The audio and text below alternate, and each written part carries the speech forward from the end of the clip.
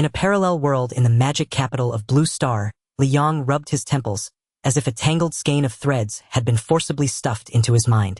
19 years' worth of fragmented memories surged forth one after another. The original owner's memories played through his mind like a film running at 8 times speed, debuting through a talent show, exploding into popularity as a traffic star, landing endorsement deals, becoming a variety show regular, amassing 38 million fans, and an unknown number of haters. A freshly 19-year-old top-tier, explosively popular idol lived in a luxurious villa in the very heart of the magic capital. Outside the window, the city's nightscape stretched out. The light beams of the Oriental Pearl Tower swept slowly across the sky, while towering skyscrapers joined together into a resplendent river of stars. Li Yang fixed his gaze on the face reflected in the floor-to-ceiling glass. A face that could make countless young girls scream. The haters online slandered him in every possible way, yet not a single one dared attack his looks. This was a truly godlike visage. He was the very embodiment of the saying, as long as the face remains, the kingdom remains. Yang Yang. A shrill voice drifted from behind him, cutting through Li Yang's train of thought. He turned his head and saw a man in a pink suit with meticulous makeup curled up on the sofa, tapping at his phone with raised orchid fingers. This was his agent, surnamed Qian. Li Yang had yet to fish his full name from the inherited memories.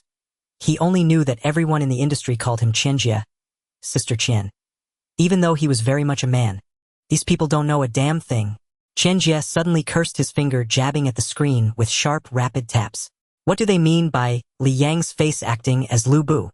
He'd be better off playing Diao Chan. What is that supposed to mean? How is our Yang Yang not fit to play Lu Bu? Li Yang arched a brow slightly. He dug out the cause of this uproar from the depths of his memories. Just 3 afternoons ago, he had received a major opportunity, a famed director's Three Kingdoms epic film prepared over 3 years, centered on the Battle of Hulao Pass, in which he was cast as Lu Bu. The moment the news was released, the internet exploded. In the hottest comment section in the entertainment circle, a headline blazed: exclusive, top idol Li Yang to play Lu Bu in Three Kingdoms Hulao Pass. Director praises his perfectly matching aura. The top comment with over 1 million replies read, "Matching what? Matching the beauty filter." Scoffed. Lu Bu is the red hair among men, Lu Bu among horses, not Kai Kuan among men, a trainee among horses. The second top comment followed: if Han Yen can play Guan Yu, what's wrong with Li Yang playing Lu Bu? Well, now one acts righteous and lofty by glaring, and the other plays peerless under heaven by pouting. Is the director planning to turn the Three Kingdoms into a top idol romance drama? Han Yen was also a top idol, though not as popular as Li Yang. Under every comment, Li Yang's fans and haters were hurling insults at one another. The more Qianjie scrolled, the deeper his frown grew. That Han Yen brat is much skinnier than my Yang Yang, and he's an about to expire slab of old cured meat. How can he compare to my Yang Yang? Something's off. How come all the online comments are slamming Yang Yang? There must be someone secretly fanning the flames. As Qianjie muttered non-stop, Li Yang's lips curled faintly. He felt that the netizens' anger was not entirely without reason. In his past life, he had been a history enthusiast who had played countless Three Kingdoms games. In every single one, Lu Bu was a top-tier war god. To let a pretty-faced idol who lived off his looks portray such a ferocious general. If he were still an ordinary person confronted with this situation, he would have only 2 words: keyboard on. He would simply flame them and be done with it. But now he was the very center of this storm, a blazing hot top idol. So forget it. Making money is nothing to be ashamed of. Compared with the life of a top idol and that long string of digits on his bank card, the curses online hardly amounted to anything.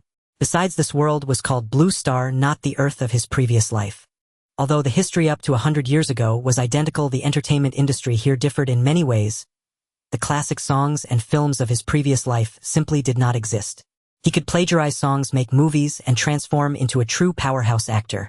Wasn't this standard procedure for a transmigrator? Li Yang clenched his fist, setting a small goal in his heart: first earn 10 billion. Why not start with earn 1 billion? Because he already had 1 billion. This damned top idol status. No, this truly enviable and admirable top idol status. Li Yang nearly burst out laughing. Seeing his clenched fists, Qianjie thought he was furious about the online comments, quickly put down his phone, and rushed to comfort him. Yang Yang, don't take it to heart. People online are just too idle. We have plenty of fans. Those who support you are the true majority. Hearing this, Li Yang took a deep breath, forcibly suppressing the joy in his heart, and turning it into a reluctant smile. It's fine, Qianjie, I can handle it, but you should keep a closer eye on the online comments. I'll take a few days off to rest and sort out my mood. Alright, no problem. I'd like to see just how many gaudy troublemakers are stirring things up behind the scenes. Qianjie rose, swaying his hips as he walked over to pat Li Yang's shoulder. Yang, there's still a month before you join the crew. Director Zhang is a truly capable director. The company went to great lengths to get you into this production because they want you to catch his eye. So during this period, go through the script whenever you have time. Show those who look down on you that Yang is the best. Li Yang nodded heavily. Alright Qianjie, don't worry. I'll make everyone look at me in a whole new light. You definitely will. Yang, I believe in you. After giving him a little fist bump of encouragement, Qianjie put away his phone, picked up his small bag, and prepared to leave. Alright then, I'll head back first. Remember, don't read those comments. They're all posted by people who are jealous of you. Got it? Go to bed early. With every few steps, Qianjie turned back to look at him, and before leaving even made a little heart gesture at him. The moment the door clicked shut, the whole world fell silent.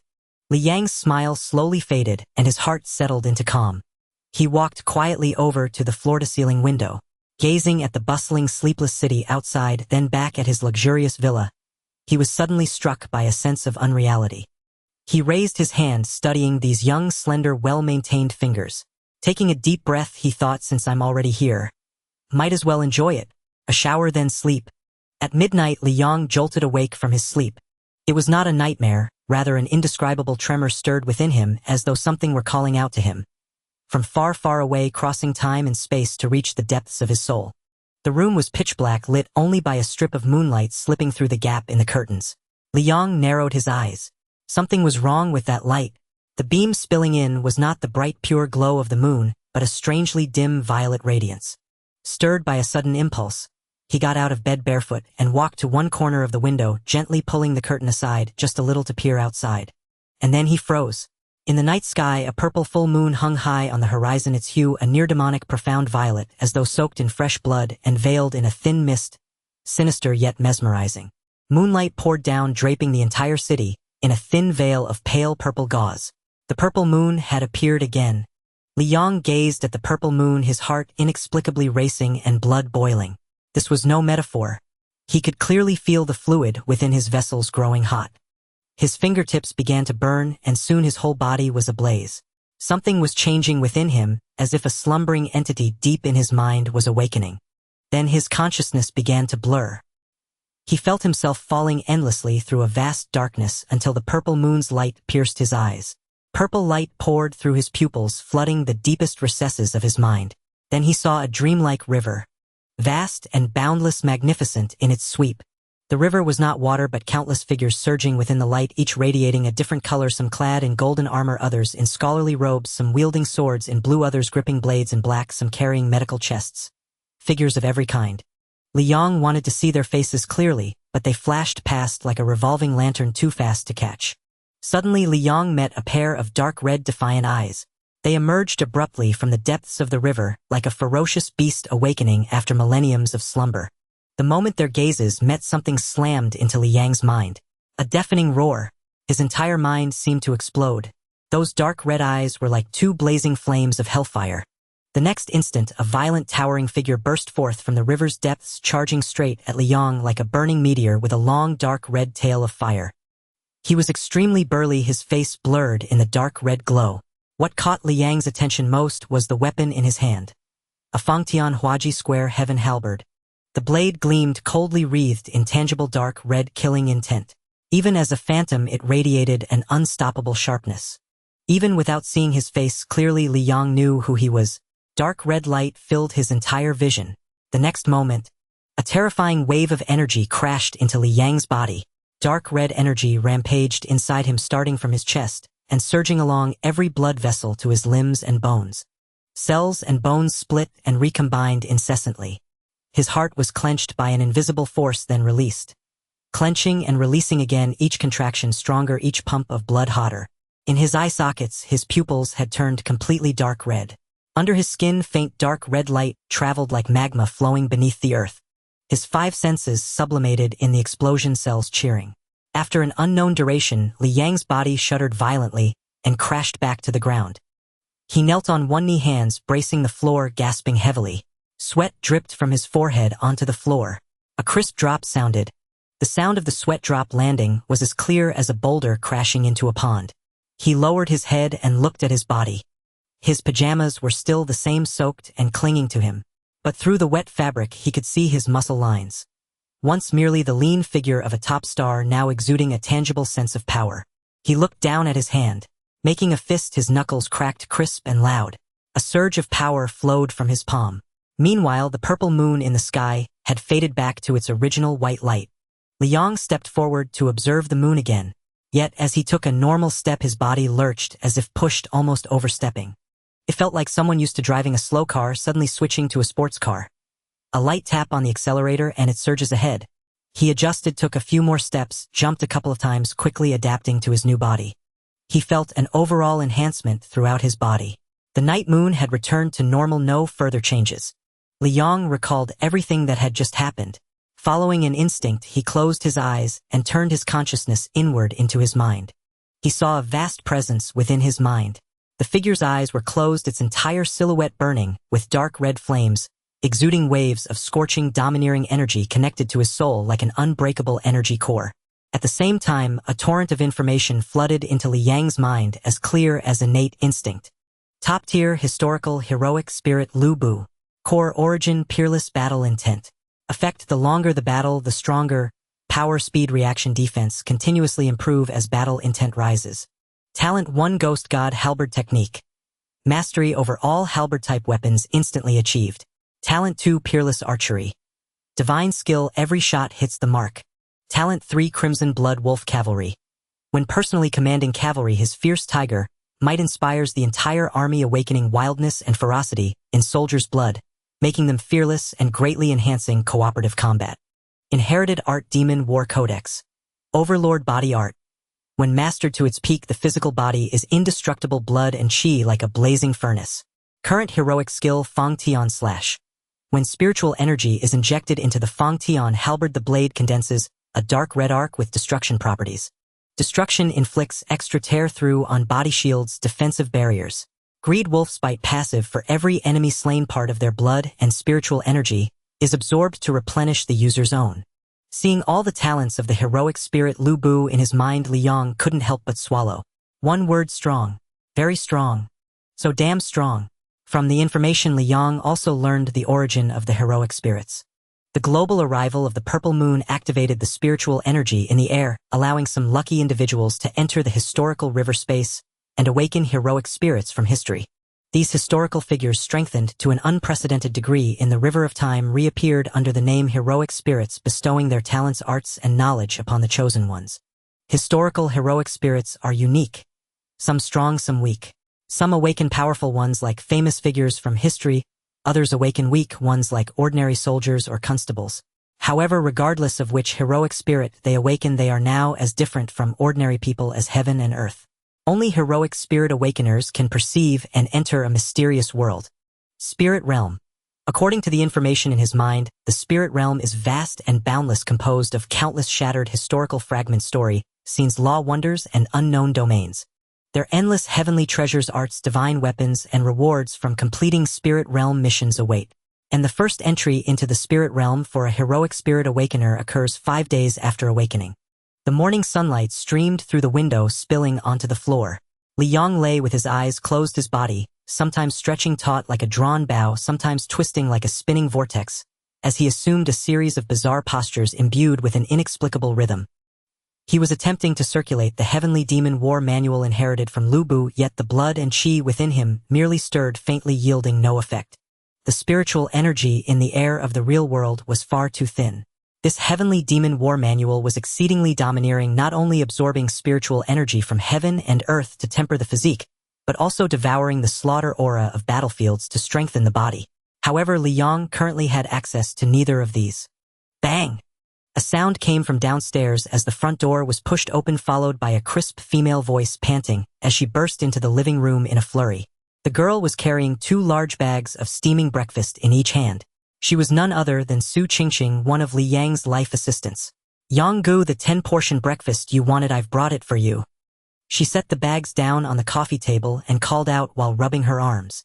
Upstairs in the room, Liang stopped his movements, his voice filtering down through the floorboards. Leave it in the living room. I've sent you a list of what I need on your phone.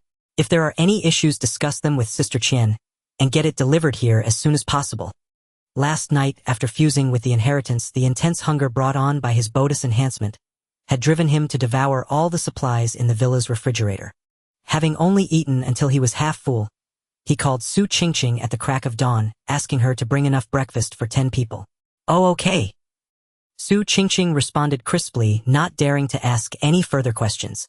The life of a top celebrity was always filled with all sorts of hidden affairs. Who knew who might be upstairs or how many? She had only graduated not long ago and had been working as Li Yang's assistant for just half a month. Keeping her nose out of things was her foremost principle. After arranging the breakfast bags neatly on the coffee table, Su Qingqing quietly closed the door behind her. The moment she stepped out of the villa, she immediately opened her phone, where indeed Li Yang's list lay on the screen. Sky-piercing halberd, bow and arrows with 100 arrows. She muttered as she walked, a flicker of excitement shining in her eyes. It seemed Yang Gu was really going to go all out in studying the role of Lu Bu, even preparing these tools. It was time to slap those haters in the face. As Li Yang's life assistant, Su Qingqing naturally knew what the hot topic in the entertainment circle had been over the past few days. Over 10 minutes later, Li Yang sat on the living room sofa, the opened meal boxes spread before him, already more than half empty. He held a soy milk pack in one hand and a steamed bun in the other while the morning news played on the television. Last night, the purple moon phenomenon appeared once again. Observatory experts state that this is a rare visual spectacle caused by a combination of atmospheric refraction and a unique astronomical position, a type of astronomical phenomenon. The screen switched to the studio where two experts sat upright, speaking eloquently to the camera. The purple moon is actually not rare. Under specific conditions, when moonlight reflected by the moon passes through the atmosphere, it can indeed take on a purplish hue due to the scattering effect of suspended particles. Exactly, it's indeed not rare. It appeared once 2 years ago. Li Yang bit down on his straw, a twitch at the corner of his mouth. Atmospheric refraction, special astronomical positions, scattering of suspended particles. He didn't understand any of it. He could only say that the experts were right. But one thing was certain, these chattering experts probably hadn't awakened any spirit heroes. His phone rang. It was a call from Sister Qian. The moment Li Yang answered, Sister Qian's sharp voice came through. Yang, your trending topic is number 2. The number 1 trending topic is the astronomical wonder, the purple moon. Oh heavens! I finally got to sleep my beauty sleep last night, and that rare purple moon appeared again. Such a shame I missed it. Li Yang swallowed the food in his mouth and said, I just got up and saw the trending topics too. I didn't expect the purple moon to appear again last night. He paused, adding a hint of regret to his tone. If I'd known, I wouldn't have gone to bed so early. I could have taken a photo with the purple moon and posted it on Weibo. By now the buzz might have been enough to hit number 1. On the other end of the line, the sound of Sister Qian slapping her thigh in frustration came through. Right. Oh, what a golden opportunity we missed. And what's even more infuriating, Sister Qian's voice suddenly rose sharply, is that shameless Han Yen managed to ride this wave of hype. She was grinding her teeth. Li Yang could almost hear the sound of her molars rubbing together. Sister Qian was scrolling through Han Yan's Weibo, where the comments were exploding. That shameless guy even wore ancient costume and took a photo with the purple moon, and he photoshopped the moon all crooked. Li Yang silently opened Weibo and took a glance. Han Yen V playing the Qin under the moon, sharing the purple moon wonder with you. Did you all see last night's purple moon? 9 grid photo. The accompanying images were 9 ancient costume photos. Han Yen, dressed in a white robe, sat in a courtyard, playing the Qin with a gigantic purple full moon in the background. The comments section had already exploded. Holy crap, bro is so handsome. The moon was so purple last night, seems even more purple than the previous purple moon phenomenon. Riding the hype to new heights. Han Yen, you're really desperate. Yan's army assemble. Bro posted on Weibo. Before Li Yang could speak, Sister Qian had already switched topics. Yang, little Qingqing has already told me. Don't worry, I guarantee the quality of the things you're buying. They'll arrive this afternoon. But you need to be careful not to hurt yourself. Do you want me to hire a professional martial arts coach to teach you? Li Yang listened and declined. No need, Sister Qian. I'm just messing around for fun. I can hire someone when I join the crew. For now, I want to train a bit in the villa to get stronger. Alright, suit yourself. Don't overdo it. Just rest well in the villa and let me know if any problems come up. On the other end of the line, Sister Chen said seriously. In the past few days, Liang had exploded in popularity, but most of it was negative commentary. Indeed, it wasn't a good time to be in the public eye. Okay, Sister Chen. After hanging up, Liang turned off the TV and picked up his phone to scroll through the comments on various posts about the Purple Moon incident, hoping to find information about other spirit hero awakeners. According to his original memories, the Purple Moon had appeared 3 times. The first time was 5 years ago. The second time was 2 years ago. The third time was last night. If the information from the Spirit Hero space was correct, that meant there were already 2 batches of Spirit Hero Awakeners in existence. After scrolling for over an hour, Liang found no information about any Spirit Hero Awakeners. Their batch had just awakened their Spirit Heroes, and their power increase wasn't significant enough. Only after entering the Spirit Realm would their strength grow greater, and perhaps only then would the existence of Spirit Hero Awakeners be revealed. But what about the first 2 batches?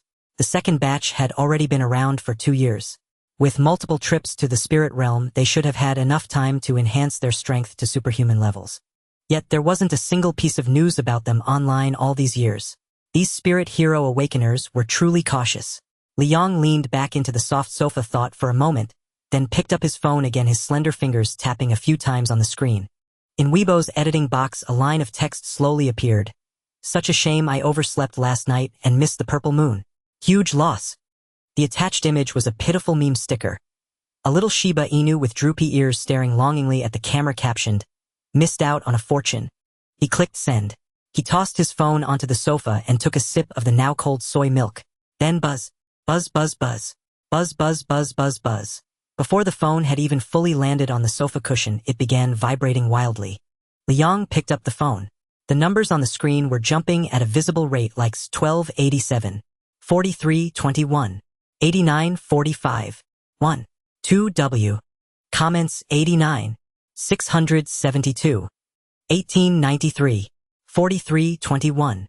Shares 23, 187, 654, 1289. He opened the comments section. The hot comments were refreshing every second. "Aw hubby, you finally posted on Weibo? It's okay if you missed the Purple Moon. Seeing you is enough. It's fine, I missed it too. Let's watch it together next time. Yang Yang, don't be sad. What's so great about the Purple Moon? Nothing compares to you." Frantic heart gesture. "Heh, is that all? Han Yen posted his Purple Moon masterpiece last night while your boy was sleeping. The difference is clear." The comments section surged in like a tidal wave, refreshing every second with new messages appearing every moment. The frenzy of fans, the sarcasm of haters, the gossip of onlookers, the hype of marketing accounts. Liang watched as the comment count jumped from 99 to 999, and then from 999 to 1999. Within just a few minutes, it had already broken 10,000. The share count was also skyrocketing. The hashtag, Liang missed the Purple Moon, was already climbing the trending list, surpassing Han Yan's 9-grid post in less than 10 minutes. Liang leaned back, slightly sinking into the soft sofa, a faint smile curling at the corner of his mouth.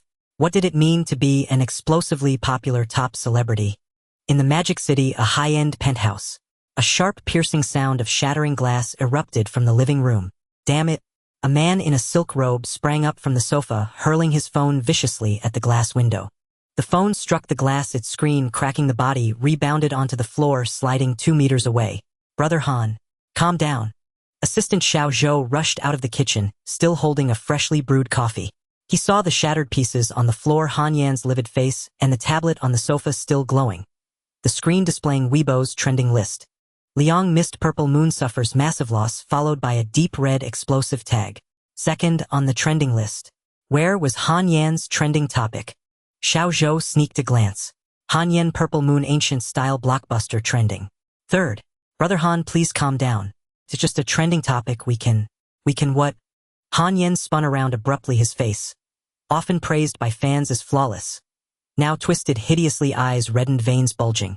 "I stayed up until 4 in the bloody morning last night.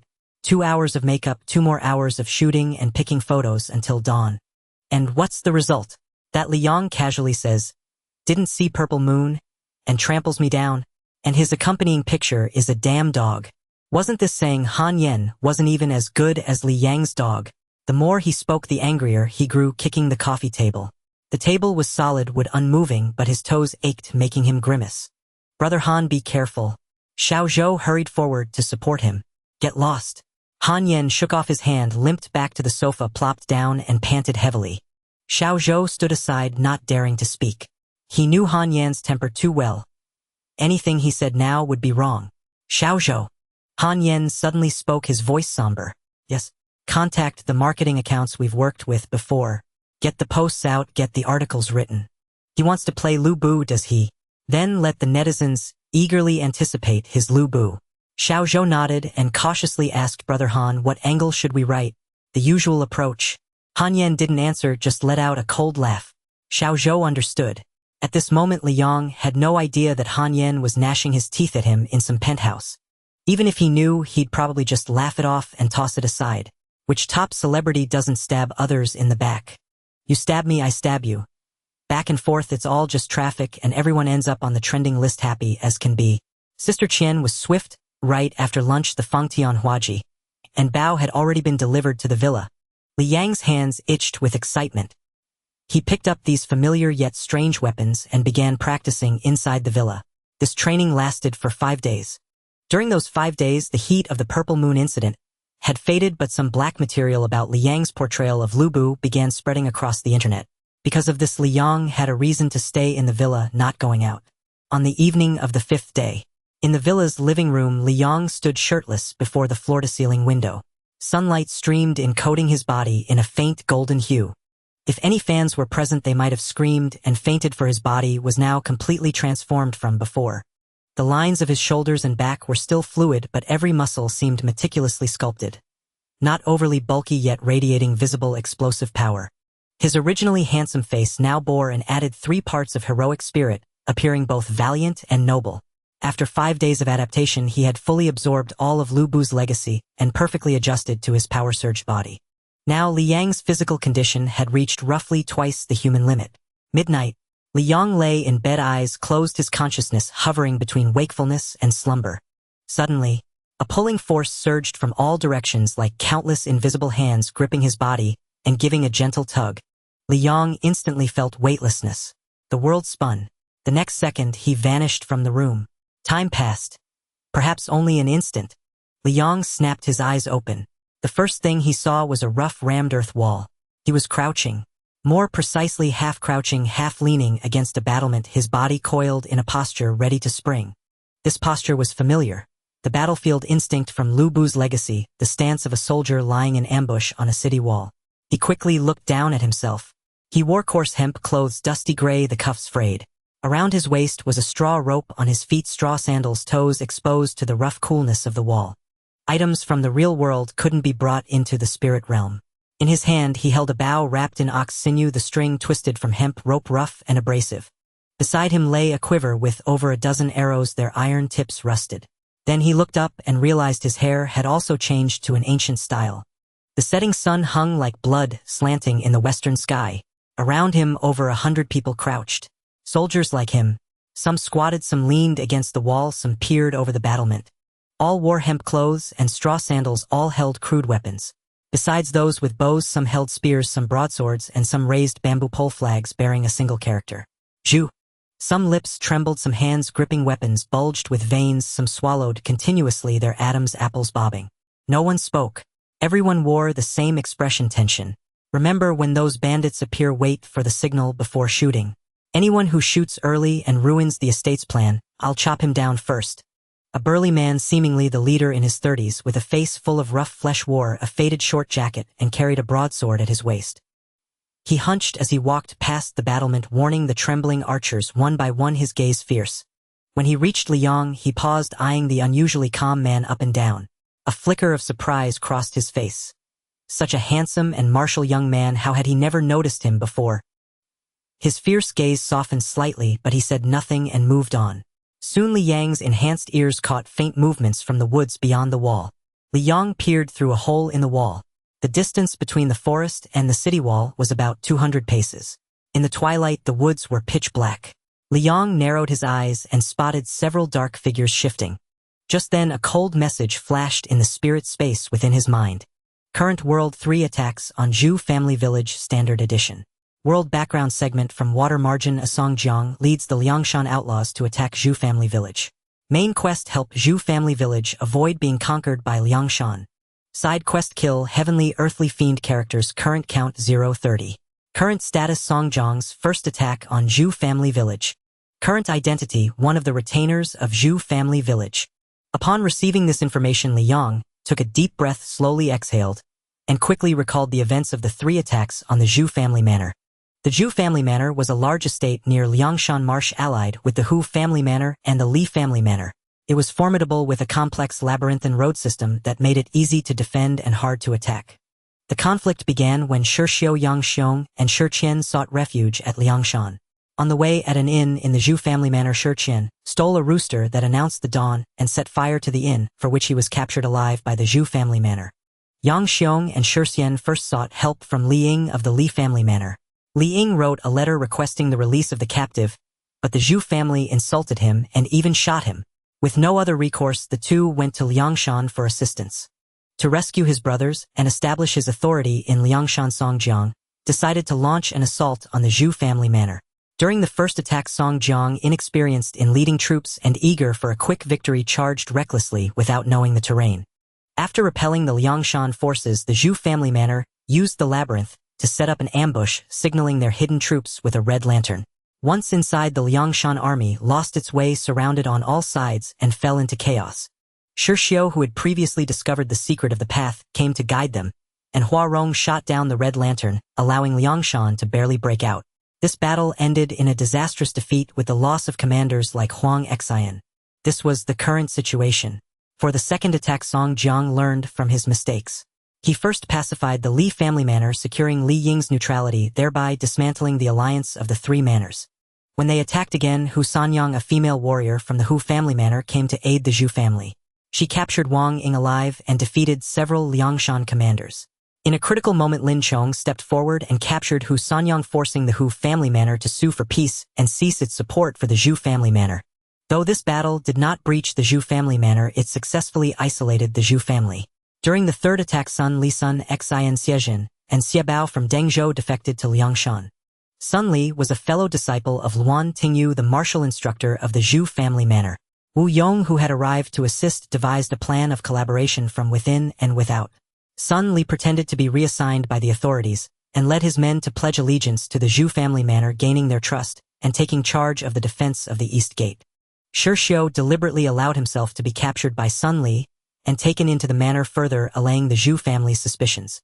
During the final assault, Liangshan attacked from all sides, while Sun Li and his men struck from within. They cut down the flagpole, set fires, opened the manor gates, and freed the captured heroes. The Liangshan army surged in, and the Zhu family manor was utterly vanquished. In the end, the 3 Zhu brothers and Zhu Chaofeng were all killed. Luan Tingyu fell in battle, and the Zhu family manor was destroyed. This meant that if Sun Li and his men were exposed as Liangshan moles, and these internal threats were eliminated, the Zhu family manor with its strength could still repel Liangshan. As for the side quests, anyone who had played games knew that the more excellently side quests were completed, the higher the achievement level, and correspondingly the richer the rewards. While Liang was pondering, a large swarthy man suddenly burst out from the forest. His face was covered in fierce bulging flesh, and his eyes were like copper bells, making him look like a demon god. Brandishing his double axes, he babbled incoherently as he charged to the foot of the wall of Dulong Ridge. Craning his neck, he bellowed curses at the top of the wall. "You bastard old Zhu! Come out! Your Black Whirlwind grandpa is here!" Black Whirlwind Li Kuei. Liang instantly knew who it was. The manor retainers on the wall tightened their grip on their weapons, their breathing becoming noticeably heavier.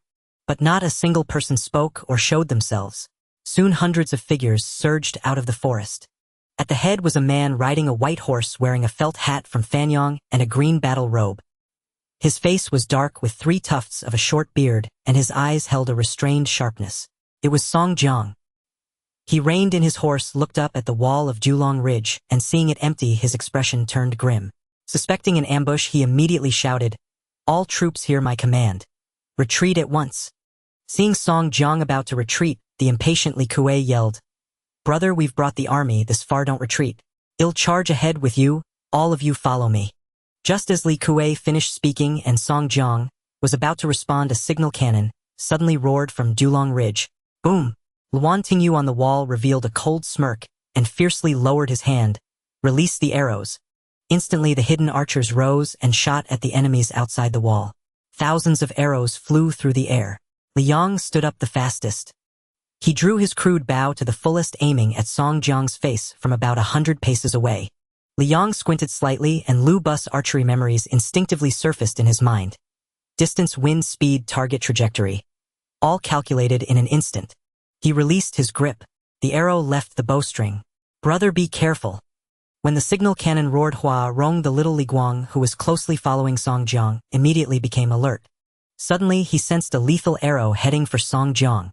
Using all his strength, he yanked Song Jiang aside. The arrow grazed Song Jiang's cheek. Blood splattered. A shallow cut was opened on Song Jiang's left cheek by the arrowhead, droplets of blood spattering onto his collar. Song Jiang felt a chill on his face, followed by a searing pain. He instinctively touched his face, finding his hand covered in blood, and his face turned pale. Protect brother? Hua Rong shouted sharply, spear in hand, his gaze shooting towards the wall like lightning. But he only saw a sea of moving heads and a dense rain of arrows still flying, making it impossible to tell who had shot that arrow. Cold sweat broke out on his back. The angle, force, and timing of that arrow, it was definitely the work of a master. From 100 paces, an arrow aimed straight for the face. If he hadn't reacted in time. Song Jiang was also drenched in cold sweat. Gripping Hua Rong's hand tightly, his voice trembled. Retreat. Retreat quickly. All troops retreat. Li Kuei was still jumping around at the front, but several minor chieftains dragged him into the forest. The Liangshan men came swiftly, but they retreated even faster, vanishing into the depths of the woods in the blink of an eye. The bows of the Zhu family manor were quite ordinary. These manor archers could at most shoot 70 to 80 paces with little accuracy. After a few volleys, the Liangshan men hastily retreated into the forest, leaving only 7 or 8 scattered corpses beneath the wall. As for Li Yang, after he shot his first arrow, the bow completely snapped in his hands. As the Liangshan army retreated, a cheer erupted from the wall. Li Yang paid no attention, fiddling with the broken bow in his hands. Hey! A gruff voice interrupted his thoughts. Li Yang looked up. The supervising commander from before stood before him, followed by 2 manor retainers. The fierce look on the commander's face had not completely faded, but his expression had clearly changed. The earlier arrogance towards an ordinary retainer was gone, replaced by something indescribable. Politeness, or respect. Was it you who shot that arrow at the villain Song Jiang? It was me. Liang nodded. Liang had been the first to shoot, and his arrow had traveled so far, and with such accuracy, wounding Song Jiang. Many retainers on Dulong Ridge had witnessed it. Naturally, Luan Tingyu, as a top martial artist, had also noticed. Upon hearing Li Yang's answer and seeing the broken bow in his hands, the commander forced a smile and said, Instructor Luan requests your presence. Let's go. A sharp glint flashed in Li Yang's eyes. He had just been thinking about how to get a good bow. Li Yang was quickly led to a high point on the wall, where a middle-aged man was gazing in the direction the Liangshan men had fled. He was of imposing stature, with a back as broad as a bear's and a waist as thick as a tiger's. He wore a dark brown outfit and carried an iron staff at his waist. Just standing there, he exuded a powerful aura. Luan Tingyu, the chief martial arts instructor of the Zhu family manor, invincible with his iron staff, master of the 3 Zhu brothers, and the pinnacle of martial power in the manor. Instructor, the man has arrived. A senior estate guard stepped forward and bowed respectfully in report. Luan Tingyu turned around as his gaze fell upon Liang. A flash of sharp insight gleamed in his eyes. Though clad in coarse hemp robes, this young man before him possessed an unmistakably striking presence. His features were chiseled with clarity, his posture upright as a pine. Merely standing there, he exuded an aura utterly distinct from the other estate guards, a quiet nobility that even faded cloth could not conceal. What a truly heroic youth! Luan Tingyu rested a hand upon the iron whip at his waist, scrutinizing him from head to toe, his tone imbued with quiet certainty. You are no ordinary peasant's son. Li Yang's skin was fair, his countenance youthful, appearing no more than 16 or 17. Nodding slightly, a faint melancholy crossed his face as he spoke the lie effortlessly. In my youth, my family's circumstances were still prosperous. I engaged several martial instructors and trained for years in staff combat, archery, and horsemanship. Alas, fortune waned, and I was forced to wander the Jianghu, reduced to this plight. So that is how it stands, murmured Luan Tingyu, unsurprised by Li Yang's tale. In these turbulent times, countless families had been shattered. Mere survival was already a triumph. Nearby, several estate guards exchanged sorrowful glances. Luan Tingyu's gaze settled upon the broken wooden bao Liang held, and his eyes flared with renewed intensity. Suddenly he raised his voice. "Bring me my Moshwan bao." Liang's eyelids flickered faintly. His spine straightened imperceptibly. Luan Tingyu turned away, folding his hands behind his back, as he gazed into the distance. The sun had already vanished beyond the horizon, night thickened within the woods like ink, while faint wavering torchlight drifted slowly through the trees ahead. The three young masters have already deployed their men in ambush along the Pantuo road. Luan Tingyu continued. Once those bandits enter the road, they shall be lost in a labyrinth, unable to discern east from west, north from south. He paused, a cold, knowing smile curling at the corner of his lips. Then, we strike without warning, converging from within and without, leaving them no path to heaven, no refuge in earth. As his words fell silent, the breaths of the surrounding guards grew heavier. At that moment, an aide rushed forward, cradling a sleek black bow, its lacquered surface shimmering with obsidian depth, along with a quiver brimming with dozens of arrows. Each shaft was perfectly straight, each fletching flawlessly aligned. The iron-tipped heads gleamed coldly in the torchlight. From the corner of his eye, Liang noted the bow's body coiled with intricate dark iron filigree, its string humming with latent eerie resonance. A weapon far beyond the common sort. Fine steeds deserve fine saddles. True heroes deserve fine bows. Luan Tingyu placed the bow into Liang's hands. This is the Moshwan bow, capable of drawing 3 sure of force. Let us see, then, how much genuine skill lies within this fallen scion of yours. Liang accepted the Moshwan bow, a cool, precise weight settled into his palms. Not too heavy, not too light, just perfect. He gripped the bow firmly and drew the string. It yielded, smoothly drawn, fully with effortless grace, and emitted a soft, resonant hum. A spark of exhilaration lit his eyes as he declared, "An extraordinary bow." Watching the ease of his draw and the serene composure on his face, admiration deepened in Luan Tingyu's gaze. Even the lead guard and nearby estate soldiers stared in stunned silence. The bow's draw weight was well known among all at Zhu family manor. Only the martial instructors and young masters could manage it, and certainly not with such apparent ease. None would have guessed such formidable strength resided in this seemingly slender youth. Luan Tingyu strode forward and clapped Liang firmly on the shoulder. "Very well. This bow is now yours. Join the formation entering the Pantuo road, and aim true for the enemy's vital points. Should you achieve great merit, I shall personally recommend you to Elder Zhu." Liang immediately clasped his fists in deep gratitude. "Many thanks, Instructor Luan, for your trust and favor." Within the Pantuo road, wood's night lay dense and absolute. Moonlight smothered beneath layers of heavy foliage, leaving only scattered torches trembling in the gloom. Along the Pantuo road itself, darkness pooled thick as ink. Zhu family manor's ambushers concealed themselves behind thorny shrubs along both sides of the path, or in the shadows of earthen mounds and tree trunks, bursting forth suddenly to strike. They cleaved down stragglers at the rear with swift sword strokes. Long spears pierced torchbearers clean through, then vanished again into the blackness, as silent and spectral as phantoms. Again and again the Liangshan troops stumbled into hidden traps. Cries of agony rose ceaselessly. Trapped upon the Pantuo road, they could neither advance nor retreat. Meanwhile, Liang, gripping the Moshwan bow, followed the same lead guard deeper into the Pantuo road. 30 or 40 men crouched motionless beneath the shelter of tree shadows. All held their breath, eyes fixed upon distant lights. Liang narrowed his gaze, peering through gaps in the leafy branches. A column of Liangshan bandits advanced cautiously, some 200 or 300 strong. They formed a loose, extended line, the front ranks holding aloft a few torches to illuminate the path beneath their feet, while the rear ranks dissolved entirely into darkness, visible only as shifting silhouettes. Yet Liang's attention did not linger upon the rank and file. His eyes locked instead upon the center of the column, where a commander stood encircled by a tight ring of personal guards. The commander issued low, measured orders. His voice hushed, yet every soldier around him listened intently. The column moved with disciplined quiet, judging by his calm command and orderly control. Even amid sudden ambushes and perilous chaos, he clearly possessed exceptional leadership. He was no common warlord, a true master of men. Who was he? Among Liangshan's elite commanders, few could maintain such unshaken authority under siege.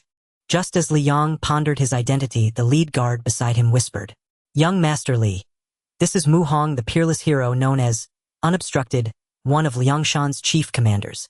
Unobstructed Mu Hong. Liang's eyes flashed with recognition. Star of Heaven's Inquiry Unobstructed Mu Hong.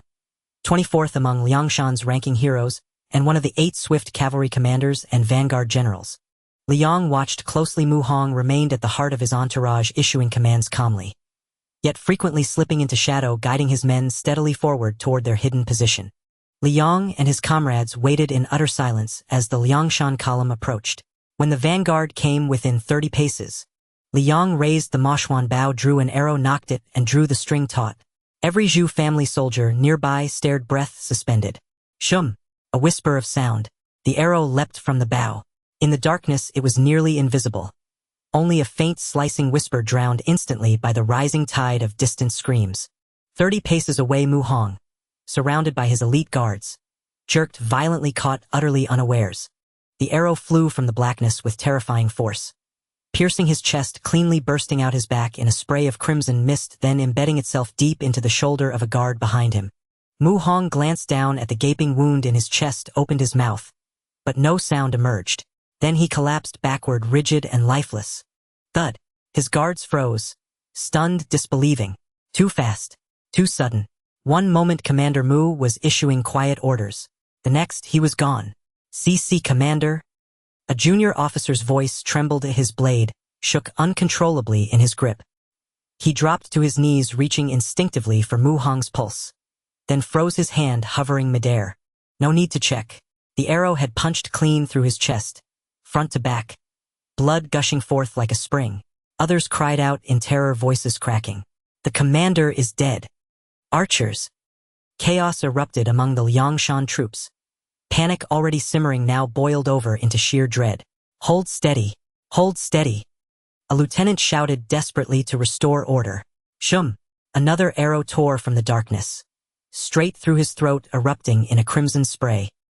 His eyes bulged wide, both hands flew to his neck, blood spurting between his fingers. His mouth gaped open, gasping, but his windpipe had been severed. He sank to his knees, convulsed twice, and stilled. Shum! Another torchbearer attempting to rally the ranks.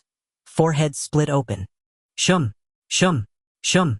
Within mere heartbeats, 5 or 6 officers striving to hold the line fell, one after another, each struck down by a single lethal shot.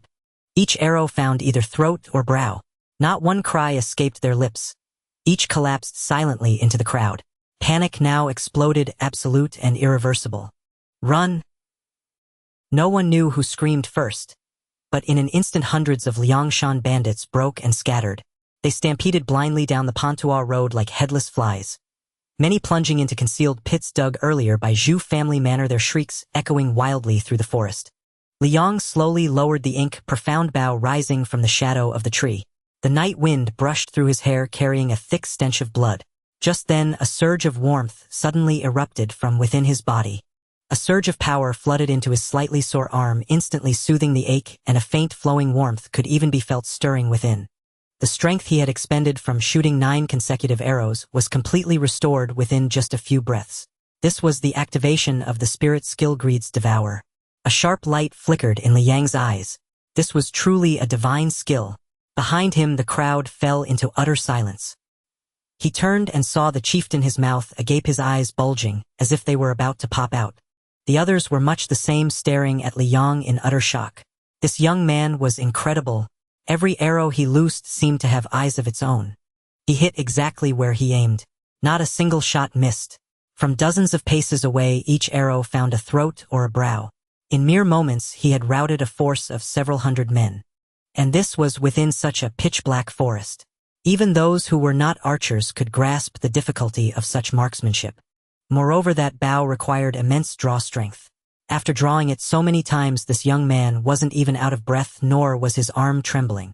He just stood there calm and composed as if nothing had happened. This man was truly an indomitable hero. Seeing everyone around him frozen in place, Liang was also taken aback. He looked at the chieftain beside him and said, "Chief, why are you standing there dumbfounded? Chase after them and kill the bandits." The chieftain snapped back to reality, nodding repeatedly. Right. Chase them and kill the bandits." He turned, and his voice, suddenly rising to a roar, addressed the still dazed crowd behind him. Are you all deaf? What are you standing here for? Didn't you hear the young man? Chase them and kill the bandits.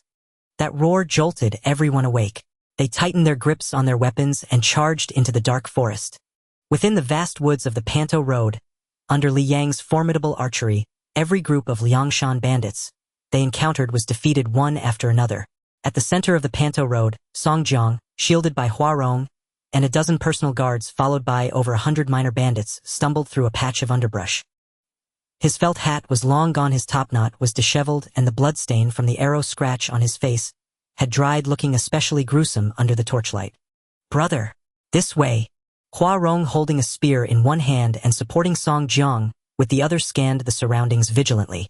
Because of the earlier arrow, both Song Jiang and Hua Rong were extremely cautious, not daring to remain on horseback. Hua Rong stayed glued to Song Jiang's side. Panting heavily, Song Jiang had only one thought in his mind: to survive and lead his troops out. Finally, after passing through a grove of mixed trees, a relatively open clearing appeared ahead.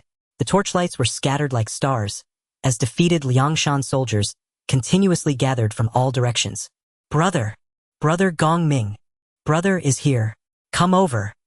Amidst the rising and falling shouts, more and more figures converged on this clearing. Some were covered in blood, some limped, some had lost their weapons, and some supported each other. Standing in the center of the clearing, Song Jiang looked at the disheveled faces before him, and his heart sank lower and lower. He remembered how confident he had been when he descended the mountain personally, leading 6,000 infantry and 600 cavalry, dividing the 20 chieftains into 2 groups and devising a plan for mutual support. The first group, personally led by him with 9 brothers, Hua Rong, Li Jun, Mu Hong, Li Kuei, Yang Xiong, Shi Xiu Huang, Xian Openg, and Yang Lin, marched first with 3,000 infantry and 300 cavalry. The second group, with Lin Chong as the main commander along with 7 brothers, Qin Ming Dai Zong, Zhang Heng Zhang Shun, Ma Lin Deng Fei, and Wang Aihu, followed with the remaining troops as reinforcements. Approaching the Zhu family manor, he first sent Shi Xiu and Yang Lin, disguised as a woodcutter and a sorcerer, into the manor to scout the situation. Unexpectedly, by dusk, there was no news from them, and he assumed they had met with misfortune. In his impatience, he ordered the army to directly attack the Zhu family manor, not realizing that the bandits in the manor had already laid an inescapable trap. Now the army was deeply trapped in the maze of the Panto Road, with ambushes springing up from all sides, the retreat path cut off, and no way forward or back. The losses in troops were devastating. Song Jiang's eyes blurred with tears as he scanned the gathered troops, which numbered less than half of those who had set out. His heart felt as if it were being stabbed, bleeding profusely. Li Kuei, Li Jun, and Yang Xiong stepped forward one after another to report their encounters in the battle. Suddenly a wailing cry rang out, "Brother!" Openg stumbled out of the crowd, fell to his knees before Song Jiang, his face streaked with tears, his voice trembling. "Brother, I am incompetent. I deserve to die." Song Jiang's heart tightened. His gaze passed over Openg to the dozens of wounded minor bandits who had escaped with him, but he did not see the familiar figure he was looking for. Huang Xian, the suppressor of 3 mountains. He immediately demanded sternly, "Where is brother Huang Xian?" Openg wept profusely, choking back sobs as he replied, "Brother Chieftain Huang Xian went to scout the path."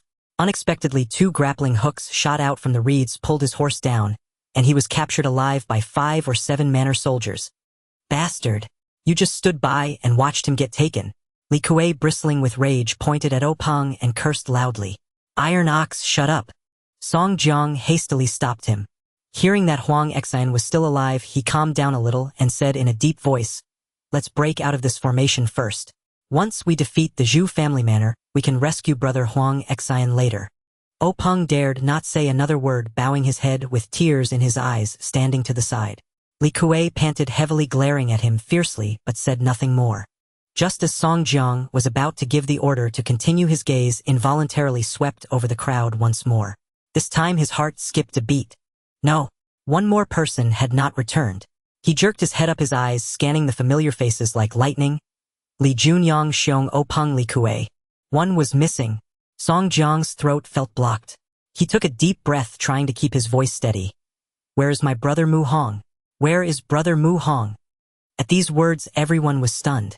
Li Jun, Yang Xiong, and the others looked at each other, glancing around, all shaking their heads.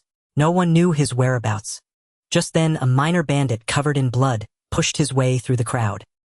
He staggered to Song Jiang, fell to his knees with a thud, and knocked his head on the ground, his voice choked with tears. "Brother Gong Ming. Commander Mu. He.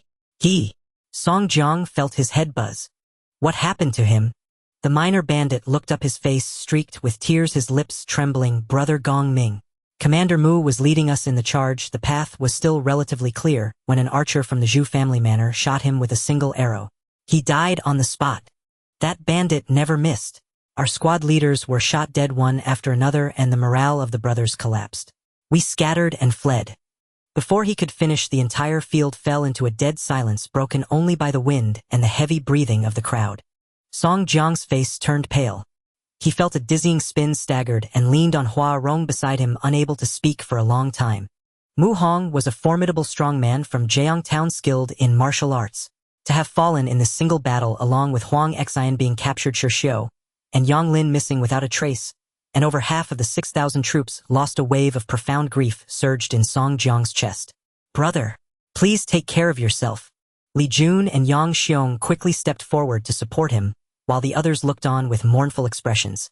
Li Kuei gripped his 2 axes, his eyes bloodshot, and roared to the sky, "You dogs of the Zhu family manor. Iron Ox will slaughter every last one of you, leaving not a single chicken or dog alive." As his words faded, the sounds of battle cries gradually drew nearer as the ambushing troops from the Zhu family manor closed in. Song Jiang's face was ashen. He let out a long sigh. "Heaven is destroying me. Today we will all be buried here in the Panto Road."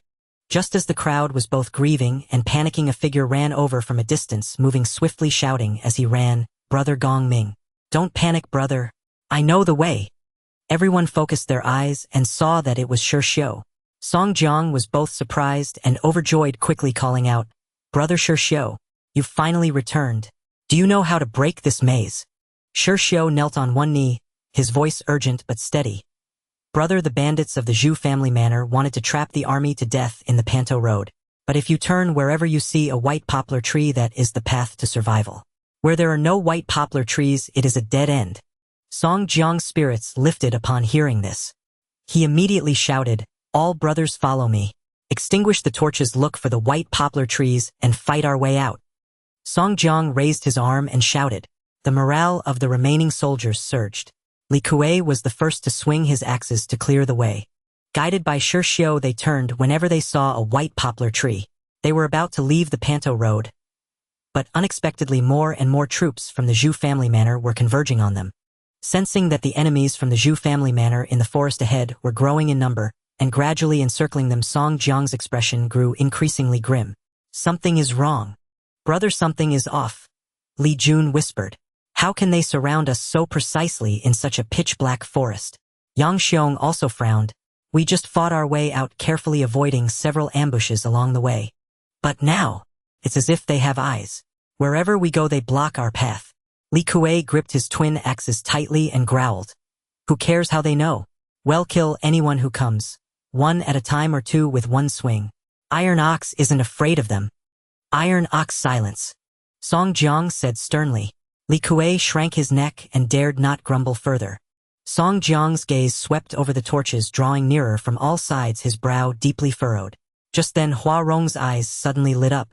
He raised his hand and pointed to a tree shadow diagonally ahead. "Brother, look." Everyone followed his finger. Among the branches of an old locust tree, a red candle lantern hung in midair, glowing faintly, its light strikingly vivid in the darkness. Hua Rong, sharp-witted, immediately grasped the implication and whispered, "Brother, do you see that candle lantern in the tree shadows? When we move east, it shifts east. When we move west, it shifts west. It must be the Zhu family's signal." Song Jiang's pupils contracted. He stared intently, and sure enough, as they halted, the red candle lantern also stopped moving. "What cunning villains!" Li Jun gritted his teeth. "So they used this lantern to signal the ambushers." Song Jiang frowned deeply and asked, "How do we deal with that red candle lantern?" Hua Rong smiled lightly, a hint of pride in his expression. "That's no trouble at all." As he spoke, he had already drawn an arrow from his quiver. He knocked the arrow, drew the bow. Hua Rong's gaze pierced through the darkness, through the layers of tree shadows, and settled on the red candle lantern. It hung extremely high, beyond the reach of ordinary archers, let alone their accuracy. But he was Hua Rong. Hua Rong, the little Li Guang. Whoosh! The arrow left the bowstring. Then, crack! The red candle lantern shattered with a sound. Candlelight scattered fragments flew, and the lantern suspended in midair instantly turned into a burst of flame before extinguishing completely. In the distance, the war cries of the ambushers who had been gradually closing in ceased abruptly. On the other side, Li Yong and his group had been racing toward the red candle lantern in pursuit of the fleeing outlaws from Liangshan. But just as they approached, the guiding light suddenly went out and everyone halted in confusion. Chief Zhu, the lantern has gone out. Without the signal, how do we navigate and pursue? A villager hurried forward and asked in dismay. Having fought through the night, Li Yong had already learned that the leader beside him was a chief of the Zhu clan. Chief Zhu frowned deeply, staring into the pitch-black forest, and said solemnly, "Those Liangshan bandits must have seen through our signal and shot it down. Then, what do we do?" The villagers exchanged uneasy glances, hesitant and fearful, daring not advance another step recklessly. Their squad of only 30 to 40 men was merely a small detachment. If they charged in blindly and ran into the main force of Liangshan, they would be lambs to the slaughter, doomed to die. For a moment all eyes turned simultaneously to Li Yong, who stood silently aside. Even Chief Zhu involuntarily looked his way. Throughout the night's battles, every encounter with the enemy had been easily overcome under the leadership of this young man. His archery, his composure, and that indescribable aura had already taken root in everyone's hearts. Somehow this young man in coarse linen had become the backbone of their group. Seeing everyone looking at him, Li Yong remained calm. He glanced at the pitch-black dense forest, tilted his ear to listen to the faint sounds in the distance, and immediately analyzed. With the lantern out, the Liangshan bandits will surely try to break out in the chaos. Instructor Luan should already be waiting for their breakout. We should follow the direction of the extinguished lantern and move forward to support Instructor Luan. Chief Zhu nodded at once. Brother Li speaks sense. Well, do as you say. Support Instructor Luan. The group lowered their voices and quickly advanced toward the distant sounds. As time passed, they drew closer to the Liangshan bandits. The sounds of battle ahead grew louder, and the clash of weapons rang out in a continuous din. When they rushed to the scene, the fighting had already turned the area upside down. Luan Tingyu, wielding an iron whip, was locked in a death struggle with the Liangshan forces. The three young masters, Zhu Longzhu, Hu and Zhu Biao, each brandishing their weapons, led the villagers of the Zhu family manor in fierce charges, forcing the Liangshan troops to retreat step by step. Just then, the thunderous sound of hoofbeats and war cries erupted in the distance. Lin Chong had arrived with the second wave of reinforcements. At the forefront were two mounted figures. One on the left wielding an 18-foot spear clad in battle armor. It was Lin Chong, the Panther Head. One on the right wielding a wolf-tooth club with a broad back and a fierce countenance. It was Qin Ming, the Thunderbolt. Two of Liangshan's 5 tiger generals, leading over 1,000 troops, surged forward like a tidal wave. Kill! Lin Chong charged ahead, his spear tracing a cold gleam in the firelight, driving straight into the ranks of the Zhu family villagers. His spear struck like a dragon and withdrew like lightning. In the blink of an eye, 5 or 6 villagers fell under his blade. Qin Ming was even more ferocious. His wolf-tooth club swept across, crushing a villager's skull on the spot, sending blood and brains splattering everywhere. He charged straight ahead on his horse, toppling men and horses wherever he passed, unstoppable. The Zhu family villagers' formation crumbled, and they retreated in disarray. Seeing the reinforcements, the Liangshan troops' morale soared, and they immediately counterattacked. Li Jun and Yang Xiong were reinvigorated, leading their men in desperate assaults. The tide of battle reversed in an instant. Luan Tingyu smashed back the bandits around him with his whip and was about to pursue when a cold gleam flashed before his eyes. Lin Chong's spear was already upon him. Lin Chong's gaze was icy, his spear darting like lightning toward Luan Tingyu's throat. Luan Tingyu sidestepped, sweeping his iron whip, but Lin Chong easily parried it. The two clashed instantly, spear and whip exchanging blows, cold light flashing, locked in an intense stalemate. Meanwhile, Qin Ming was unstoppable. He charged recklessly on his horse, each swing of his wolf-tooth club claiming a life. None dared to block his path as he shattered the Zhu family's flank. The Zhu family villagers' legs went weak at the sight of him, and they dared not approach. Zhu Longzhu, Hu and Zhu Biao tried to intercept him, but Li Jun and Yang Xiong held them back tightly, leaving them helpless to watch Qin Ming slaughter their people. The Zhu family's defense began to collapse. Meanwhile, Song Jiang and his group were nearly at the forest's edge. Just a few more steps and they would completely escape the winding path and enter the encirclement of Liangshan's reinforcements. At that moment, a figure dashed out of the darkness, quickly approaching the battlefield. But no one noticed him, as most eyes were fixed on Qin Ming. That god of slaughter was reaping lives unimpeded. Liang was running. As he ran, he pulled an arrow from his quiver. His gaze cut through the chaotic battlefield and settled on Qin Ming. As he stepped onto the edge of the battlefield, he halted, steadied his bow with his left hand, knocked the arrow with his right, and precisely locked onto the figure on the galloping horse. He was about 100 paces from Qin Ming. The ink profound bow bent into a full moon in his hands, the bowstring groaning low as he pulled the three-stone draw to its limit. Qin Ming charged forward on his horse, his wolf-tooth club raised high, sending trembling Zhu family villagers flying with each swing. No one could stop his advance. His face was twisted with a ferocious grin as he slaughtered wantonly on the battlefield, his eyes gleaming with bloodthirsty excitement. Liang's pupils narrowed slightly, the arrow tip adjusting rapidly with Qin Ming's movement. This was his first time shooting a fast-moving target, and a formidable expert at that. At that moment, the spirit of Lu Bu within his mind seemed to sense Liang's tension. A scorching ancient power awakened from the depths of his soul. In his consciousness, a towering, peerless figure wielding a halberd stood proudly. Endless battlefield experience and the quintessence of archery that looked down on the world merged with his own skills like a torrent. Lu Bu's spirit infused him at this moment. Liang's expression shifted instantly, his steadiness transforming into sharpness. The bow was full like the moon. Lu Bu's talent heightened his senses to the extreme. The wind's speed, its angle, the target's trajectory. All were calculated in his mind in an instant. With the arrow in hand, Liang felt absolute certainty. This arrow would surely hit. However, someone finally noticed him. Hua Rong, the little Li Guang, who was locked in combat with Zhu Biao, had been vigilantly watching for the expert who had shot Song Jiang and Mu Hong. Scanning the surroundings, he finally spotted the heroic youth at the edge of the battlefield, bow drawn, and aimed at Qin Ming. The youth's demeanor as he drew the bow was strikingly conspicuous. Hua Rong's face changed drastically. "Qin Ming!" he shouted sharply. Qin Ming heard him and instinctively turned his head toward Hua Rong. At the same moment, Liang released his grip. A sharp whoosh split the air. The arrow shot forth like a meteor breaking through the air. Thud! A muffled sound of penetration. The arrow precisely buried itself in Qin Ming's throat, its momentum undiminished, bursting out through the back of his neck with a spray of blood. His wolf-tooth club clattered to the ground. The bewildered expression on Qin Ming's face froze instantly. He looked down incredulously, trying to see his own throat, but his body tilted, and he tumbled heavily from his horse into the dust. Boom! Dust flew. The battlefield fell silent for a moment. Hua Rong's shout had pierced the entire battlefield, drawing everyone's attention to Qin Ming. And they witnessed Qin Ming being shot dead. Everyone was stunned. Lin Chong abruptly withdrew his spear, turning to look at the fallen figure, his pupils contracting violently. Li Jun and Yang Xiong's eyes widened, unable to believe what they saw. Hua Rong's hands trembled, his gaze pierced through the battlefield, fixed on the figure holding the bow. It was him. It had to be that person. The Liangshan men were stunned. The Zhu family villagers were stunned. That Qin Ming who had been unstoppable moments ago was dead, just like that.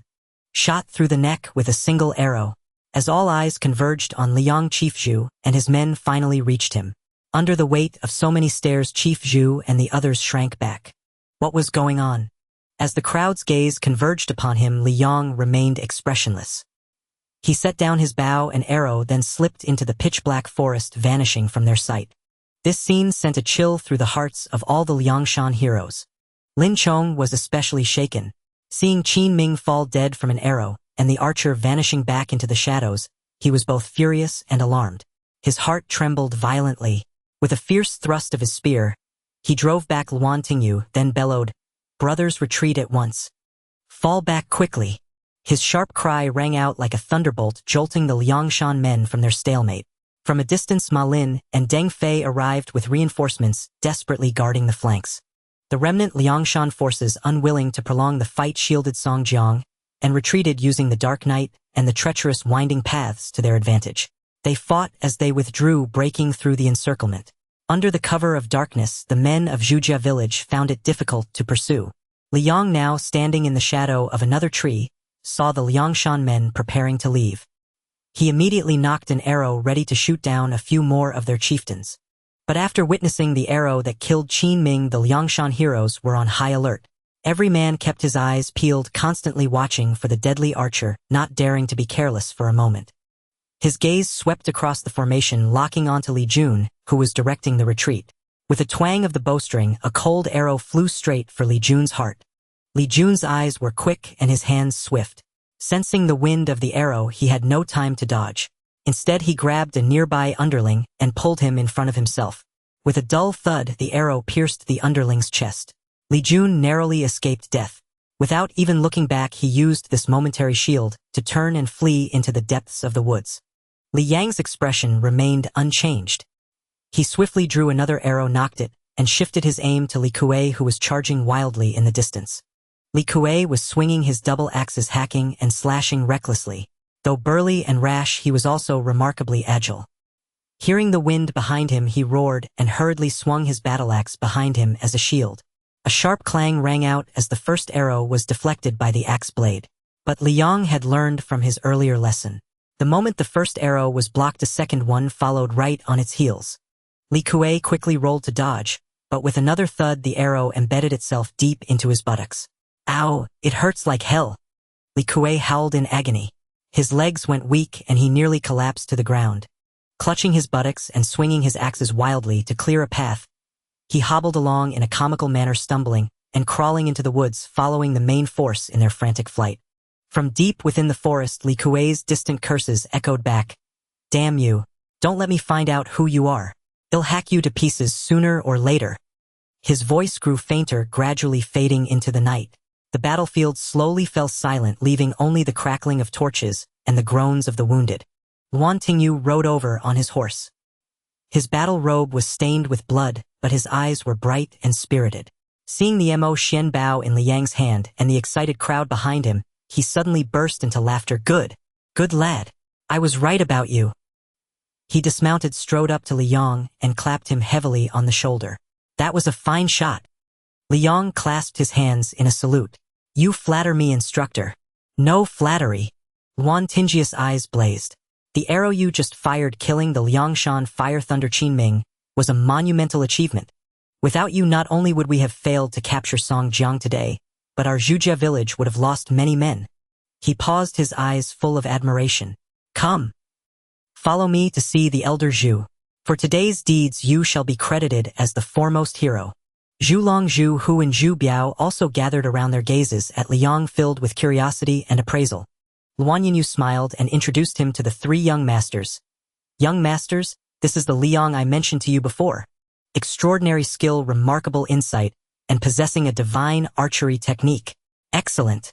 Zhu Long slapped his thigh, his tone brimming with excitement. With such a hero aiding us, why worry about defeating those Liangshan bandits? Someone bring a fine horse for Brother Li. We return to Zhujia village at once.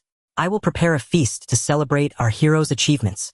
The third young master, Zhu Biao, spoke with excitement, his voice barely containing his joy.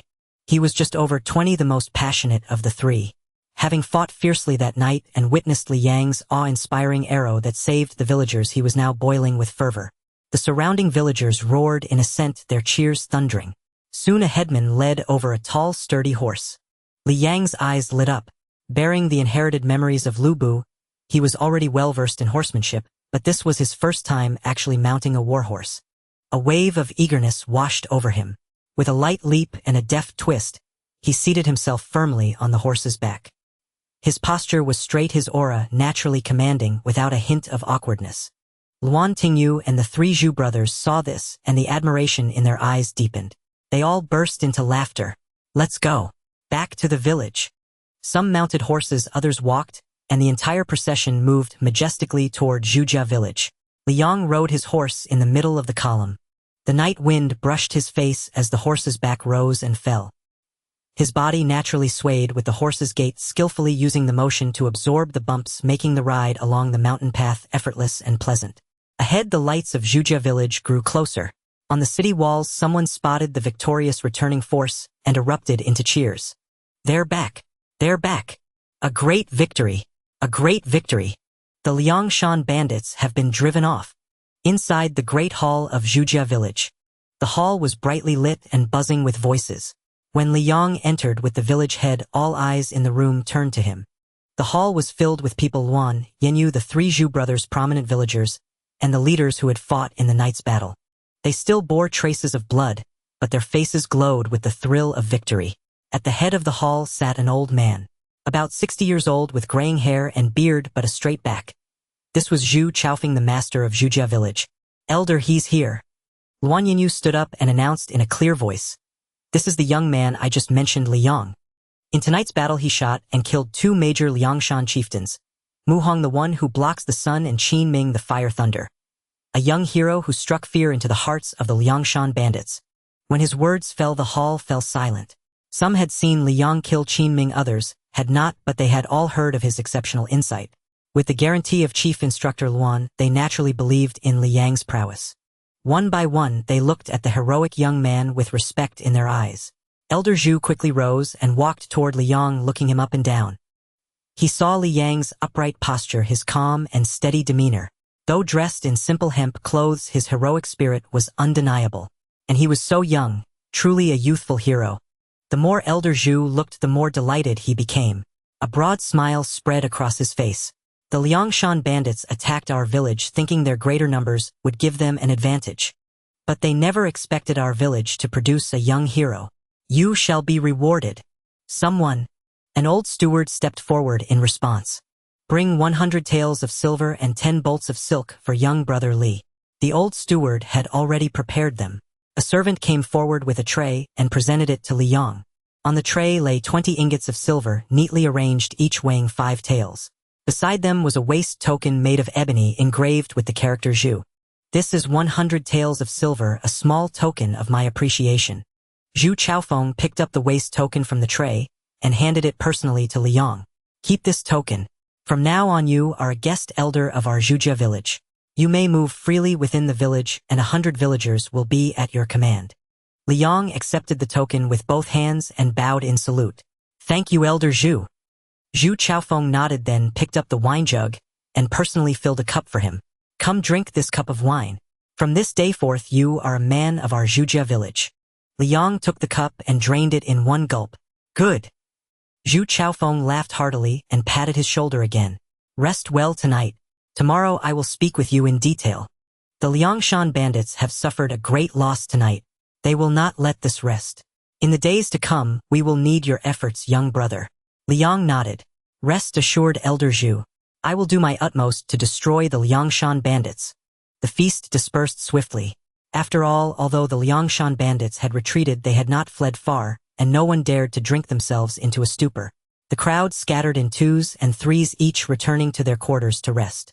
Liang was led to a new private guest room, far superior to the large communal bed, where the retainers had previously crowded together.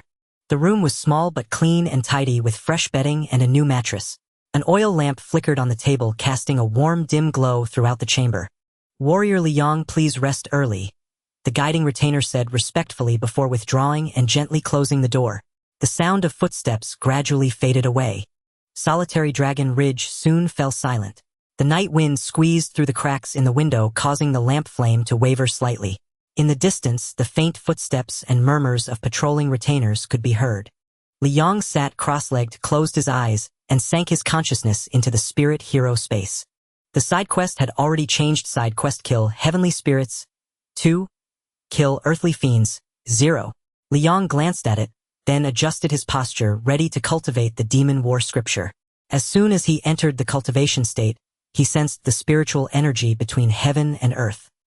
He circulated his technique according to the scripture's method, and the spiritual energy in the air, as if summoned, crazily surged into his body. The moment the spiritual energy entered his body, the dark red phantom of Lu Bu in Liang's mind suddenly opened its blazing flame-filled eyes. Hum! An invisible force field abruptly radiated from him, making the air in the room thick and heavy, while the temperature eerily rose. The originally faint lamplight was extinguished instantly. What was even more startling was that the invisible baleful aura accumulated over years on Solitary Dragon Ridge was slowly drawn over, seeping into the room. As it approached Liang's body, it immediately transformed into streams of dark red energy that were fully absorbed through his pores.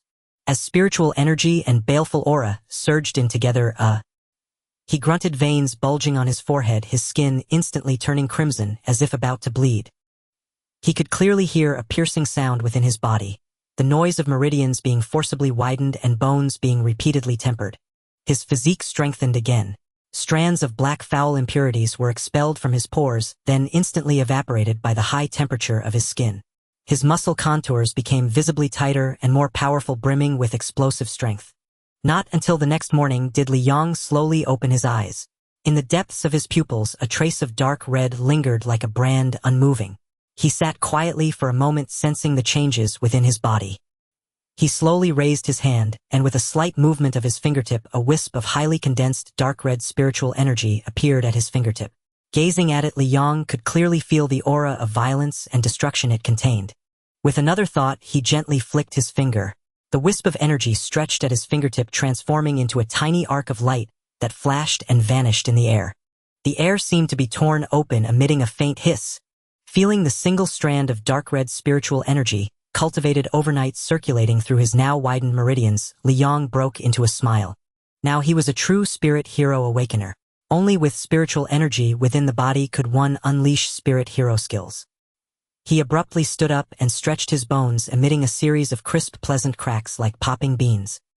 His joints made faint clicking sounds as his muscles rippled smoothly with the movement.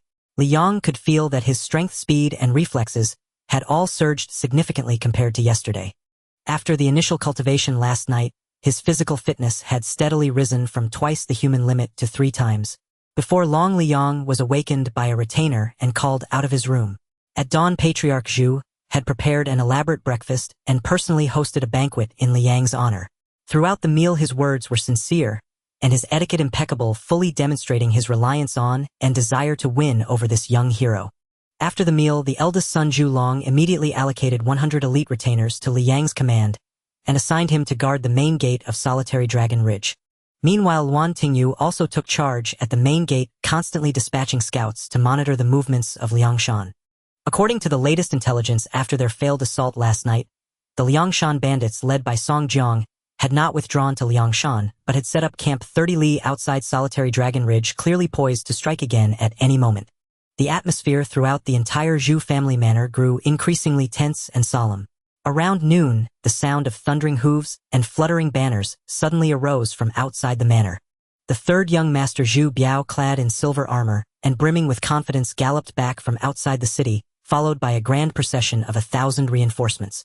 Luan Tingyu and Patriarch Zhu were overjoyed at the sight and went forward to welcome them. It turned out that this reinforcement army was borrowed from the Hu family manor. Leading the troops was the renowned, valiant, and heroic 10-foot green snake, Hu Sanyang. Hu Sanyang's arrival with her army greatly boosted the morale of the Zhu family manor, significantly strengthening its defensive capabilities and instantly fortifying its confidence to confront Liangshan. Li Yang did not interact with Hu Sanyang, merely catching a distant glimpse of her from atop the city gate. Hu Sanyang rode a green-maned horse, her posture vigorous. Her form-fitting attire outlined clean, sharp lines. With twin sabers at her waist and a bow slung across her back, her bearing atop the horse was even more upright than that of many male generals. 10-foot green snake Hu Sanyang, a deeply tragic woman. Originally the eldest daughter of the Hu family manor, she later became one of Liangshan's female generals, ranked 59th among the earthly fiends. The original text described her as naturally beautiful like a crabapple blossom, and wrote that her twin sabers danced like a soaring phoenix, chilling the enemy's heart with fear.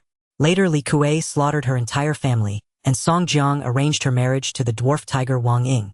At this moment, she was not yet with Liangshan. She had come to support the Zhu family manor. The Hu family's reinforcements entered Solitary Dragon Ridge in a grand procession and were taken away for a warm reception. When only Hu Sanyang, a few close confidants, and the Zhu family members remained, Zhu Biao the sycophant stepped in. The cold arrogance he had displayed before the crowd vanished, completely replaced by an ingratiating smile as he fawningly hovered around Hu Sanyang. This was so unbearable for Patriarch Zhu and Luan Tingyu that after warmly greeting Hu Sanyang, they left Zhu Biao to entertain her. This suited Zhu Biao perfectly. He chuckled and said, "Third lady, you must be exhausted from the journey. I've already had tea and snacks prepared. Please rest your feet." It was no wonder Zhu Biao became a sycophant. Hu Sanyang was indeed exceptionally beautiful. Tall, with an upright posture, skin as fair and smooth as jade, even more captivating in the sunlight. Her black hair was tied high, secured with only a single silver hairpin with a few stray strands gently fluttering in the breeze. She was strikingly heroic, possessing a face that could topple kingdoms, yet surrounded by a formidable spirited aura. Hu Sanyang's face still wore that faint, polite expression. Her cherry lips parted slightly, and her voice was cool. "Weren't you saying all along on the road that you captured several Liangshan bandits?" She paused, then continued, "Let me see which damned scum they are." The words "damned scum" were uttered very softly, as lightly as if she were speaking of something insignificant. But as she said this, a fierce, chilling, murderous intent flashed deep in Hu Sanyang's eyes. Upon hearing these words, Zhu Biao's face lit up with delight, and he stood ramrod straight. He led the way, chattering animatedly. "Sanyang, you've asked an excellent question. Come. Let me show you firsthand." That Huang Xian, boasting himself tamer of 3 mountains, cut quite the imposing figure. Yet what became of him? I dragged him from his horse with a hookah chain, then bound him tight as a drum. And that Yang Lin masquerading as a Taoist master, I saw through him at a glance. He's nothing but a bandit. As for Bai Sheng, a contemptible wretch unworthy even of standing before decent folk. Hua Sanyang followed half a step behind him, her lips curved in a faint, polite smile. She uttered only the occasional soft hum, her expression betraying neither pleasure nor ire. They passed several guard posts and arrived before the prison gate. The estate guards, recognizing the third young master, hurriedly swung the heavy door open. A pungent melange of mildew and blood struck them like a physical blow. Zhu Biao instinctively covered his nose and grimaced. But Hua Sanyang did not flinch. Instead, a flicker of fierce exhilaration kindled in her eyes as she strode resolutely inside. Inside, dim light flickered from torches mounted along the walls, casting long dancing shadows across the damp stone floor. At the farthest end stood 3 cells, each holding a single prisoner, limbs shackled in iron chains. The first cell held Huang Xian. Broad-shouldered and thick-muscled, his face was a map of coarse features and fresh wounds. He leaned silently against the wall, eyes closed, utterly still. At the sound of approaching footsteps, his eyelids lifted just slightly, glancing once dispassionately at the newcomers, then sank shut again without so much as a twitch. The second cell held Yang Lin. His face was narrow and sharp, his triangular eyes darting restlessly. When Zhu Biao entered, a sardonic smirk curled his lips, but it faltered ever so briefly as his gaze swept over Hua Sanyang. The third cell held Bai Sheng. Sallow-faced and simian-eyed, he cowered in the corner, trembling violently. At the sound of footsteps, he jolted convulsively, whispering hoarsely, "Spare me! Spare me!" Zhu Biao stepped up to the cell bars and rapped them loudly with his knuckles beaming with pride. "Sanyang, behold! These are the famed heroes of Liangshan, tamer of 3 mountains, spotted leopard, daylight rat. Yet here on the soil of Zhu family manor they kneel in chains like common criminals." He turned toward Hua Sanyang, face alight with eager expectation, awaiting her praise. She stood motionless before the cells, her gaze sweeping slowly, deliberately across the 3 prisoners, her eyes growing colder with each passing second. Huang Xian, Yang Lin, Bai Sheng. Among Liangshan's ranks they were minor figures, unremarkable, obscure. Yet names mattered little. To her, all who bore the Liangshan banner were enemies without exception, deserving only of death. With a subtle twist of her wrists, her twin blades slid free from their scabbards in a whisper of steel. Her voice, low and glacial, cut through the silence. "Open the cell doors." Huang Xian's eyelid jerked violently. Yang Lin's mocking grin froze mid-expression. Bai Sheng's shivering ceased, entirely replaced by rigid, breathless terror. Zhu Biao, stunned by the sudden palpable aura of lethal intent, paused, his mind racing. "How is it that Sanyang loathes these Liangshan bandits even more fiercely than I do? You wished for an alliance between my Hua family manor and yours against Liangshan, did you not?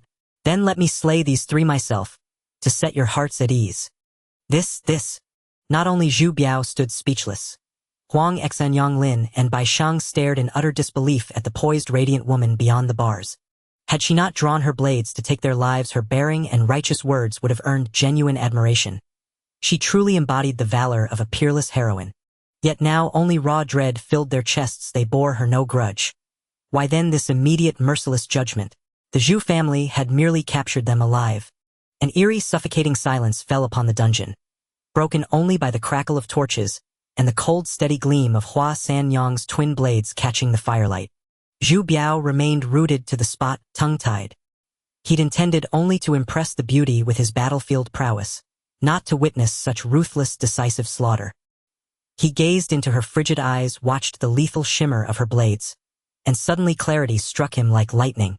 He understood, completely understood. San Yang wasn't acting out of fury. She was declaring her allegiance. She must have heard how he'd personally captured these 3 Liangshan outlaws and recognized him as a true hero, worthy of her esteem. Yet maidenly modesty forbade her speaking plainly, so she cloaked her gesture in righteous vengeance, signaling that the Hua and Zhu families stood as one. To reassure him, yes, that must be it. The more he pondered, the more irrefutable it seemed. His heart hammered wildly, a heat surged upward, flooding his skull. He nodded vigorously, voice rising an octave. Yes. San Yang speaks wisdom. Let us slay these villains and consecrate our banner with their blood. He whirled and waved urgently at the guards. Unlock the doors, quickly. The guards dared not hesitate, the cell gates groaned open. Without hesitation, Hua San Yang stepped forward, her form blurring as she shot into the 3rd cell, twin blades blazing with lethal radiance. Mercy, Lady Warrior, mercy! Bai Shang shrieked, scrambling backward in blind panic. Too late. Hua San Yang ignored his pleas. Her blades flashed. Once. And Bai Shang, the daylight rat, crumpled lifeless crimson, staining the cold stone floor.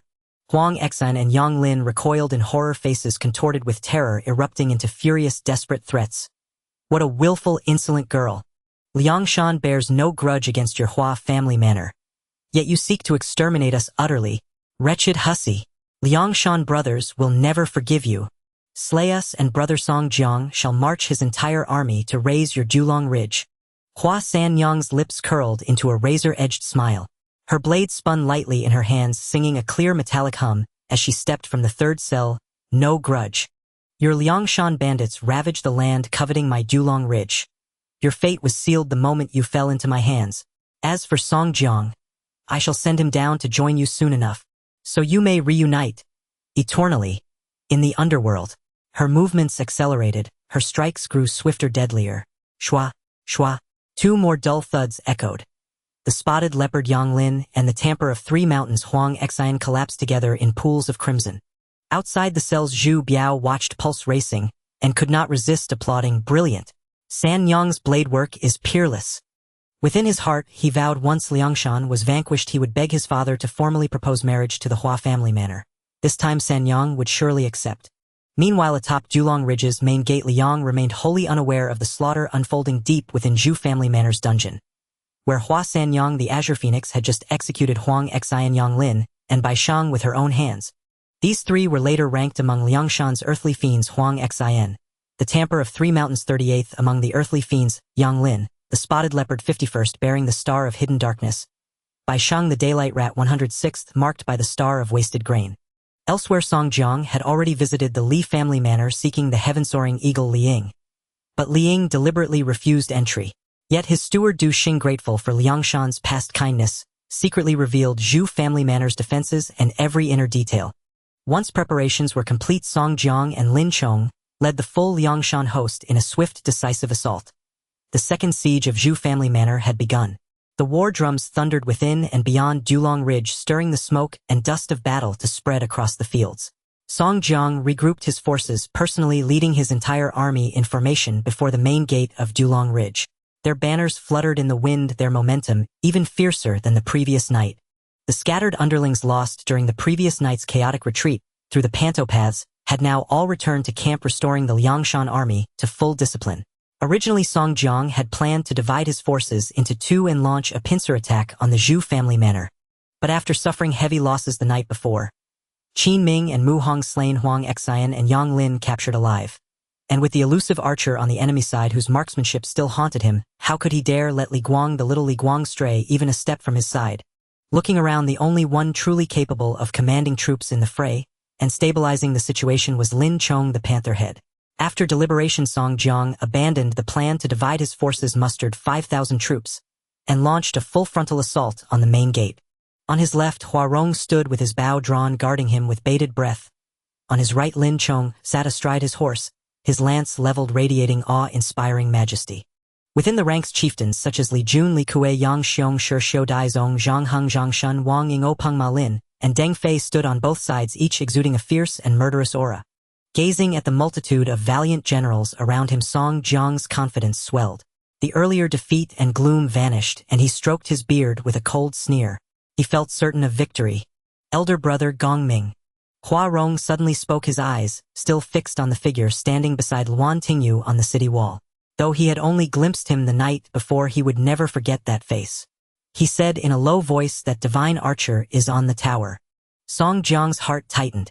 He instinctively shifted his body, drawing closer to Hua Rong. "That scoundrel's arrow last night nearly cost you your life," elder brother Hua Rong said, murder glinting in his eyes. "If the chance comes today, I will avenge that arrow for you." Song Jiang nodded, forcing calm. "With you here, worthy brother, I am at ease." Lin Chong spoke up as well. "That man's archery is indeed extraordinary. We must not underestimate him. When he acts, Hua Rong, keep him in your sights, and I will lead the charge on the city. Once we breach the walls, his bow will be useless." Hua Rong nodded. "Rest assured, Instructor Lin." Song Jiang's heart settled upon hearing this. With Lin Chong to lead the assault, Hua Rong to guard him, and so many loyal brothers by his side, what fear was there of a single archer? He raised his hand and the war drums fell silent. Song Jiang looked up at the several figures atop the city gate, his voice carrying a tone of unwavering confidence that echoed across both armies. "Rebels of the Zhu family manor, why not open your gates and surrender? Spare yourselves the sight of the Liangshan army smashing through your doors, leaving not a single fowl or dog alive." "Not a single fowl or dog alive," echoed Yang Xiong, Li Kuei, Wang Ying, and other chieftains in support. The 5,000 Liangshan troops roared in unison, their cries surging like a tide. On the main gate wall of Dulong Ridge, Zhu Longzhu, Hu Luan Tingyu and Liang stood atop the rampart, looking down at the dark mass of Liangshan soldiers arrayed before them. Hearing Song Jiang's arrogant words, Zhu Long's fury blazed. He pressed his hand on his blade and roared, "You swarthy dwarf! After losing so many troops last night and fleeing in disgrace, you dare come back to die today? I swear I'll bury you before our gates, leaving not a scrap of armor behind." Zhu, whose eyes bulged as he shouted in agreement, "Liangshan bandits, how dare you attack Dulong Ridge? Let us show you the might of the Zhu family manor." Luan Tingyu stood with a cold, stern expression, his gaze sweeping like a hawk over the Liangshan ranks, finally settling on Lin Chong. Li Yang's eyes gleamed with excitement as he scanned the enemy chieftains, eager to see how many of the heavenly and earthly stars had arrived. In an instant, the hostility between both sides reached its peak. Suddenly, a general at Song Jiang's side spurred his horse forward, dashing straight to the main gate of Dulong Ridge. Raising his spear high, he bellowed at the city wall, "Hey!" His voice was shrill and piercing, strained to its utmost like a duck being strangled. "You attacked my elder brother Gongming under cover of night. What kind of heroes are you? Today I, Wang Ying the dwarf tiger, am here to demand justice for my brother." He galloped back and forth, brandishing his spear with a whoosh. "Which of you dares come down and fight me to the death?" Zhu, whose eyes blazed with rage. He grabbed his spear and prepared to descend. "I'll slay this bandit." But before he could take 2 steps, the heavy city gate creaked open with a groan, and more than 20 riders burst out. Who went out? Luan Tingyu and Zhu Long peered anxiously. It was Hu Sanyang and Zhu Biao, along with a retinue of trusted followers from the Hu family manor. Hu Sanyang and Zhu Biao had just emerged from the dungeon when they heard of the Liangshan bandits' attack and rushed to the main gate. As they were about to ascend the tower, they spotted an enemy issuing a challenge. The moment he identified himself as Wang Ying the dwarf tiger, Hu Sanyang's fury surged like a tidal wave. Her brows arched sharply, and without a word, she mustered her personal guards, mounted her horse, and resolved to ride out and fight this villain to the death. Zhu Biao, seeing this, could do nothing but let Hu Sanyang ride out. Outside the gate, Wang Ying, still taunting, suddenly saw a cavalry unit emerge from the city, led by a female rider. She was clad in a red battle robe with twin swords at her waist. Her face was stunningly beautiful, yet carried a fierce killing intent like a plum blossom blooming in the snow. Wang Ying, lecherous by nature, was captivated at the sight of such a beauty, his lustful thoughts immediately stirring. He spurred his horse forward, feinting with his spear, and spoke with frivolous provocation, laughing lewdly, "What a fine woman! Why not become my wife, the mistress of my stronghold, and spare yourself a death here?" Hu Sanyang's face was cold as ice. Having just slain 3 earthly stars of Liangshan in quick succession, her spirit was high, her confidence unshakable. She gripped her sun and moon twin blades, a flash of cold light glinting at her wrists, and charged forward, her icy voice cutting across the battlefield. "You shameless wretch! Today I'll make sure you die without a whole corpse. Her beautiful eyes locked onto the short figure before her, the murderous intent in them nearly solidifying. Wang Ying. The dwarf tiger Wang Ying. She had seen that name countless times. A lecher, a scoundrel, a beast who ruined innocent women. And later Yi Zhangqing would be forced to marry this filth. Now this beast stood before her, still shouting and blustering. Go. Hu Sanyang lashed her whip across her horse's flank. The blue-maned steed let out a long neigh and surged forward with sudden speed. On the battlefield blades clashed and the fierce battle erupted. Hu Sanyang wielded her sun and moon twin blades, riding like the wind, her sword light flashing as she went straight for Wang Ying. Zhu Biao and the trusted followers of the Hu family manor flanked the sides, watching the fray with weapons clenched and eyes fixed, their expressions tense with anxiety. On the city tower, Zhu Long watched the two engage below and furrowed his brow. This sister of the Hu family is indeed a forthright woman. Not only does she send troops to aid our Zhu family, but she also fights in person. I just wonder if she can defeat this Wang Ying. He dared to come out and challenge us, so he must have some skill. Zhu Hu, who had returned to his post, waved his hand dismissively. No matter. Isn't third brother down there keeping watch? Even if this dwarf has some tricks and sister who falters with third brother, there she'll be safe. That's true. Zhu Long nodded, somewhat reassured. Liang raised an eyebrow at their concern for Hu Sanyang. This Yi Zhangqing was no ordinary woman. In the original tale, she would capture Wang Ying alive within a dozen exchanges, a true heroine among women. But what Liang never expected was that the battle unfolding before him was entirely different from what he knew. Although Hu Sanyang charged with formidable presence, her twin blades whirling with speed and ferocity, after only a few exchanges, she gradually found herself unable to overcome Wang Ying and began to lose ground. Seeing this, Wang Ying's face beamed with undisguised smugness. He brandished his spear with vigor, each thrust pressing closer, while his teasing, flirtatious words flowed without end. Little lady, you have considerable strength, but you are no match for me. Why not surrender now and come enjoy yourself with your big brother? Hu Sanyang was utterly astounded, her beautiful eyes filled with disbelief. She swung her twin blades with all her might, trying to force him back, but every clash was effortlessly parried by Wang Ying. The immense force from his spear recoiled, numbing her wrists and causing a dull ache in her palms. How could this be? How could Wang Ying be this strong? Wasn't it said that in the water margin this short-legged tiger Wang Ying was merely a lecherous drunkard of meager martial skill, a mere minnow among the outlaws of Liangshan? She had awakened the spirit of Hu Sanyang, inherited her martial arts, and after last night's infusion of spiritual energy and cultivation practice, her overall physical constitution had been enhanced. How could she still be no match for Wang Ying? On the city wall, Li Yang's originally placid expression shifted. Something was wrong. This was completely off. In the original story, Wang Ying was captured in just over a dozen exchanges. How could he now be strong enough to suppress Hu Sanyang? Liang finally looked on with full attention. With his current physique, he could easily discern every detail of their combat. Within just a few breaths, he spotted the crux of the issue. Hu Sanyang's techniques were too stiff. Her twin blade forms were standard, her routines complete, and their power not negligible, yet every move bore a rigidity born of theory without practice. It was as if she had memorized the martial arts by rote, grasping all the theories of technique, yet lacking the true life and death struggle, the ruthless edge and instinct of actual combat. Yes, that was the feeling. The very same feeling he had. Could it be? Li Yang's eyes narrowed. And at that moment, the tide of battle on the field had already taken a sharp turn for the worse. Hu Sanyang was forced back step by Wang Ying. Her twin blades swung more and more erratically, her breathing growing increasingly labored. Wang Ying fought with mounting vigor, his words growing more lewd. Little lady, don't hold on. Come with your big brother. I have a grand mansion on Mount Liang, and you can take whatever gold and silver you want. As long as you serve me well, I guarantee you'll live a life of luxury. He thrust his spear straight for Hu Sanyang's chest. She barely managed to parry, but the force of the strike sent her and her horse staggering back 3 steps. Wang Ying seized the opportunity to spur his horse forward and reached out to grab her belt. Come, let your big brother give you a hand. Get lost. Hu Sanyang slashed her blade at his hand, but he dodged it with ease. That spear swept around again, aiming for her waist. If that strike landed, it would surely break bones and sever tendons. Hu Sanyang swayed her body, once again evading Wang Ying's fierce spear with difficulty. Her hair was disheveled and her breath came in ragged gasps. Ha ha ha! Wang Ying threw back his head and roared with laughter, his spear pointing diagonally, his demeanor growing ever more arrogant and triumphant. Not only him but behind him in the Liangshan ranks Yang, Xiong Openg Ma Lin, and others also burst into a chorus of mocking laughter, their gazes at Hu Sanyang filled with contempt.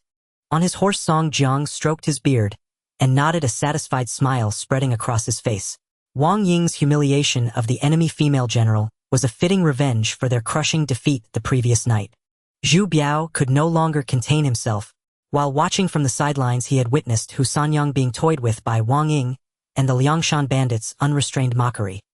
His anger had blazed to an inferno, nearly spitting fire.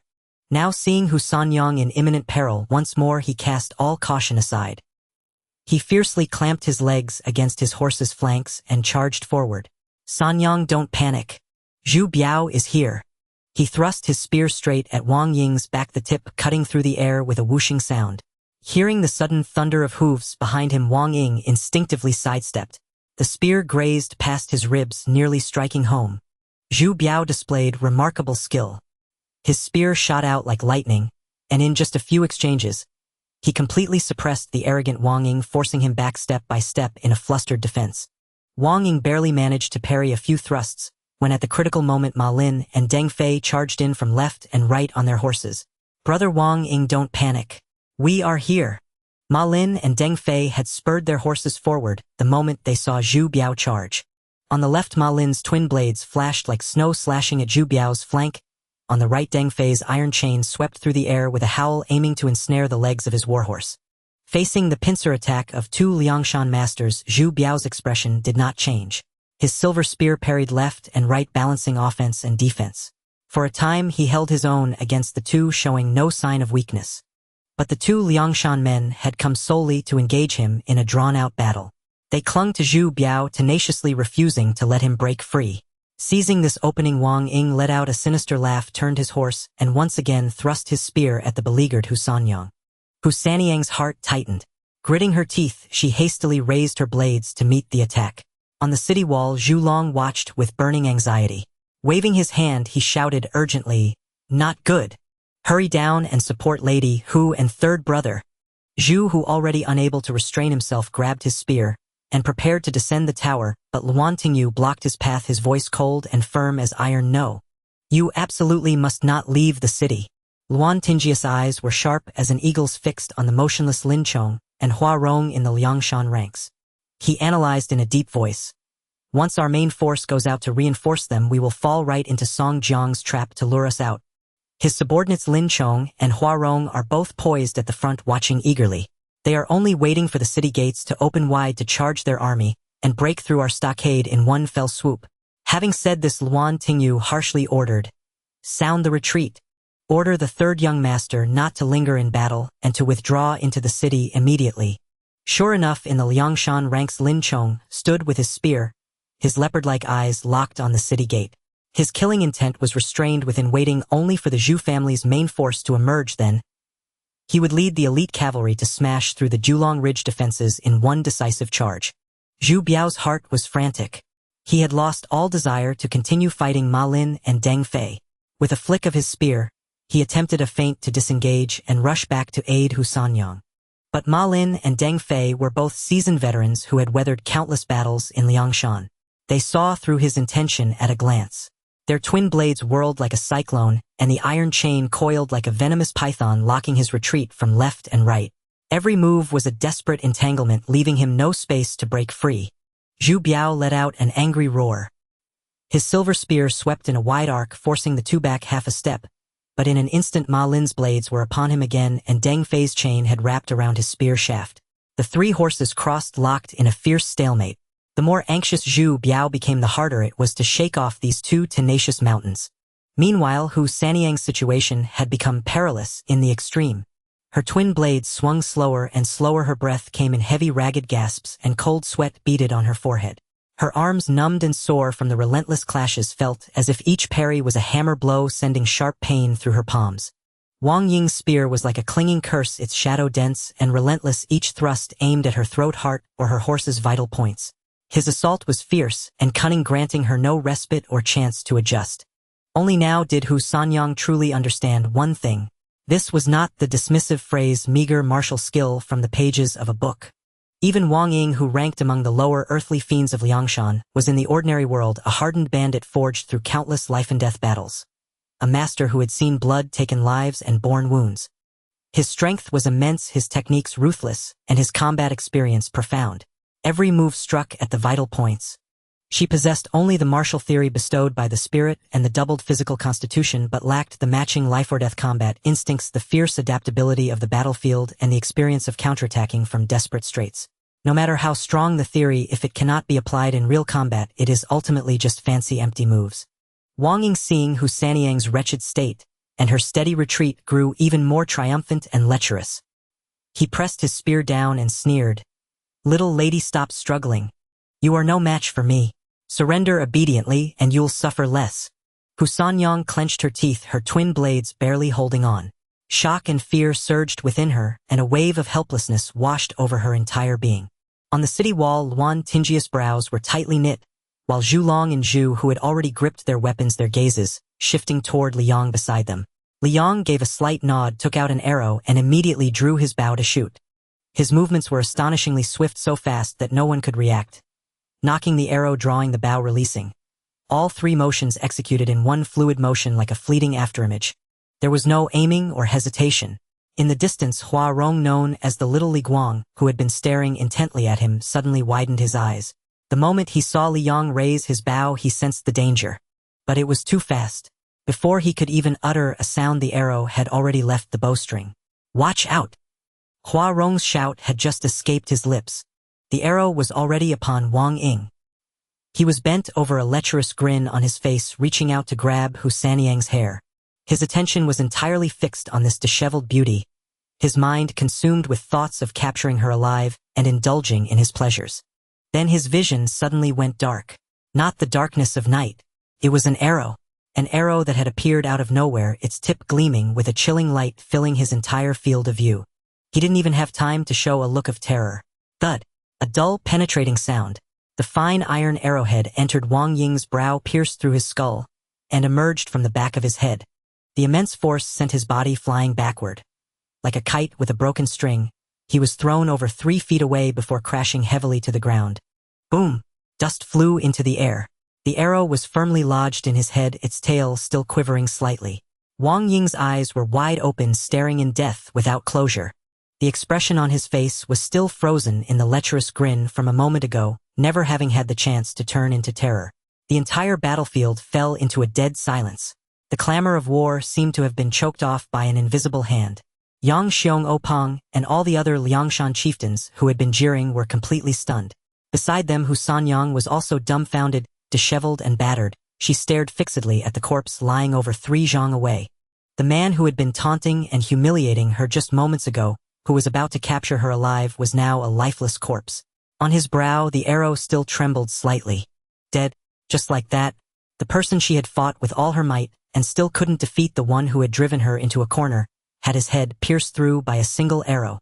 She abruptly looked up toward the city tower, but Liang paid no attention to Hu Sanyang's gaze. His sight had already passed over that disheveled figure and fixed on Ma Lin and Deng Fei, who were locked in combat with Zhu Biao. "Brother Ma Lin, brother Deng Fei, retreat quickly." Lin Chong's roar thundered from the Liangshan formation as he spurred his horse into a gallop, his Zhangba snake spear held horizontally, charging straight toward the battlefield. Behind him, Yang Xiong, Li Junopang, and the others urged their horses forward, their hooves pounding the ground like thunder, their momentum fierce. The 2 chieftains, witnessing Wang Ying's instant death, changed color, and their movements faltered. "Not good!" Ma Lin cried out, sheathing his twin blades and turning his horse to retreat. Deng Fei was even more decisive, lashing out with his iron chain to force back Zhu Biao's spear, then galloping away without looking back. "Sanyang, hurry!" Zhu Biao, unable to pursue, rushed to her side and shouted, dragging her horse's reins as he raced toward the city gate. The drawbridge was slowly lowering, the city gates wide open, and the village guards waved their arms and shouted anxiously. But just as Zhu Biao spurred his horse into a desperate gallop, Hua Rong, the Little Li Guang, had already raised his bow and taken aim from afar. His gaze was sharp, the arrow's tip aimed directly at Zhu Biao's back. The city gate was too far for him to reach, but at this distance Zhu Biao was still within his range. Whoosh! The arrow left the bowstring. Zhu Biao was galloping at full speed when he suddenly felt a sinister gust of wind at the back of his head. A premonition of death, the instinct of a seasoned warrior. He didn't have time to turn around. He could only duck his head slightly. It's over. The thought had barely crossed his mind when a sharp whistling sound reached his ears. Another arrow. Clang! A dark streak shot down from the city tower, hitting Hua Rong's arrow squarely in its shaft. The two arrows collided midair, the opposing arrow's shaft shattered fragments scattering in all directions. Li Yang's arrow, after breaking the other, embedded itself steadily into the soil. Zhu Biao felt a chill at the back of his head and turned to see the fragments of the arrow falling behind his horse's hooves just 3 feet from his back. Cold sweat drenched his entire body in an instant. He looked up at the city tower where Li Yang was already knocking another arrow. He had saved his life. On the other side, Ma Lin was frantically whipping his horse already over 120 paces from the city gate, about to plunge into the welcoming ranks of Liangshan. He breathed a slight sigh of relief and glanced back. Swish! An arrow was already before his eyes. His eyes widened as he desperately tried to dodge, but the arrow was too fast. Too fast for him to even react. Thud! The arrow struck him square in the chest, entering through the front and exiting through the back. The immense force lifted him off his horse, and he crashed heavily to the ground. Ma Lin! Deng Fei witnessed this scene, his eyes splitting with rage, but he dared not stop, dared not look back. He viciously struck his mount's rump with his weapon. The horse in pain neighed and bolted forward with flying hooves in a desperate run. 130 paces. 150 paces. He had reached the edge of the Liangshan rescue party with Lin Chang's Zhangba snake spear right before him. Safe. At this distance, even the most formidable archer couldn't possibly. Whoosh! Another arrow tore through the air. The arrow traced a straight black line in the sunlight, covering over 150 paces, carrying the howl of death, and struck Deng Fei squarely in the back of the head. Thud! The arrow pierced through his skull, spraying a mist of blood. Deng Fei's body stiffened abruptly, then toppled stiffly from his horse, landing right before Lin Chong's hooves. Lin Chong abruptly reined in his horse. The warhorse reared, nearly throwing him off. He stared at the still warm corpse at his feet, at the arrow that had entered through the back of the head and emerged from the brow, his pupils contracting violently. 150 paces. A single arrow, instant death. What kind of archery was this? The battlefield fell into a dead silence. Yang Xiong, Li Junopeng, and the others who had charged out all reined in their horses, simultaneously daring not advance another step. They stared at the figure standing on the city tower, bow in hand, their eyes filled with terror. On the city wall, it was also deathly still. Zhu Long and Zhu, who stood with mouths agape, unable to utter a single word. Luan Tingius' hand, gripping his iron whip, trembled slightly, his eyes full of shock. The village guards were all petrified, some even forgetting they were still holding their weapons aloft. 150 paces. A headshot with a single arrow. What kind of hero was this? Liang slowly lowered the Mo Xian Bao, raised his head, and swept his gaze across the corpses on the battlefield over the Liangshan chieftains, who dared not advance another inch over Hua Rong's ashen face. Then his eyes fell upon Song Jiang, trembling and surrounded by his men, and he shot a provocative glare. One thing. Go back and call for reinforcements. The bandits of Liangshan had retreated. Moments ago they had surged forward with overwhelming ferocity, yet now they abandoned the corpses of 3 chieftains, their morale utterly shattered, devoid of any will to assault the city. They withdrew 30 li away, meekly shrinking back into their camp, not daring to even issue a challenge. Inside the great hall of the Zhu family manor, the household members sat in 2 rows on either side. The food and wine before them remained largely untouched, yet their gazes involuntarily drifted toward Liang, who sat quietly to the side. In last night's battle at Panluo Path, the darkness was like ink and torchlight flickered. The crowd only heard arrows piercing the air and saw the unstoppable Qin Ming instantly fall from his horse, but they could not discern how the arrow was shot. Though there was shock, it remained somewhat obscured. Today, however, was different. Under the bright sun and clear sky, 5,000 troops arrayed below the city walls, war drums thundering. Everyone witnessed Liang standing atop the city tower, drawing the ink, profound bow to its full extent. With a single arrow released, Wang Ying's head exploded and his body flew off the horse. That arrow was so swift it seemed to leave no trajectory. One moment it was on the bowstring, the next it was embedded in the brow. Then the second arrow intercepted Hua Rong's arrow 3 feet behind Zhu Biao's head, as the 2 arrowheads collided, midair, shards scattering. The third arrow struck Ma Lin's chest from 120 paces away, entering through the front and exiting through the back. The fourth arrow from 150 paces hit Deng Fei in the back of the head, causing him to collapse before Lin Chong's horse. For arrows, 4 lives, 3 chieftains. Such archery was not only unseen but unheard of. Now as everyone sat in the hall gazing at the young man quietly sipping tea, their hearts surged with indescribable emotions, both awe and admiration. Before long, Zhu Biao and Hu Sanyang entered. Zhu Biao strode in briskly, followed by Hu Sanyang. He walked straight to Liang, clasped his fists, bowed deeply, and paid a respectful grand salute. If not for Brother Li's intervention today, Sanyang and I would have fallen victim to Liangshan's treachery. This great kindness cannot be repaid with mere words. This bow was filled with sincerity. Zhu Biao's voice was thick with the lingering fear of a narrow escape. He understood clearly that if not for Liang's arrow intercepting Huarong's, he would now be a corpse lying on the battlefield. Third young master, no need for such formality, Liang said, quickly rising to help him up. Zhu Biao straightened himself, his face still bearing gratitude.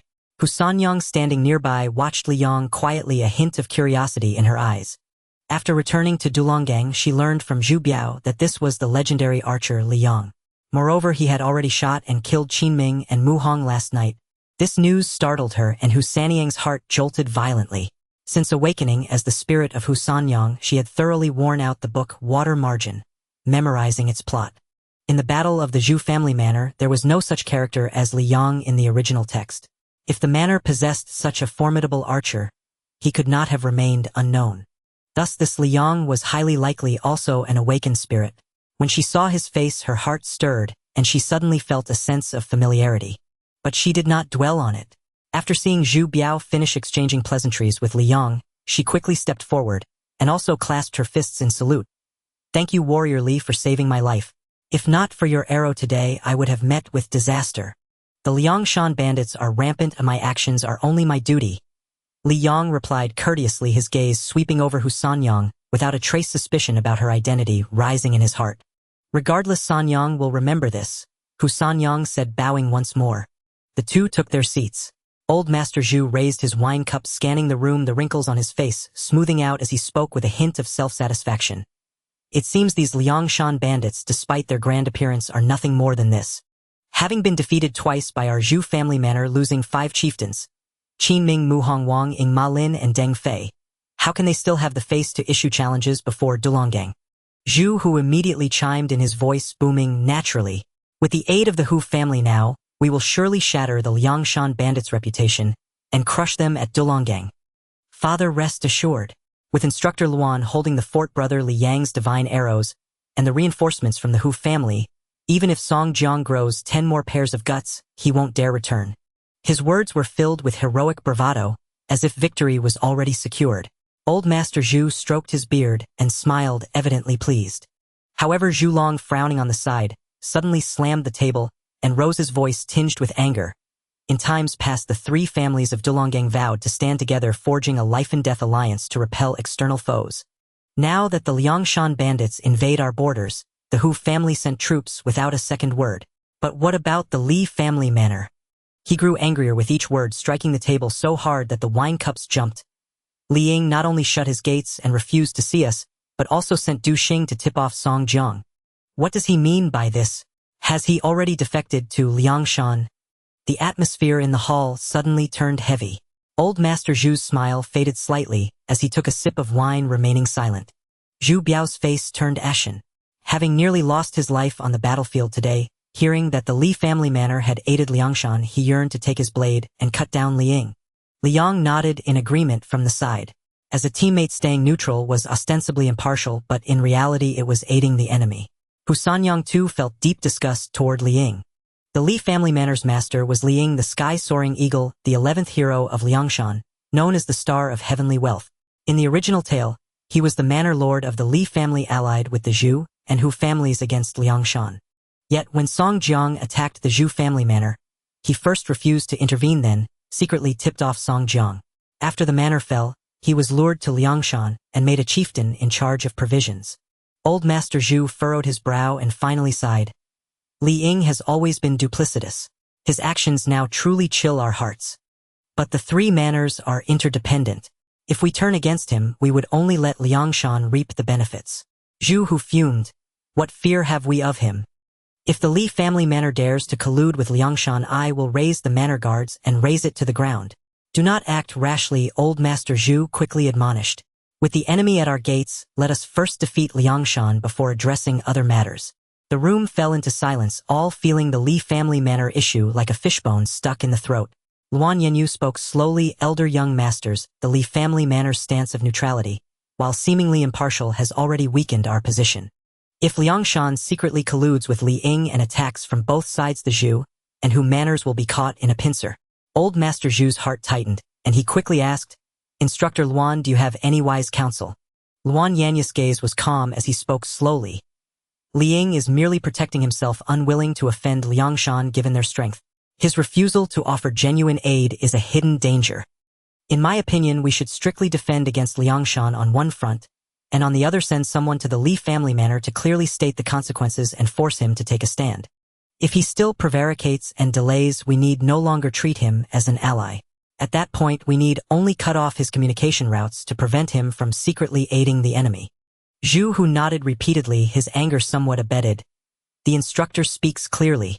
If Li Ying dares to be evasive again, don't blame me for being discourteous. Luan Yenyu continued. As for the Liangshan bandits, we must not underestimate them. Having been defeated twice at the Zhu family manor, Songjiang, despite his losses, will not let this rest. Given his nature, having suffered such a great loss, he will surely not dare to attack again hastily.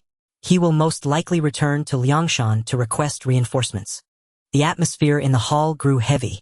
Old Master Zhu stroked his beard in silence, while Zhu Long and Zhu Hu exchanged glances, both seeing gravity in each other's eyes. Hu Sanyang nodded emphatically. Return to Liangshan for reinforcements. She knew it all too well. In the original tale, Songjiang attacked the Zhu family manor 3 times, losing the first, losing the second, and winning only the third. And that third victory relied on Sun Lisun Xin Gu Deseo and their group working from within. Her gaze flickered. Only by helping the Zhu family manor defeat Liangshan could her Hu family avoid annihilation and complete the main quest. As for the side quest after Wang Ying's brutal beating, she no longer dared to hope. Still, she had already eliminated 3 earthly fiends, which was exceeding expectations. Thinking back, her luck had been quite good. As for what came next, when Sun Li and the others entered the Zhu family manor, she could catch them all in a trap and perhaps bag a few more heavenly or earthly stars. Once these traitors were dealt with, Liangshan would likely be unable to breach the Zhu family manor, especially with Li Yang, another awakened one, present. At this thought, Hu Sanyang couldn't help but glance at Li Yang across from her. Li Yang, on the other hand, did not interject into their conversation. His mind was simple. He was solely focused on shooting down the Liangshan bandits. Once all these chieftains were killed, the Zhu family manor would naturally be saved. Arrow after arrow to the head. How satisfying. As for corpses, bloody scenes, or any physical discomfort, what did that have to do with him? As expected, everything unfolded exactly as the people of the Zhujiazhuang had predicted. Liangshan's forces lost several commanders in succession. Morale plummeted, and their former swagger vanished, forcing them to withdraw and fortify the camp. Lin Chong and Li Jun remained composed in the crisis, taking command of the camp, soothing anxious hearts, while vigilantly guarding against any opportunistic assault from Zhujiazhuang without a moment's slackening. Song Jiang, burning with anxiety, and without a shred of hesitation, summoned trusted riders like Yang Xiong and Shi Xiu, spurred their horses and rode day and night toward the old Liangshan stronghold to seek reinforcements. They traveled through dust and weariness, hooves breaking the morning mist. By the time they reached the foot of Liangshan, Song Jiang's clothes were stained with dust, and his face haggard, the streak of blood across his cheek painfully conspicuous. Inside the Liangshan assembly hall, the crowd had long since gathered. The leaders left to guard the mountain hearing of Song Jiang's hurried return set aside their business and assembled at once. Chao Gai, the Tuata heavenly king, sat at the central seat with a steady countenance. The resourceful Wu Yong stood to one side, gently waving his feather fan, his eyes flickering. Nearby stood the red-haired tiger Lu Tang and the 3 Ruan brothers, Ruan Xiaoer, Ruan Xiaowu, and Ruan Xiaoqi. Young champions Lu Fang and Guoshang stood erect, each holding a Fangtian Huaji with chests thrust forward, old hands like Song Wan Du Qian, and Zhu Gui stood in order as well, holding their breath in anticipation. At the sight of Song Jiang entering, everyone rose to greet him. When they saw the wound upon his face and the ashen despair in his features, the atmosphere in the hall shifted in an instant. Chao Gai struck the armrest and sprang up, rushing to Song Jiang with concern. Brother Gongming, he asked. You led the attack on Zhujiazhuang yet return in such disarray. How did this happen? Wu Yong hastened forward, his voice low and urgent. Brother Gongming, did our forces suffer a setback? Where did the wound on your face come from, and who committed this deed? Lu Fang and Guishang exchanged a glare and flared with fury. Accursed dogs! Who dares lay a hand on our Gongming? The hot-blooded Ruan brothers could not contain themselves and burst out shouting questions all at once. Did those scoundrels at Zhujiazhuang truly dare stand against Liangshan? Pressed by their questions, Song Jiang, ravaged by grief and wrath, could no longer restrain himself. His eyes reddened as he bowed low to Chao Gai, his voice hoarse and pained. Brother, I have failed. In the attack on Zhujiazhuang, we suffered 2 crushing defeats, lost men and commanders. I am unworthy before Liangshan and unworthy of your trust. Chao Gai drew a deep breath, fought down the surge of anger, and demanded in a grave tone, Speak slowly, brother. How many men and horses have we lost? How many brothers are dead? Song Jiang lifted his head and, clenching his teeth, spoke each name with heavy weight. In this campaign we have lost leaders Qin Ming, Mu Hongwang, Ing Ma Lin, and Deng Fei. He continued, all 5 fell in battle, each struck in the head by a single arrow from a mysterious young archer of Zhujiazhuang, killed on the spot without leaving a word behind. What? A thunderous roar went through the hall. Qin Ming the Thunderbolt. And Mu Hong too. The assembled men recoiled, disbelief etched across their faces. Qin Ming had been a true bulwark of Liangshan, a fierce warrior of renown, and it had taken them considerable effort to win him over. His loss struck hard. Mu Hong had ruled Jiang Town with iron might and unmatched valor. Wang Ing Ma Lin and Deng Fei were reliable commanders, comrades in arms, bound like brothers. In a single night 5 heroes were slain, all felled by the same hand and arrow.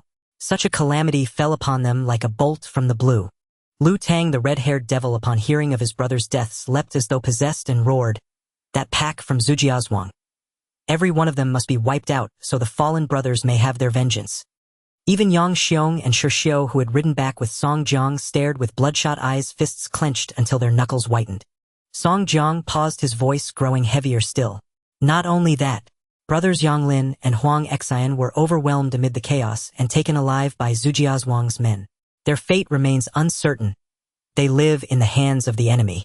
Those words stirred a new storm. Huang Xian had been the lord of Zhen Three Mountains, and a former imperial officer of no small skill. Yang Lin was likewise a seasoned wanderer of the Jianghu. That both were captured was unthinkable. 5 leaders slain and 2 taken prisoner. This proved that Zhujiazhuang's strength far exceeded all expectations. The assembly hall grew suffocating with oppression. Everyone gripped their weapons so hard their chests heaved. Their gazes burned crimson with wrath, a fury that seemed ready to tear through the roof. Chao Gai, quick to anger and ever devoted to his brothers, felt blood rage to his head at the news. With a single furious kick, he overturned the table before him. The crash of broken bowls and plates echoed through the hall. How dare the upstarts of Zhujiazhuang! He shouted. Liangshan bears them no grievance, yet they have slain so many of our brothers and taken our leaders captive. This is a hatred that cannot be borne. Chao Gai strode to the center, drew his sword, and pointed it toward the gate, his voice shaking the walls. Brothers, hear my order. Muster every soldier in the stronghold at once. We march in full force. This time we will not return until Zhujiazhuang is crushed. We will wipe out that family to avenge our fallen brothers. Kill! Kill! Kill!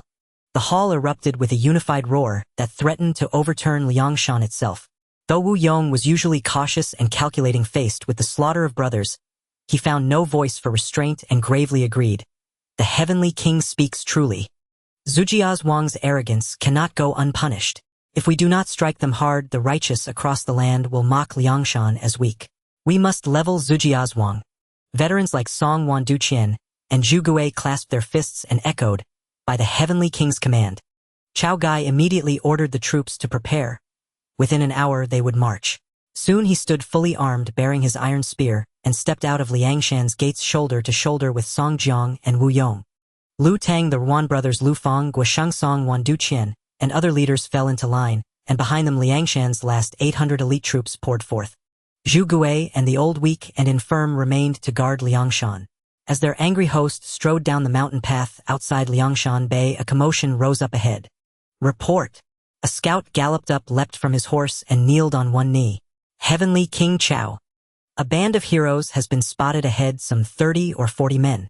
Their leader claims to be Sun Li, the Dengzhou military commander, and seeks to join Liangshan and petition for an audience with the chief. Chao Gai reined his horse, his brow furrowing. Sun Li, Song Jiang and Wu Yong exchanged a look, both slightly taken aback. Sun Li, known by his epithet Bing Weiqi, was famed across the rivers and lakes for his martial prowess. Why would such a man suddenly come to join them? A glint flashed in Wu Yong's eyes as he tilted his fan and murmured, "Heavenly King Brother Gongming, this may be heaven sent." He went on lowly, "Sun Li's martial skill is extraordinary, and he surely brings capable men. At the very moment our army prepares to assault Zhujiazhuang, his arrival could be providential, aiding Liangshan to defeat the foe." Chao Gai beamed and waved a grand hand, his voice full of proud confidence. "Welcome them. Any hero who comes of his own will is welcome to Liangshan." No sooner had he spoken than a dozen men trotted up the path. Their leader stood 8 feet tall with a stern face, clad in battle armor and bearing a long spear. Sun Li himself. Behind him strode Sun Xin Gu de Seo Xiejin Xia Baoyu, He Zhou Yuan Zhou Run, and others, each broad-chested and formidable, the sort unmistakably famed in the Jianghu. Sun Li came forward and bowed deeply to Chao Gai and Song Jiang, his voice ringing out. "I am Sun Li. Driven by the authorities and with nowhere left to turn, I come knowing Liangshan's reputation for valor and honor. I bring these brothers to submit myself, willing to serve and offer whatever I can." Delighted Chao Gai quickly dismounted to help Sun Li up, laughing heartily. "Good that Commander Sun comes to join us. We are fortunate indeed." Song Jiang stepped forward, clasped Sun Li's hand, and with joy in his eyes said, "Brother Sun, your renown precedes you. It is a pleasure to meet you." He continued, "We are about to march against Zhujiazhuang to avenge our fallen. Your arrival is like adding a tiger to our ranks." Sun Li hesitated slightly, and his gaze swept over the wound on Song Jiang's face and the vast army assembled. A thought stirred in his heart. He had come to seek refuge only to encounter Liangshan setting out for battle. If he could win honor in this fight, his position within Liangshan would be secured. Sun Li's eyes moved, he clasped his fists and said, "Zhujiazhuang, I am sworn brother to Luan Tingyu, the instructor at Zhujiazhuang. If you intend to attack, I can offer a stratagem of inside and outside coordination to help Liangshan break the village."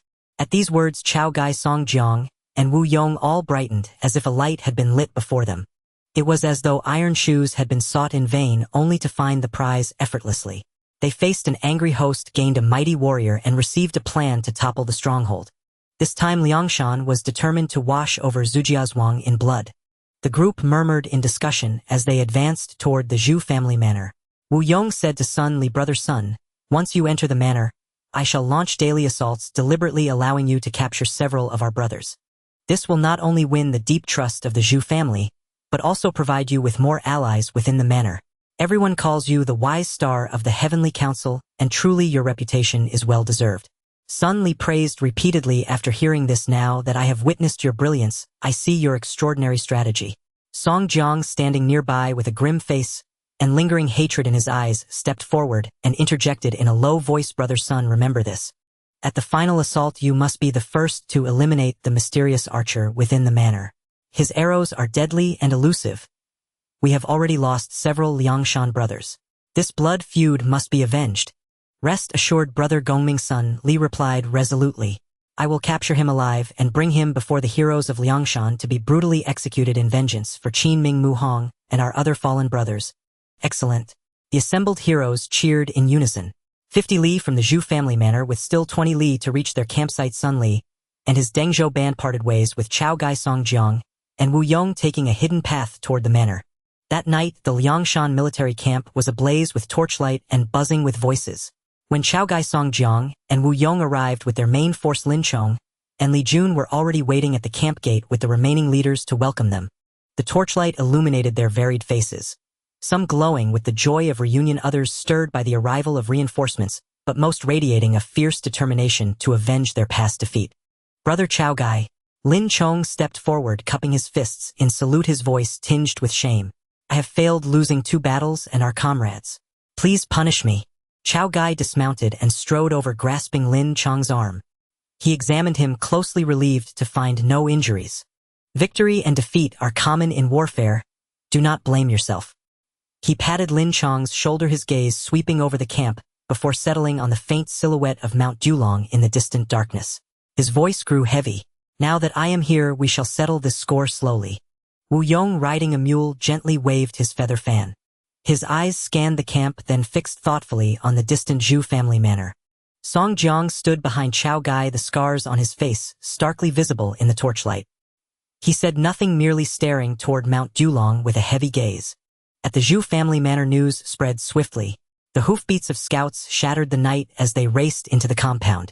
Liangshan had sent reinforcements, and this time the great leader Chao Gai himself was leading an almost full-force army. Instantly the manor was on high alert. Patriarch Zhu summoned everyone that night.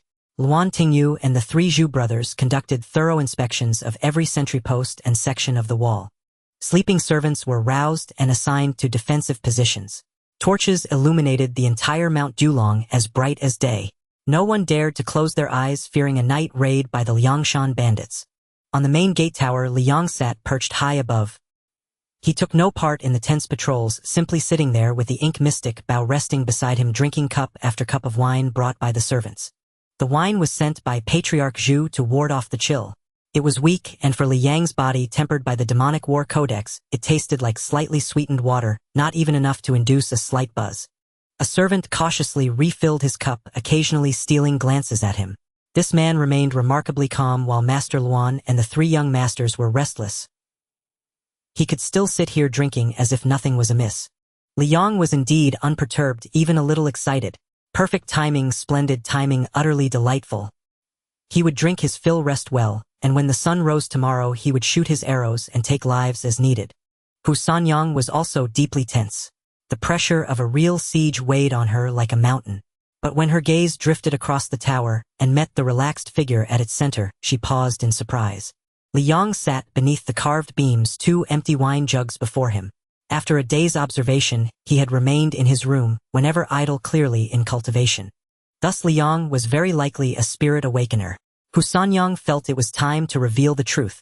When Liang saw Hu Sanyang approaching, his expression remained calm, as if he had expected her. After the servant refilled his wine, he gestured for him to leave. Suddenly only the two of them remained on the tower, accompanied by the howling night wind. Hu Sanyang's premonition grew stronger. She sat beside him, pausing briefly to organize her thoughts. I didn't expect Chao Gai to come too, she said, gazing at the brightly lit Liangshan camp in the distance, striving to sound casual. I wonder what reinforcements will arrive at the Zhu family manor. As soon as the words left her mouth, she felt foolish. The question was too deliberate, as if she were saying, I know the plot, come and exchange signals with me. Before she could recover, Liang spoke. Sun Li, who else could it be? He picked up the wine bowl, poured a serving, and handed it to her. Their eyes met. The confusion and tension in Hu Sanyang's gaze vanished, replaced by a knowing relief and a smile. Hu Sanyang raised the bowl and drank it all in one gulp. The wine was mild, yet it burned as it went down like fire from throat to stomach, but it was sweet. A feeling of immense release. She set the empty bowl on the table and turned to Liang. The night wind blew stray strands of hair across her cheek, but she ignored them, staring intently into his eyes. You look very familiar. Is Liang your real name? Yes, Liang admitted without hesitation, taking another sip of wine. Hu Sanyang paused briefly, as if trying to recall if she had seen him before. After a moment, unable to place him, she looked up with an open gaze. Since I know your name, you should know mine. I am Su Li. Perhaps we have met. Why else would you seem familiar? Liang raised an eyebrow, slightly surprised by her sincerity, and smiled. Perhaps. He had no intention of revealing his superstar status. This girl clearly paid little attention to the entertainment world, or she would have recognized his face. That was fine. Being a superstar was useless in the spirit realm. Only strength mattered here. In fact, that identity might even be a burden. He truly needed to find a way to alter his appearance. Su Li didn't dwell on the topic, but shifted her tone, growing serious. What are your plans for Sun Li and his men? Do we expose them to the Zhu family or wait for the final battle? Liang set down his wine bowl, his gaze fixed on the distant Liangshan camp. Killing them outright would be too merciful. Su Li paused, listening intently. He continued, I recall that to gain the Zhu family's trust, Wu Yong had Sun Li capture Shi alive as a token of allegiance. Su Li's eyes lit up as she followed his train of thought.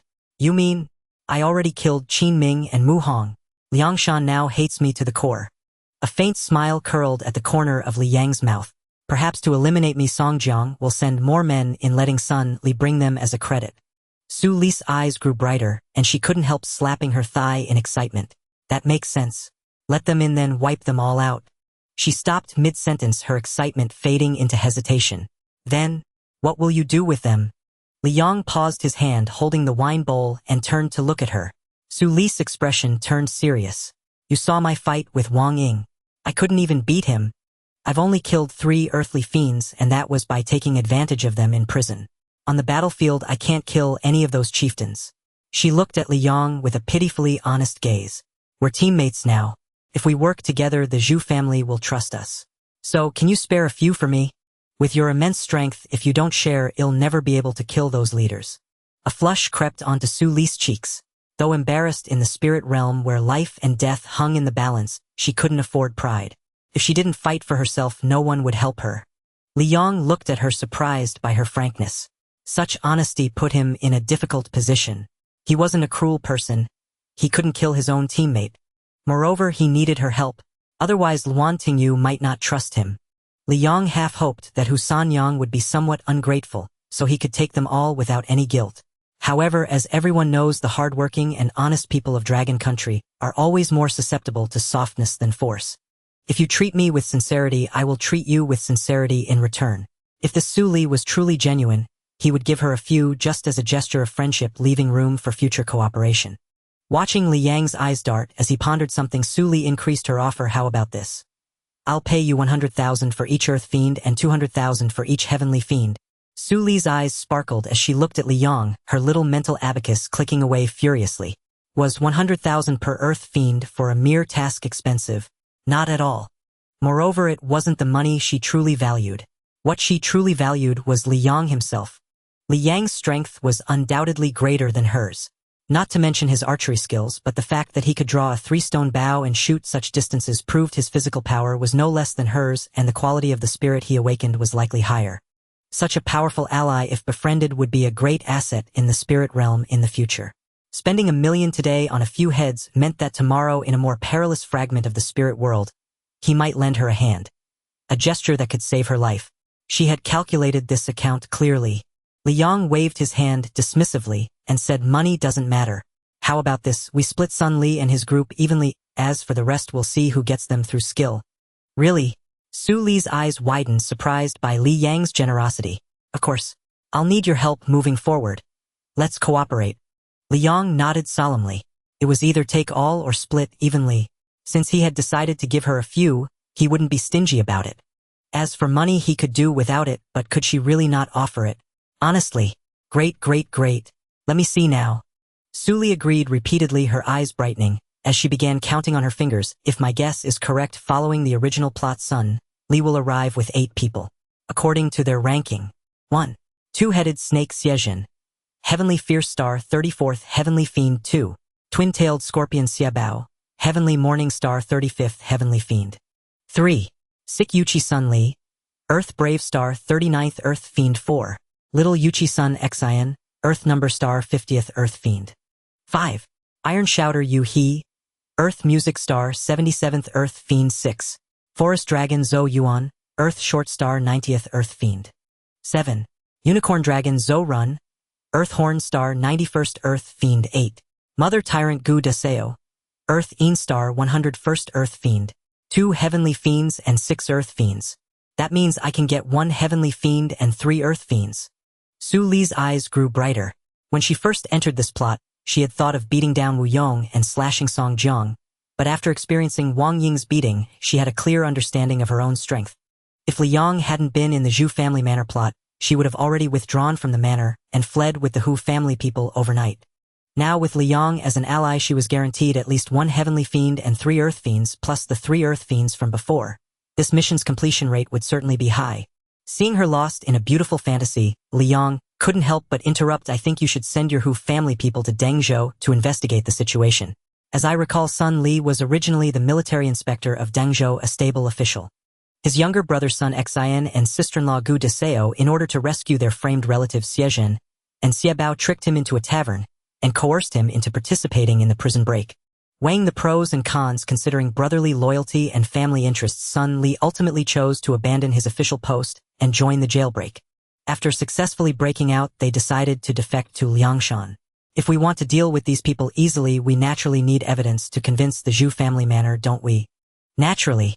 Rest assured, Brother Li, I had already sent people to Dengzhou to gather information before I came.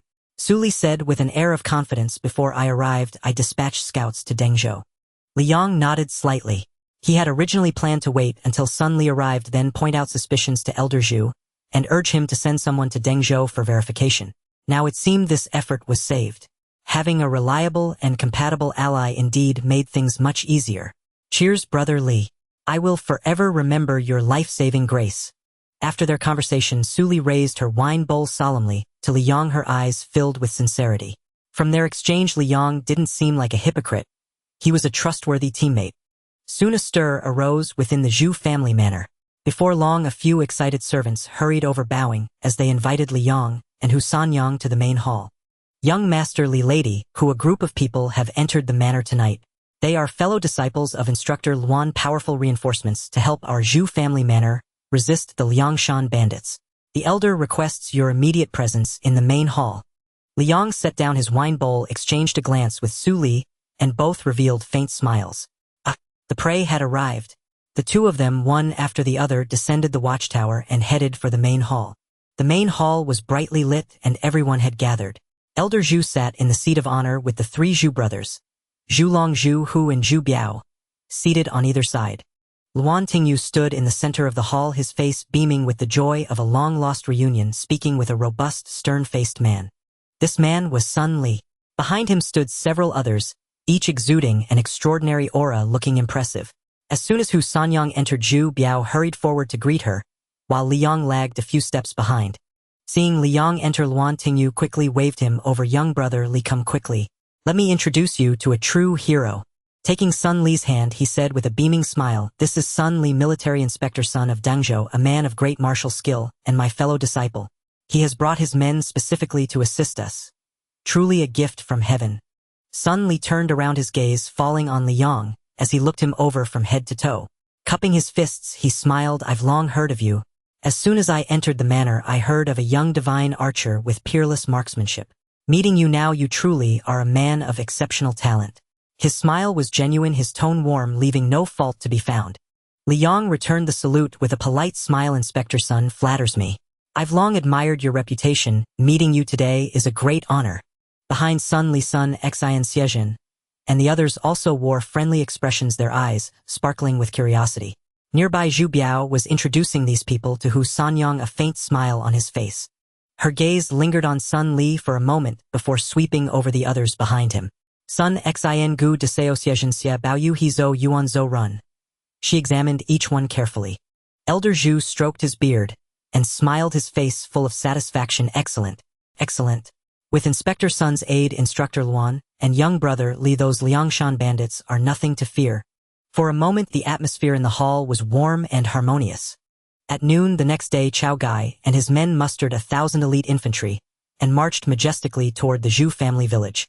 On the open field before Solitary Dragon Ridge, the Liangshan army deployed in battle formation. Chao Gai rode at the forefront on his horse, clad in heavy armor and wielding a broadsword, his square face brimming with murderous intent. He had come today to see for himself what extraordinary powers the Zhu family village possessed that could repeatedly thwart the Liangshan heroes. He wanted to see if that divine archer truly had 8 eyes and 6 arms. Luan Tingyu narrowed his eyes, his gaze sweeping across the wilderness to settle on the enemy ranks. After a moment of observation, he spoke slowly. This time Liangshan has sent only 1,000 men. It seems they do not intend a full assault, but wish to engage in duels. Zhu Biao snorted coldly. No matter how many come, well, kill them one by one. Indeed, if we hold back, we only boost their morale and diminish our own. Zhu Hu added arrogantly. As his words fell, a lone rider suddenly spurred forth from the Liangshan ranks. The rider, on a white horse and clad in silver armor, held a magpie feather bow, reigning in 160 paces from the city wall. It was none other than Shao Li Guanghua Rong. He halted his horse, looked up at the dense crowd on the city wall, and suddenly burst into laughter. Brave men of the Zhu family village, do you know me, Hua Rong? 2 days ago my arrow nearly claimed the life of the 3rd young master, but it was intercepted. Today I return. Who dares to face me in battle? His clear voice echoed across the plain. The retainers on the wall exchanged glances while Zhu Biao's face flushed crimson with rage. That arrow 2 days ago.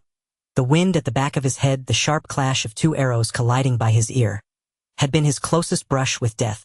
Now hearing Hua Rong's voice, the shame and terror of that day surged back. This is too much. Zhu Biao grabbed his spear and rushed down the wall. Open the gate.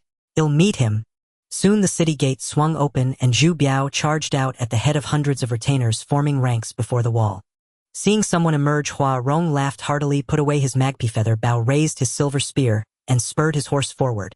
The 2 steeds met, spears clashing as they engaged in fierce combat. Zhu Biao, consumed by hatred for Hua Rong, put all his strength into every thrust, desperate to unhorse him. Hua Rong, however, remained calm and unhurried, his spearplay nimble, sometimes parrying, sometimes counterattacking. They fought for dozens of rounds without a clear victor. On the city wall, Zhu, who watched anxiously as another rider emerged from the Liangshan ranks. Yang Xiong, the sick Guan Sua, holding a long spear and advancing leisurely, clearly seeking an opponent. Then let's fight. Zhu, who roared, grabbing his spear and charging down the tower. The gate opened again and Zhu, who galloped out to intercept Yang Xiong. The 2 joined battle. But Liangshan was not done yet. Li Jun spurred out, wielding a steel spear. Seeing this, Zhu Long could no longer contain himself and led his troops out of the gate to face Li Jun. The area before the gate descended into chaos. 6 generals locked in duels, blades flashing, spears clashing, horses galloping.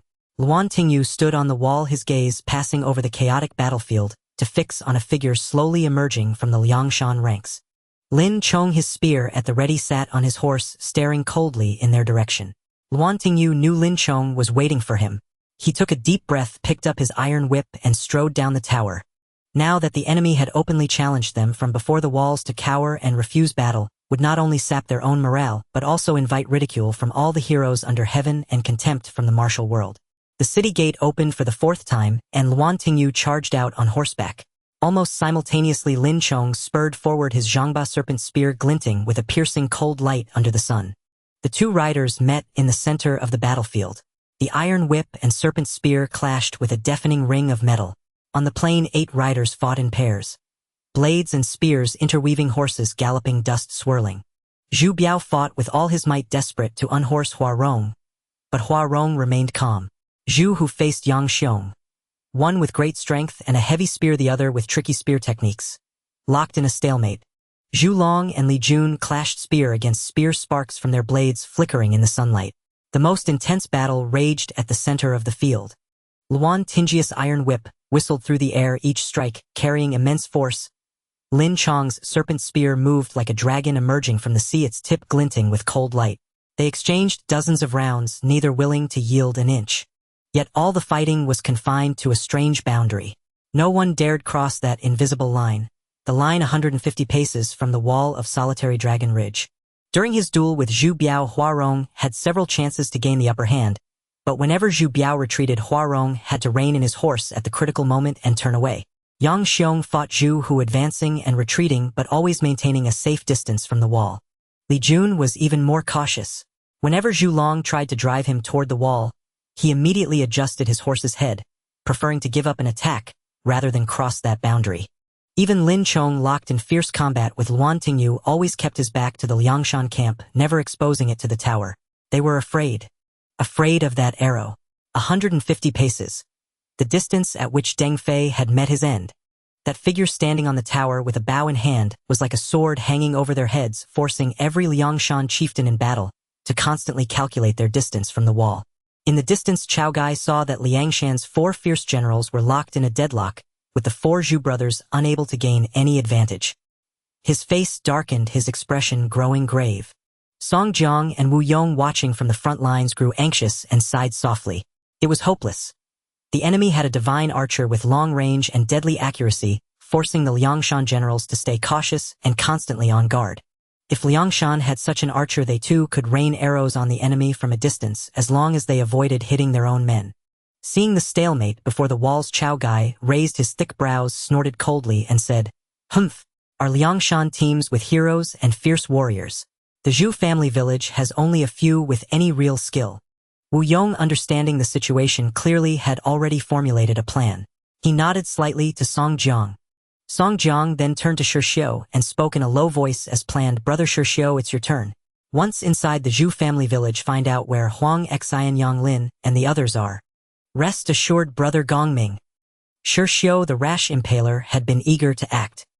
Hearing Song Jiang's words, he clamped his legs around his horse's flanks, raised his broadsword, and charged forward with a roar.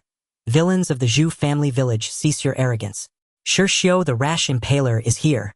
In an instant, all eyes on solitary Dragon Ridge turned to the newly emerged Shirxiu. On the city wall, Liang stood with his gaze crossing the chaotic battlefield to settle on the charging figure. His peripheral vision noted Sun Li standing not far away. Su Li stood beside Liang, her hand on her sword, hilt, her eyes darting between Sun Li and Shirxiu. She knew the drama was about to unfold. Indeed, Sun Li moved. He slammed his hand on the battlement, his eyes blazing with fury, and bellowed like a bell. These Liangshan bandits go too far. Patriarch Zhu, I am newly arrived and have yet to render any service. Today I wish to take up my spear and capture this villain. Patriarch Zhu stroked his beard and nodded, a look of approval on his face, feeling that this fellow disciple of Instructor Luan was indeed a man of honor. Soon another night fell, and the Zhu family manor was ablaze with lanterns as bright as day. All the chiefs and retainers of the manor gathered together for a grand feast. Raising their cups, they repeatedly toasted Sun Li, who sat at the head of the table, their voices filled with praise.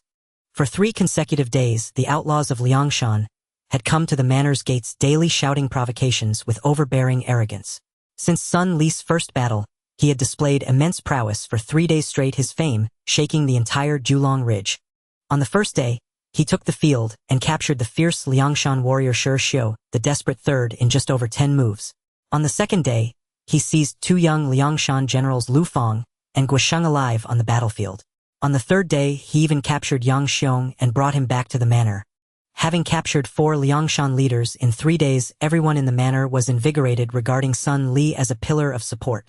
At this moment, the retainers of the Zhu family manor were genuinely in awe, addressing him as Inspector Sun with undisguised admiration. Sun Li handled the festivities with composure, chatting and laughing freely, appearing steady and reliable, winning everyone's hearts.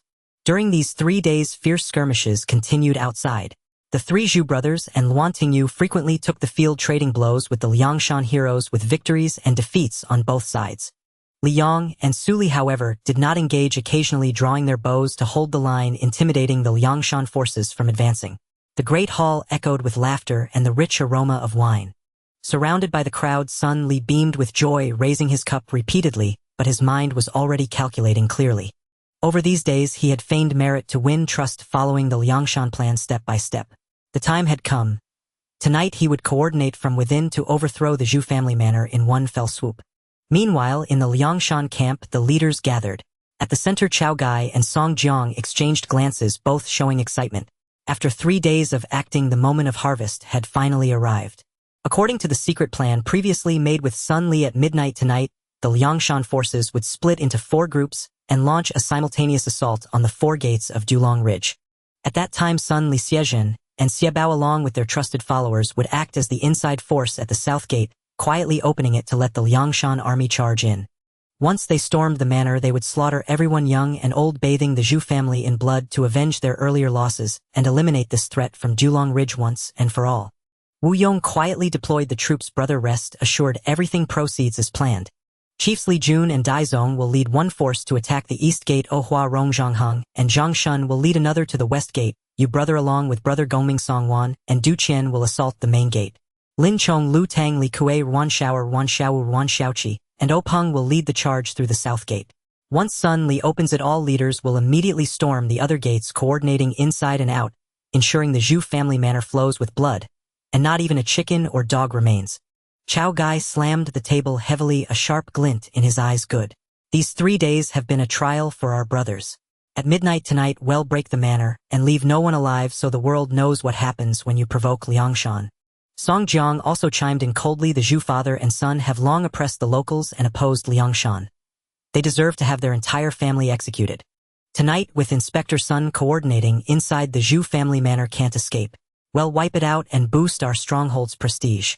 The heroes in the tent were fired up, rubbing their hands, eagerly waiting for midnight to come so they could march on Dulong Ridge. The atmosphere in the Zhu family manor's great hall was lively with clinking cups and joyous laughter. Sun Xian Xiaozhen Xia Bao Zhou Yuan Zhou Run Yu He and Gu Deseo sat in a corner sneering inwardly at the red-faced retainers and leaders around them. Drink and laugh. This is your last meal. In an hour, the Liangshan army will arrive. Once the south gate opens, the manor will become a mountain of corpses and a sea of blood. They exchanged glances, suppressing the smiles at the corners of their mouths, and raised their wine bowls to entertain the approaching retainers. Suddenly Xie Jin felt a dizziness in his head. He shook it, thinking it was from too much wine, but the dizziness grew worse. His limbs felt like lead, and he lacked the strength to lift his hand. He tried to speak, but his mouth seemed sewn shut. Struggling, he looked at Xie Bao beside him, only to find him slumped over the table in terror. Zhou Yuan Zhou Run Yu He Gu Deseo and Sun Xian. One by one, like toppling dominoes, they slid limply from their chairs and crashed to the floor. Crash. The sound of shattered wine bowls wasn't jarring in the noisy hall, but 7 people collapsing at once made a considerable commotion. Sun Li, who had been sitting beside Luan Tingyu exchanging toasts with several instructors, turned at the noise. Seeing his men all on the ground, his pupils suddenly constricted. Then he too felt a wave of dizziness wash over him. His limbs grew weak, the wine cup slipped from his hand, spilling liquor across the table. He tried to steady himself by gripping the table's edge, but his body uncontrollably toppled sideways. The chair screeched, and he fell to the ground with it. A stir went through the hall. The retainers stood up, hands on their sword hilts, staring in shock at the 8 people on the floor. Old Master Zhu, seated at the head, remained expressionless, slowly setting down his cup. Zhu Long and Zhu, who stood by his side, their gazes icy. Zhu Biao stepped out from the crowd, the drunkenness on his face vanished without a trace. Sun Li lay on the ground, looking up at the condescending stares around him, and suddenly understood. But still clinging to hope, he forced himself to lift his head, and shouted hoarsely to Old Master Zhu and Luan Tingyu's senior brother. Old Master Zhu, I have rendered service to your manor. I captured Shirxiu, Lufang, Guoshang, and Yang Xiong. Why do you treat me like this? His voice echoed through the silent hall, full of rage and resentment. Zhu Biao walked up to him, looking down with a cold smirk. He pulled a letter from his bosom, unfurled it, and waved it before Sun Li. Sun Li, you don't still think you're the inspector of Dangzhou, do you? You're already a jailbreaking fugitive and a bandit secretly allied with Liangshan. Why pretend to be a hero here? Sun Li's face turned deathly pale. Old Master Zhu spoke slowly, his voice low but clear. Lady, who of the Hu family is sharpied? She found your arrival too timely, so she sent people to check in Dengzhou. And what did they find? Inspector Sun, the Dengzhou government has posted a wanted notice for your jailbreak. What kind of inspector are you? You're a wanted criminal of the court. Zhu Long snorted coldly, a fugitive bringing a band of accomplices claiming to seek refuge, but actually here to act as an inside man, right? What did Liangshan promise you to betray even your own senior brother? Sun Li opened his mouth but could not speak. He knew it was over. The elaborate act he had painstakingly built over 3 days was completely undone. Luan Tingyu stood up, walked over to Sun Li, and looked down at his once trusted junior brother. There was no anger or disappointment on his face, only an indescribable sorrow. Junior brother, he began, his voice calm. Back in the sect you were smarter and more capable than me. Master said you would surely achieve great things, and I always believed that too. He paused, but how? How did you end up on this path?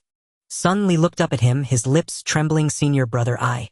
Luan Tingyu waved a hand, cutting him off. He turned his back to Sun Li, his voice suddenly heavy. You broke the jail to save your relatives. That was righteousness. You joined Liangshan out of necessity. I can understand all that, but you shouldn't have deceived me, shouldn't have used the lives of thousands in the Zhu family manor as your ticket to Liangshan. The assembled retainers, initially at a loss, were jolted into realization by Zhu Biao's scolding. Gazing at Sun Li and his men sprawled on the ground, fury instantly ignited in their eyes, their hair bristling, as they pointed at Sun Li and unleashed a torrent of curses. What a treacherous fraud! And here we revered him as a hero, only to find he's a villain in league with Liangshan. Kill him! Hack these spies to pieces! The roars shook the hall, causing a dull resonance. Countless retainers tightened their grips on blades, and spears poised to surge forward and rend Sun Li's group limb from limb. Seeing this, Zhu Biao's murderous intent surged. He strode forward, ready to strike Sun Li down himself in a fit of rage. Hold! All eyes turned as Su Li stepped forward gracefully, her posture erect. Her gaze swept over Sun Li's prostrate group as she spoke calmly. We are yet unaware of Liangshan's scheme.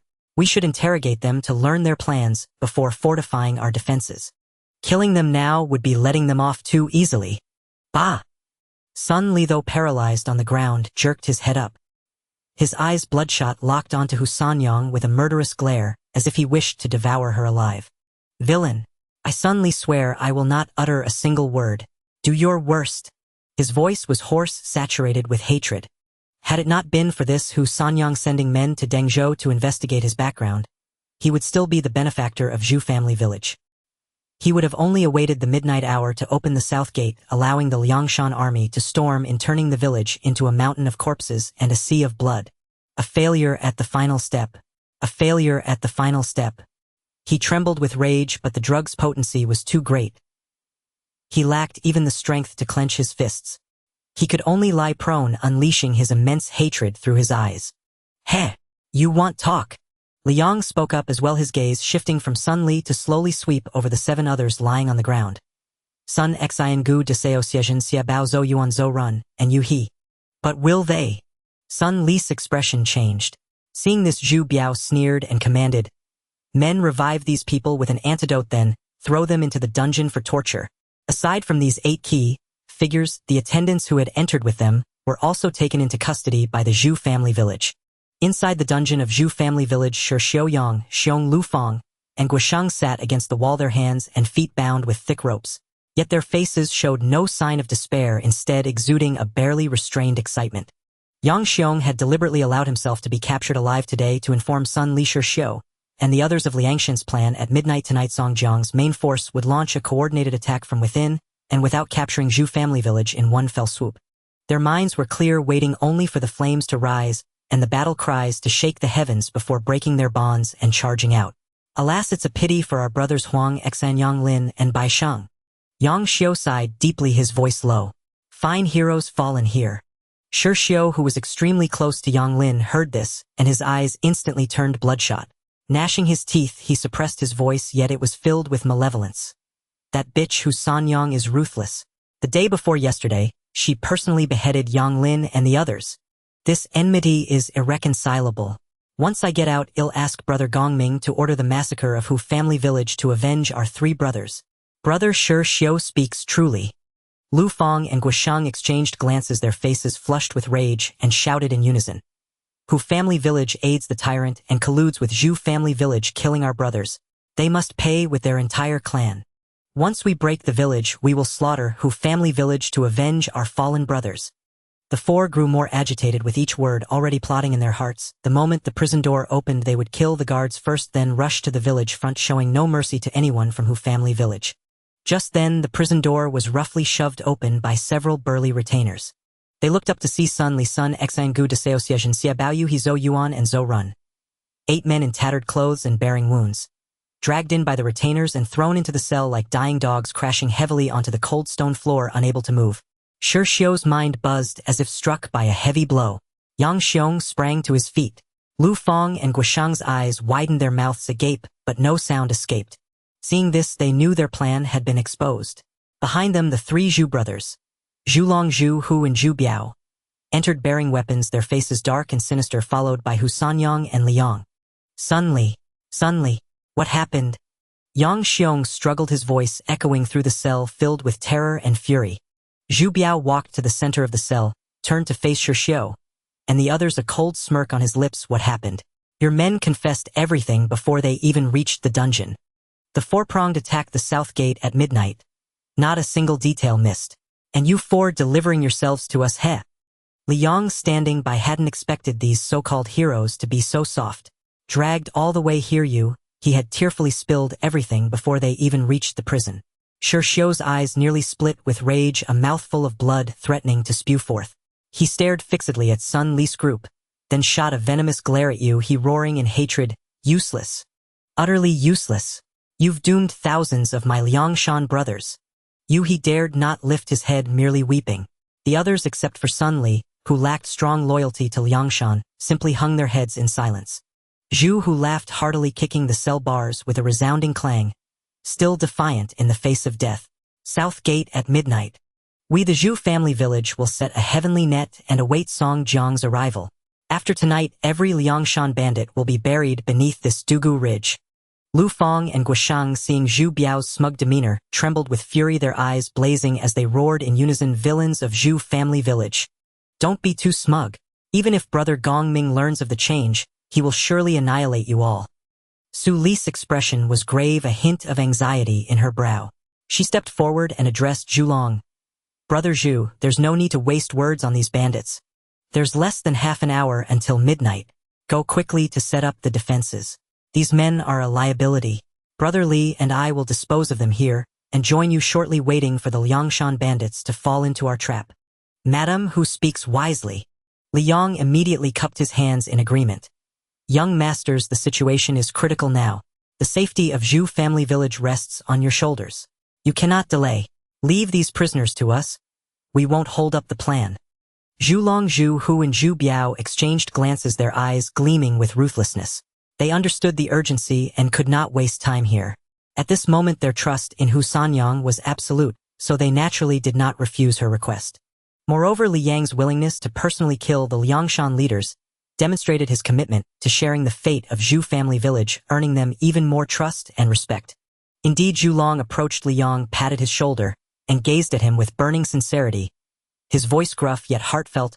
"Brother Li, after this battle I wish to swear brotherhood with you. From this day forth we will share weal and woe." Li Yang was briefly taken aback, then clasped his fists solemnly. "I will not fail my elder brother's expectations." Zhu Long laughed heartily, turned, and strode out of the cell. Zhu Hu and Zhu Biao nodded at Li Yang with smiles before following their footsteps, gradually fading away down the corridor. In the dungeon, the torchlight flickered with a dim red glow. Su Li waved her hand, signaling the guards to withdraw and wait outside. In an instant, only Su Li, Li Yang, and the bound heroes of Liangshan remained in the cell. Su Li's gaze swept slowly across the crowd, her eyes narrowing slightly. When her gaze fell upon Yang Xiong's cell, a meaningful smile curled at the corners of her lips. These men were entirely an unexpected bounty. The 32nd Heavenly Prison Star Yang Xiong, the 33rd Heavenly Wisdom Star, the Desperate Shi Xiu, the 54th Earth Assistant Star, the Little Marquis Lu Fang, and the 55th Earth Assistant Star, the Surpassing Rengue Guosheng. With a gentle twist of her wrist, the sun and moon twin sabers at her waist were drawn in a fluid motion, the blades tracing two arcs in the firelight. She offered one of them to Li Yang, her tone calm to the point of cruelty. "Brother Li, as per our agreement a few days ago, let's first divide the 8 of Sun Li equally." "Fine." Li Yang raised his hand and steadily caught the blade, the cold light reflecting on his face. Upon hearing this, the prisoners in the cell were instantly stunned, jerking their heads up in shock. Sun Li in particular widened his eyes, his breath catching in his throat. What agreement from a few days ago? Had they known long ago that they were to be informants? Impossible. Yet before they could ponder further, Li Yang and Hu Sanyang had already entered the cell. Without giving anyone a chance to speak, Li Yang made the first move. With a flash of his cold blade, he slashed toward the nearest man. Su Li followed closely behind, her movements swift and decisive, without a hint of hesitation. Like two people dividing spoils, they worked in tandem. "One for you, one for me." Amidst the rise and fall of the blade, screams rang out one after another, quickly falling silent. In but a few moments, the 8 of Sun Li lay in pools of blood, devoid of any sound or breath. After stepping out of the cell, Su Li closed her eyes and saw in the spirit realm, within her mind, that the side mission had gained the count of 1 heavenly star and 3 earthly stars. A faint smile curved at the corners of her lips. Soon both of their gazes fell upon the cell holding Shi Xiu, Yang Xiong, Lu Fang, and Guosheng. As previously agreed, the 8 of Sun Li were divided equally. The remaining were to be contested based on individual skill. Yet as Su Li looked at the 4 men in the cell, a flicker of hesitation appeared in her eyes. What should she do with these 4? Suddenly Li Yang handed his cold blade back to her. Su Li was taken aback, looking at him in bewilderment. What did Li Yang mean? Was he yielding them to her? "Look closely." Li Yang gazed calmly at the cell, a soft smile on his lips. "They've already secretly loosened their ropes and have been putting on an act. Do you think you can handle them?" "What?" Su Li's face changed color. She had been so focused on the killing that she hadn't noticed the movement in the cell at all. Looking closely, she saw that the 4 men who had been bound on the ground had somehow freed themselves from their ropes. They remained still, their bodies tensed, clearly gathering their strength. They were only waiting for her and Li Yang to step into the cell before launching a sudden lethal attack. Seeing that their cover was blown, the four men stopped pretending. They all stood up, their eyes gleaming with cold light, glaring intently at the pair. Su Li instinctively glanced at the cell door. Seeing that the iron lock was still firmly in place, she breathed a silent sigh of relief. She immediately turned to Liang and said, "Perhaps you should go get your bow and shoot them from outside the cell." Shooting from outside the cell through the bars, the four men would be sitting ducks. With Liang's archery skills, 1 arrow per man would be safe and secure. At these words, Shi Xiu Yang Xiong and the other two shuddered, their eyes instantly blazing with fury and hatred. What a venomous woman! She wanted to annihilate them completely, not even giving them a chance to fight face to face. Indeed, the most venomous is a woman's heart. Are you sure you don't want them? Liang ignored the murderous glares from the four in the cell. Forget it, my life is more important. I've already profited enough. Su Li shook her head. The cell was narrow, and even with weapons it wouldn't help much. Moreover, the four were all in one cell, and each of them was far stronger than Wang Ying. There was no need to risk her life. Seeing that Su Li was truly uninterested, Liang shifted his gaze to a corner of the cell where several weapons lay, the very arms that had been confiscated from the four men. He walked over slowly, his eyes fixing on the halberd. He reached out and grasped it. "How dare you!" Lu Fang's eyes bulged with rage, his body trembling violently as he roared, "You dog! That is my weapon!" As Liang's fingers closed around the halberd, a strange sense of connection surged through his entire body, as if this weapon had always belonged to him. The halberd seemed to resonate with his heart, perfectly balanced and responsive to his touch. Su Li's eyes widened slightly, a wave of astonishment washing over her. Could Liang actually wield a halberd? Liang turned, lifting the halberd. Its blade gleamed with a chilling light. He looked up at the fuming Lu Fang in the cell and taunted. "Since it's yours, come out and get it if you have the guts. You dog. If you have any nerve, open the cell door and let us out." Lu Fang's eyes were bloodshot, his fists clenched so tightly that his knuckles turned white. "Or fight us with your bare hands. That would be the conduct of a true hero." Shi Xiu and Yang Xiong also stepped forward, their killing intent surging, their eyes fixed on Liang and Su Li. They chimed in, hiding outside the cell and bullying prisoners with weapons. "What kind of hero is that? If you dare to release us, well, make sure you two bleed right here." Su Li's brows furrowed, her twin sabers held tightly. She said coldly, "Even at death's door you still have a sharp tongue. Do you really think I wouldn't kill you?" Liang suddenly laughed. Gripping the halberd firmly with one hand, he strode boldly to the cell bars and sneered.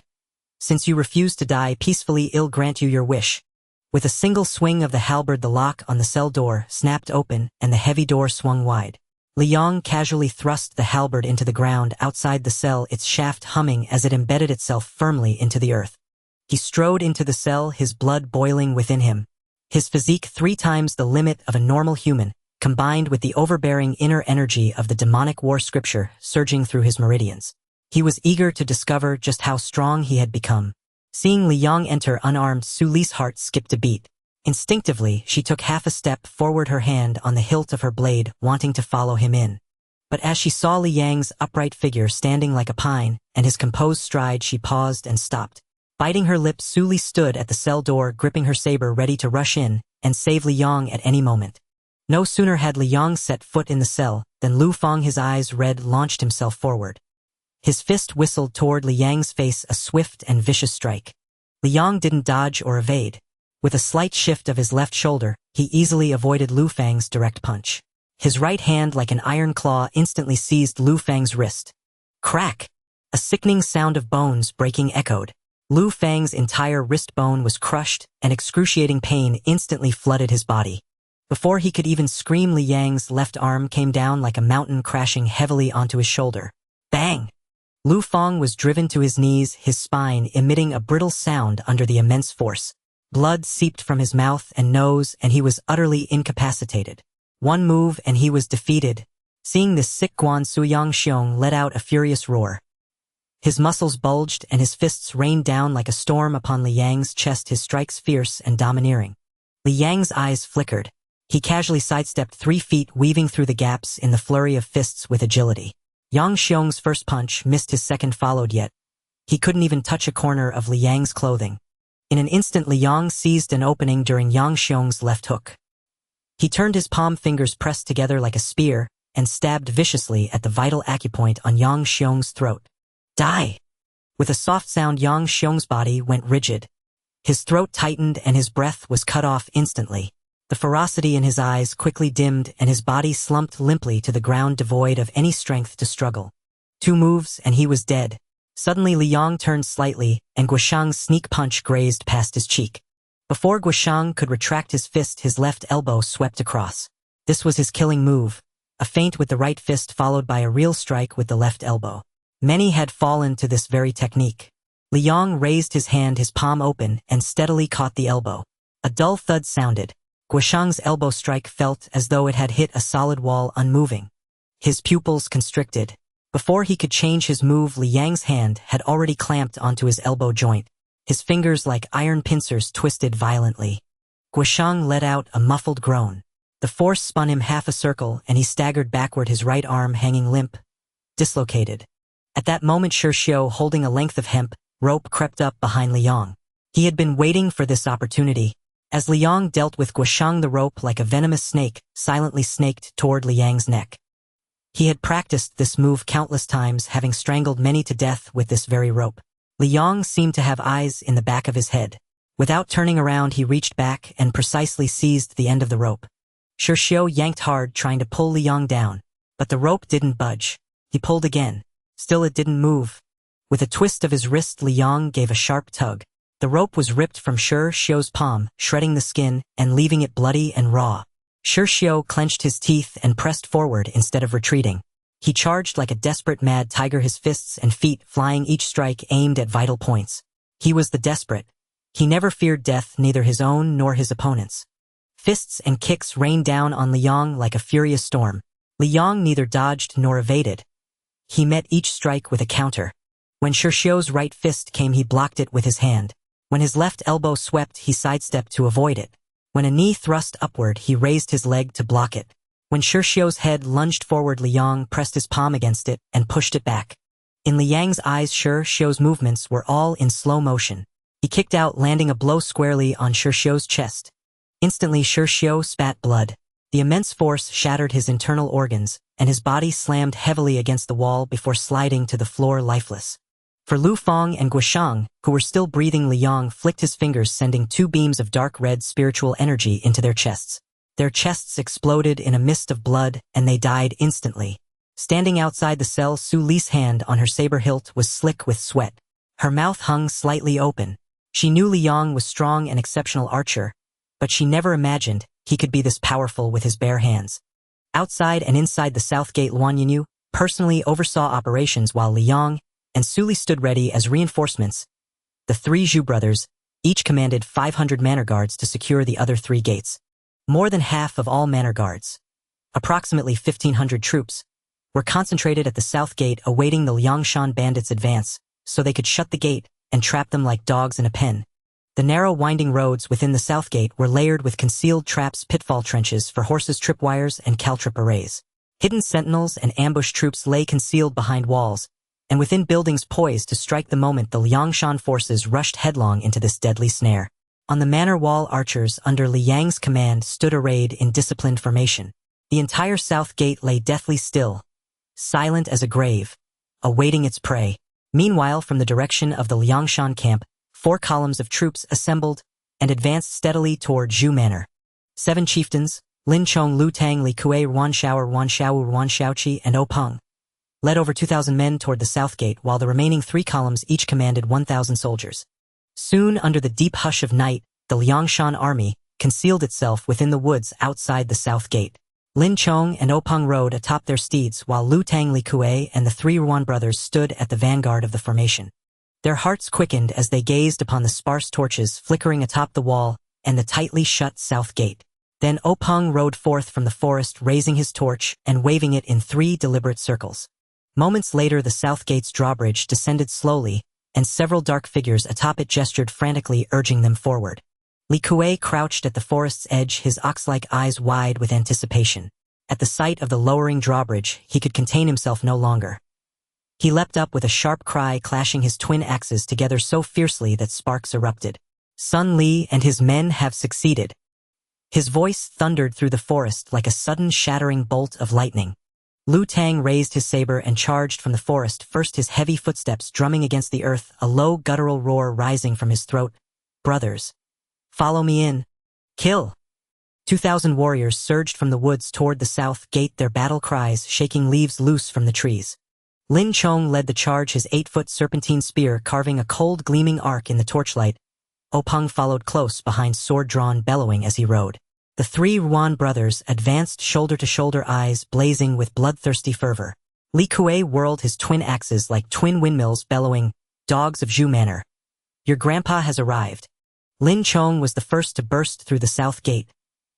His horse's hooves struck the bluestone pavement with crisp, ringing clarity. Only when he reached the center of the open courtyard within the gate did he suddenly rein in his mount, scanning the surroundings. Empty, utterly desolate, swallowed by darkness, with not a single soul in sight. No Sun Li, no Sun Xian, not a single soul who should have been there to meet and support them. His heart plummeted. Behind him, 2,000 troops continued pouring inward through the gate. Lu Tang swept past him, saber raised. Li Kuei barreled forward, roaring with twin axes raised high. The Ruan brothers pressed on side by side. Openg spurred his horse forward, sword flashing. None of them sensed danger. Only the open gate, the vacant streets, and the illusion that Zhu Manor lay defenseless before them. Danger! Lin Chong roared, voice raw with urgency. Retreat! Immediately! But realization had come too late. On the wall, Li Yang rose and loosed a single arrow, straight into the forehead of the foremost red-haired warrior. Then bellowed, "Loose arrows!" Instantly over 100 archers rose, as one bowstring singing in unison. Arrows rained down from the wall like a merciless storm, striking those still crammed within the gate passage and across the open courtyard. Lu Tang, charging at the front, jerked his head upward, the pupil of his eye filling rapidly with the image of an arrow hurtling toward him. He had no time to evade. Thud! The arrow pierced his face, punching straight through his skull. Lu Tang, star of heavenly uniqueness, fell rigidly silent, his saber clattering to the ground with a mournful metallic ring. Chief Lu Tang! His men cried out in horror. Lu Tang! Ruan Shaoqi's eyes bulged with anguish. Ah! Arrows tore into the ranks. Cries of agony rose in waves. Many Liangshan heroes and foot soldiers fell unawares, their blood instantly staining the earth crimson. We've fallen into a trap. Retreat now? Lin Chong screamed, veins straining at his temples. Yet retreat was now all but impossible. With a deafening groan, the drawbridge, just lowered moments before, shot upward, severing the Liangshan army's only escape. Ignite the fire! From the shadows, Luan Tingyu's voice boomed like thunder. Whiz, whiz, whiz. From houses surrounding the courtyard, countless torches were hurled by Zhu Manor's hidden troops, landing precisely amid dense clusters of Liangshan soldiers and onto prepositioned combustibles. Boom, boom, boom. In an instant, towering flames erupted skyward, thick smoke billowing. The Liangshan forces were torn apart by the inferno, their formation shattered beyond recovery. Men screamed as their clothes caught fire, rolling helplessly on the ground. Others were struck by torches, their hair bursting into flame. Some stumbled blindly into pitfall trenches, bamboo spikes piercing their souls. Screams so ghastly they sounded inhuman. Kill! Slay these Liangshan bandits! Luan Tingyu charged in from the left, his iron whip sweeping sideways, crushing a chieftain who tried to rally resistance, sending him crashing from his horse. Hundreds of manor guards surged behind him, shouting in unison, spears and swords raised high as they plunged into the chaos. From the right, Su Li emerged, dual blades flashing cold arcs in the firelight, each slash spraying crimson. Behind her, Hu family Manor's troops pressed forward, cutting down every bandit attempting to flee toward the base of the wall. Within the south gate, battle cries shook the heavens, steel clashed against steel, screams echoed without cease, and firelight bathed half the sky in blood-red glow.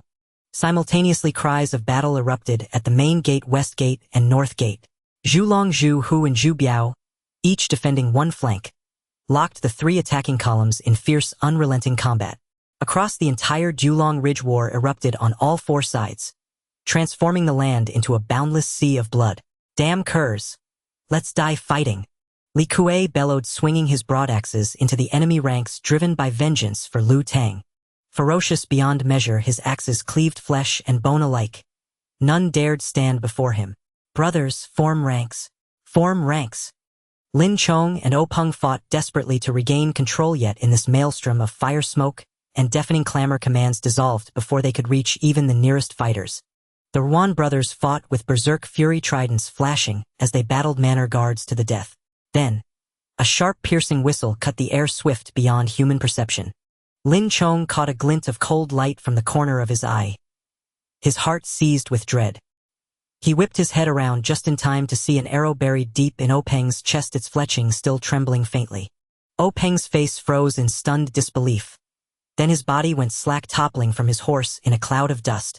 "Brother Peng!" Lin Chong's scream tore from his throat, raw with grief and fury.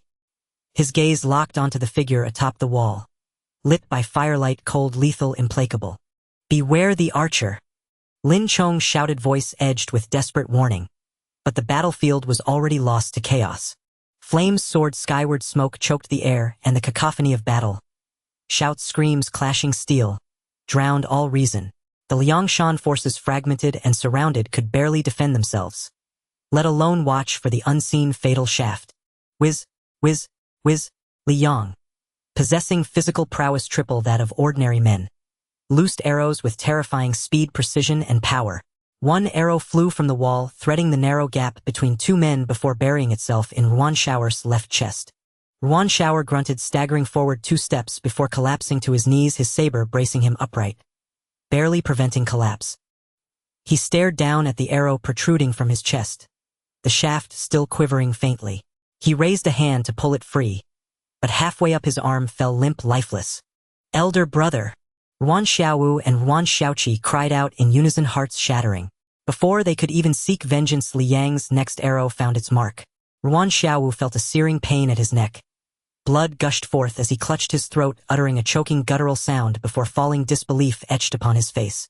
Ruan Xiaoqi's eyes burned with incandescent rage. With a howl, he lunged toward the wall to avenge his brothers. Yet after only a few strides, a perfect shot pierced his chest. His forward momentum halted abruptly, blood spurted from his mouth as he collapsed, unwilling, defiant, to the ground. From Peng's fall to the last Ruan brother's death, mere heartbeats passed. For Liangshan chieftains, none lasting a single exchange, fell slain beneath Li Yang's bow.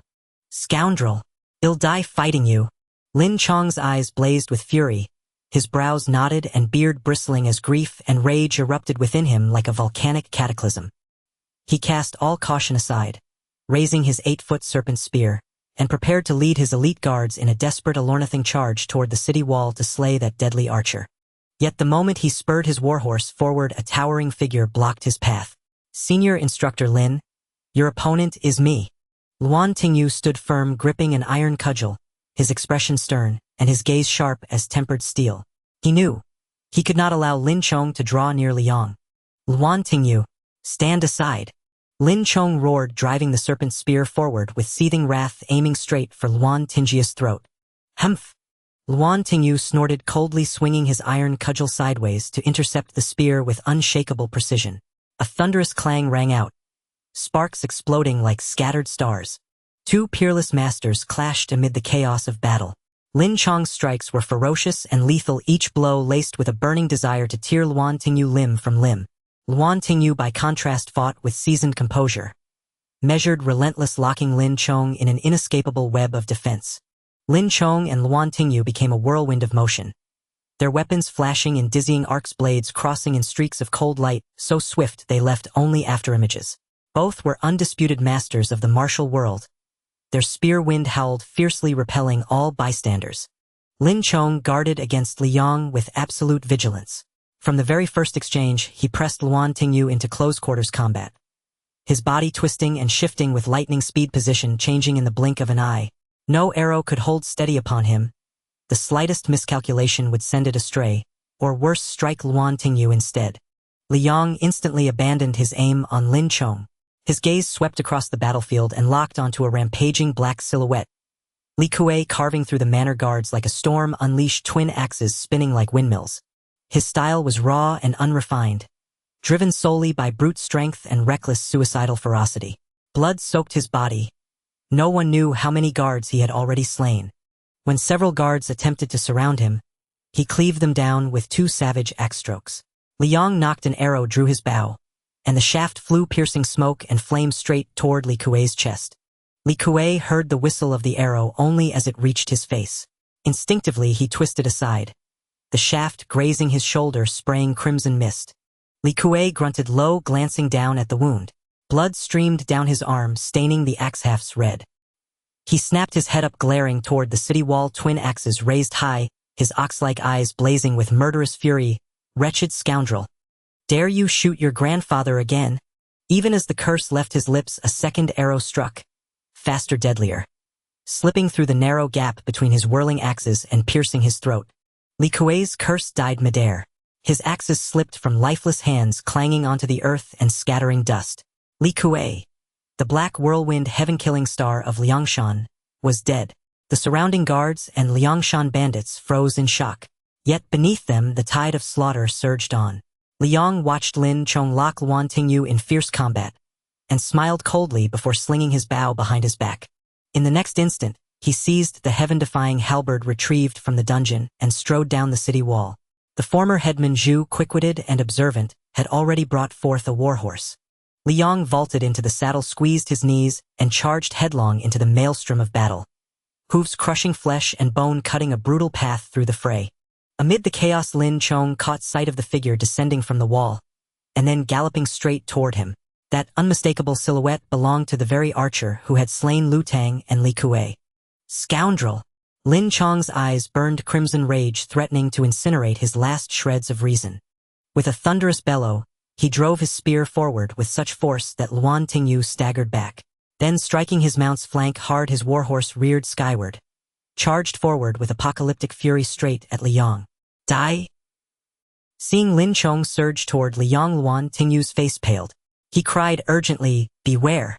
But having just been driven back, even a full gallop could not close the distance against Lin Chong's berserk charge. His face contorted with alarm. Why did brother Li descend? And as Lin Chong bore down upon him, teeth bared and eyes wild, Liang met him heeding. His eyes narrowed slightly, deep within his pupils crimson light flickered. Dark red spiritual energy surged through his meridians, flooding his arms and coursing into the icy haft of his halberd. A deep, violent arc of crimson light erupted violently from the blade of the heaven-defying halberd. Liang's warhorse kicked up gales of wind. Man and weapon fused as one, blasting forward to meet Lin Chong in the blink of an eye. Spiritual hero technique. Heaven-defying halberd slash. The halberd rose high, then slashed down with terrifying speed and inescapable angle. Lin Chong felt every hair on his body stand on end. A bone-deep chill of imminent death surging up his spine. He let out a beast-like roar, muscles swelling to their limit, blue veins bulging across his arms as he swung the 8-foot serpent spear sideways with every ounce of strength he possessed, desperate to parry the killing blow. Kill, I. The crimson arc of the halberd met the serpent's spear midair, but no clash resounded. Instead came a brittle, heart-stopping snap, crack. The serpent spear, Lin Chong's trusted companion for years, shattered like rotten wood beneath the heaven-defying halberd slash. The break was clean. The upper half of the spearhead spun upward, gleaming, vanishing into the night sky. Unchecked, the crimson arc surged onward. Thwip! A dull, heavy sound echoed, and time itself seemed to freeze. Lin Chong's furious expression locked rigidly in place. His massive head soared high, tracing a perfect parabola through the air. Still etched with disbelief and shock. Thump!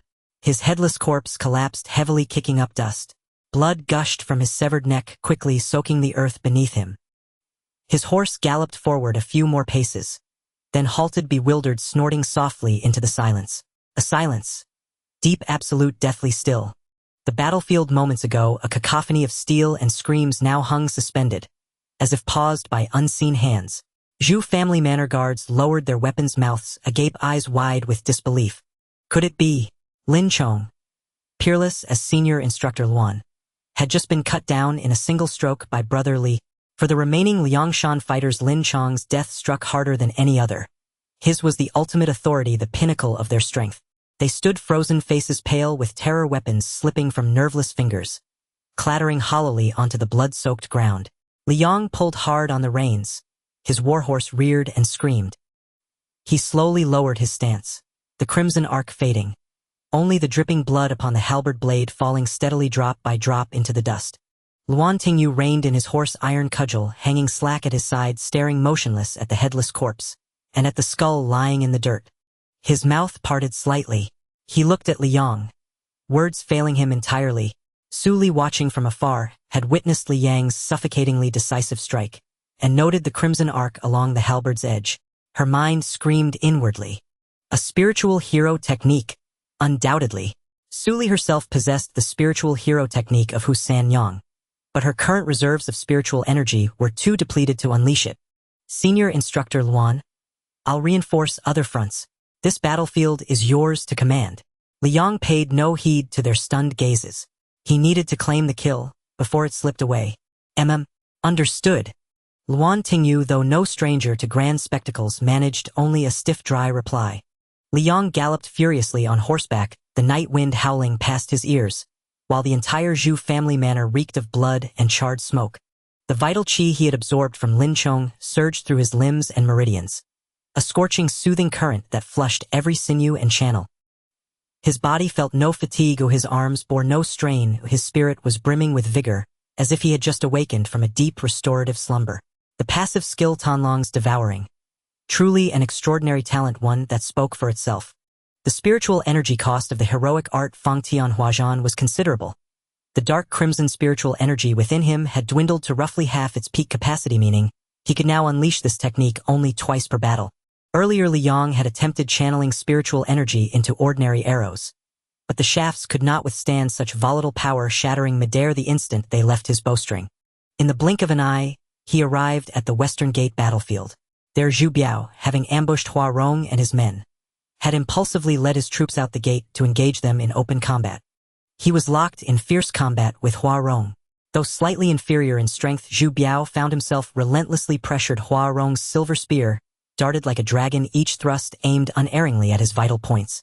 Zhang Heng and Zhang Shun brothers in arms wielded Piu knives, one on the left, one on the right, and carved through Zhu family manor's forces, driving them back step by step. Witnessing this, Zhu Biao's heart clenched in desperation. He lunged forward with a spear thrust. Hua Rong sidestepped, then instantly countered with a sweeping horizontal strike. Zhu Biao ducked low. The spear shaft whistled over his scalp, tearing away a spray of hair. Hua Rong retracted and thrust again, this time straight for Zhu Biao's chest. Zhu Biao's pupils contracted. He could not evade. At that fateful instant, shoo! An arrow shot forth from the darkness, striking Hua Rong's spear tip with perfect precision. Metal shrieked against metal, sparks erupted in a blinding cascade. Hua Rong's spear veered wildly off course, grazing Zhu Biao's shoulder and spraying a mist of crimson. Hua Rong's eyes snapped wide. Then he wheeled his mount backward, his gaze leaping past Zhu Biao to fix upon a lone rider bursting from the shadows. Li Yang had arrived. Emerging from the gloom astride his steed, Li Yang held the Moshuan bow aloft, a second arrow already knocked. Hua Rong reacted with lightning speed. Almost the moment he glimpsed Li Yang, he swept his silver spear across his chest and concealed his bow behind his horse's neck. He knew full well how swift and how unerring that archer's arrows were. Yet Li Yang's gaze flickered. The arrowhead pivoted, locking onto another figure surging forward behind Hua Rong. Zhang Heng. Zhang Heng was mid-swing, cleaving down upon a man-at-arms. His blade raised high, his torso fully exposed. Whip, dead center of the chest. Zhang Heng lurched violently backward, his knife flying from his grip as he collapsed lifelessly to the ground. Zhang Heng, the star of balance, slain. Zhang Heng. Hua Rong's face paled. Yet even as he cried out, he saw Li Yang pivot his aim toward Zhang Shun and shouted, "Zhang Shun, watch out!" He loosed an arrow toward Li Yang while spurring his horse forward in a furious charge. Li Yang's eyes sharpened. Bow drawn, released. The arrow pierced the air, threading flawlessly between two clashing soldiers, and buried itself deep in Zhang Shun's forehead. Not a sound escaped his lips. He fell rigidly, crashing atop a fallen corpse. Zhang Shun, the star of loss, slain. The instant Li Yang loosed that shaft, a shrill whistle of incoming arrow wind sliced past his ear. He moved with blinding speed, snatching the projectile from midair mere inches from his brow. The next moment, Xiao Li Guang Hua Rong closed the distance. 10 paces remained, and drove his spear forward, its gleaming tip aimed straight at Li Yang's heart. Li Yang lowered his bow and drew the Fangtian Halberd, raising it just as the spear tip reached him. Its shaft locked firmly against Hua Rong's thrust. Clang! Sparks exploded in all directions. Hua Rong felt a jolt of immense force surge up the spear shaft. His palms numbed, his grip nearly slipping. His pupils constricted sharply. As the old saying goes, a master reveals himself in a single move. Li Yang granted him no time to reflect. His halberd flipped, sliding down the spear shaft in a lethal downward slash. Hua Rong wrenched his weapon back in haste, barely evading the blow. The halberd's edge scraped along the spear shaft, shrieking with grating metallic fury. Li Yong swung again. This time a sweeping arc, the blade carving a shimmering crescent through the air, roaring toward Hua Rong's waist. Hua Rong slammed the spears but downward, barely parrying the strike. But the impact hurled him and his mount 3 paces backward. His palms split open, blood streamed down the spear shaft. Despair settled cold and heavy in Hua Rong's chest. He had assumed this man's prowess lay solely in archery. His close-quarters combat a vulnerability. Now he understood the man's halberd mastery was as terrifying as his marksmanship. 3 strikes, only 3, and already he struggled to mount even a semblance of defense. Li Yong advanced once more. With the martial instincts and combat memories of Lu Bu flowing through him, the Fangtian Halberd seemed alive in his hands. Its blade whipping upward in a vicious throat-seeking arc. Hua Rong twisted desperately aside. The blade grazed his neck, spraying a fine crimson mist, missing by less than an inch. Before he could draw breath in relief, the halberd's shaft smashed into his chest. Ribs snapped with sickening clarity. Hua Rong choked, a guttural groan escaping his lips, as he was flung from his saddle, crashing hard onto the earth. His silver spear flew from his grasp, landing 3 feet away. He writhed, struggling to rise, blood bubbling at his lips as he lifted his head. Only to find Li Yong standing over him, the Fangtian Halberd raised high, its blade gleaming coldly in the firelight. "You!" Hua Rong's cracked voice rasped like wind through broken reeds. "Who are you?" Li Yong gazed down in silence, then brought the halberd down, a great headsword skyward. "Shao Li Guang Hua Rong, the star of heroic brilliance, slain." From Zhang Heng's death to Hua Rong's final fall, fewer than a dozen heartbeats elapsed. 3 chieftains, 3 lives, each ending faster, cleaner, more absolute than the last. Not only did the surrounding Liangshan bandits freeze in stunned disbelief. The Zhu family manor retainers themselves stood dumbfounded. None had warned them that this divine archer possessed such lethal prowess in close combat. "Brother Li Yong, once this battle concludes, you must accept my deepest bow." Zhu Biao, witnessing how Li Yong had turned the tide in mere moments, dispatching all 3 enemy leaders, was awestruck and profoundly impressed. "Third young master, the southern gate is secured. I shall now reinforce other fronts." Without waiting for Zhu Biao's reply, Li Yong wheeled his mount and charged onward. Before Zhu Biao could respond, Li Yong spurred his horse, its thunderous neigh echoing, racing eastward toward the eastern gate. Zhu Biao snapped alert, hoisting his spear high and bellowing at the dazed retainers. "What are you waiting for? The Liangshan chieftains lie dead. Follow me and cut them down." The retainers awoke as if from a dream, erupting into deafening battle cries as they surged forward, overwhelming the fleeing Liangshan remnants. At the western gate, the Liangshan forces collapsed entirely. At the eastern gate, Zhu, who held command. His adversaries were Li Jun, the dragon of the muddy river, and Dai Zong, the divine speed runner. Both led the assault, having already scaled the ramparts. Liangshan bandits and Zhu family retainers clashed in brutal, chaotic melee across the walls. On the eastern gate wall, Li Jun wielded his steel-tipped spear with thunderous force, locked in fierce combat with Zhu Hu. Dai Zong's movements were uncanny, darting through the crowd like a phantom, each strike claiming the life of a Zhu family retainer. "Ha! Zhu Hu! Prepare for the Liangshan outlaws' annihilation of your manor." Li Jun sneered coldly as he saw Liangshan's advantage steadily growing. But before his laughter faded, an arrow flew from the darkness, straight into his back. Li Jun's body stiffened violently. He glanced down at his chest. The arrow had pierced clean through his heart, emerging from his front, its tip still glistening with dark crimson blood beneath the firelight. He opened his mouth as if to speak, only to vomit a gush of blood, then collapsed forward, tumbling from the wall to the ground below.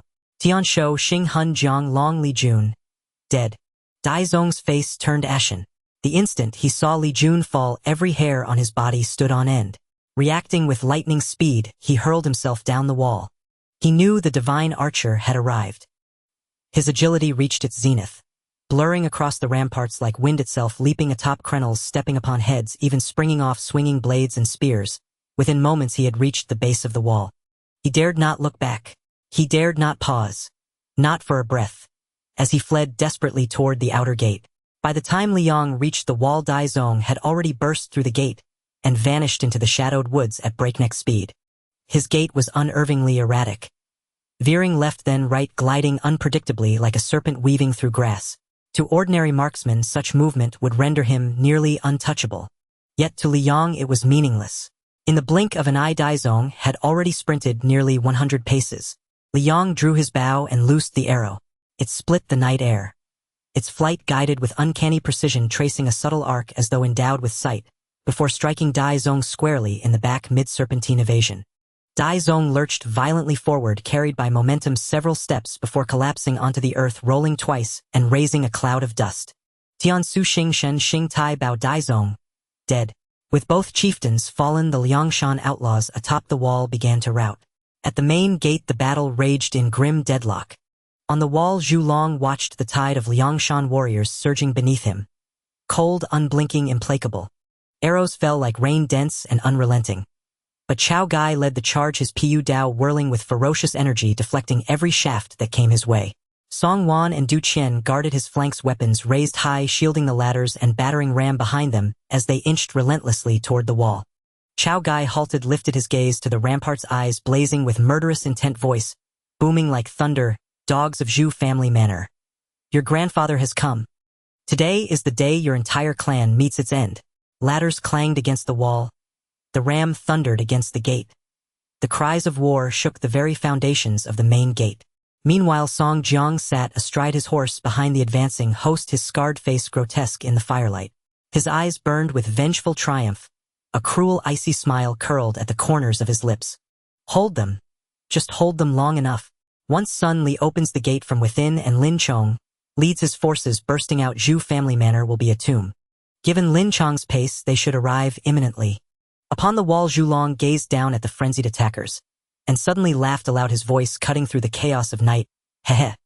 Do you think Sun Li and Lin Chong are about to storm the manor from within to ambush us? Chao Gai's advance froze mid-stride. Song Wan and Du Qian exchanged a glance. Both saw alarm and doubt flicker in the other's eyes. Zhu Long's voice swelled thick with long-suppressed exultation. Let me tell you, the moment your scheme was hatched, it was already laid bare to Zhu family manor. Lin Chong's head and those of his men are already en route here. Every single one of your inside agents lies dead. None escaped. As predicted, unrest rippled through the Liangshan ranks below. Song Jiang's face drained of color. He opened his mouth to speak, to deny, but no sound emerged. His whole body trembled. How could Zhu family manor know? Was it true? Chao Gai, however, remained impassive. Roaring up at the wall, silence. Cease your sorcerous lies. Once I shatter this gate, we'll see how firm your tongues remain. His voice drowned out all murmurs, all clamor of battle. Raising his Piyu Dao, he pointed it toward the gate. Brothers, follow me. Break this gate, and all gold, silver, and treasures are yours. All women, yours to take. The Liangshan outlaws roared anew, charging forward with savage fervor. Yet Chao Gai knew his own heart had faltered. He glanced back at Song Jiang, who stared back at him. Their eyes met in the firelight, each seeing the same shock, the same dread reflected in the other. They could not retreat. Not now. To do so would mean utter ruin. In a secluded corner of the wall, a lone figure emerged silently. As Liang stepped onto the ramparts, he saw Chao Gai commanding the assault below, Song Jiang overseeing the battle from afar, and Song Wan and Du Qian slashing through the flanks. His gaze lingered last upon Song Jiang, the farthest away and therefore the first who must die. If he fled now, pursuit would be futile. Liang steadied his bow in his left hand, drew an arrow with his right, and gently drew the string taut. Shoo! The arrow tore through smoke and flame, streaking straight for Song Jiang's forehead. Whiz! It struck true, square between Song Jiang's brows. Tian Kuei Xing timely reigned. Song Jiang fell rigid from his horse without a cry. The Liangshan warriors assaulting the gate remained unaware of Song Jiang's death. They surged onward, scaled ladders, loosed arrows at the wall. Song Wan, having just breached the wall, swung his Piyu Dao to cleave a retainer. Blood slicked the blade, his face twisted in savage delight. Liang raised his bow and fired. After 3 days of battle, he knew every Liangshan chieftain by face. The arrow pierced the air and buried itself in Song Wan's side of the neck. Song Wan's body lurched sideways. His weapon flew from his grip as he crashed face down into a pool of blood. Dmo Xing Wan Li Jin Gang. Song Wan, dead. Song Wan. Du Qian screamed upon seeing his comrade fall, rushing the wall like a madman, shrieking, "Cur! You! His curse became his death warrant. Liang had intended to target Xiaogai first, but Du Qian's roar instantly seized his attention. Whiz! A second arrow flew, striking Du Qian square in the throat. His voice died mid-curse. Hands flying to his throat, blood gushed between his fingers as he staggered 2 steps forward, then collapsed headlong. Diao Xing Mo Zhetian Du Qian. Dead. At last, the surrounding Liangshan warriors reacted. Some shrieked backward, others pointed wildly at the figure upon the wall. It's him! It's him! The divine archer! He's emerged! Panic spread like plague. Below, Chao Gai's breathing grew ragged, his bloodshot eyes locked onto Liang's silhouette atop the wall. Cur! Chao Gai bellowed like a wounded beast, raising his Pu Dao to charge the wall. I'll have your life! His loyalists lunged forward, gripping his arms with desperate strength, their voices cracking. Brother! Flee! Flee now! If Lin Instructor and his men have not appeared, our trap has truly sprung. Chao Gai struggled violently, eyes bulging, veins pulsing red like a caged beast. Release me! I'll kill him! I'll kill him! Liang watched him calmly. Drew another arrow from his quiver, nocked it, drew the bow, and aimed the tip directly at Chao Gai. He hesitated not even glancing at the loyalists clinging to Chao Gai, weeping and screaming. The bowstring released. The arrow flew. It shot through the narrow gaps between bodies.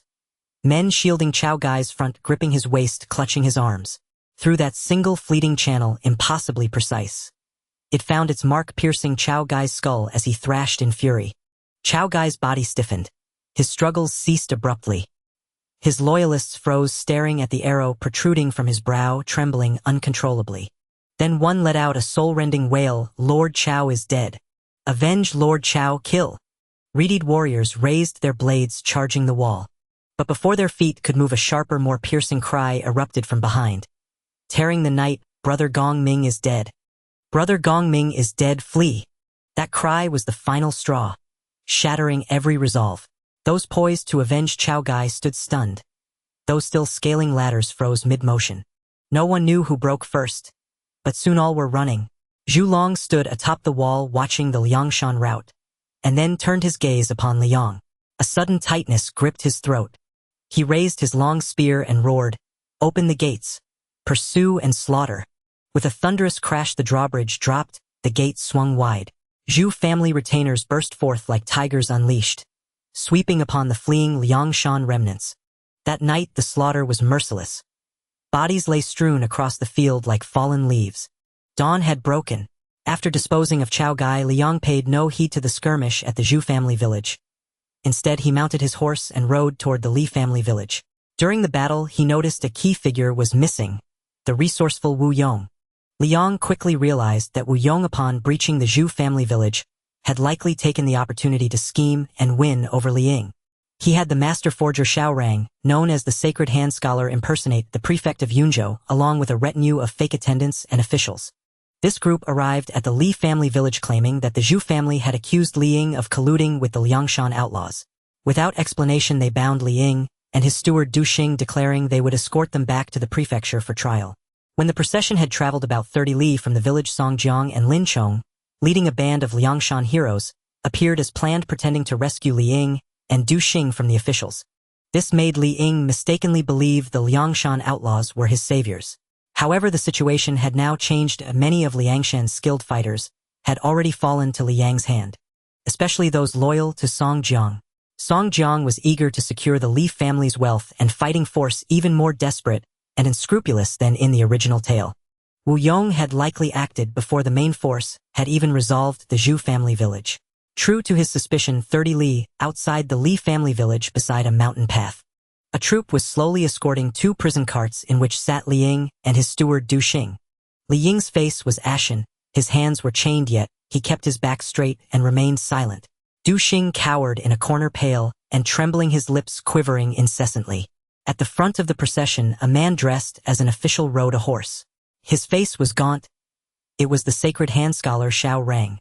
The iron-faced clerk Pei Xian played the role of the prefect's secretary. The long-armed ape Ho Jian and the jade-armed artisan Jin Daijian acted as adjutants.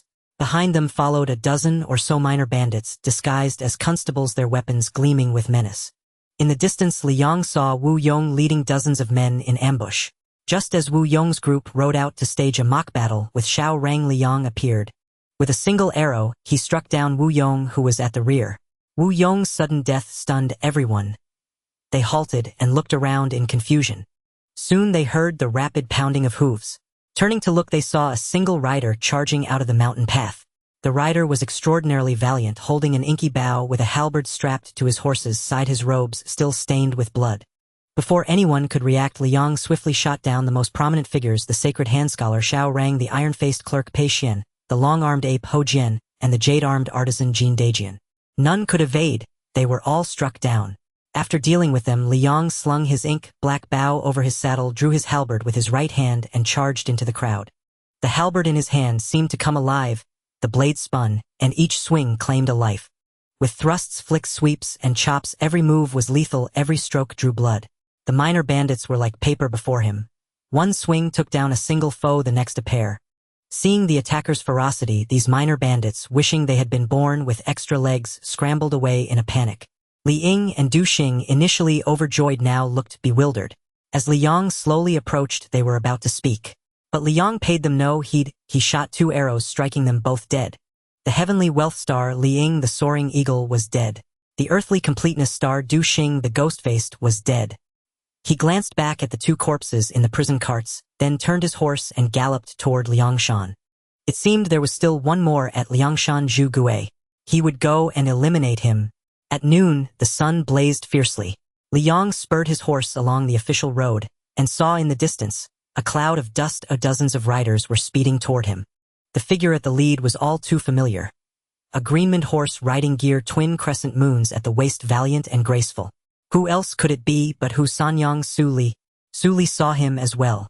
She reined in her horse from afar, a smile blooming on her face, her eyes shining with joy, and she urged her mount forward to meet him.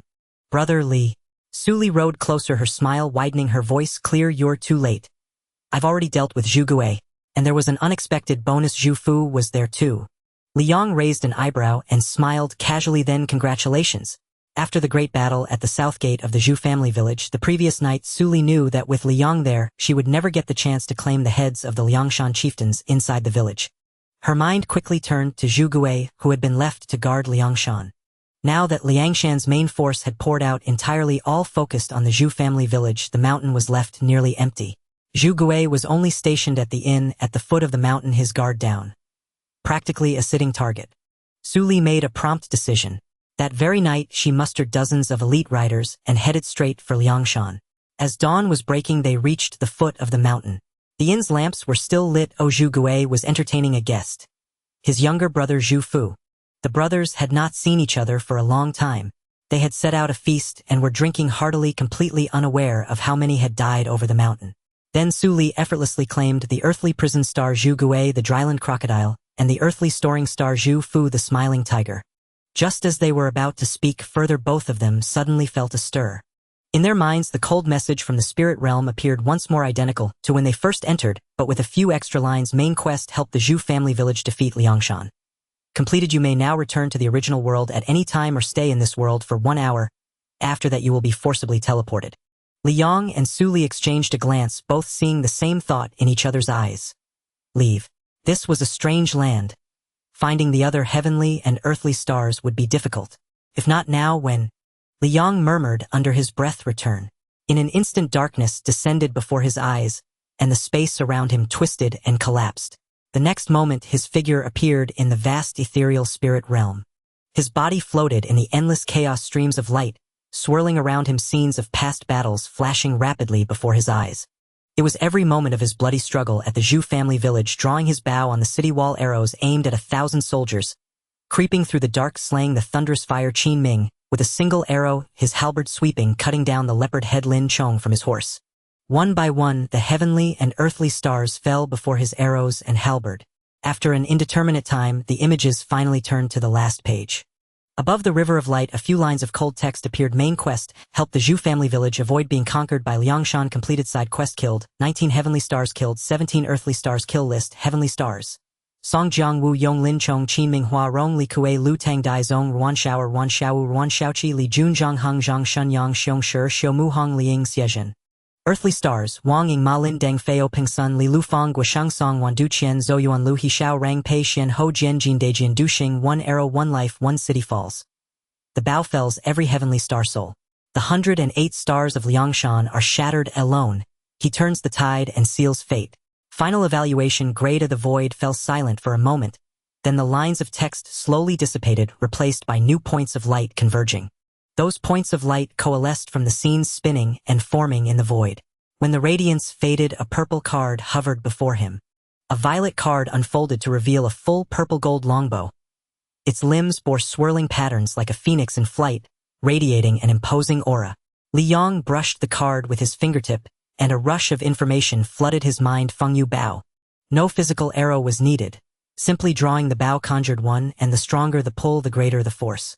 Li Yang's eyes brightened as he absorbed the bow's description. As the saying goes, the simpler the description, the more extraordinary the item. Since it was rated top tier, the violet card must be exceptionally valuable. Li Yang only knew some basic facts about the Lingjia. Without a frame of reference, he had no clear sense of task completion rates or the scale of rewards.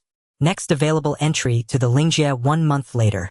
After reading the final notice in the Yingling space, the surrounding air warped, and Li Yang was instantaneously returned to the real world. He glanced at his phone. Still 12 o'clock. No matter how long he lingered in the Lingjia, time in the real world remained unchanged. Li Yang inhaled deeply, sensing the thin spiritual energy in the air and feeling slightly out of sorts. He felt the spiritual energy flowing within him just as the Lingjia primer had described. Introducing a single thread of spiritual energy into the body would allow one to break through to the early awakening stage. 10 threads formed a single strand. Reaching 100 strands of spiritual energy would enable a breakthrough to mid-awakening. Li Yang now held 1.5 strands.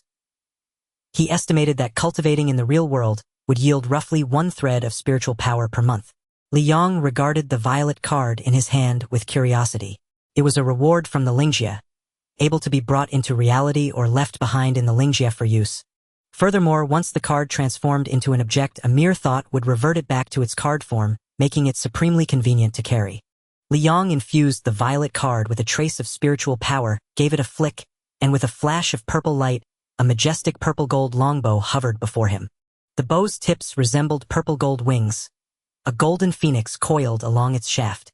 On either side of the slot glittered golden eyes like those of a phoenix, and the string was braided with purple gold filigree that faintly revealed the phoenix's silhouette. Utterly imposing. Li Yang gripped the shaft, and a warm current surged from his palm through his meridians, as if the bow resonated with him. It felt perfectly at home in his hands. He held the bow across his chest, placed his right hand upon the string, and drew gently. The string proved surprisingly supple. A faint violet arrow materialized between string and limb, its tip shimmering with a subtle light. He increased the tension, and the violet arrow solidified. Transparent to pale lavender, then into a deeper purple. Fine patterns began to appear along the shaft like the veins of a phoenix feather. At a single thought, Li Yang's spiritual energy surged from his arm into the bow. The violet arrow shuddered, its color shifted from deep purple to a purplered as the feathered pattern flared to life from tip to tail. The entire arrow radiated a ferocious aura. Though it had not been loosed, Li Yang already felt its overwhelming power. What a bow! Truly a reward earned by my toil, Li Yang murmured. He gripped the bow, and with a thought, the purple gold weapon vanished and a violet card appeared in his palm. After playing with the curious item for some time, Li Yang stowed it close and went to bed. Morning sunlight poured through the floor-to-ceiling window, spreading a warm gold across the carpet. Suli opened her eyes, stared at an unfamiliar ceiling for a moment, then realized she was back in Tiansu City. At her family's estate, not in a guest room at the Zhu residence. She was home. Tilting her head toward the pillow, she saw the blue card lying quietly there. An inky azure, its edges haloed with a faint glow. The 2 crossed blade motifs on its face flashed a cold glint in the morning light. She pinched the card between finger and thumb and felt warmth pass into her fingertips. A smile crept to her lips and spread into her eyes.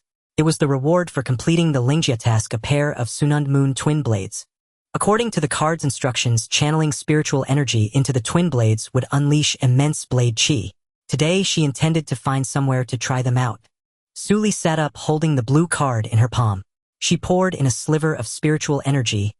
Blue light flared, and the twin blades materialized in her hands. She gripped the hilts and gave a light arc. The blades sliced the air with a faint humming tone. The sudden sound of car engines rose from below. More than one. Su Li's eyes sharpened. She hurried to the window, drew back the curtains, and with her keen sight easily made out the scene in the distance. The estate's iron gate opened slowly, 5 black sedans filed in and parked before the main house.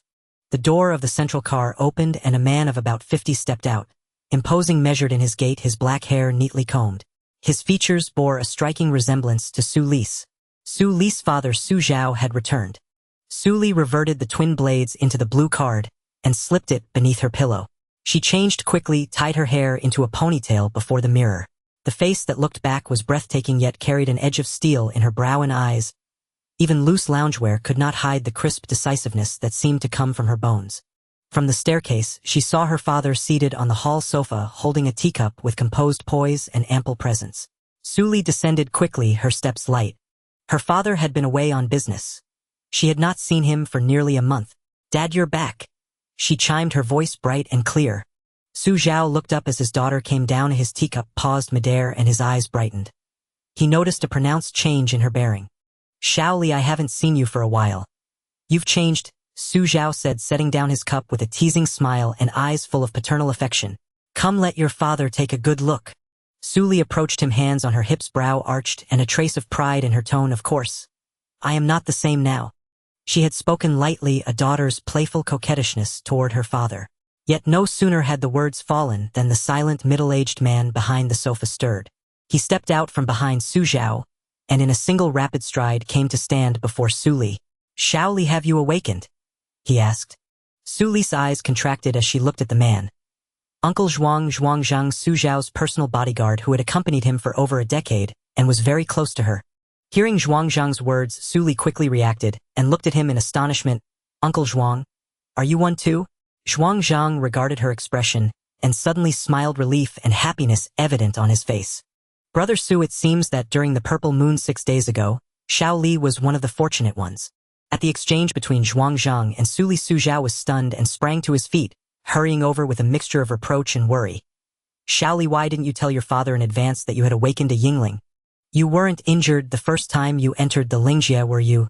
If you'd told your father earlier, even if it had only been a few days, with my capabilities I could have gotten you several yellow cards." "Ah, Dad, are you also?" Su Li turned abruptly toward Su Zhao, exclaiming in astonishment.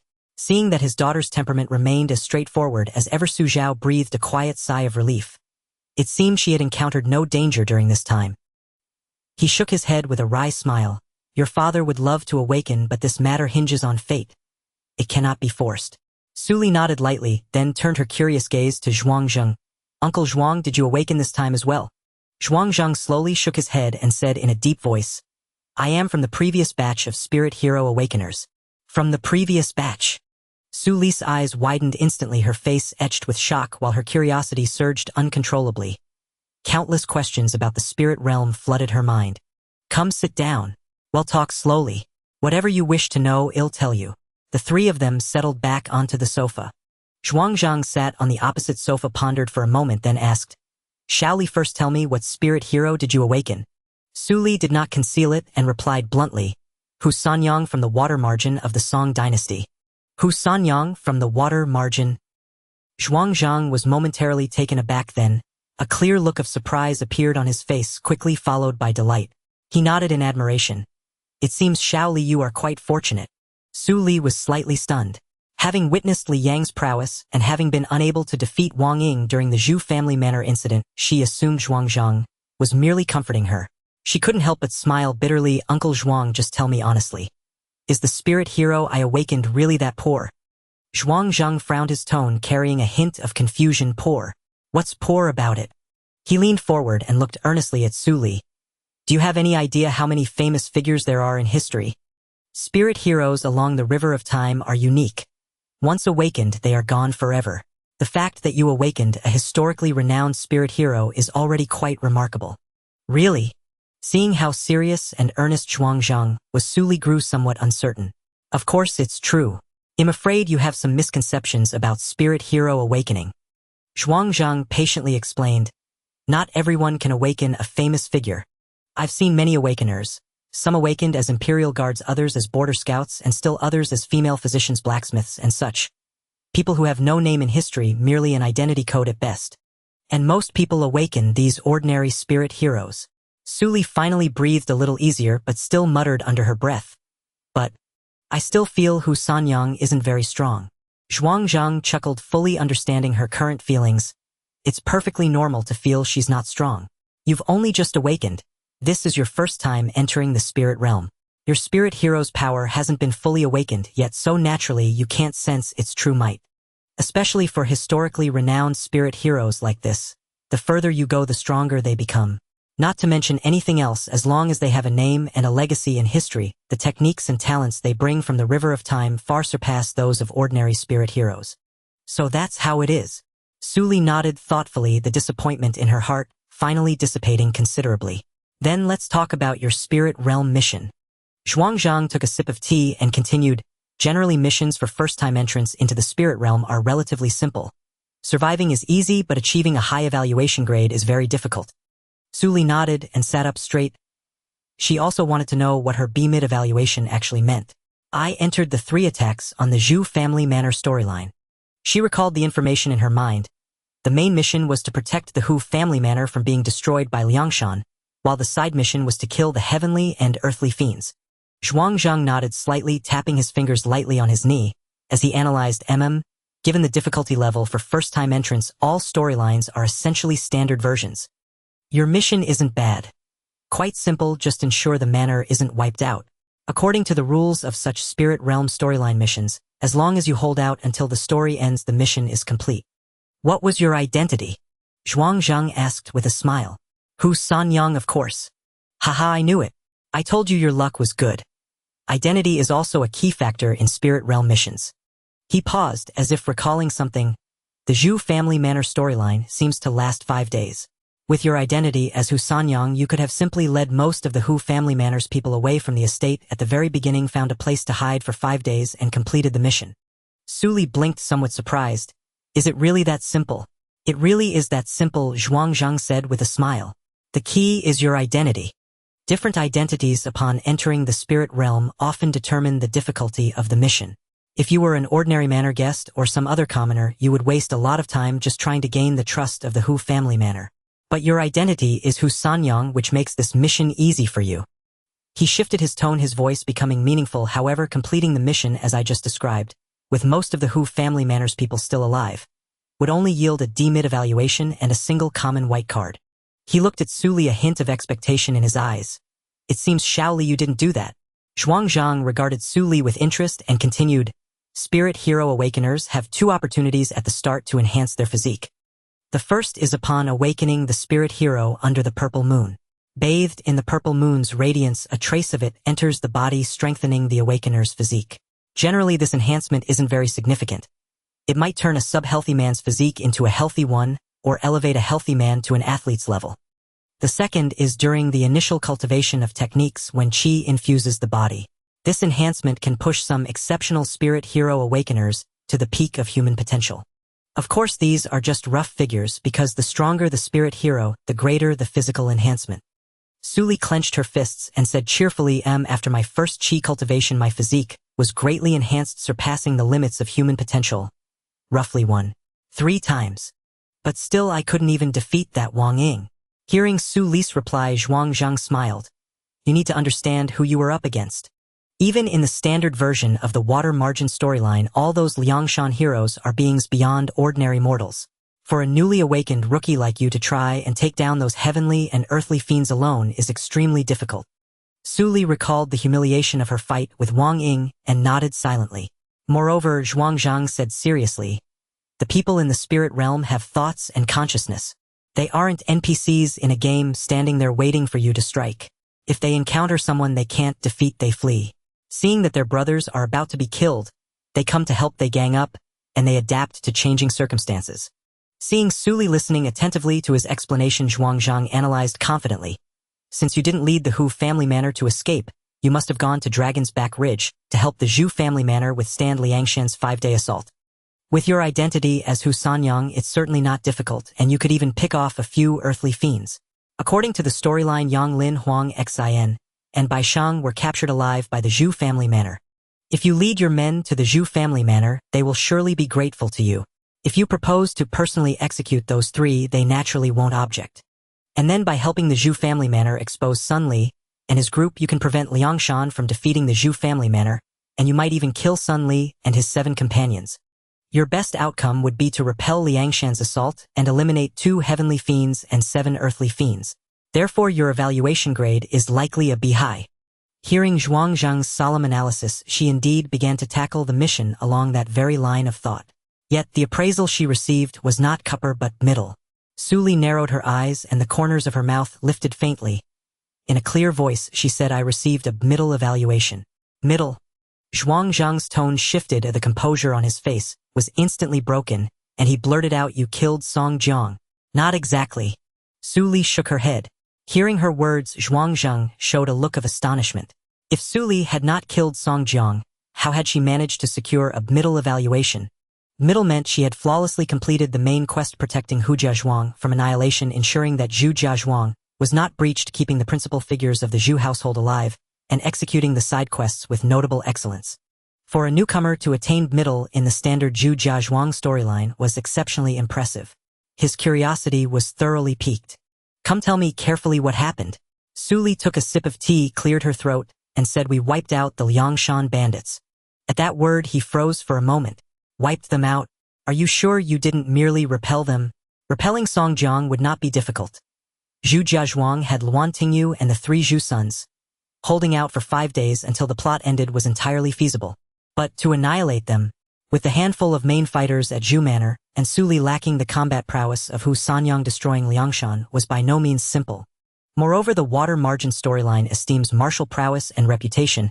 Without those 2 things, winning the trust of the Zhu household and getting them to follow your plans is far from easy. Su Li nodded seriously. In any case, all the Tian Gang and Dishaxing stars within the Zhu Manor storyline were slain. Doesn't that count as annihilation? What? All the Tian Gang and Dishaxing stars? Zhuangzhang's voice rose a few degrees, his face full of surprise. Including those chiefs still stationed on Liangshan. You stormed Liangshan? He was genuinely astonished, regarding his young niece with a strange, newly impressed gaze. Su Zhao at the side noticed the word "we" that Su Li had used, and asked, "Aside from you, were there other awakened heroic spirits involved?" Hearing Su Zhao, Zhuangzhang suddenly realized and said, "Could it be that there were awakeners among the Liangshan heroes, as well, whose objectives aligned with yours, so you coordinated inside and out?" Su Li shook her head slightly and recounted everything frankly, both yes and no. "Besides me, there was indeed another awakened heroic spirit, and he belonged to the Zhu Manor's camp." She paused, and an image of a bowman standing with his bow flashed across her eyes, her gaze brightening. He was formidable. An archer unmatched under heaven and immensely strong. He carried a 3-stone bow and could loose several arrows in succession without so much as a heavy breath. Many Liangshan leaders were felled by a single shot from him, and those brigands could not come near. In the end, Chao Gai mobilized everyone. He and I joined forces, and in the great battle we cut them down, mercilessly wiping those men out in a single engagement. Finally, I led troops to the foot of Liangshan and took down Zhu Gui and Zhu Fu. Su Zhao sat to one side, holding his teacup, listening to his daughter's account of the Zhu Manor's events, a faint, almost imperceptible smile playing at the corner of his mouth. He had scraped and hustled in the marketplace for decades. What scene had he not witnessed? Whatever was hidden in the girl's words, he understood at once. Recalling that she had earlier said she could not even defeat Wang Ying, it seemed that on this run Su Li had, in youthful parlance, been carried to victory. He did not expose it. He merely lifted his teacup and sipped, his eyes filled with indulgence and relief. For him, the most important thing was that she had returned alive. Zhuangzhang's reaction changed even more than Su Zhao's. He drew a deep breath, and in his normally steady voice there was a note of delight. The heroic spirit awakened in that man is absolutely top tier and a master archer. A true archer is uniquely valuable in this kind of war. In sieges and ambushes, an archer's contribution can surpass that of 10 charging berserkers. No wonder you were able to annihilate Liangshan." Su Zhao asked curiously. "Young Zhuang, could this person possibly be the last ZU awakener?" Zhuangzhang replied firmly, "Impossible. In the ordinary version of the water margin storyline, there would not be another batch of awakeners like ours appearing. He must also be a novice awakener newly entered into the spirit realm." Hearing him, Su Zhao grew serious as well. "Su Li, you have met a benefactor. Have you cultivated a good relationship with him?" Judging by his presentability, he is destined to become a top-tier strongman. In the circle of awakened heroic spirits, the friendship of a top-tier figure is exceedingly precious. Su Li reflected for a moment and said, I suppose we've established a good rapport. He saved my life and I helped him with some matters. He told me we were friends. That is good. Zhuang Zhang and Su Zhao exchanged a glance and by tacit agreement did not ask the man's name. Su Li, what color card did you receive as your reward this time? Zhuang Zhang inquired. A blue card. Su Li's eyes curved into crescents and her face brimmed with barely contained excitement.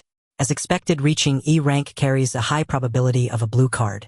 Zhuang Zhang nodded. Uncle Zhuang, what tier is this blue card? How are tasks evaluated? And what did father mean by the yellow card? Su Li fired off her questions in quick succession. Zhuang Zhang leaned back against the sofa, tapped his finger lightly on his knee to collect his thoughts, and said, I will explain each of the questions you raised. Starting with task evaluations, final ratings are divided into 4 principal grades, Jia, Bing, and Ding, with Ding the lowest and Jia the highest. Each major grade is further split into 3 sublevels, lower, middle, and upper. He held up 4 fingers. Each grade corresponds to a card color: Ding grade white cards, Bing grade yellow cards, Yi grade blue cards, and Jia grade green cards. Take your mission as an example. So long as some people from Hujiazhuang survive, you will reach Ding lower. The more survivors there are at Hujiazhuang, the higher your rating will climb up to Ding upper. To attain Bing rank, you must complete at least 1 side quest. The more side quests you complete, the higher your evaluation will be. To achieve E rank, as you did, you must defeat Liangshan, eliminate the enemy's principal leaders, and thus render the main quest more perfect. And that other awakener of yours likely received Jia rank. Hujiazhuang was not breached, its main figures were not killed, and they even destroyed Liangshan, annihilating all the Liangshan heroes and removing the threat to the manor entirely. I see. Su Li understood at once and nodded gently. She was not in the least surprised that Li Yang could obtain a Jia grade evaluation. Given Li Yang's consistently formidable strength, earning the higher grade was to be expected. Su Li further asked, aside from color, what concrete differences exist between these card grades? And how do the rewards inside differ? The cards contain a vast assortment of rewards covering all aspects: weapon cards, martial skill cards, food cards, healing cards, and even spiritual material cards that aid cultivation, innumerable varieties. Zhuang Zhang explained patiently, his tone growing more solemn. Simply put, ordinary white cards are the most common. They mostly yield commonplace sharp iron swords, or basic healing herbs that will degrade after a few uses. Yellow grade cards are somewhat better items within, carry a faint amplification of spiritual energy, so whether it is a weapon's edge or a healing remedy's effect, they are several times stronger than white card equivalents and also more durable. Blue cards, the grade you hold, are considerably rarer. Weapons from blue cards are far harder than ordinary refined iron, automatically repairing the wear and damage of combat, and are true treasures. Green Qing cards are even more powerful. Weapons come with innate spirit techniques, attune themselves to their wielder's intent, unleash earth-shattering force, and often carry exclusive special properties. In the mansion's gym, the equipment was neatly arranged on either side of the floor-to-ceiling windows. Su Li stood in front of the force measuring device, flexed her wrist, steadied her stance, took a deep breath, drew her right fist to her waist, and struck out with force. Bang! The numbers on the device's screen flickered a few times before finally settling at 686. Su Li retracted her fist, shook her wrist, and leaned closer to the screen for a look. Zhuang Zhang stood with his arms crossed, leaning against the wall, watching the number on the screen, with a slight smile at the corner of his mouth. Based on the human limit of 500 kilograms, you're nearly at 1. For times that now. His tone carried a hint of approval as he remarked, among beginners this data is considered above average. However, what makes our Spirit Awakener truly powerful is the spirit technique. But right now, the amount of spiritual energy in your bodies is too low to be unleashed, otherwise you would have a deeper understanding of what it means to be a Spirit Awakener. Su Li's eyes flashed, ignoring Zhuang Zhang's last words. She casually threw out the blue card, held her sword with both hands, and looked at Zhuang Zhang with keen eyes, a smile of eagerness curling her lips. Uncle Zhuang, let's practice. All right, let's practice. Zhuang Zhang chuckled, stretching his neck with a few light pops. In the villa of Magic City, the afternoon sun slanted through the floor-to-ceiling windows, casting a warm golden hue across the light gray carpet. Li Yang lay lazily in the soft leather sofa, dressed in loose hakka clothing, scrolling through his phone, while sipping tea, his posture relaxed and comfortable, exuding an air of complete relaxation. After spending so much time in Zhu's manor, it was time to enjoy a bit. Sister Qian sat on the opposite single sofa, dressed in a bright pink outfit, her nails freshly done and sparkling. She looked Li Yang up and down, her gaze, scanning him multiple times with a hint of surprise in her eyes, as she couldn't help but say, "Yang Yang, have you gotten a bit stronger? Looking at your physique, you seem much sturdier than before." Just as Li Yang was about to respond, Sister Qian continued on her own. "Getting stronger is good, boys should have that kind of spirit. When you stand in front of others, it makes you seem taller and more imposing, unlike Han Yen, that skinny chicken who looks weak and lacks any masculinity. Didn't Han Yen take a few photos of Guan Yu in ancient attire yesterday? I could tell at a glance that he had 3 layers of shoulder pads under his waist seal.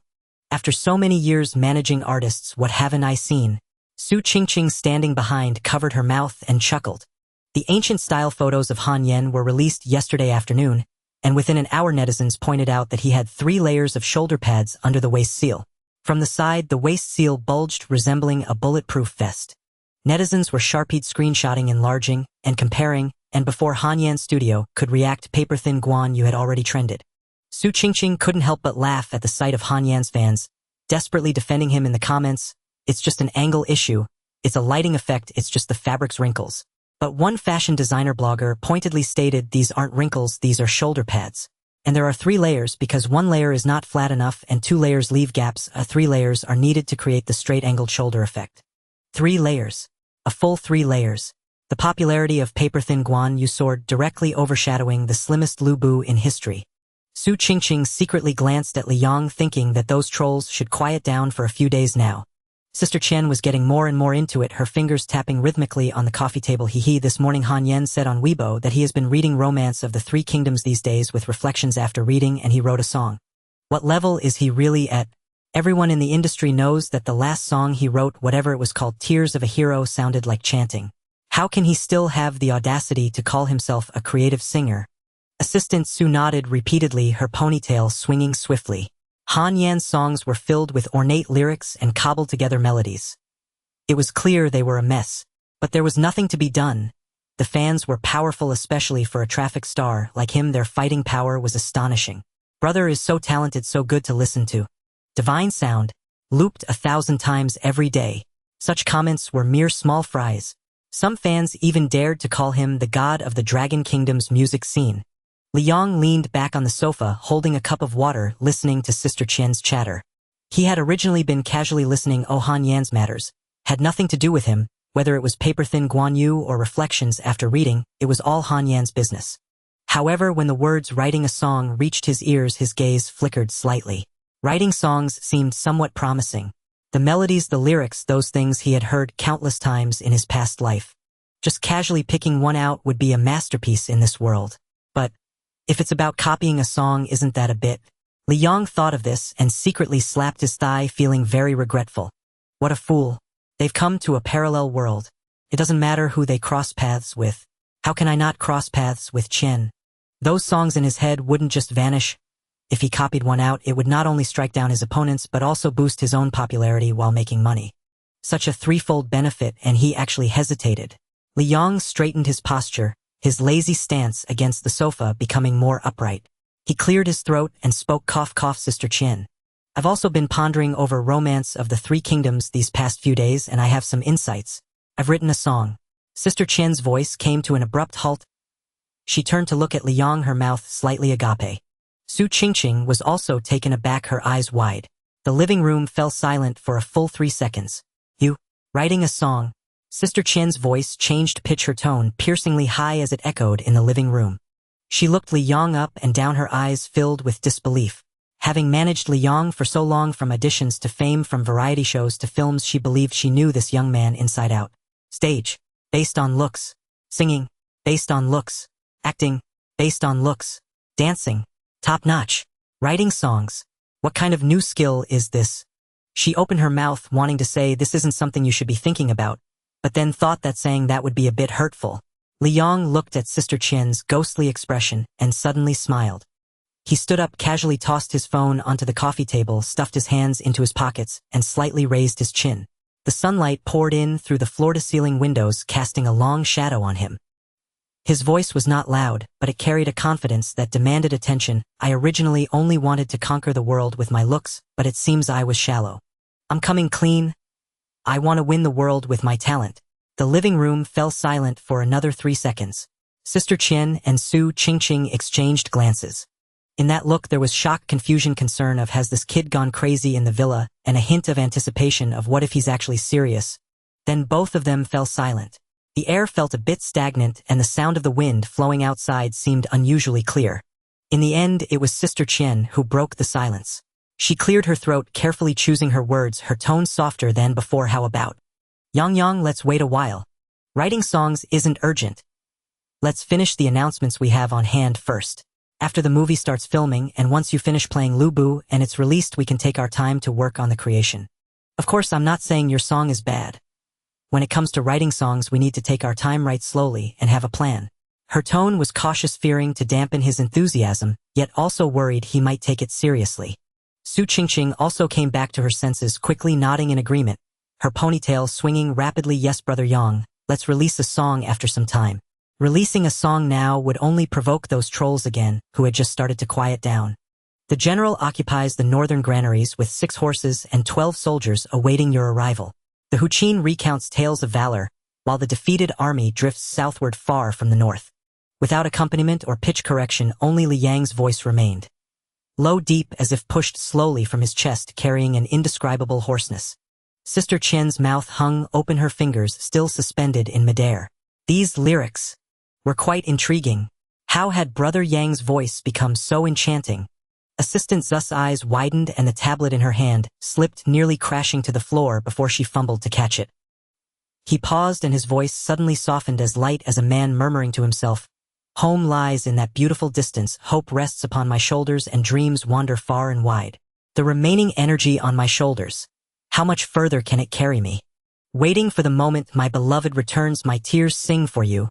When that line was sung in a tone that was soaring, bright and piercing, yet maintaining seamless breath, both listeners' breaths hitched for a moment.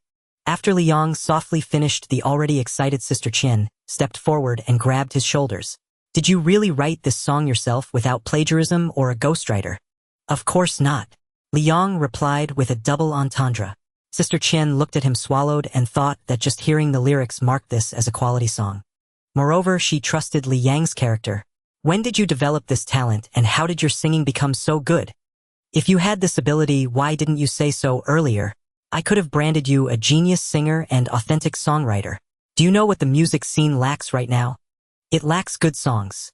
Songs that can truly make an impact. Authentic songwriter plus top-tier popularity. What a concept. Su Qingqing stood behind, hugging her tablet, eyes shining, her face flushed.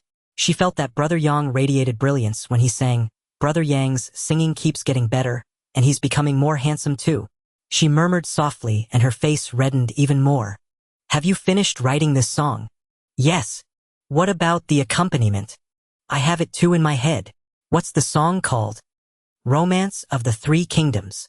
Sister Qian asked and Li Yang answered. The two women exchanged a glance. A look of disbelief that said, how is this possible? Mixed with a decisive resolve, never mind how, let's just go for it. They spoke in unison, their voices overlapping in the living room. Let's go. To the recording studio now. Li Yang changed into a simple black casual outfit, shedding his previous casualness for a sharper demeanor. By then Sister Qian had already finished her call. The company had cleared the best recording booth, ready for recording at any moment.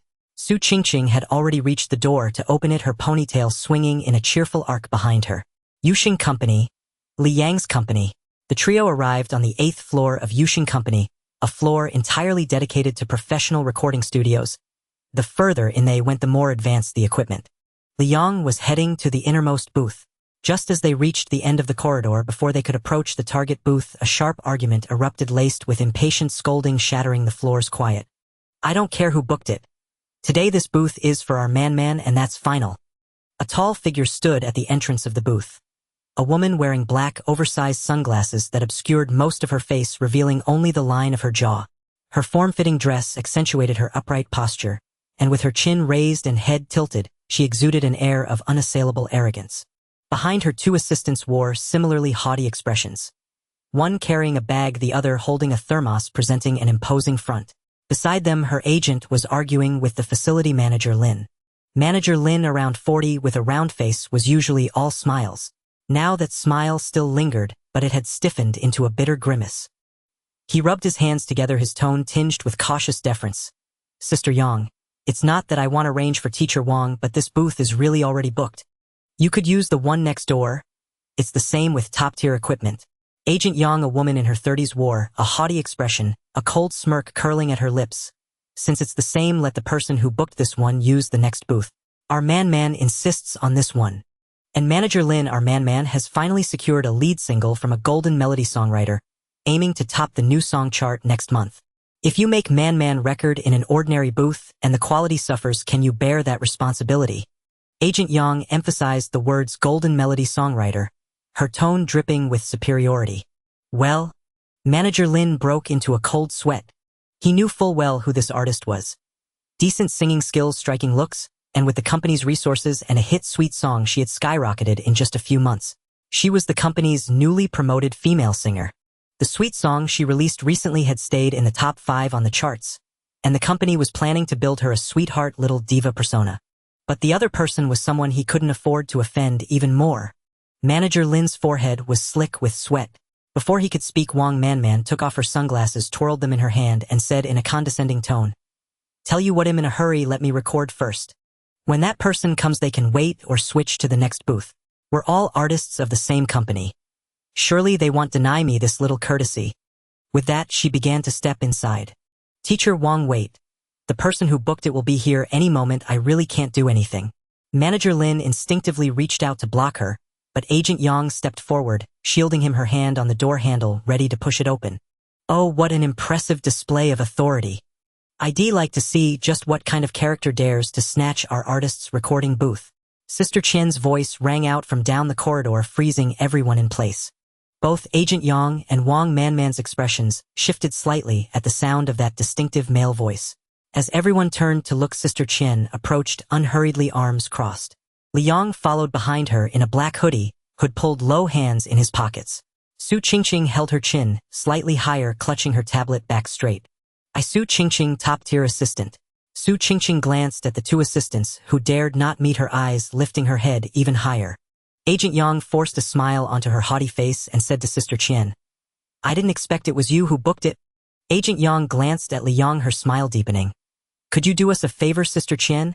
The company wants Man to go for the top spot on the new song chart next month, and tomorrow is the first. Time is tight. How about we swap?" Wang Man had already put her sunglasses back on, maintaining her proud posture. "Don't you understand the principle of first come, first served? If you were in such a hurry, where were you 2 days ago? Was the important task assigned by the company meant to be rushed out only today?" Chen Jie showed no mercy, her gaze fixed squarely on Wang Man. Wang Man's expression indeed shifted. The face behind her oversized sunglasses turned icy cold, her lips pressed into a thin line, the bold red lipstick unable to suppress the rage surging from her chest. Yang, the agent, looked as if he had been slapped in public, his smile frozen on his face. Chen Jie stared coldly at them, her heart utterly unruffled. In the past, without a top-tier star under her wing, she had to be humble and cautious. But now, if she still had to tread carefully, what was the point of having a top-tier star? "If you're really in a rush, go find another recording studio. You have time to waste here, but no time to record." Chen Jie strode forward, shoved Yang, the agent, aside, and pushed open the door. "Brother Yang, come on in. Don't waste time on irrelevant people." In front of outsiders, Chen Jie was careful to preserve Li Yang's dignity, not even calling him Yang once. Li Yang walked in with his hands in his pockets, not bothering to greet anyone. They weren't close anyway, and since his agent had his back, there was no need for pretense.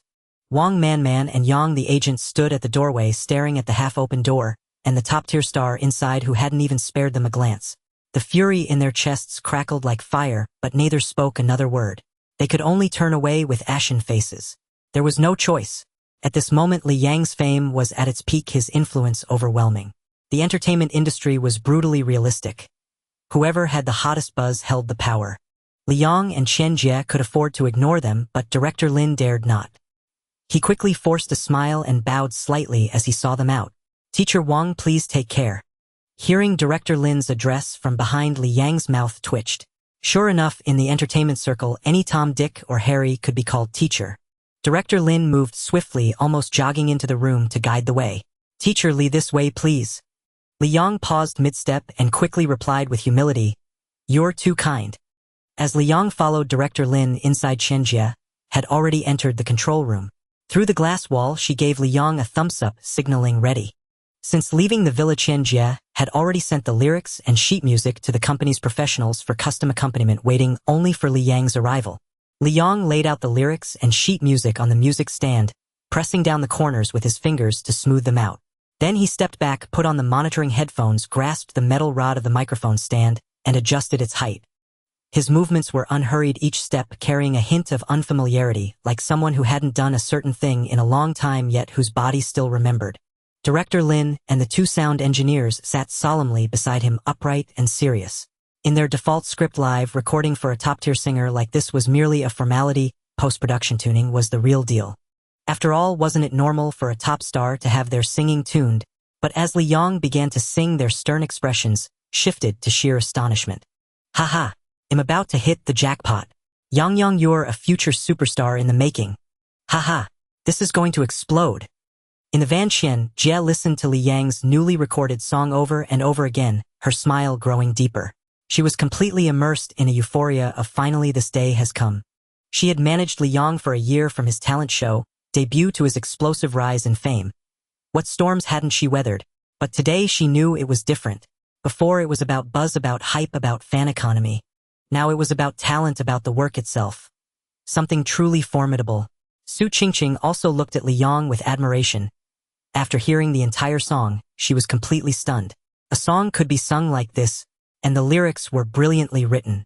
In a word, incredibly beautiful. Liang wasn't surprised.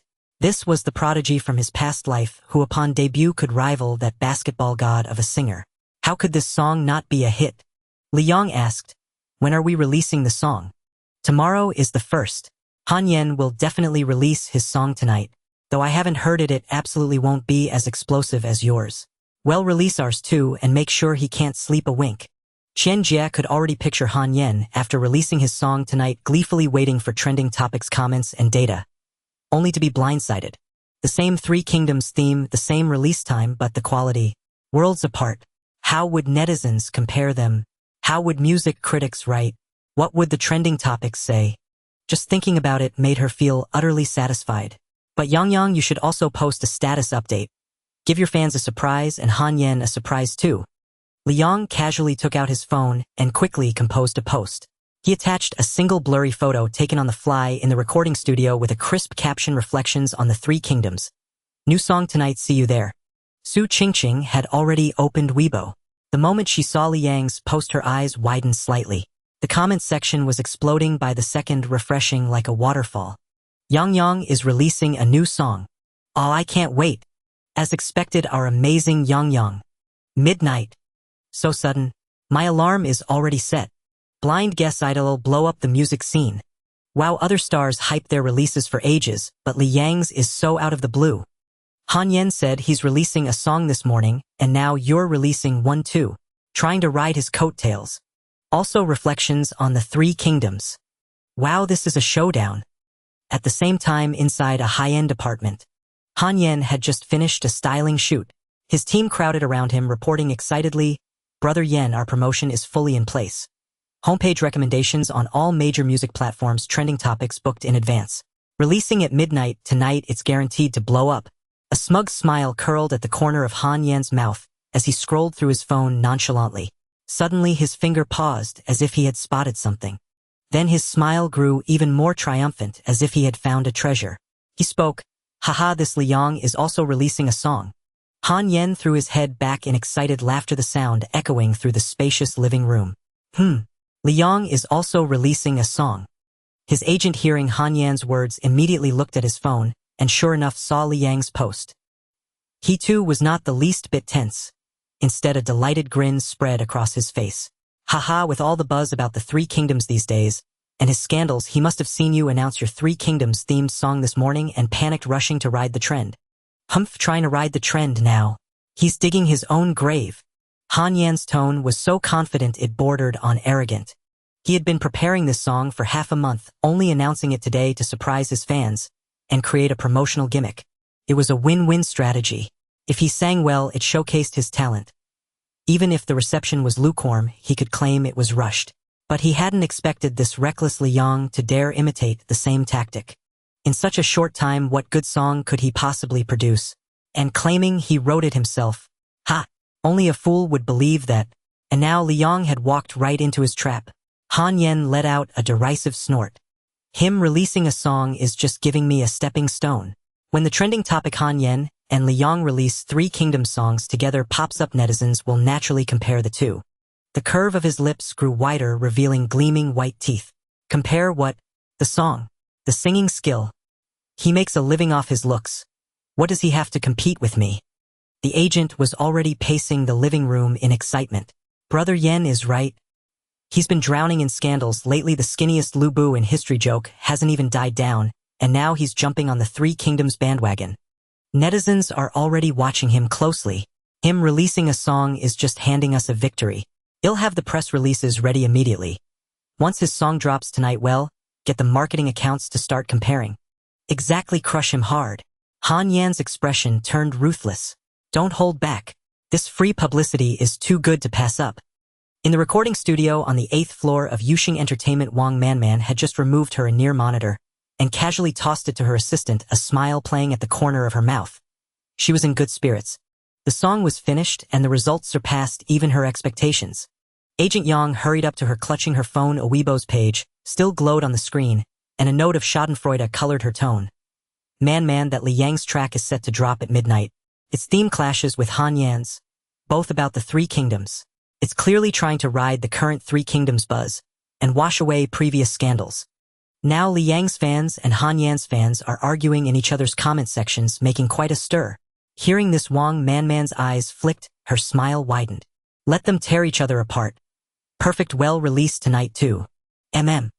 Agent Yang nodded. Wang Manman's new single had been primed by the team for a full fortnight, whetting the fans' appetite across the whole internet, or everyone was waiting for the release time. Wang Manman took out her phone and selected a pre-shot photo from her album. In the picture, her brows curved and a sweet smile touched her lips. She looked gentle and charming. Her fingers flew over the screen as she composed the caption, choosing each word carefully. Soon she posted, "The new song is ready. Although I ran into some difficulties and almost couldn't release it through effort, it is complete. I hope you will be excited. See you at midnight, don't miss it." No more than a few seconds after the update went live, the comment thread began to refresh. Some of Wang Manman's fans had been eagerly waiting for news and flooded in at once, the screen filling with expectant and flattering remarks. Agent Yang glanced at the caption and her face registered a small start. She immediately understood Wang Manman's intent. As she opened her mouth to say something, Wang Manman shot her a sidelong look. Agent Yang instantly caught on and wore a triumphant smile. Wang Manman outwardly composed closed Weibo and sneered inwardly. Old grievances and new alike would be settled together. At first, the comments were the usual fan celebration. Man is the most beautiful. Can't wait for the new song. Sister, thank you for your hard work. This is so sweet. I hope your song is as sweet as you are. Everything seemed harmonious, but it did not stay that way for long. Soon someone asked, Man, what happened? Tell us. Don't suffer in silence. Who bullied our Man? She almost couldn't release her song. How outrageous. Was it interference at work? Man, don't be afraid, we support you.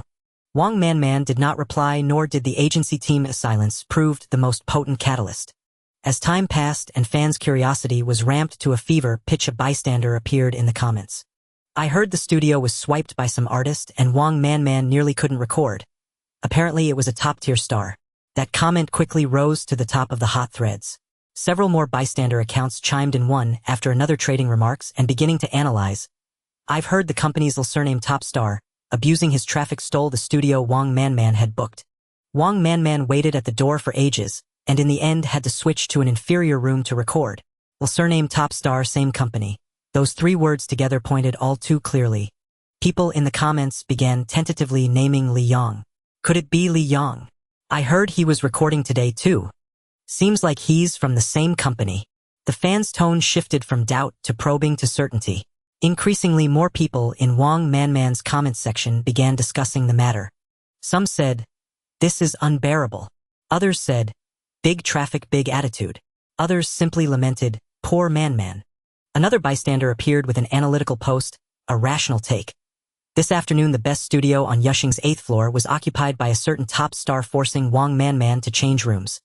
That top star has been tangled in scandals and urgently needs a new release to cleanse his image, so he snatched the studio in a panic. As for what he writes, what good song can a face-driven top star possibly produce? Those in the know understand. Wang Manman's comment section exploded. No need to guess. Among the same company's artists who would steal a studio and act like a diva, who else but Li Yang? I'd heard Li Yang's team was arrogant, but I didn't expect them to do something like this. Bully a female artist like Man. Disgusting. Stealing someone else's booked studio just to record. No artistic ethics at all. And he dares call himself a top star. Wang Manman's protective fans, seeing what they believed to be solid evidence, were instantly enraged. Righteous indignation flared, and following the clues, they stormed into Li Yang's Weibo comments and began to lash out. At the same time, Han Yan's fans, already hostile over the midnight release clash, accused Li Yang of deliberately piggybacking on Han Yan's momentum and had long been trading insults in the comments. Seeing Wang Manman's fans attacking Li Yang, the two camps effectively formed an alliance and launched a fierce assault on his comment section. For a time, Li Yang's post, "Reflections on Reading the Three Kingdoms, See You Tonight for the New Song," became a battlefield of public opinion. Scathing abuse inundated the thread, scrolling relentlessly upward like a flood. Han Yan's fans' barbs were sharp and cutting, each aimed at Li Yang's new song and his supposed fame. "Li Yang, have you no shame? Our Yan announced his Three Kingdoms themed song first, and you immediately follow. You're a pure trend chaser. Can't you have any bottom line when leeching off someone else's heat? You think a bit of traffic makes you great? You rushed out this lousy song and dare compare it to Yan's masterpiece. Wait until midnight when you're utterly defeated. You're nothing but a face-driven popularity act singing with auto-tune. How dare you talk about the Three Kingdoms? Ridiculous. Get out of the music scene and stop polluting our ears. Clashing with Yan is overreaching." Wang Manman's fans, under the banner of protecting their idol, attacked with moral outrage, centering their accusations on the studio snatch and diva behavior. "Li Yang, have you no shame? You stole the studio we'd booked and acted like a diva. Disgusting. No artistic ethics at all, riding on popularity to do as you please. Are people like this fit to be stars? Ban him. You almost sabotaged Man's recording and still have the nerve to release a song. Apologize to Man. What top star?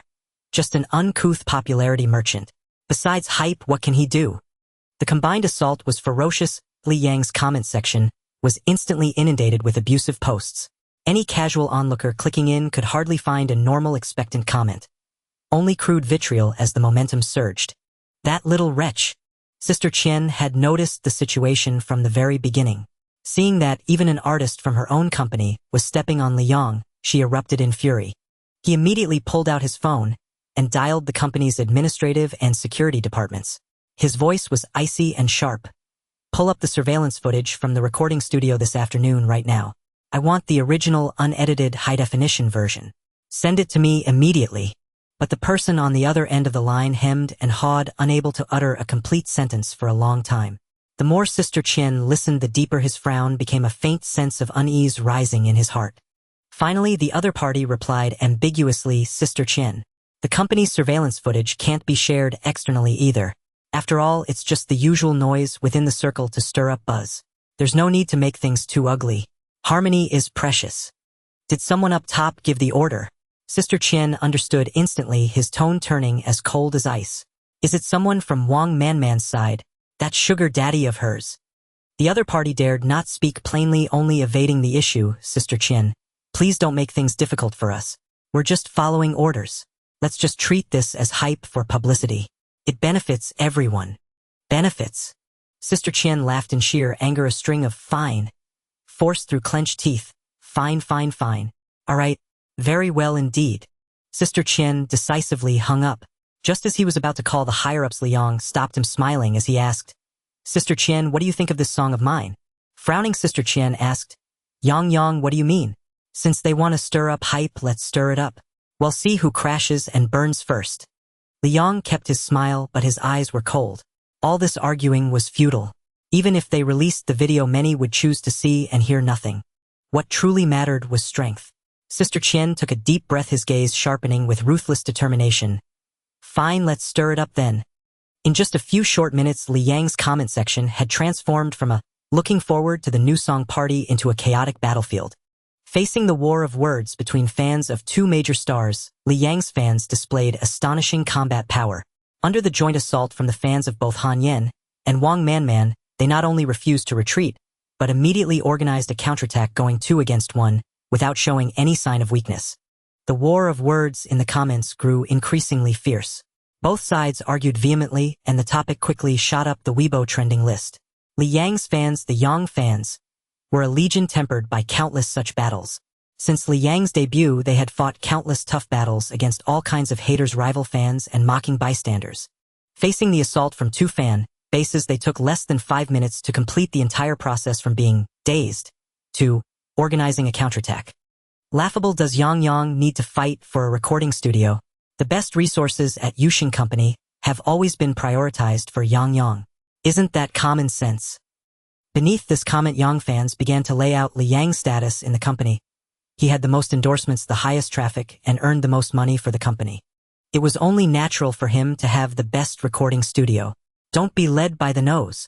The bystander leaks from Manman's fans are all bots. If you've got proof, release the audio or the surveillance footage. Without solid evidence, don't sling mud. Our brother Yang has never thrown his weight around.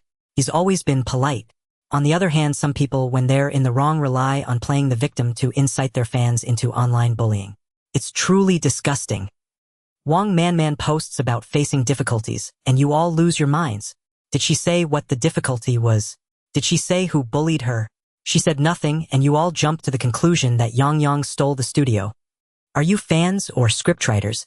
Even if, for argument's sake, Yang did use that studio, so what? Company resources are first come, first served. Wang Manman was late. She blames Yang. What kind of logic is that?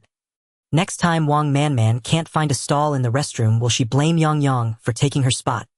Does Yang breathe air that steals Wang Manman's oxygen too? Soon fans posing as neutral bystanders joined the fray. Wang Manman's fans stopped playing the victim. Your idol posted about facing difficulties as a hint of being bullied. The real story is Li Yang booked the recording studio. Wang Manman wanted to take it, but couldn't, so she slunk away and held a grudge, trying to provoke a fan war against Li Yang. You're truly skilled at twisting the truth, like master, like fan. And what's this about a top idol who relies on his looks can't write good songs? The song isn't even out yet, and you're already trashing it. Did your idol write his own songs? How old is he still playing the sweetheart? Just seeing that face makes me want to puke. Hey, my Yang in drag looks better than your guy's puffy face. In response to Han Yan's fans' accusations of riding on their coattails for attention, Li Yang's fans directly confronted them without backing down. Who's riding whose coattails? Is the Three Kingdoms theme exclusive to your Han Yan? Why can he release a song about it, but our brother Yang can't? Has Han Yan studied the Three Kingdoms for a few days and come up with a cardboard cutout Guan Yu? Laughable. 3 layers of shoulder pads, a waist cincher that could hide a supermarket. That's your idol's research. This comment was wildly reposted by Yang fans, complete with a screenshot of Han Yan's ancient costume photo, showing a close-up of the waist cincher, the outline of the 3 shoulder pads clearly visible. The meme, cardboard cutout Guan Yu, was dug up again, slapping Han Yan's fans squarely in the face. And have you heard Han Yan's song Hero's Tears? It sounds like a chant, and he dares to call himself a singer-songwriter. Yang's song isn't even out yet, and you're already bashing it. Wait until the song drops and see who gets slapped in the face. The Yang fans' offensive power wasn't just in insults. It was also in their ability to use memes and dig up ancient history. Someone unearthed Han Yan's iconic scene from a variety show the previous year. A disjointed, freestyle rap performance captioned with, "This is the power of a singer-songwriter." The comments section erupted in laughter. Han Yan's fans were hopping mad but powerless to refute it because the video was real. The fans of Han Yan and Wang Manman were forced to retreat step by step. Some tried to reason only to be crushed by the Yang fans' logic. Some tried to curse only to be shut down by the Yang fans' memes. Some tried to play the victim only to have their own idol's dirt dug up and used against them. The combat effectiveness of the Yang fans was on full display. The 3-way war spread from Li Yang's comment section to Wang Manman's, then to Han Yan's, and finally to the comment sections of various major marketing accounts on Weibo. On the trending list, the 3 topics, Li Yang's new song, Han Yan's new song, and Wang Manman's new song, hung side by side with fans brawling beneath each one. Bystanders pulled up their little stools to watch the show, munching on snacks, as they observed the three fan bases battling it out. Seeing his own fans' formidable and domineering power, Li Yang thought, how could he just sit back and watch? So he posted another message, instantly detonating the entire internet. Li Yang directly tagged Han Yan and Wang Manman and wrote a single sentence, with all due respect, you two are trash. Li Yang v Han Yan Wang Manman, forgive my bluntness, but the two of you here are nothing but trash. When Li Yang posted that Weibo, the comment section was at the peak of a three-way melee. Li Yang's fans charged left and right, Han Yan's fans were retreating step by step, Wang Manman's fans were playing the victim and controlling the narrative while the onlookers watched the drama unfold. With thousands of comments pouring in every minute, the comment section had become a boiling cauldron. Everyone thought this was the climax of the night. Yet when Li Yang posted that Weibo, the entire comment section fell into 3 seconds of silence before erupting into absolute chaos. Holy shit, holy shit, holy shit. Yang has entered the chat? Ha ha ha ha, trash. Directly calling them out. I declare Li Yang the most hardcore top star on the internet bar none. When others play dead in fan wars, Li Yang goes straight for the throat. I give this move a perfect score. Li Yang's fans were ecstatic. Seeing their idol directly engage the opposition and facing them heat ignited their fighting spirit. If their leader was charging, how could they be cowards? Charge. Those fans who had been battling in the comments for half the night were now hyped up, their fingers flying across the screens, unleashing their full power. Originally, onlookers had just come for the show. Tonight's hot topic was the three-way fan war, with fans battling fiercely while bystanders watched. But Li Yang's Weibo ignited the passion of the onlookers too. Ha ha ha, has Li Yang gone mad? Directly lashing out. Forgive my bluntness, but the two of you here are nothing but trash. I'm going to frame this quote, it's classic. With this move, if Li Yang wins, it's badass. If he loses, he's an idiot. I bet 50 cents he wins. I bet 3 packs of spicy sticks he loses. Even with Han Yan's and Wang Manman's fans combined, they can't beat Li Yang's fans, and now he's personally finishing them off. In an instant, the entire comment section erupted again with overwhelming public opinion. The comment growth rate surged from thousands per second to tens of thousands per second, causing the server to lag. A comment would appear only to be buried under dozens of others instantly. The other two fan bases were stunned. Why did Li Yang get involved? Han Yan's and Wang Manman's fans initially tried to fight back, but as time ticked by they realized a chilling truth. Han Yan didn't respond. Neither did Wang Manman. 10 minutes, 20 minutes, half an hour. Both remained silent. Han Yan's fans started calling out in the comments, Yanga, say something. Yanga, we support you. Yanga, don't be a coward. Han Yan gave no response. Wang Manman's fans also shouted, Manman, come out and speak. Manman, we believe in you. Manman, don't be afraid. Wang Manman remained silent too. Li Yang's fans intensified their assault. How pathetic, Li Yang called out your idols by name, and they don't even dare to squeak. It was a triumphant carnival for the victors. In Han Yan's apartment, he sat on the sofa staring at those words, his fingers gripping his phone until his knuckles turned white, veins bulging, his face twisted with rage. Beside him, his agent's phone was ringing incessantly. The PR team was frantically messaging in the group chat, and his assistant was on the balcony speaking in hushed tones that still sounded like cursing. How dare he? How dare Li Yang do this? Celebrities usually remain aloof, even if they're scheming behind the scenes, they never openly engage. Has Li Yang lost his mind? Doesn't his agent control him? Yin, don't act rashly, Han's agent said, trying to keep his voice steady, but the sweat on his forehead betrayed him. He's gone crazy now, but we want. Let him have his moment. As long as his song isn't as good as ours, the backlash will be severe, and we might even topple him from his top star throne. Fine, well, wait for the song release and then crush him. Han Yan gritted out. In Wang Manman's apartment, the atmosphere was suffocating. Wang Manman sat on the sofa, her phone screen still lit, Li Yang's glaring Weibo post displayed. Her eyes were red, a mix of grievance, anger, and mostly panic. When she posted that facing difficulties Weibo, she only meant to subtly shade Li Yang, venting about being kicked out of the recording studio earlier and adding fuel to her new song's promotion. She thought it was nothing unusual.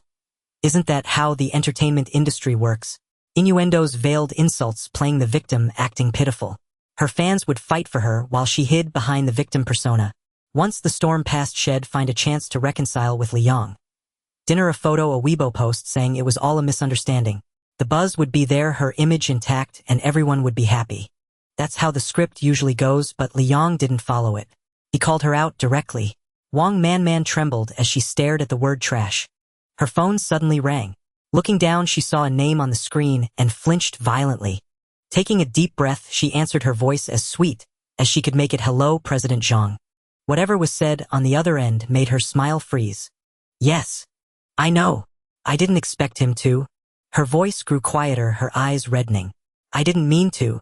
I just wanted to. The voice on the phone grew louder, and Wang Manman shrank back, tears streaming down her cheeks. She bit her lip, afraid to sob, and just nodded frantically like a pet being scolded by its owner.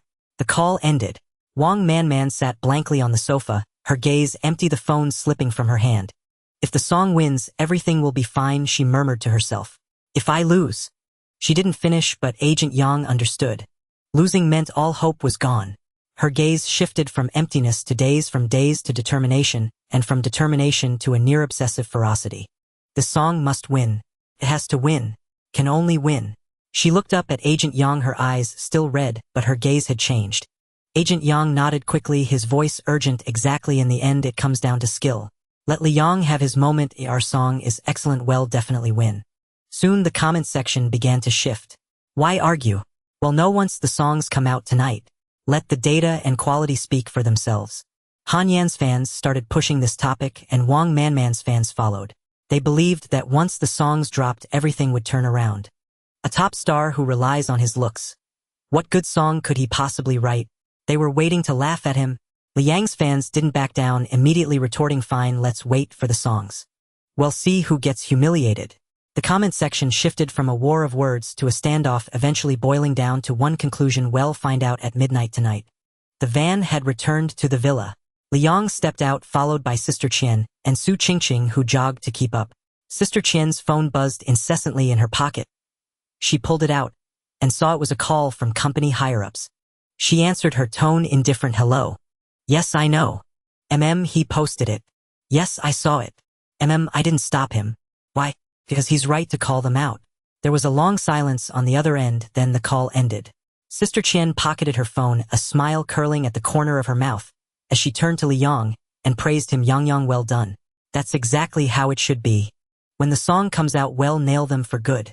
The fervor of the fan wars among the three camps swept across the entire internet, making everyone aware that Liang, Han Yan, and Wang Manman would simultaneously release their songs at midnight. Tonight, a direct high-stakes confrontation. Even bystanders who usually had no interest in pop idols and remained aloof were stirred by the overwhelming buzz and decided to tune in at the stroke of midnight to see what the fuss was about.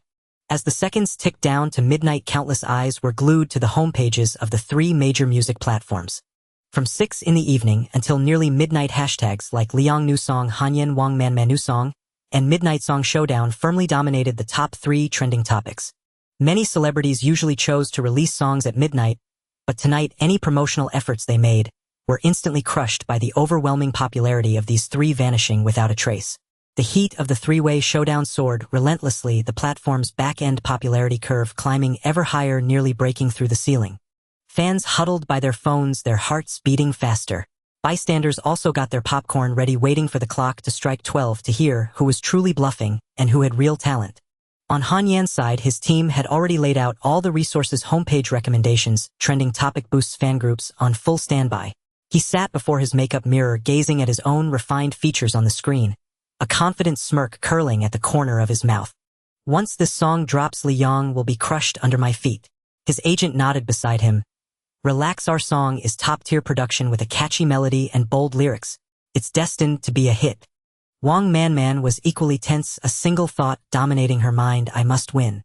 Victory would make everything perfect, or defeat would render all her previous efforts and endurance meaningless. Back in the villa, despite Liang's hasty release, his company had also prepared various resources. Liang lounged on the sofa, one leg crossed over the other, a cup of tea in his hand.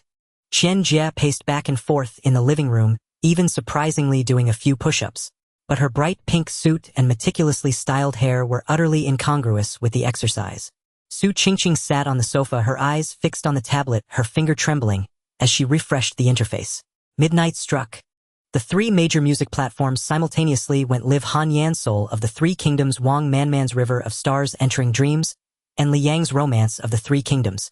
Some clicked on Han Yan's song, some on Wang Manman's, some on Liang's. Others opened all three at once, playing them on 3 different devices. And some, even before the songs began, were already typing furiously. The titles of Han Yan and Wang Manman's songs seemed relatively grand, but Liang's Romance of the Three Kingdoms was immediately met with mockery from haters and bystanders.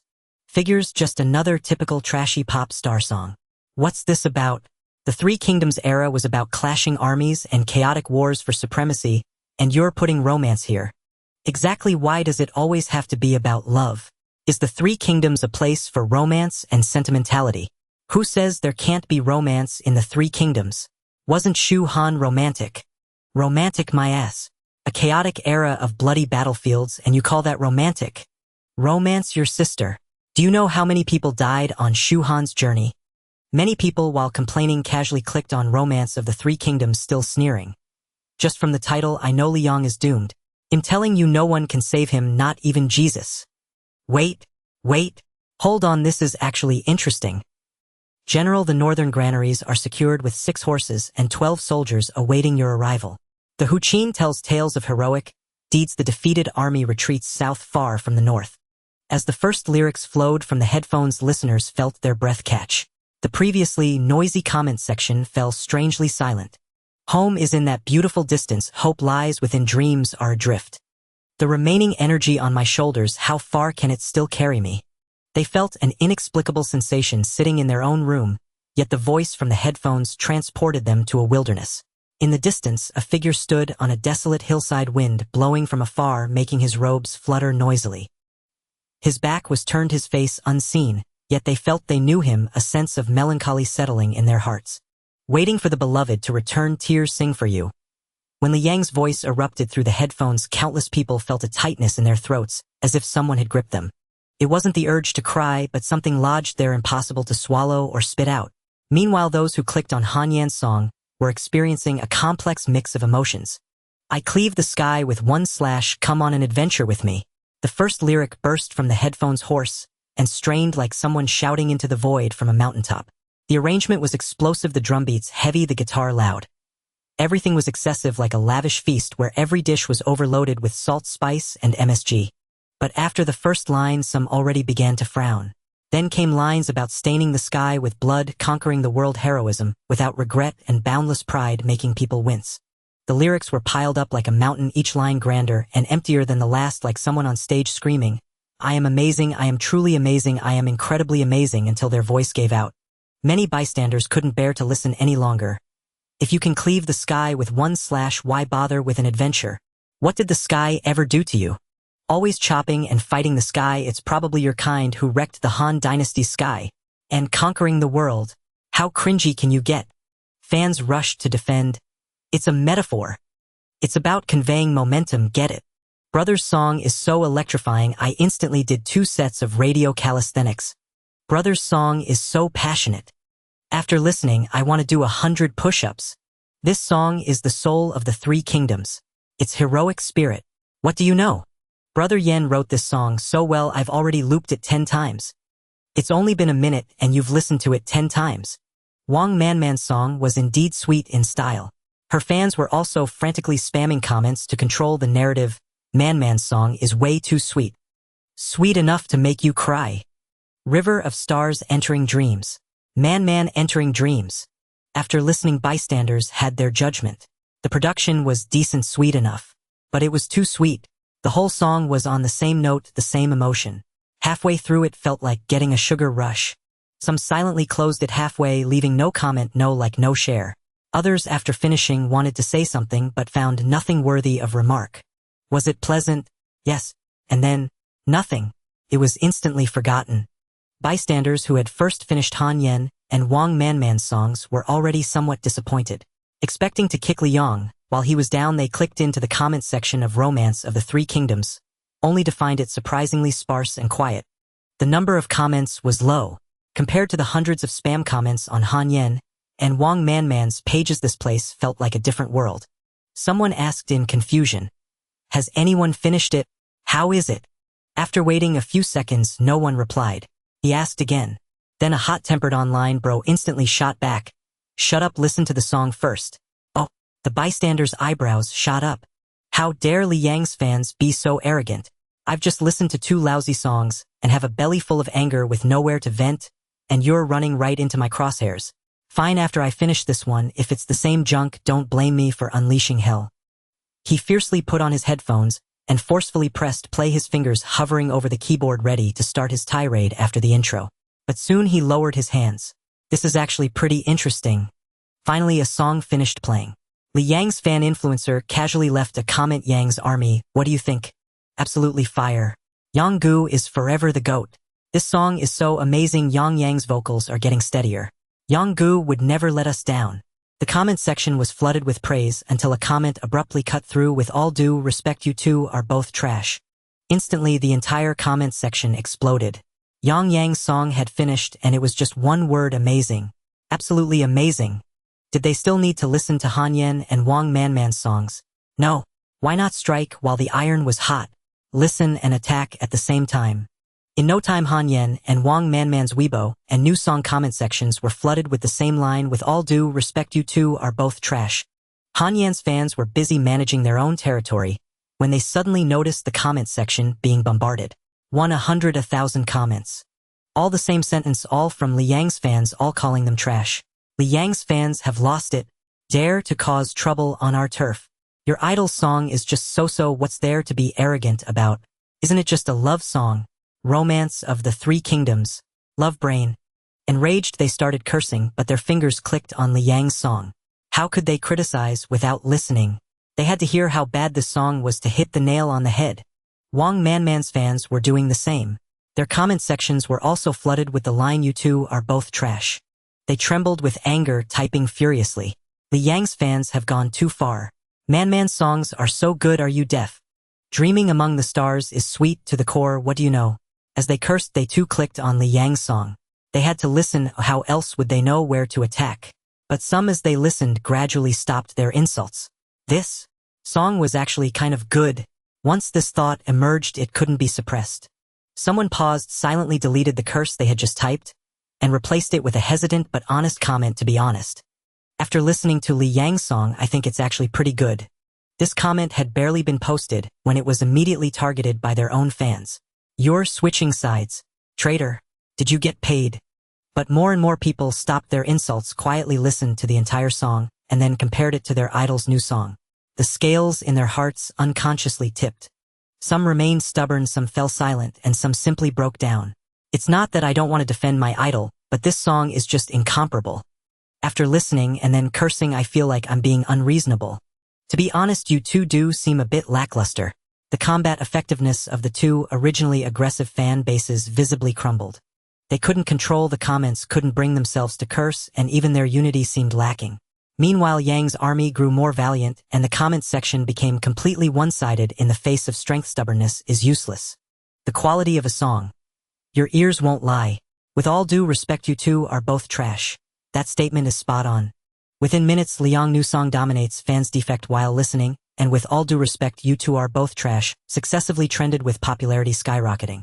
An hour later, with real-time updates, Han Yan's Soul of the Three Kingdoms had 230000 downloads and 60000 comments.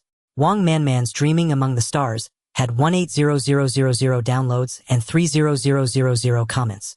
Li Yang's Romance of the Three Kingdoms had 570000 downloads and 26000 comments. The teams of Han Yan and Wang Manman stared at the back-end data, their faces ashen. They had also listened to Li Yang's song and admitted it was indeed a bit better than their own, but not to this extent. The two of them combined couldn't even match him. Moreover, half of the comments were still from Li Yang's fans.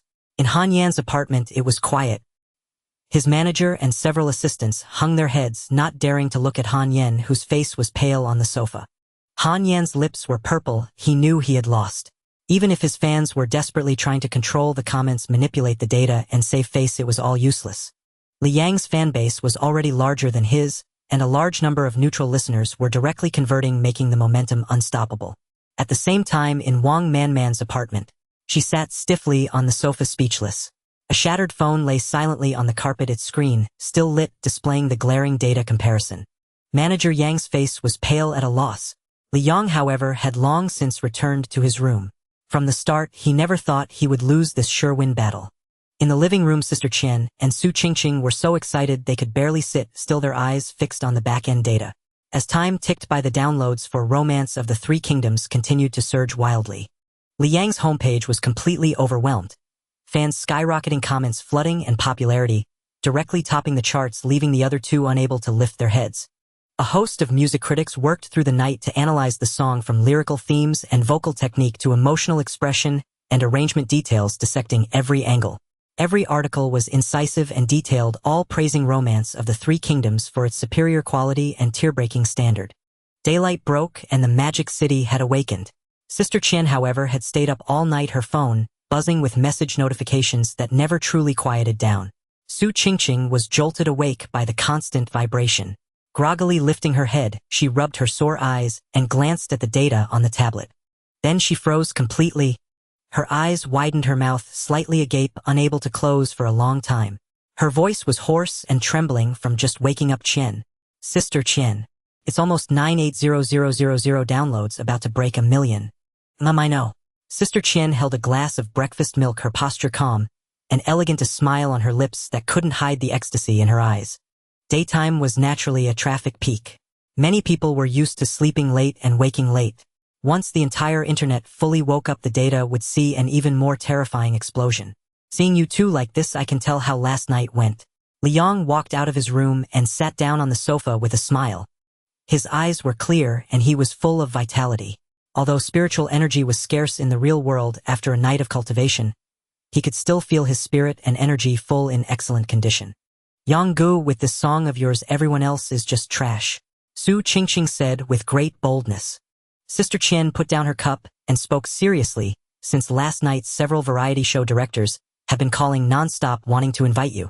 I've screened them and picked the 3 most suitable. See which one you want to choose. Qian Jie swiped the screen and turned to the first item on the memo. First Rising Star Season 2. He spoke with a serious tone. After your explosive popularity last year, that idol trainee show became legendary. So this season, the production team is bolder, adopting a live broadcast format for the entire show. The premiere is in 3 days, and the director specifically requested you as the opening guest to perform on stage. Firstly, it will boost the show's debut buzz. Secondly, it will set a benchmark and inspire the new trainees. Qian Jie paused and added, besides, it's a great chance for you to build your reputation. Returning to the stage where you first soared to fame will project an image of gratitude and humility, strengthening your public appeal and solidifying your fan base. This time, sing Romance of the Three Kingdoms. With the song's current peak popularity, a live performance will double the impact. Most importantly, I checked the comments last night. Most of the criticism targets your vocal tuning, maliciously smearing your singing ability. A live, unedited performance will slap them back and silence all doubts. The offer is 5 million, and it only takes 1 day. All right, no problem, I'll go. Li Yang agreed without a second thought. Seeing Li Yang's prompt agreement, Qian Jie hesitated slightly before continuing. But there's a situation. Ji Yan is among this season's mentors. Ji Yan. Su Qingqing's expression shifted, her gaze turning serious. Insiders knew that the Dragon Kingdom's entertainment industry had long been dominated by 4 top-tier stars with unshakable positions, massive fan bases, and monopolized resources nearly impossible to challenge.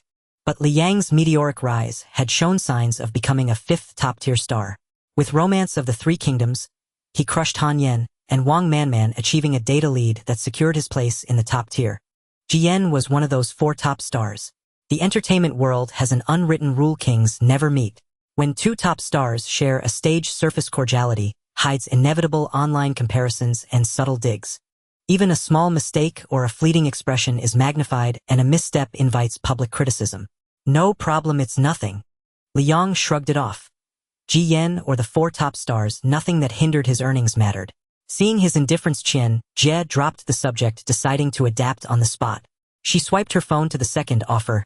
The second show is Leisurely Life Season 3, a well-rated slow variety show, hosted by Teacher Huang and Teacher He. It's a rural pastoral healing style, and they want you as a guest. It's in a week, offering 3 million for 3 days and 2 nights. Okay.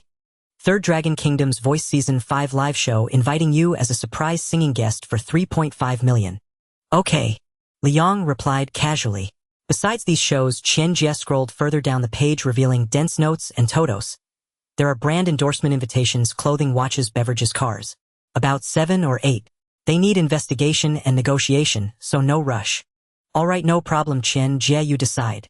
Li Yang agreed, offhandedly, inwardly marveling at how easily money flowed in the entertainment world.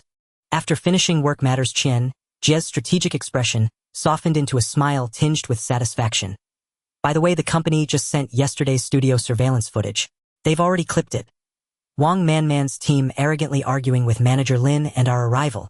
She paused, then added, but the higher-ups suggest forgiving and forgetting to avoid further conflict. After all, Wang Manman's song, though it couldn't beat ours, still made it to the top 5 on the new song chart. Oh! Li Yang raised an eyebrow asking, and our song, where is it now? First on all 3 music platforms. Su Qingqing immediately pushed the tablet toward Li Yang, showing Romance of the Three Kingdoms data still surging. The popularity skyrocketed, comments flooded in, and short videos across the web were using it as a hit BGM with covers, mashups, and fan edits everywhere. Unrivaled. So what about the studio video regarding Wang Manman? Qian Jie looked at Li Yang solemnly, leaving the decision to him. Li Yang squinted and smiled, asking, does Wang Manman know we have the video? Just then Qian Jie's phone rang. She picked it up and, seeing the caller ID, couldn't help but snicker, holding the screen to Li Yang with a mocking tone. Looks like they know. The caller was Wang Manman's agent Yang Lan. Perfect, let's see how sincere they are. Li Yang's smile deepened, a playful glint in his eyes.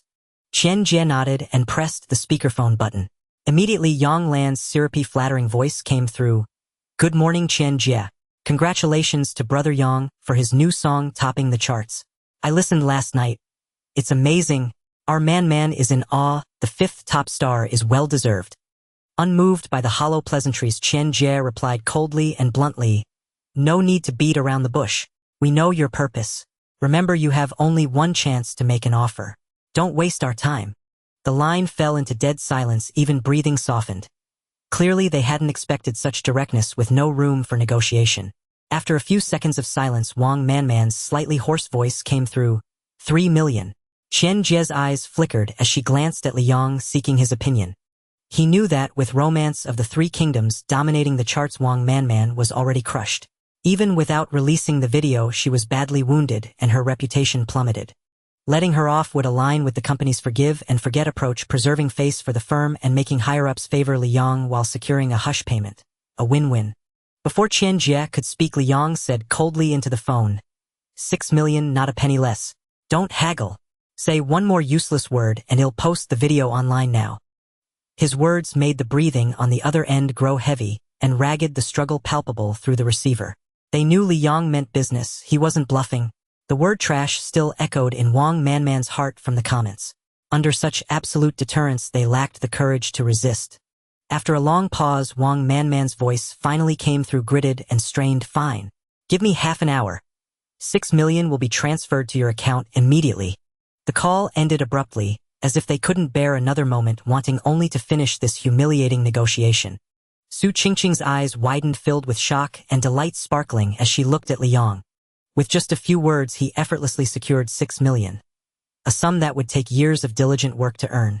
Li Yang merely smiled faintly at her astonishment, unconcerned. To him, releasing the video or continuing to step on Wang Manman was trivial. But for Wang Manman, the video's release would be her downfall. Within the Su Manor, sunlight streamed into the room as Su Li slowly opened her eyes. Her gaze was radiant, exuding a crystalline and lively spirit. She looked down at her palm. The spirit stone, once lustrous and full, now appeared slightly diminished, its spiritual energy fluctuation noticeably fainter. Yet an irrepressible, excited smile bloomed on Su Li's face. After a whole night of devoted cultivation, she felt the spiritual energy within her body slowly growing. Though the increase was but a wisp, it had tangibly coalesced into a strand of qi within her. According to Uncle Zhuang, the minimum requirement to use a spirit skill was to consume a strand of qi. The more qi consumed, the stronger the skill. This spirit stone was given to her by Uncle Zhuang. It was said to be extremely precious, impossible to buy even for 10 million, and was simply not available on the market. Amidst her joy, Su Li's fingertip moved slightly, her gaze falling upon the bracelet on her wrist. The bracelet was simple in design, yet possessed an extraordinary texture, its chain made of dark matte silver that glinted faintly in the sunlight. This was a spatial bracelet her father Su Zhao had specially sought out for her. It belonged to a rare spatial yellow card containing a full cubic meter of storage space. With a mere thought, a faint glimmer of light flashed across the bracelet on her wrist. The spirit stone in her palm, as if pulled by an invisible force, vanished into thin air in the blink of an eye, securely landing within the storage space of the spatial bracelet. She slowly stood up, stretching her limbs. The spiritual energy circulating within her body made her movements feel even lighter. Soon Su Li furrowed her delicate brows. In the Zhujia village story, she had promised Liang a sum of money to distribute the heavenly and earthly stars, but she had forgotten to ask for his bank card number. Moreover, after Uncle Zhuang's explanation, she knew that achieving a grade evaluation and obtaining a blue card was all thanks to Liang carrying the team. Unsure of Liang's intentions, Su Li felt awkward asking her father or Uncle Zhuang to search for him by name, fearing it might cause unnecessary misunderstandings for Liang. However, Liang's face always gave Su Li a very familiar feeling, as if she had seen him somewhere before. After thinking it over, Su Li's eyes lit up as she suddenly thought of her best friend, who was always the most well-informed. She quickly walked to the table, picked up her phone lying idle, and her fingers swiftly tapped on the screen. Xiaolan, do you know someone named Liang? Within seconds of sending the message, the top of the chat window showed the other person is typing. Her best friend Lin Xiaolan's reply came instantly, her tone full of teasing and surprise. Xiao Li, are you becoming a fan too? You actually know Liang? That's right, Liang became super famous last night. Another message followed, brimming with excitement. Speaking of which, Liang's new song 3 Kingdoms Love, released last night, is absolutely incredible. One of the fan groups I manage for young fans was going crazy all night. The girls in the group were so excited they were screaming, spamming the chat until my phone froze. This song is wildly popular across the entire internet now. The moment she saw her best friend's message, Su Li's fingers holding the phone froze abruptly. She was momentarily stunned, losing all thought of replying to Lin Xiaolan, her eyes filled with sheer astonishment. Liang was a celebrity. Without hesitation, her fingers quickly opened the Chengdu search bar on her phone and typed in the name Liang. The moment she pressed the search button, her heartbeat inexplicably quickened by half a beat. The next second, the search results flooded the screen. In the top high-definition photo, his face was strikingly handsome and dazzling, so brilliant it was hard to look away. Yet in the photo, he lacked the fierce heroic aura he had when they fought side by side in the Zhujia village dungeon, replaced instead by a refined softness under the entertainment industry's lens. With just one look, Su Li was 100% certain this was the same Liang from the dungeon, the one with formidable strength who had guided her through it. Having confirmed his identity, Su Li focused even more intently, rapidly scrolling through all the information about Liang. In just half an hour, she had grasped everything Liang's past, his current explosive rise to fame, his agency, and more. Looking at the screen filled with articles about 3 Kingdoms Love going viral, his overwhelmingly dominant data, and the wave of praise across the internet, Su Li had never imagined that Liang was actually a top-tier celebrity in the real world. The song automatically began to play on her phone screen. A deep, highly distinctive voice flowed out slowly. It was the hit song 3 Kingdoms Love, General, the northern granaries are occupied. Listening to the song, Su Li looked at Liang's photo on the screen. Her delicate brows furrowed slightly as she tapped her chin with a fingertip, lost in thought. Suddenly, Su Li's big eyes sparkled, a sharp glint flashing within them. She directly dialed her father Su Zhao's number. The phone rang only twice before being answered. Su Zhao's gentle, doting voice came through.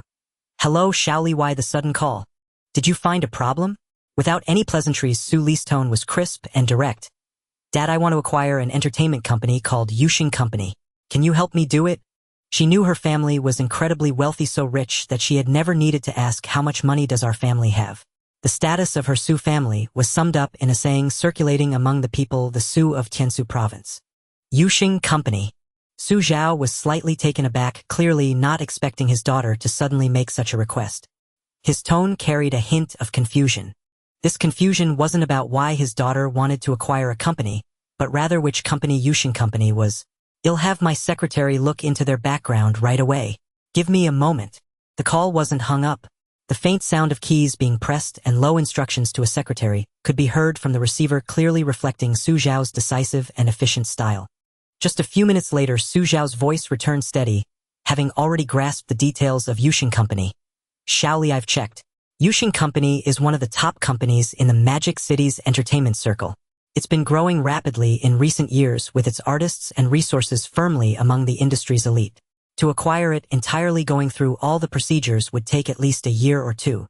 Ah, that long? Su Li's expression faltered slightly. She didn't quite understand such acquisition issues. That's right.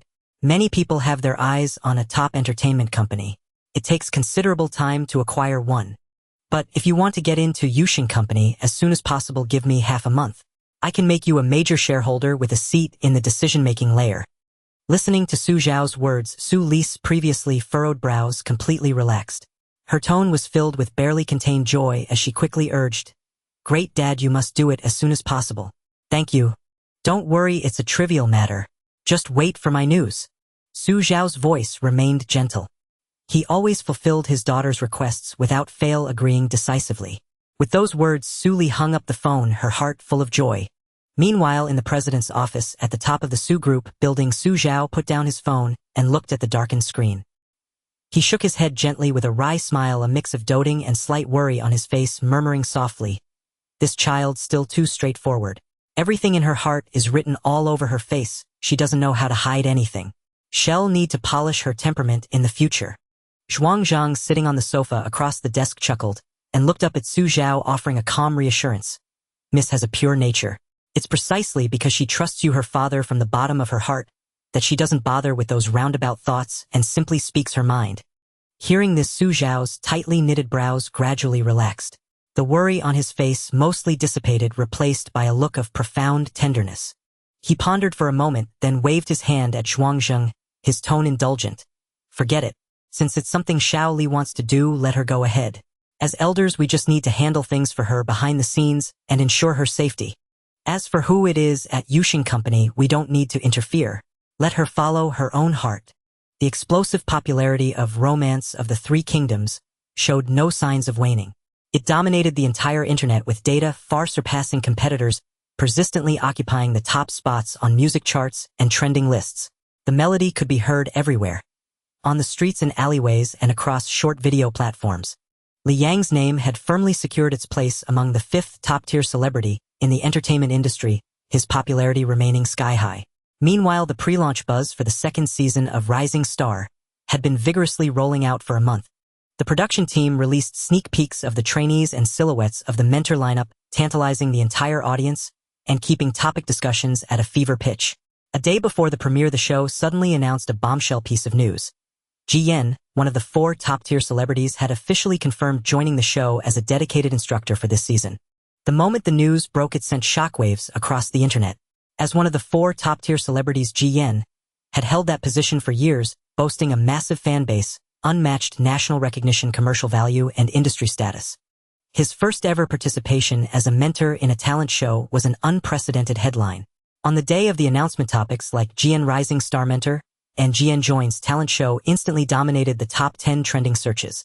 Related reading volumes skyrocketed past 100 million in just an hour, causing the number of reservations for the second season of Rising Star to surge by tens of millions, decisively overshadowing the sustained popularity of Romance of the Three Kingdoms. The entire focus of public opinion shifted entirely to Ji Yan and the new season of the show. That evening, the production team seized the momentum and released another cryptic teaser. At the premiere gala, a mysterious guest makes a surprise appearance, reviving the passionate stage from Season 1.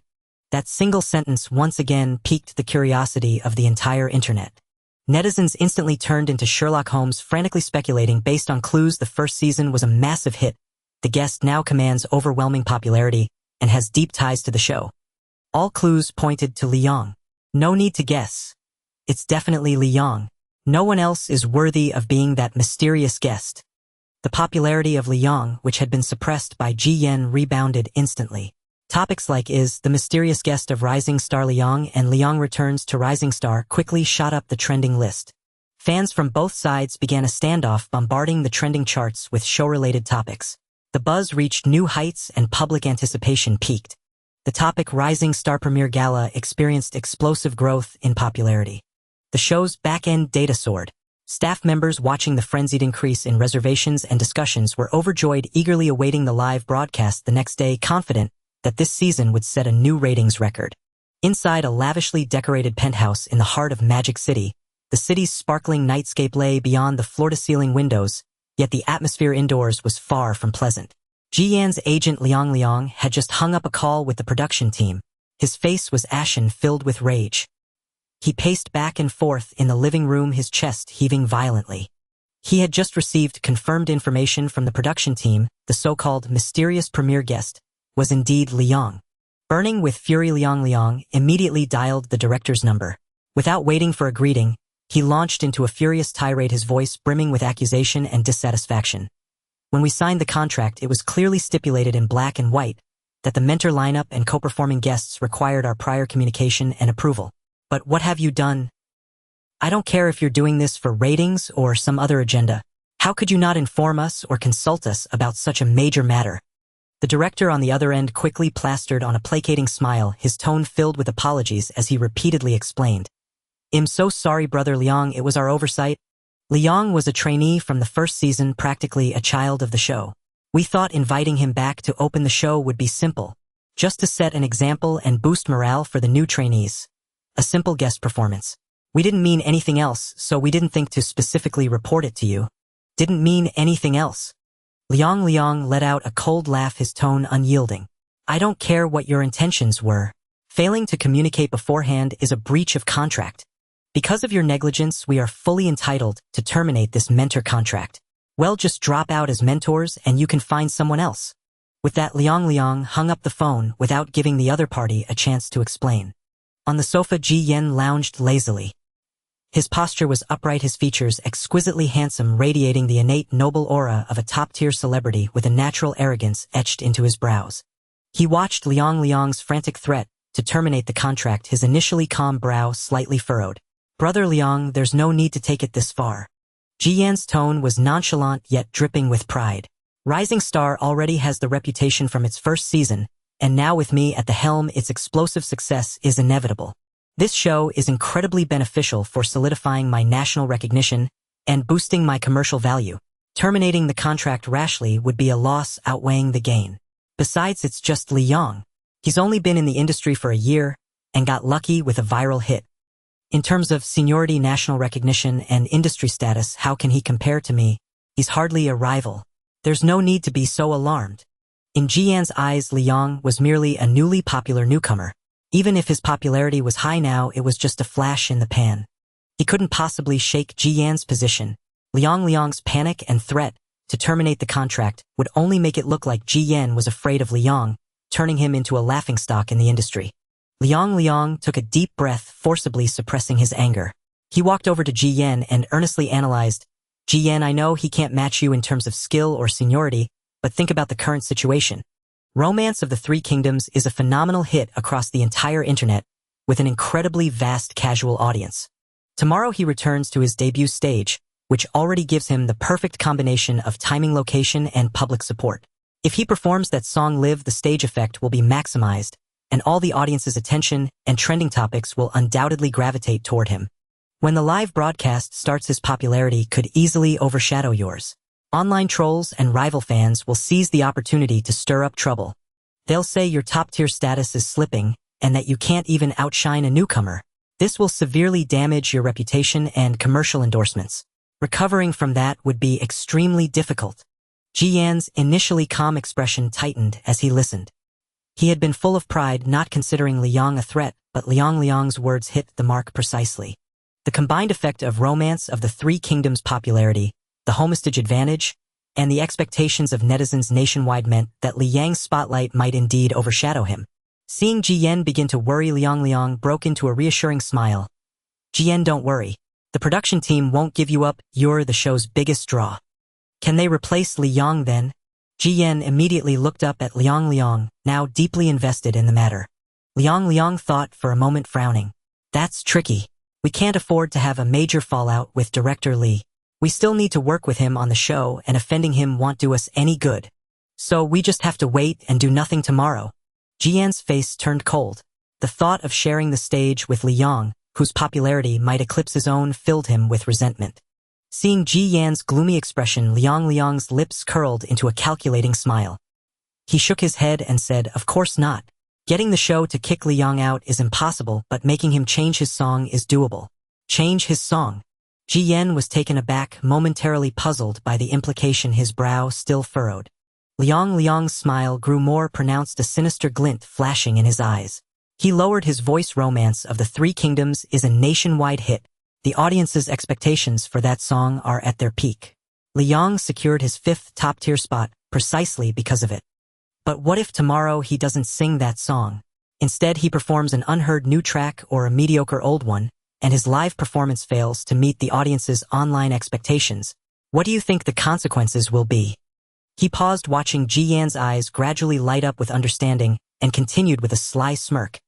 At that point, the expectations of netizens nationwide will be dashed, leading to a torrent of criticism. The public goodwill he's accumulated from Romance of the Three Kingdoms will collapse instantly, and his popularity will plummet. Meanwhile, you just need to perform normally, showcasing your top-tier professionalism and stage charisma. By comparison, you'll shine even brighter. Your national recognition and status will only ascend further. You'll easily knock this suddenly popular Liang back to square one. What? I see. Alright, well, think about it. Hanging up the phone, Sister Qian set down her phone with a complex expression. On the other end of the sofa, Su Qingqing, and another unfamiliar girl, who had been scrolling through a tablet, looked up upon hearing Sister Qian's tone, sensing something amiss. Liang's gaze, however, curiously fell upon the girl who had just returned. Of course, it was not because of her youthful face and ample figure, but purely out of curiosity. This person was named Qin Shui, another assistant of Liang. She had taken a few days off and had just returned recently, so Liang had not yet crossed paths with her. Sister Qian walked over to the coffee table and sat down, looking at Liang with a complex expression. She said solemnly, Yang, there's a situation. The program team just called. They said the song Three Kingdoms Love isn't quite suitable for the opening stage of Tomorrow Star Tomorrow. They hope we can change it to a song related to the show, new or old, it doesn't matter. Why the sudden change of heart? Didn't they agree before? And it would boost the show's popularity. Why give up such a win-win situation? Before Liang could speak, Su Qingqing started complaining discontentedly. Qin Shui, her face full of youthful collagen, wore a serious and stern expression as she frowned and analyzed. Someone must have pressured the program team. Pressure? Who? Su Qingqing turned to Qin Shui with curiosity. Qin Shui had been with Liang from the start and understood the ins and outs of the industry better. She let out a cold laugh, her tone certain. Who else could it be? Besides Ji Yan, who else could make the program team cave so quickly? Ji Yan is afraid that Brother Yang will outshine him tomorrow. Thighs is too underhanded, isn't it? Su Qingqing's eyes widened in shock. Is he that afraid of being overshadowed that he resorts to such dirty tricks? Heh! Qin Shui sneered but said nothing more. She and Sister Qian exchanged glances, both looking at Liang. The final decision rested with him. After hearing their exchange, Liang quickly grasped the situation and sneered. He wants me to change, so I change. Just tell them I'm not going. He leaned back on the sofa, his face full of disdain. Who didn't have a temper? Seeing this, Sister Qian cleared her throat and added awkwardly, ahem. Well, the program team knows they're in the wrong. As an apology, they raised the appearance fee from 5 million to 8 million. The moment she finished, Liang, who had been full of disdain, immediately sat up straight and said seriously, but then again, since I promised, I should follow through. Besides, I can see that the fans are really looking forward to my return to the Tomorrow Star stage. Sister Qian listened to Liang's drastically different words, first breathing a sigh of relief, but then her brow furrowed deeply. She exchanged a glance with Qin Shui, both their eyes filled with hidden worry. Sister Qian said solemnly, but which song do we choose? Changing songs at the last minute.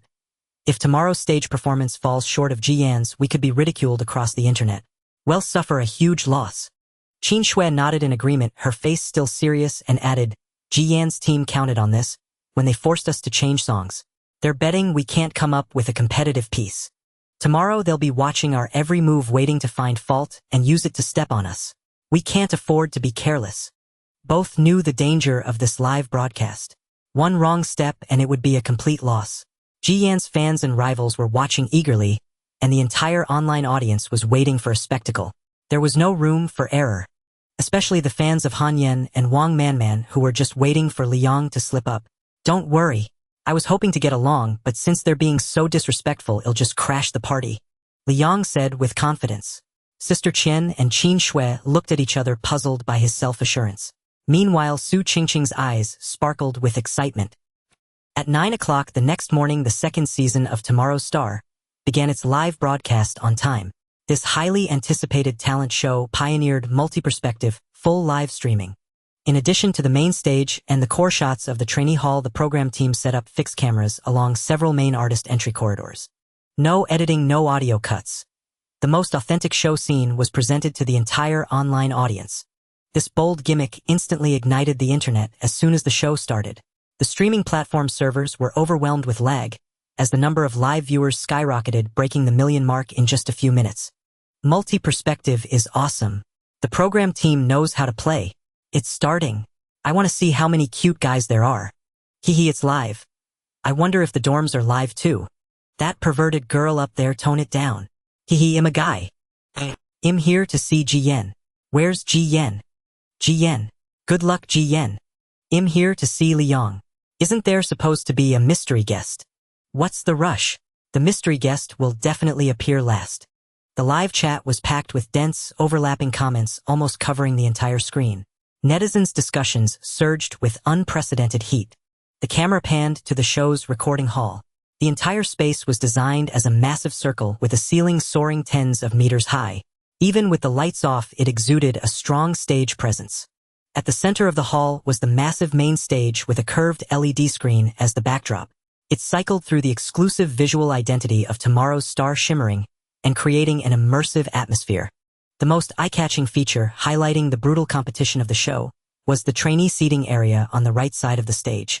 The entire area rose in fan-shaped tiers, resembling a pyramid of seats from a distance.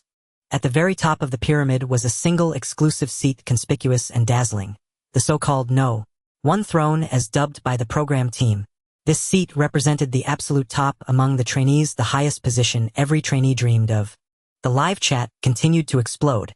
Old fans seeing the familiar throne were swept up in nostalgia. Seeing this throne brings me straight back to season 1. Except for the first episode when Liang was modest and didn't sit there every episode after that, the throne was his. It never changed. Exactly.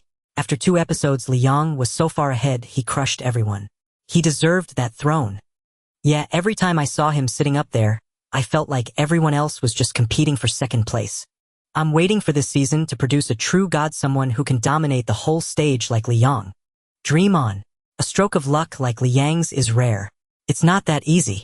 Just as netizens were reminiscing about iconic moments from season 1 and anticipating the new trainees, the live chat was suddenly flooded with uniform fan slogans. The screen was instantly painted in a specific color. Ji-Yen's fanbase had arrived in force. Mentor Ji-Yen, forever the best. With top star Ji-Yen here, the quality of this season is guaranteed. Waiting for Yen-Yan's stage performance. Dense fan support messages overwhelmed the screen, scrolling so fast that other comments were invisible. Many casual viewers, annoyed, turned off the chat to avoid the fan domination ruining their experience. Soon the show officially began and the new trainees took the stage one by one. Most of these trainees were newcomers. Some had a small fan base drawing sporadic cheers as they entered, while others were completely unknown with barely any mention in the chat. The trainees walked into the hall in small groups. Some nervous, some excited, some trying to appear calm. Each person who entered couldn't help but glance upward, at the highest seat, before quickly looking away. No one sat there. One by one they entered and mostly sat at the bottom, as if by mutual agreement, leaving the upper seats empty. The chat grew bored. This batch is weak. No one dares to sit up there. Being humble is fine, but being too humble is boring. Yeah, it's no fun. Think back to Liang. He sat at the bottom in the first episode, but by the second he charged straight up. The nanny van slowly pulled out of the villa. Outside the window, the sunlight in Modu was just right, and the traffic on the elevated bridge flowed like a slow-moving river. Liang leaned back in his seat, his hat pulled down low. They're so humble, but it seems they've overdone it. The netizens are all dissatisfied in the comments. Su Qingqing pointed at the barrage comments and said, according to the schedule, Liang had to wait until the mentors finished evaluating all the trainees before he could appear, which would take about 3 to 4 hours, so there was no rush. There's no helping it. With so many people watching in the live stream, it's not that they don't want to act, they're just afraid of making mistakes. Sister Chen smiled and said, but this show is all about exposure. With such a good opportunity, they still dare not take the risk. I don't think this season has much to offer. Qin Shui shook her head. Sister Chen nodded, her tone carrying the sentiment of someone who had been through it. True, sometimes even bad publicity is still publicity. If you go up there and get scolded, at least people will remember you. If you sit below and behave after the show ends, who will even remember who you are? Hey, here comes a big guy. He's so tall. Is he also a trainee? At this moment, Su Qingqing exclaimed, causing even Li Yong, who had been half asleep, to open his eyes. On the live stream, at the entrance of the recording hall, a strikingly conspicuous figure slowly walked onto the stage. This person had a robust and towering physique. Standing among the slender trainees, he stood out like a crane among chickens, instantly capturing everyone's attention. The trainees turned their heads to look at him, but no one recognized him. They whispered to those beside them. The barrage began to flood with information about him. Who is this? Which company? Don't know him, but he's really tall and strong. Is he 2 meters tall? With that build, is he here to be a trainee? Isn't he here to be a bodyguard? When he reached the center of the stage, instead of bowing respectfully like the others, he slightly turned his body, casting an arrogant gaze over the trainees below his face, undisguisedly showing pride. Then he strode directly toward the No. 1 throne, which symbolized the highest honor. This abrupt action instantly drew the attention of the entire venue and the focus of the entire internet onto him alone. Some held their breath, others widened their eyes, and a few instinctively sat up straight. He ascended step by step, each footfall producing a dull thud on the stairs. The trainees sitting on both sides stared with wide eyes, watching his figure in silence. When he reached the apex of the pyramid standing before the No. 1 throne, he sat down without hesitation. He rested his hands on the armrests, his gaze sweeping over the trainees below, who looked up at him, a slight curl forming at the corner of his mouth. The entire hall fell silent, but the barrage exploded. Holy shit! He sat down. He actually sat down. Who is this? So arrogant. Sitting on the throne in the very first episode. Li Yong wouldn't dare do that back then. I think his name is Liu Bei, 23 years old, graduated from a sports school. From a sports school, no wonder. He's here to cause trouble. But with his build, he could probably take down any trainee with 1 punch. At the top of the pyramid, Liu Bei sat in the highest seat, looking down at the trainees below. He watched them, sneaking glances at him. Some curious, some defiant, some scrutinizing, and a few whose envy was impossible to hide. A slight smirk tugged at his lips, deepening the arrogance on his face. A month ago, he had been ecstatic just to get a spot as a trainee on this show, jumping out of bed in sheer excitement. Free room and board, getting on TV, and if he got famous, he could make money. This was a golden opportunity for him. His family lived in a small county in the north. His father worked on construction sites and his mother ran a stall at the market. They had emptied their savings to put him through sports school. After graduation, he worked as a security guard and a porter, barely saving any money by the end of the year. He had learned from a young age that there was no shame in making a living. Back then, his thoughts were simple: behave on the show, try to get through a few rounds, gain some attention, and with his physique, maybe land a few roles with special characteristics. After all, everyone knew that actors in the entertainment industry made money easily. Just being able to make a few expressions was enough, and the money came fast. But a few days ago, everything changed. Now he was a noble, awakened spirit. How could he be like those miserable trainees? Initially, he thought about just walking away, but he realized that even as an awakened spirit, he was still broke and his appetite had actually increased. Everything he had been taught since childhood told him not to break the law. He couldn't just go back to hauling bricks, even if he was much stronger now. So he might as well continue with this trainee show. Free room and board, and if he got famous, he could make money just by lying back. So he stopped playing it low-key. He wanted the throne. He wanted everyone to remember him. Even if he had to do it in the most arrogant way, he would first establish his dominance. The defiant looks from below meant nothing to him. What did defiance matter? If they had a problem, they could fight him unknown. Or, if they wanted to throw $1 million in his face, did they think he would dare say a word? Humph. The remaining trainees gradually followed the directions into the recording hall. Some were shy and reserved, others pretended to be composed, and some deliberately tried to grab attention. But no matter how they acted, they left no lasting impression on the audience. Everyone's gaze kept drifting toward Liu Bei at the top of the pyramid. His arrogant act of sitting on the throne had become the most memorable image since the show began.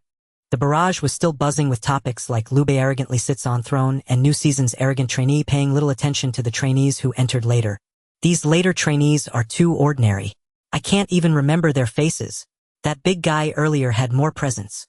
He's really arrogant, but I actually remember him. After watching so long, I only remember Liu Bei. This season's trainees rely on him to carry the show. Someone tried to defend the other trainees. Actually, a few of them are pretty good, just too low-key. They were immediately rebutted. Low-key. This is a talent show, not a meeting. If you want to be low-key, go home. Waiting for the mentors to come out. When is Ji Yen coming? I've already got my little stool ready. Where's Ji Yen? When is he coming out? Shouldn't the mentors be out by now? Where are we in the schedule? What's the rush? The best is yet to come. Just as the audience was starting to grow weary, the lights in the studio suddenly dimmed. The spotlights on the dome converged on the stage entrance. A stirring background music abruptly erupted, and the entire venue fell silent instantly. The trainees looked up and the barrage slowed down. Everyone knew. The star mentor panel was about to appear. The first mentor, top singer Xiao Lan, appeared in a silver sequin dress, standing in the beam of light like a meticulously crafted sculpture. She sang her hit song Moonlit Sea, which had topped the charts for 3 weeks last year. Her voice was clear and cool, her breath control as steady as a textbook. The trainees stood up and applauded while the barrage flooded with comments like, "Xiao Lan is so beautiful. Her opening is breathtaking. I want to."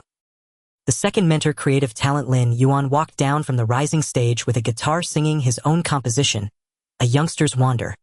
The barrage was filled with praise again. The third mentor, singing and dancing king, He Kai, delivered an explosive dance medley that pushed the atmosphere to a small climax. Some trainees swayed to the rhythm and the barrage was lively. Next, let's give the warmest welcome to this season's distinguished guiding mentor, Ji Yen. The host's resounding voice announced. As his voice fell, every spotlight converged on the side of the stage. A dazzling exclusive light show instantly ignited, and a dynamic high-end prelude melody exploded through the air. Ji Yen emerged in a custom white suit, his figure tall and straight as he strode out gracefully. Handsome and imposing, he exuded the aura of a top-tier star. The moment he appeared, the trainees below erupted into deafening cheers and screams. Many sprang to their feet, their eyes brimming with adoration.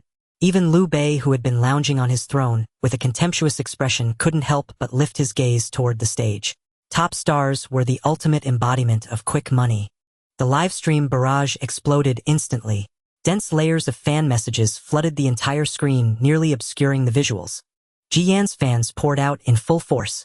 The screen was plastered with phrases like, "Ji Yen, brother is so handsome," and "top star forever."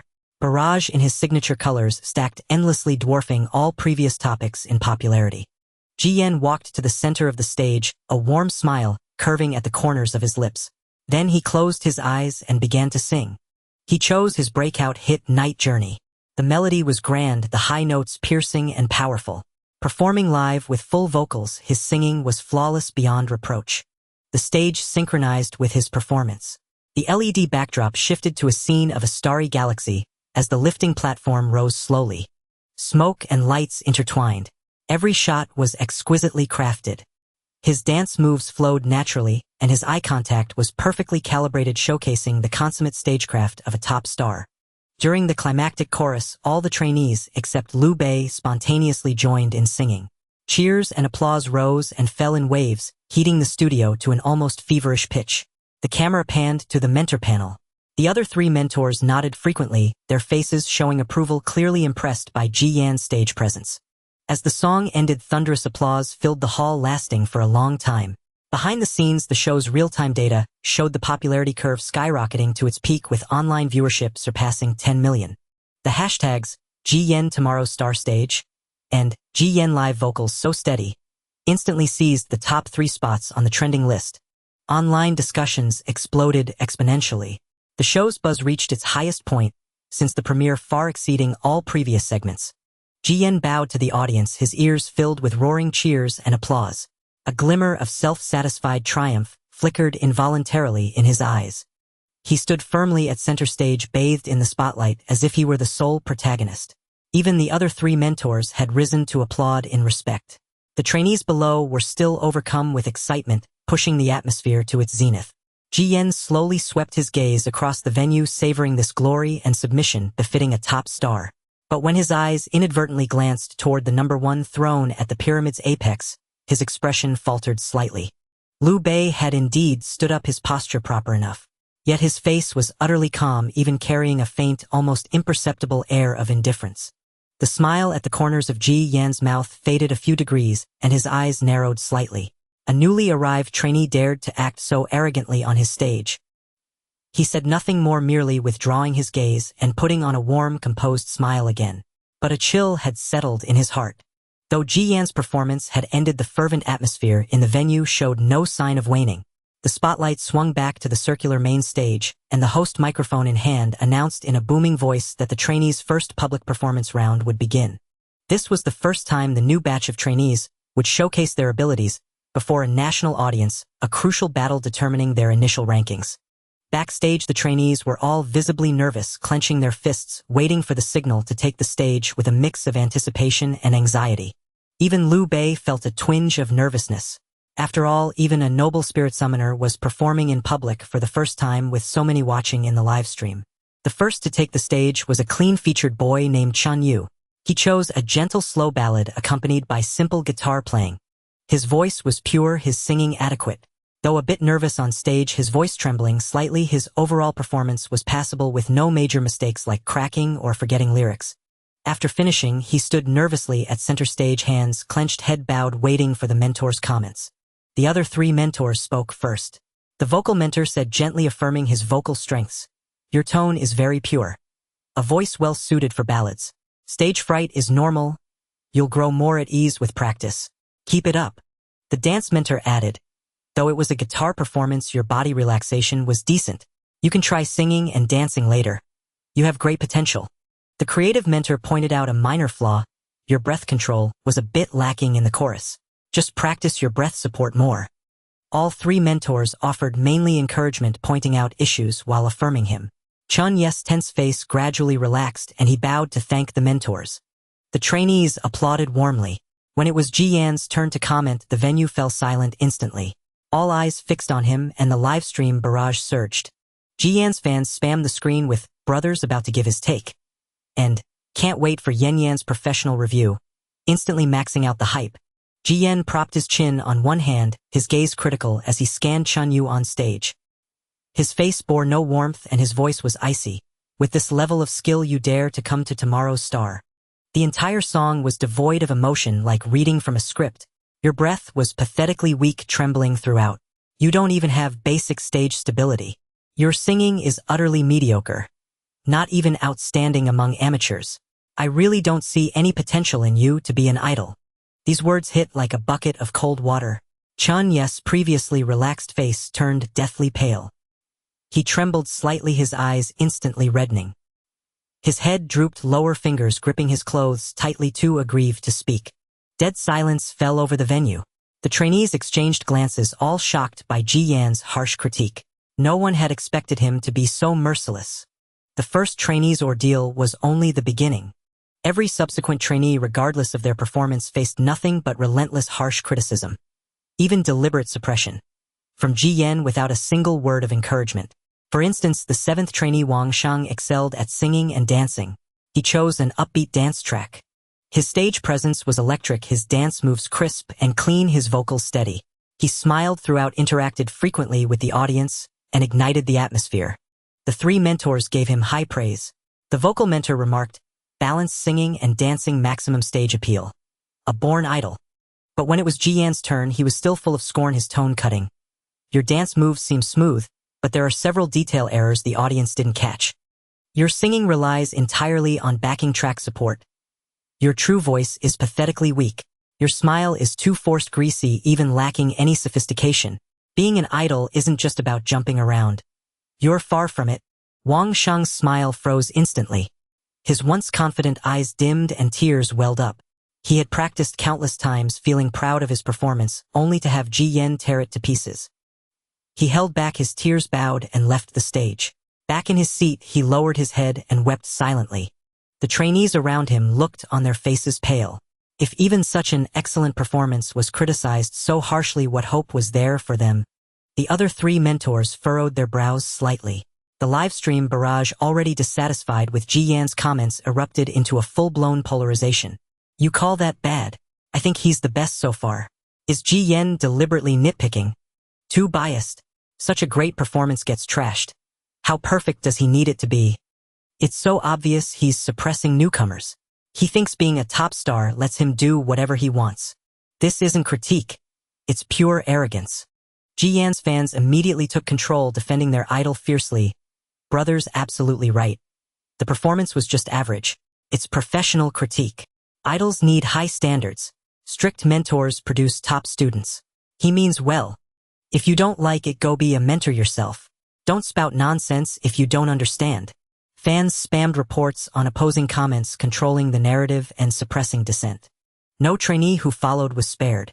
Those with good vocals were told they lacked character and memorability.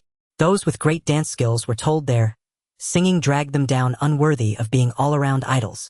Those with unique styles were accused of grandstanding, not fitting mainstream tastes.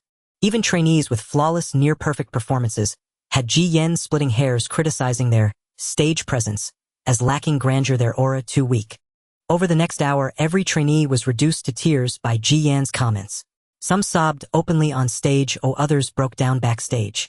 The atmosphere grew unbearably oppressive. The once hopeful trainees now trembled with fear before taking the stage. The three mentors watched Ji Yan's actions, their brows, tightly knit faces showing displeasure. Yet constrained by his top star status, they refrained from openly contradicting him. Instead, they deliberately offered more encouragement in their own comments, trying to ease the stifling mood. Backstage, director Lee watched the surging and then plummeting popularity figures, his expression shifting. Ji Yan's comments had generated immense buzz, but also massive negative controversy. Yet he dared not offend Ji Yan, so he let events unfold. Ji Yan is doing this on purpose. This isn't strictness. It's pure suppression. In the van, Qin Shui took a deep breath, her eyes blazing with fury, her voice icy. From start to finish, he's been trying to break every trainee's spirit, making them cry off stage, sabotaging the entire atmosphere, filling it with negativity and pain. By the time Brother Yang finally performs, the venue will still be shrouded in misery and collapse. The audience won't have recovered emotionally. They won't be able to give him the applause and anticipation he deserves. A heavy ashen veil seemed to hang motionless in the air, shrouding the entire Tomorrow's Star studio. Most trainees sat slumped in the pyramid-shaped seating area, their spirits crushed after enduring round after round of scathing critiques from Ji Yan. Each face drained of color, etched only with profound exhaustion and defeat. Applause from the audience trickled in faint, scattered echoes. Even the host's transitions carried an awkward pause. The live-stream chat wars had faded into hushed silence. A thick, suffocating stillness settling over the hall. Then a voice echoed from backstage. Next on stage, the holder of seat No. 1, Liu Bei. That name stirred a ripple of quiet anticipation. Trainees lifted their heads, eager to see what extraordinary talent dared claim seat No. 1 with such audacity, and whether he could survive Ji Yan's scrutiny. Even Ji Yan, seated among the mentors, slowly curved his lips into a cold, knowing smile. He resolved to deliver the most rigorous, most professional critique possible, to strip Liu Bei of dignity before the entire nation. He would teach this newcomer once and for all the unyielding hierarchy of the entertainment industry. Daring to defy him, in 1 minute the corridor lights flared to life, and a towering figure emerged. The moment Liu Bei stepped fully beneath the spotlight, the studio plunged into absolute silence. Then came gasps, sharp, staggered, involuntary, followed by stunned exclamations rippling through the crowd. Everyone stood frozen. No one had imagined that this arrogant seat No. 1 trainee would stride onto the stage bearing not a microphone or a dance prop, but a colossal axe nearly his own height. Its blade gleamed silver-white, its haft thick as an adult's arm, its head broad as a shield, massive, dense, radiating sheer physical dominance. Even at a glance it struck awe and unease into every onlooker's heart. Clad in simple training attire, his powerful musculature remained unmistakable. Standing at center stage, he resembled an iron monolith, exuding an innate, forbidding aura that repelled all proximity. Live-stream comments exploded like fireworks. What the hell? Is that an axe? A trainee walks on stage carrying a giant axe. Is this a talent show? Or a battlefield? My God. This is absolutely staggering. Everyone else performed singing and dancing. He brought a weapon. Is that axe real or fake? It looks impossibly heavy. Wait. This show is about singing and dancing, right? How did he get clearance to bring a weapon? Did production lose their minds? They actually let him up there. Is he here to sabotage the show? I'm convinced it's a prop. But why does it look so damn heavy? He's holding it one-handed. Effortlessly. Insane. This season's contestants are otherworldly. Seat no. One's arrogance meets axe-wielding titan. Tomorrow's star has just defied gravity. Mentor Jiyen, please critique now. What on earth will he say about this axe-wielding trainee? Comments flooded the screen, threatening to drown out the broadcast itself. Netizens were utterly electrified. Before this moment, Liu Bei had merely been perceived as a brash, hulking figure. But the instant he strode on stage wielding that axe, brash transformed instantly into awe-inspiring and intimidating. Scores of viewers instantly switched allegiance, flooding comment sections. That axe alone. And that presence. I'll remember him forever. Every camera in the studio locked onto Liu Bei's axe. The director cut to an extreme close-up. Its intricate grain and polished sheen rendered with visceral clarity, delivering overwhelming visual impact. Below, trainees gaped wide-eyed. Some instinctively held their breath. For the first time since the show began, dull eyes flickered anew. Not with hope, but with raw, rapt curiosity. Jiyen continued to smirk. In his view, Liu Bei was nothing more than a reckless attention-seeker brandishing a prop for cheap spectacle. Next, Liu Bei presents his axe performance. The host recited the line woodenly. A veteran MC accustomed to grand spectacles, he had never, ever seen a contestant bring an axe on stage. Meeting the stunned gazes around him, Liu Bei's lips curled into a faint, chilling smile, and his entire body coiled with explosive power. Then he raised his arm. Ha! A guttural roar erupted from his throat. With lightning speed, he hoisted the axe high overhead and brought it crashing down. Whoosh! A violent gust screamed through the air. The axe cleaved downward with devastating force, striking not an object, but the very atmosphere before the stage. As the blade sliced the air, a sharp, tearing shriek pierced the silence. Trainees in the front rows felt a tangible pressure wash over their faces, as if a razor-sharp edge had narrowly missed their skin. Another wave of cries surged through the hall. Whoa! That wind! Holy hell! Is that thing real? Unbelievable! How much does that thing weigh? How heavy would it be if it were real? Liu Bei didn't pause. He swung the axe in sweeping, decisive arcs. No flourishes, no embellishment. Only pure, unrelenting power and velocity. Each strike carved through the air with thunderous pressure, shaking the very foundations of perception. Gale after gale of axe wind sent tremors through the audience. Trainees recoiled instinctively. Online viewers miles away felt the oppressive force seep through their screens. Look at his form. That's real strength, not empty showmanship. God almighty. What kind of muscle does it take to wield something that massive? This isn't a talent stage. It's his battlefield. Mind-blowing. What kind of stage is this? An axe dance? I've lived 20 years and never seen anything like it. Liu Bei is legendary. This is true stage presence. Compared to this, Jiyan's earlier act feels like delicate watercolor. Help, I'm officially obsessed. I just bowed down to this giant. As his tempo accelerated, the axe traced fierce, luminous arcs across the air. Each descent boomed with deep, resonant fury, until the stage itself seemed to tremble beneath his might. The entire studio ignited. The previously listless trainees now stared transfixed. Eyes locked, breaths held, hearts pounding in unison.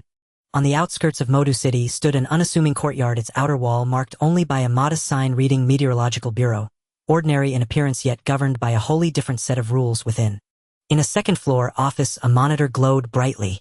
Yiwon sat upright in her crisp uniform. Yet her eyes were wide, unblinking, glued to the live stream, her expression frozen in pure astonishment.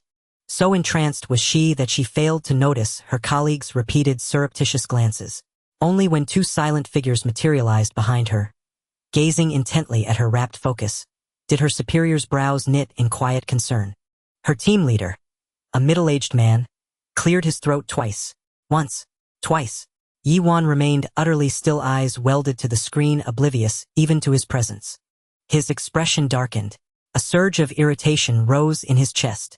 Slacking off with videos during work hours was one thing. But today, what kind of occasion was this? Senior officials had arrived personally for an inspection, and she'd brazenly lost herself in a live stream, forgetting all protocol. Finally, he reached out and tapped her shoulder lightly. She jolted upright, whirled around, and seeing her captain, sprang to her feet with an ingratiating, practiced smile. Captain, what on earth are you watching so intently? Is it that good? His tone wavered between exasperation and reluctant amusement, though his pride had already taken a serious blow. It is amazing. Yiwon blurted, eyes still sparkling. utterly unaware of the tension thickening the air. Fine, fine. If it's truly that riveting, then go home and watch it at your leisure. Before he could finish his reprimand, she interrupted, voice bright with unrestrained excitement. Captain, you instructed us to monitor the internet for individuals exhibiting abnormal behavior, unusual abilities, or signs beyond human norm, correct? She paused and pointed emphatically at the streaming screen. I found one. Silence crashed over the room. Her captain's scowl froze mid-expression. The man who had stood silently behind him, calm, inscrutable, radiating quiet authority, took a single step forward, his gaze sharpening as it fell upon the computer display. Amidst the torrent of scrolling comments stood one figure, wielding a colossal axe, its wind cutting like a blade, his presence overwhelming, his movements transcending mortal limits. On the stage, amidst the astonished gazes of the crowd, Liu Bei was finally about to conclude his performance. The final move saw the axe blade descending from the air, halting less than an inch above the ground, utterly motionless. The gust from the axe stirred up a ripple of dust on the stage, which then slowly dissipated. He straightened up, gripping the axe handle with one hand, the blade pointing downwards, the back of the axe resting on the ground, standing in the center of the stage, breathing somewhat hastily. The venue fell silent for a moment before erupting into the most passionate applause of the day. It was not mere polite clapping. It was genuine astonishment that compelled them to applaud. In the shuttle heading to the recording site, the live broadcast was showcasing the performance happening on stage in real time. Su Qingqing leaned closer to the screen, watching Liu Bei wielding the gigantic axe in a stunning display, her eyes widening in disbelief as she exclaimed, "Wow, that giant axe Liu Bei is holding can't be real, can it? It looks so fierce." Her tone was filled with incredulity. After all, the talent show stage was typically reserved for singing and dancing, and no one had ever taken the stage wielding such a massive weapon. The visual impact was simply overwhelming. Based on the quality and the force with which he swings the axe, it seems like it might actually be real, Sister Qian remarked with a frown. But I wonder how heavy it is. His strength is truly terrifying. Li Yang, who had been lying down, now sat up straight, his eyes gleaming as he fixed his gaze on Liu Bei. Aspirant of the heroic spirit. Has he revealed himself so soon? Meanwhile, on stage, after the applause subsided, the trainees all turned their eyes towards the judging panel, their gazes ultimately settling on Ji Yan. The other three judges exchanged glances, tacitly agreeing to let Ji Yan have the first opportunity to comment. The spotlight fell on Ji Yan. His expression was cold, his gaze carrying the usual arrogance and scrutiny as he began with a chilling critique. Your prop is well crafted, but unfortunately the performance is all about showboating, lacking any professional standards. Before he could finish his sentence, Liu Bei suddenly raised his eyes, piercing Ji Yan with a cold stare, cutting him off. You say I am showboating?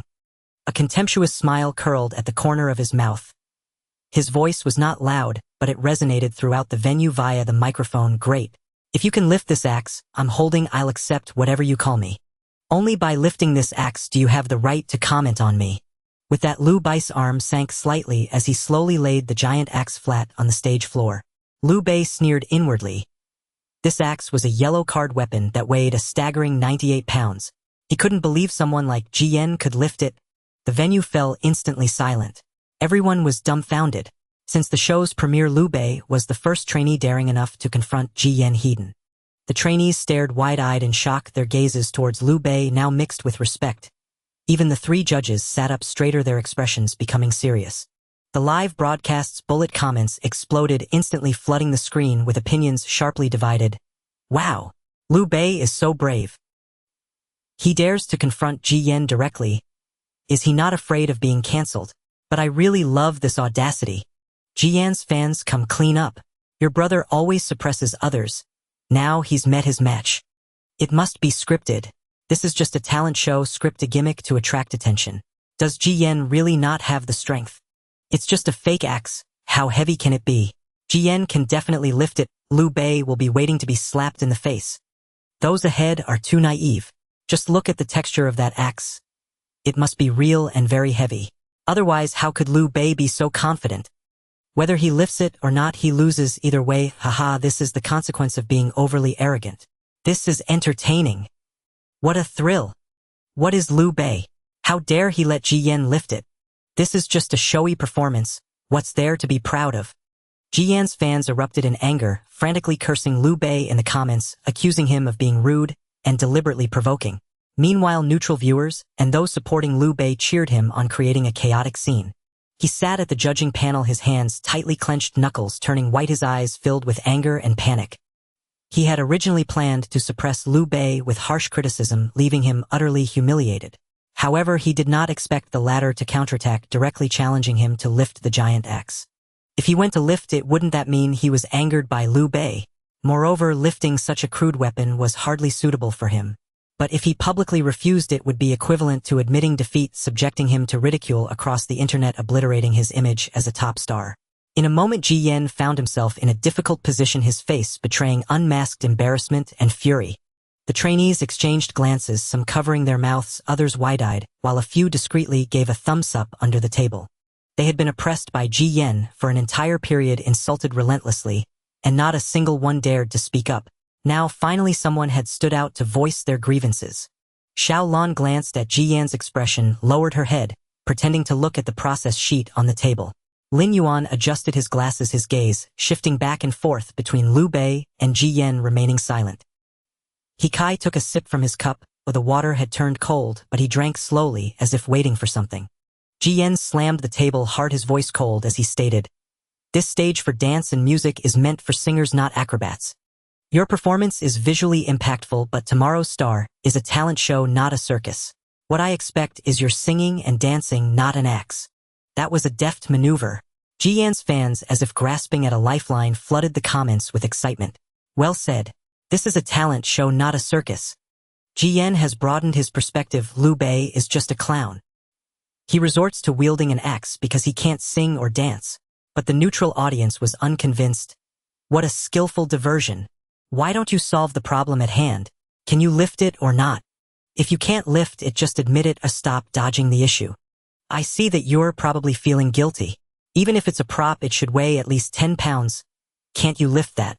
Liu Bei looked at Ji Yan, the cold smirk still lingering on his lips, but he did not press further. He merely bent down, gripping the axe handle, lifting the 98-pound giant axe from the ground, the blade tracing an arc in the air, as he hoisted it onto his shoulder, turning to leave the stage, walking towards his throne, completely disregarding the ashen-faced Ji Yan. At that moment, all the trainees looked at him with eyes full of admiration. This sudden confrontation briefly shattered the oppressive atmosphere, but the agitation lasted only a few minutes before being utterly consumed by a heavier, more suffocating silence. The host struggled to maintain composure, his voice tinged with stiffness, as he reluctantly announced the next trainee to take the stage. The remaining trainees all wore expressions of tension, yet they poured their utmost effort into their performances. Each stage performance was commendable, every detail meticulously executed, each individual showcasing their unique strengths, fully worthy of the talent show's standards. The trainees on site observed and nodded in approval repeatedly. The three mentors also tried to offer positive feedback multiple times, but each time Ji Yan spoke first, using harsher and more deliberate words to completely negate their efforts. Dance and sing. You can't even dance steadily, and your singing is off-key. You kept your head down the entire time, lacking the courage to face the stage. As a male trainee with such poor mental fortitude, what's the point of staying here? I don't think you're here to chase a dream, you're just here to fill a spot. Pack your things and leave now. The scathing words struck the slender young man on stage. His shoulders trembled violently, and despite his efforts to hold back, his eyes instantly reddened. He bit his lower lip, bowed silently, and returned to his seat, burying his head low. His shoulders quivered, slightly filled with grievance, yet afraid to cry out, silently enduring this humiliation. Ji Yan completely disregarded the actual quality of the performances, his mind consumed by the fury of being publicly challenged by Liu Bei. He vented all his resentment onto these talented male trainees. No matter how steady their singing or how excellent their dancing, in his eyes, it was all riddled with flaws and unbearable to watch. His demeaning words grew sharper with each remark, devoid of any objectivity or tolerance befitting a mentor. The atmosphere on set grew increasingly oppressive. The male trainees, despite delivering outstanding performances, were subjected to unwarranted criticism and denial. Each wore a look of frustration, their eyes filled with disappointment and confusion. They had poured their passion and effort into every moment, only to receive indiscriminate suppression, extinguishing their dreams and enthusiasm. In the broadcast hall, applause for the excellent performances was scarce, replaced only by Ji Yan's cold, belittling voice. The three mentors frowned repeatedly, but found themselves powerless to refute. In the pyramid seating area, the male trainees sat, dejected hearts full of grievance, silently enduring. Liu Bei clenched his fists, his gaze fixed intently on Ji Yan. In the live chat, ordinary netizens erupted in anger. The atmosphere is suffocating. Is Ji Yan trying to break everyone down? They sang and danced so well. Is Ji Yan blind? He's just taking out his anger from being called out by Liu Bei on these guys. This is too much. Their performances were on point, yet he insists they're not good enough. The atmosphere is so oppressive it's painful to watch. He was wrong in the first place, can't we say that? Exactly. If Ji Yan doesn't point out their mistakes, how will they improve? Right? As a neutral viewer, I'm actually impressed by Ji Yan's strict attitude. Ji Yan's fans were still trying to control the narrative. Meanwhile, the hashtags Jian bullying the weak and tomorrow's star male trainees are miserable trended, their popularity soaring. But Ji Yan didn't care. He sat in the mentor's seat coldly observing the dejected male trainees below. There was no trace of guilt in his eyes, only a suppressed ferocity. This was exactly what he wanted. By the time Li Yang took the stage, the entire venue would be steeped in a low, heavy, and demoralized atmosphere. By then, even if Li Yang delivered an explosive performance, it would be nearly impossible to truly electrify the crowd. And Ji Yan succeeded. One trainee after another took the stage. Each walked up with hope and came down with reddened eyes. Ji Yan's critiques were like a blade without a sheath. Every strike drew blood. His tone grew colder, his words heavier, escalating from not good enough to very poor, and from very poor to you're not suited for this industry. Xiao Lan fell silent, only nodding occasionally and forcing out a faint, not bad. Lin Yuan pushed up his glasses more frequently, as if searching for something to shield his face. Hikai simply kept his head down, scribbling on the desk. No one knew what. In the pyramid seating area, the trainees sat motionless, their eyes vacant, heads bowed, afraid to look at the stage or at Ji Yan's icy gaze. They were all between 18 and 24, most having left behind their studies or jobs, carrying their dreams of singing and dancing as they journeyed alone to the Magic City. Some had abandoned their education, others had quit their jobs, spending countless nights practicing songs and choreography, all for a chance to shine on this stage. Young men are naturally proud, harboring an unyielding spirit. But under Ji Yan's caustic remarks, that spirit was mercilessly crushed, leaving only anxiety and fear, making even breathing a cautious act. The last male trainee bowed and left the stage, dragging his feet back to the pyramid seating area. The vast circular broadcast hall fell into a suffocating absolute silence. There was no applause, no murmurs, even the trainees' breaths were barely audible. All heads were bowed, some staring vacantly at the floor, others clenching their fists in silence. Ji Yan's relentless and baseless harshness had weighed down on everyone like a 1,000-pound stone, crushing all vitality, passion, and hope into dust. The dome's spotlight remained bright, yet it only made the hall feel colder. Traces of the earlier performances lingered on stage, but the air was thick with an indissoluble oppression, heavy enough to steal one's breath. Even on the live stream, the once chaotic barrage of comments had thinned significantly. Netizens could clearly feel the suffocating pressure through their screens. Even their complaints dwindled, leaving only a few scattered comments filled with heavy emotion, so oppressive it's making me feel suffocated. Ji Yan has gone too far. He's ruined the whole stage. The air feels frozen. When will this end? In the program's backstage control room, Director Lee stared intently at the split-screen monitors, which showed the trainees' gloomy expressions, the dead silent set, and Ji Yan's arrogant face on the mentor panel. His brows were tightly knit, his anger and frustration nearly boiling over. A perfectly good premiere ceremony had been utterly ruined by Ji Yan's selfishness and misplaced anger.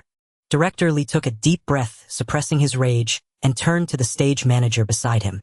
His voice was hoarse and urgent as he asked, "Is Li Yang ready to go on stage?" Only Li Yang could break this suffocating atmosphere now. Director Lee could only hope that Li Yang's entrance would bring some warmth back to the deadened venue. He immediately added, "Tell the host to announce Li Yang's segment right away." As he spoke, Director Lee's gaze swept across the monitor, landing on Ji Yan. A cold, piercing ruthlessness flashed in his eyes. If not for the live broadcast and Ji Yan's untouchable status as a top celebrity, he would never have allowed the man to run rampant like this, destroying the entire crew's hard work. "Ji Yan, just you wait. Don't give me a chance to destroy you." Director Li Yang is ready to go on stage, but he doesn't want us to announce the program and wants to start singing directly. The staff member bent slightly, lowering his voice, afraid to touch Director Lee's sensitive spot at this moment. On the surveillance screen, the broadcasting hall was as quiet as a still pond, with male trainees all hanging their heads, their shoulders slightly slumped. Some were secretly wiping away tears at the corners of their eyes, others biting their lips tightly, afraid to make even a sound. They had completely lost the youthful vigor they should possess, leaving only the numbness and grievance from repeated suppression. Hearing this, Director Lee furrowed his brows tightly again, a look of confusion appearing on his face.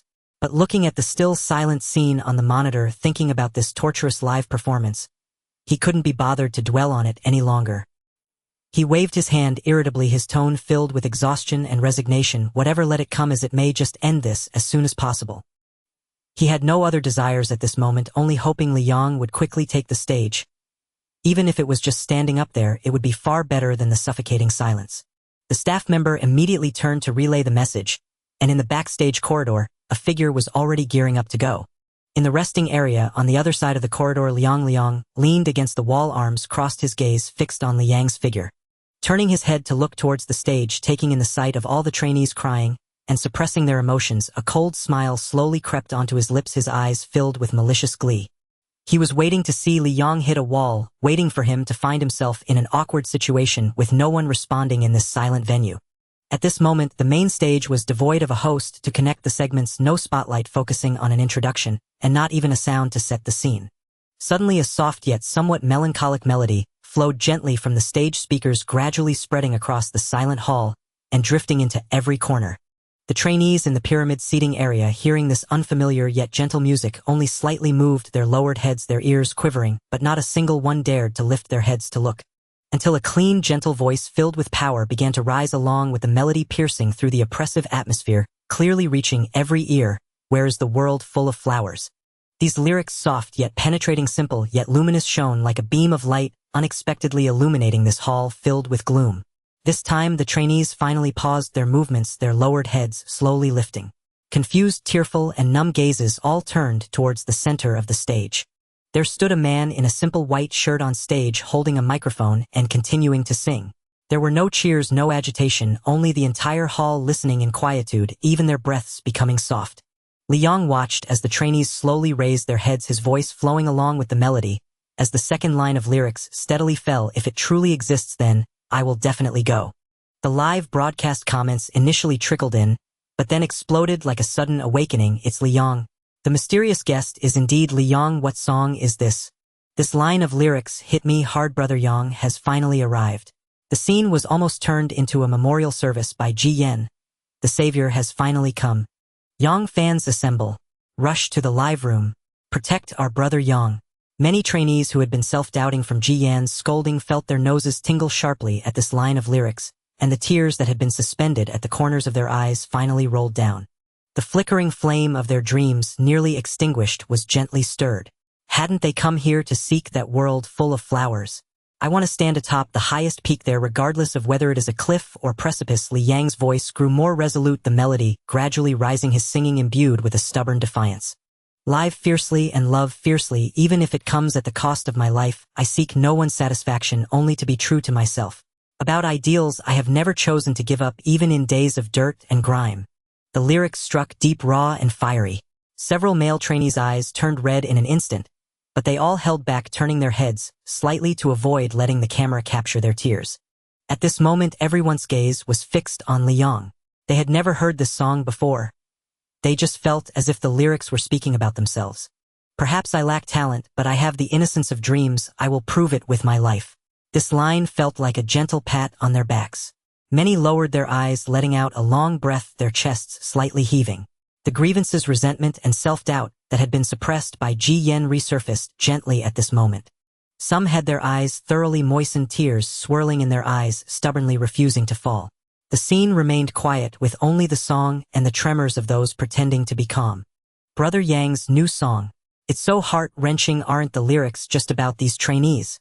Seeing them with their heads down and red eyes, it really hurts my heart. Li Yang truly deserves to debut as a trainee. Only he understands their hardships. Exactly, Ji Yan only knows how to suppress. Brother Yang truly understands. On the mentor's seat, the other mentors were visibly moved, leaning slightly forward, listening intently. Meanwhile, Ji Yan, seated in the center, was growing increasingly sullen. He could clearly feel that the oppressive atmosphere he had painstakingly created was gradually being dismantled by this song. Perhaps my hands are clumsy, but I am willing to keep exploring, to give all my youth without regrets.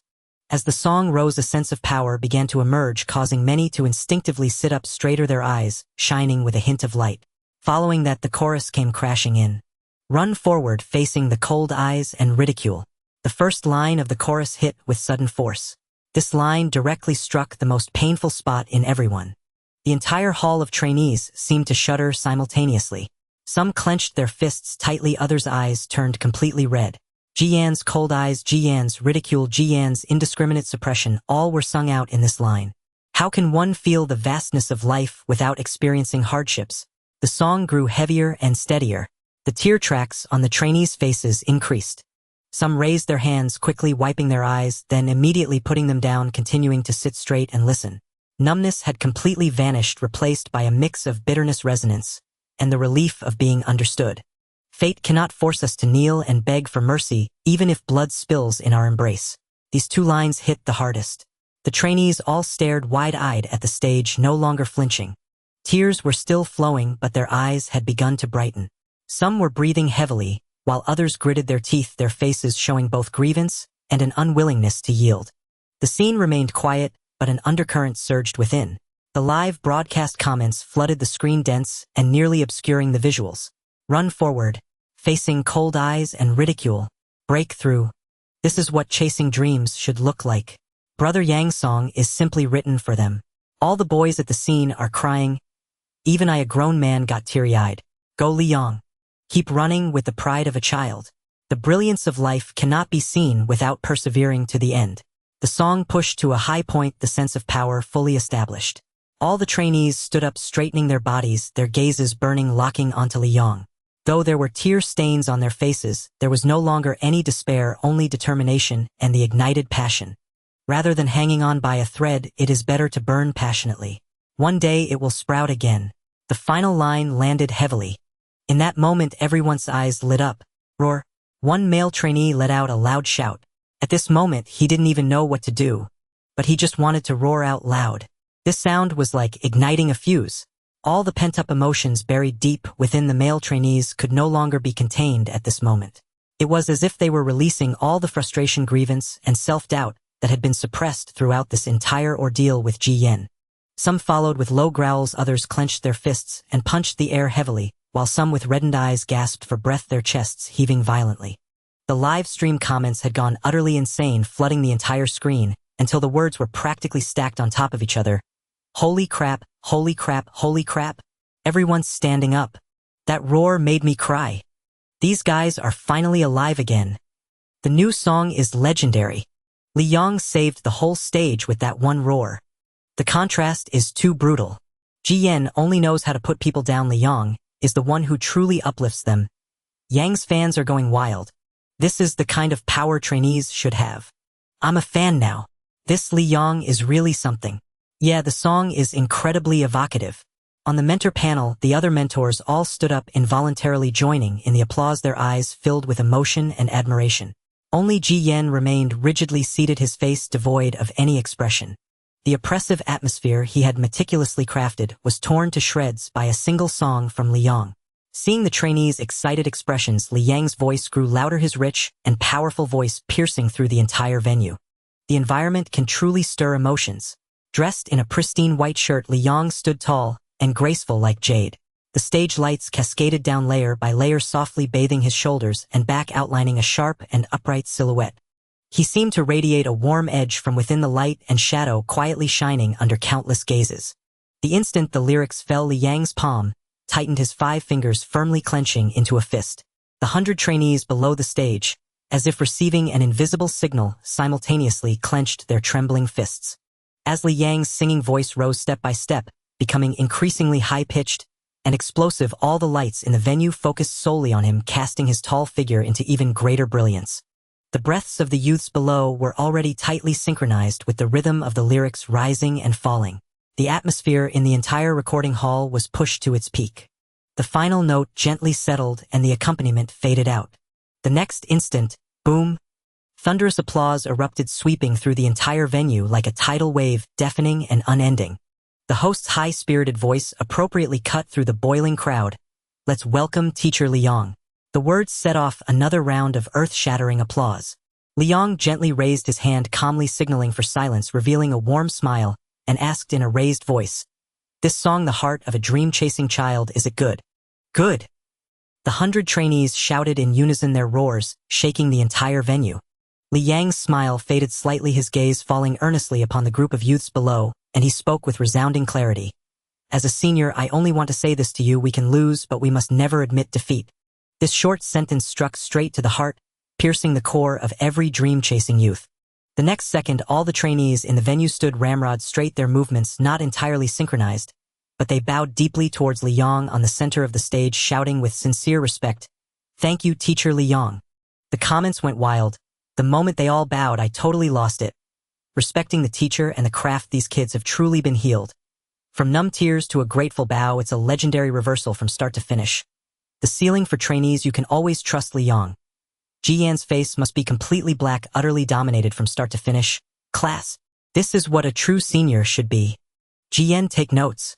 This is what guidance and respect mean." One sentence elevated the whole segment, tearing up here, folks. Anyone who can say this deserves to be a mentor, a guide. Liang looked at the youths bowing before him, his smile growing even more radiant, and he said, "Last year I was just like you. I hope next year you can be just like me." As his words fell, he solemnly gave a thumbs up to all the trainees. Then his tone suddenly shifted and he announced clearly, "Here, I also want to say something to everyone." Before he finished speaking, he gently twisted his wrist, and the upright thumb slowly turned direction, pointing straight at Ji Yan, who had remained expressionless on the mentor panel. This gesture made the entire venue hold its breath, everyone's breath catching sharply. The previously frantic barrage of comments in the live stream suddenly decreased by half. "Holy crap! Is something going down? What's he doing?" Pointing at Ji Yan. The atmosphere is suffocating, waiting for the iconic scene. Below the stage and before the cameras, the same question arose in countless minds. What is Liang going to say? What is he going to do? Youthful spirit is a non-renewable resource. The instant Liang's words landed, his wrist flipped sharply, and the thumb that was pointing at Ji Yan was thrust downwards. The trainees' pupils contracted in shock, their faces full of disbelief, yet their hearts surged with immense satisfaction. "Brother Yang is so domineering. From now on you are my god."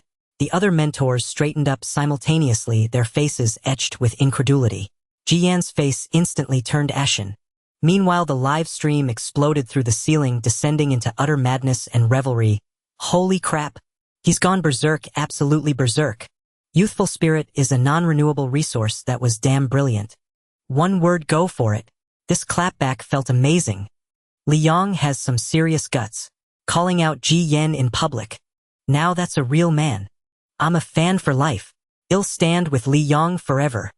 I'm a fan now. From today, you're my brother Yang. Ji Yan's fans instantly broke down, frantically typing defenses. What is Liang doing? Openly humiliating a senior. He has no class. Acting out just because he's popular. Clearly a deliberate provocation. Is he trying to start an all-out war? Such a narrow mindset. But Liang's fans weren't having any of it, powerfully flooding the comments and fighting back. So what? Where was his class when he was putting down the trainees? I ask you, so what? When it's time to fight back, you fight back. If it's war, it's war. Who's afraid of who? Fight to the end. This is how you deal with someone who suppresses the younger generation. One word, go for it. Brother Yang has charged in. What are we waiting for? Then let's fight. This is getting my blood pumping. On one side was the shocking silence of the live venue, on the other was the raging war of words online. Regardless, this single downward-pointing thumb became the most satisfying, face-slapping, iconic moment of tomorrow's star.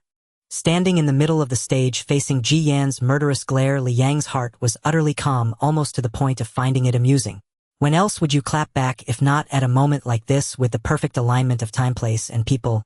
Was he supposed to wait until the middle of the night to jump up and do it? In another backstage lounge, a real-time projection was simultaneously broadcasting the intense standoff on stage.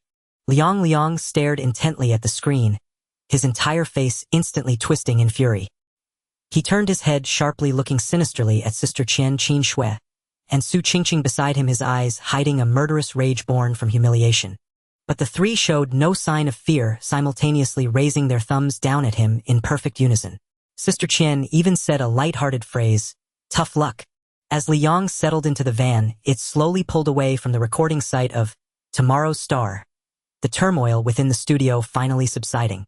Yet the storm raging online had only just ignited. Li Yang and Ji Yen, both at the pinnacle of stardom, had fan bases of immense scale and deep roots.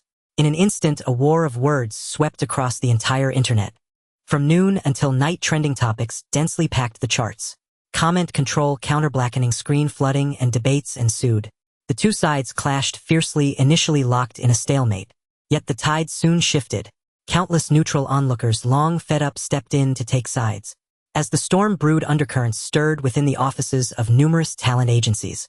In the high-level office of a leading agency, the atmosphere was taut and the aura frigid. A department head with real power, staring at a replay of the variety show segment on his computer, struck the desk hard with his fingertips, his eyes brimming with malice. He coldly ordered his team, allocate special funds, immediately launch across all platforms, and take down Ji Yen. The assistant froze on the spot, a knot tightening in their chest, and cautiously probed, Director, are you sure? Ji Yen has massive traffic, a hidden collision could stir trouble. The director shot a fierce look, his tone explosive. Of course I'm sure. He dared to trample on the trainees I've painstakingly cultivated right in front of a national live broadcast. Does he think I have no backbone? No one wanted to be the first to take the lead before, so we endured it. Now that Li Yang has publicly started the fight, if I still don't follow, I'll be seen as a coward. Such conversations echoed one after another in the meeting rooms and high-level offices of every talent agency, big and small. Take him down. Take him down. Damn right, take him down. Rivals who once competed and quietly vied against each other now surprisingly stood united. Some operations teams hastily revised plans, preparing to deploy bots, steer public opinion, and release hidden scandals. Legal teams urgently reviewed all of Ji Yen's past controversial remarks and inappropriate critiques, ready to strike at any moment. Soon the online battle completely transformed from a feud between two fan bases into Li Yang's fans, neutral onlookers, and the entire trainee agency circle joining forces to hammer Ji Yen. Overnight, Ji Yen became the target of nationwide mockery. Marketing accounts dug up his past scandals. Stories of throwing tantrums, snatching resources, and suppressing peers. One by one, evidence of his harsh and sinister nature surfaced, even dragging his previous works and endorsements into the fray. The hashtag boycott Ji Yen endorsements trended, with some brand official accounts flooded with demands for contract termination. The once lofty aura of a top star shattered, the signs of his fall from grace were palpable. In the entertainment industry, where one is quick to flatter the successful and kick the fallen, several other top stars, who had long harbored grudges against Ji Yen, also made their moves. Some secretly instructed their teams to buy off marketing accounts, digging deeper into his private scandals to crush him further. Others made veiled statements in interviews, bluntly saying, "The entertainment industry despises those who bully juniors," subtly taking sides. Still others seized the opportunity to snatch market share, cutting off his retreat entirely. Everyone wanted to step on the fallen star to grab a piece of the pie for themselves. Your true enemy knows you best. I just started the fight. Li Yang sighed from the sofa, realizing that Ji Yen had been ruined overnight without him even exerting much effort. The real force came from those rival top stars. Indeed, when someone opens a battle, teammates automatically match. Sister Qian was beaming, her hearty laughter echoing through the living room, full of vindication and delight. Ha! He brought it upon himself. I knew this day would come for that kid Ji Yen. Just minutes earlier, Sister Qian had secured 3 top luxury brand endorsements in quick succession. Meanwhile, Qin Shui's fingers flew across her laptop keyboard, her eyes fixed on the scrolling numbers and data curves on the music platform. The smile on her lips grew wider as she spoke with a light, joyful tone. Brother Yang, Director, Li has already transferred the payment. 9 million in total, 1 million, more than the agreed fee as an extra thank you. She paused, then continued, and our song Chasing Dreams with a Pure Heart has only been on the music platform for less than 2 hours, and it's already shot to the top of the new song chart. The comments section has over 10,000 posts, all positive. Many neutral listeners say the song heals them and they can't stop looping it. The buzz is still growing. Oh, and one more thing. Qin Shui flashed a mischievous grin and said, Director Li just called personally to ask if you'd be willing to serve as a permanent mentor on Tomorrow's Star. He said the pay is negotiable, and his tone was especially earnest. Li Yang raised an eyebrow as if a thought had struck him and asked with a smile, is he planning to replace a mentor? Who? Qin Shui couldn't help but laugh. Ji Yen. Ha ha. Sister Qian and Su Qingqing burst into laughter. Forget it, politely declined Director Li for me. Li Yong shook his head with a smile. Staying in the live broadcast frame for 1 or 2 episodes was fine, but appearing every single time. He wasn't used to that. All right, I'll turn him down for you. Qin Shui replied crisply. Sister Qian's smile faded, her expression turning serious. Yang, the short-term schedule we arranged for you will likely need a complete overhaul. Now offers from major brands, variety shows, and film and TV projects are flooding in. Commercial performances, recordings, promotional events. All piling up. You'll have to work hard in the coming days. Non-stop hustle is unavoidable. Li Yong simply nodded in response. All right, no problem. I'll follow your arrangements. As soon as he spoke, as if suddenly remembering something, a warm smile spread across his face. Oh, by the way, Sister Qian, Qin Shui Qingqing. Your salaries for this year plus the year-end bonuses will all be doubled. In an instant, Qin Shui and Su Qingqing's eyes curved into crescent moons, their joy impossible to conceal. They exchanged a glance, then bowed deeply to Li Yong, their voices brimming with excitement and gratitude. Thank you, Brother Yang. Li Yong looked at their delighted faces, his tone growing even more cheerful as he continued. And one more thing, Qin Shui. Take 5 million from my account and convert it all into phone recharge cards of 150 yuan denominations. Distribute them for free through the official fan club, and Weibo to my lovely fans who've always supported me. How could Li Yong forget the fans who fought on the front lines for him? At the very least, he could help cover their phone bills. 5 million. The figure made everyone's eyes light up. Sister Qian's gaze was filled with approval, and Qin Shui nodded repeatedly, already mentally calculating the distribution process. Su Qingqing was deeply moved. Her idol was not only incredibly talented, but also so devoted to his fans. Such a mutual bond was enough to inspire unwavering loyalty. Elsewhere, in the living room of a luxurious hotel suite, the floor-to-ceiling curtains were drawn tightly shut, blocking out the sunlight. Li Yong clutched his phone, frantically dialing numbers, his forehead already beaded with cold sweat. Ji Yan sat rigidly on the sofa nearby, his gaze vacant, his entire being as if his soul had fled. His phone rang incessantly, message notifications popping up in a dense flurry, yet he couldn't be bothered to glance at them. Messages in the PR group came in one after another, pounding at the heart, with unsettling intensity, glaring like machine gun fire. The budget for removing trending topics can't hold out anymore. The funds are completely exhausted. The Dubon rating has plummeted, already down to 4.3. 2 more partner brands have called, clearly requesting to discuss contract termination. Ji Yan glanced at them briefly, then flipped his phone face down on the sofa, the screen pressed firmly against the cushion, unwilling to read another word. Finally, Li Yong got through on a crucial call. Lowering his voice, he spoke hurriedly into the receiver. Hello, Director Li. Finally got through to you. This is Li Yong, Ji Yan's agent. He deliberately slowed his pace, striving to make his tone sound warm and earnest, afraid that a single misstep might displease the other party.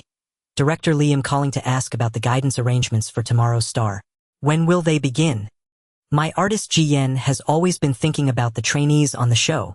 He just wants to come over and help them as much as he can, guiding them in stage performance and acting, contributing his share. On the other end of the line, Director Li sat in the show's production office, his tone flat. Xiao Liang, it's not that I don't want to help you, but this matter is really difficult to handle right now. You're well aware of the negative public opinion targeting teacher Ji Yan all over the internet. The audience and netizens have a strong aversion to him. He paused, took a sip of tea from the cup on his desk, and added slowly, moreover, the investors have strong objections. They've been pressuring me repeatedly, saying that Ji Yan's continued involvement would severely damage the show's reputation and sponsorship. As the director, I can't go against their wishes. Liang quickly put on a flattering smile, rushing to smooth things over. Oh, Director Li, please be more flexible. Ji Yan is just straightforward and demanding. He has no ill intentions whatsoever. Right now, his only wish is to help the trainees and nurture newcomers. He talks every day about wanting to go to the set and guide them, hoping to help these trainees grow and succeed. Personally, I have no issue with teacher Ji Yan's professional abilities. I believe he genuinely wants to help the trainees. Director Li spoke slowly, his tone still reluctant. But you also know what happened yesterday. Several investors saw the public backlash and directly threatened to withdraw their funds. The production team's cash flow is strained. We truly can't afford to hire teacher Ji Yan anymore. There's no other way. Hearing this, the smile on Liang's face froze instantly, a flicker of hesitation flashing in his eyes. But to give Ji Yan a lifeline and salvage some of his reputation, he had no choice but to grit his teeth and make concessions. His voice carried a hint of strain as he said, Director Lee, we fully understand the production team's difficulties. How about this? GN will voluntarily take a pay cut, reducing his fee by 1 million. Can you be flexible about this? Xiao Liang, this really isn't about the money. Director Lee let out a soft sigh, his tone still evasive. The investors have always favored Liang. They think he has good public appeal and can boost the show's popularity. They're set on having him as a mentor, and I can't go against them. These words were like the final straw, shattering Liang's composure entirely. He knew Director Lee was driving a hard bargain, but they had no other choice.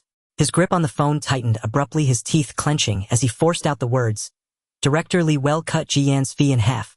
The moment the words left his mouth, Ji Yan, who had been sitting dazed and slumped on the sofa, looked up with shock and disbelief in his eyes.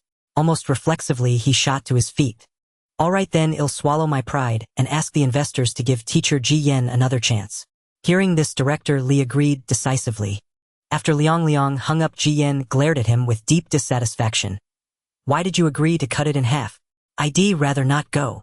As one of the top celebrities in the entertainment industry, he had never stooped so low, slashing his own fee by half just to secure a spot on a variety show. To him, this was a humiliation, a compromise that trampled his dignity. You have to go. Do you think we're still in the good old days? Right now, the entire internet is against you, and our peers are fanning the flames, eager to nail us down in the mud, so we can never recover. Do you think we still have the luxury to pick and choose? Other shows, endorsements, business deals. Anything with even a hint of popularity. Who dares to touch us now? Even if there's a chance, our rivals will find a way to snatch it away. We can't get any other opportunities. Liang pleaded earnestly. And think about it. The only platform that can help salvage your reputation right now is tomorrow's star. Only by going back, seriously guiding those trainees, and fully showcasing your strictness on stage and your patience with newcomers.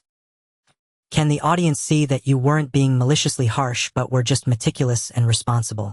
Only then can you turn those negative reviews around and pull yourself out of this mess. Ji Yan opened his mouth to retort, but the words lodged in his throat. In the end, his shoulders slumped in defeat.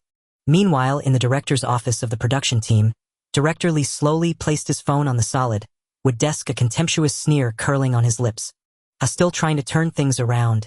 Having spent so many years in the entertainment industry, Director Lee knew all the tricks of the trade. His cold smirk unchanged, Director Lee turned to the assistant director standing beside him. Among the trainees, the most popular one is number 1 Liu Bei, right? The assistant director quickly nodded, his tone respectful and crisp. Yes, director. Liu Bei has quite a bit of online buzz, but Ji Yan's fans are still furiously attacking him. Li Yang's fans were too formidable to contend with, so they had to pick on someone weaker. Moreover, Liu Bei's attitude had been poor yesterday, making him the only trainee they could criticize. Thus, Ji Yan's fans gradually focused their fire on Liu Bei. Hearing this, a glint of cunning flashed in Director Lee's eyes. He leaned back slightly in his office chair, folded his hands over his stomach, and instructed. Remember this, every time Ji Yan comes to the set from now on, arrange things in advance, so that he is specifically guided to coach Liu Bei. Have the entire session filmed. Make sure to choose the camera angles carefully to magnify the details of his guidance. The more focused, the better. Do you understand? He emphasized the words camera angles with a meaningful look. The assistant director instantly grasped the underlying implication, a knowing smile spreading across his face, as he quickly replied, Don't worry, director. I've got it all memorized. I'll handle it perfectly without a single mistake. Director Lee nodded slightly, then, as if struck by a sudden thought, added nonchalantly. Oh, and since he's number 1, he deserves some special treatment. Give Liu Bei a phone, so he can see what's being said about him online. The assistant director was momentarily taken aback, then. His understanding deepened even further. Qin Shui was always decisive and efficient. In just 2 days, the phone credit benefit that Liang had finalized was swiftly launched. The benefit was generous, with a total value of 5 million paired with exclusive subsidies. The final allocation was 20,000 phone cards worth 100 yuan each and 80,000 cards worth 50 yuan each. The free redemption channel was simultaneously opened on the official fan support mini-program and Liang's personal official account. There were no requirements. No need to share or collect likes. Any fan following Liang could directly apply on a first-come, first-served basis. The moment the benefit went live, the previously stable fan server was instantly overwhelmed. The mini-program page lagged several times, and operational staff had to urgently expand capacity to stabilize the system. Within minutes, a flood of redemption requests poured in. Fans who successfully received the cards erupted with excitement, flooding the comment section's fan groups and social media with cheers. Even male fans who usually remained indifferent to celebrity benefits were thrilled and howling with joy. I'd go through fire and water for you, Yong-gu. In the past, celebrity fan benefits mostly consisted of signed posters, custom postcards, collectible cards, brand coupons, or event tickets. While such items might hold sentimental value for female fans, they were often seen as impractical and worthless by most male fans who would merely offer a polite thank you. But this time, Liang's direct giveaway of phone credit cards hit everyone's essential needs, especially winning over the hearts of male fans.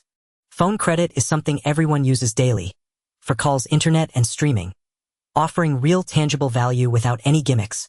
This down-to-earth yet substantial benefit was far more touching than flashy merchandise. The comment section was filled with endless praise, and fans spontaneously pushed the topic onto the trending list. Liang, whose public image had already improved, attracted a wave of new fans with this move, especially among male audiences who became his loyal supporters. For this 100 yuan phone credit, I'm going to take on 100 trolls this month. Ji Yan's fans still dare to badmouth our idol? Bring it on.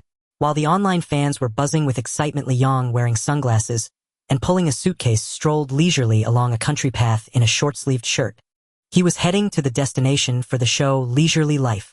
The third season's filming location was a place called Yunqi Village, surrounded by mountains and quite remote. The show's guide and assistant director had been waiting at the village entrance. When he spotted Liang's figure at the end of the path, he sprang up as if electrocuted, jogged over and bowed slightly with a humble demeanor. "Welcome to Leisurely Life, teacher Liang. Please, this way." Liang raised his hand to remove his sunglasses, folded them neatly, and placed them in his pocket, revealing bright, gentle eyes. He nodded politely. "Director Wang, you're too kind. There's no need to be so formal." His simple greeting left the assistant director pleasantly surprised. Rubbing his hands together, his smile widened, and inwardly, he breathed a sigh of relief.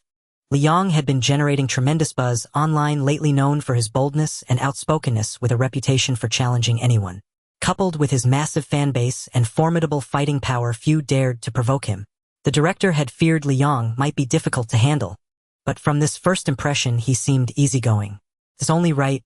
The director quickly led the way, his steps light, diligently explaining the filming details in a straightforward manner, careful not to offend the top star. As they approached the courtyard of the mushroom house, bamboo fences surrounded the yard, cobblestone paths wound through, and a few old trees provided shade, creating a serene and elegant atmosphere. Liang looked up and saw a group of people waiting at the gate. The show's head director, Director Yang, led the team, followed by several cameramen and production staff, all standing upright, their eyes fixed on the approaching Liang. Before Liang could get close, Director Yang hurried forward with a sincere smile, extending his hand. "Welcome, teacher Liang. You must be tired from the journey." "You're too kind, Director Yang. It's my honor to be on the show," Liang replied, shaking his hand with humility and courtesy. Director Yang felt more at ease, his smile warming, and he thoughtfully reminded Teacher Li, "We'll start filming as soon as we enter the yard. Don't feel pressured. This is a slow-paced variety show focused on relaxation. If you have any dietary restrictions, preferences, or need any personal items, just let us know and we'll arrange everything." Liang smiled faintly and replied modestly, "No need to make special arrangements for me. Just film as usual. I'm not picky, whatever works." Hearing this, Director Yang felt completely reassured and nodded. "Great. Let's start filming." At his command, the atmosphere instantly became tense. The cameramen immediately began their work, zooming in and out, adjusting focus with multiple cameras locked on the target. They seamlessly switched between close-ups, medium shots, and wide angles, determined not to miss a single moment. Liang, pulling his suitcase with one hand, walked calmly and naturally to the courtyard gate. A gentle mountain breeze swept past, lightly lifting the fabric of his simple white short-sleeved shirt. The breeze perfectly outlined his firm, clean shoulder and back lines, subtly revealing the toned muscles of his forearms. His upright and vigorous figure exuded an irresistible masculine charm. This sight caught the eyes of Director Yang and the assistant director, who exchanged glances filled with undisguised surprise. They had only known Liang for his striking looks and top-tier popularity, never expecting his physique to be so impressive. The atmosphere, his body lines, the rural backdrop paired with his simple outfit and his stunning face.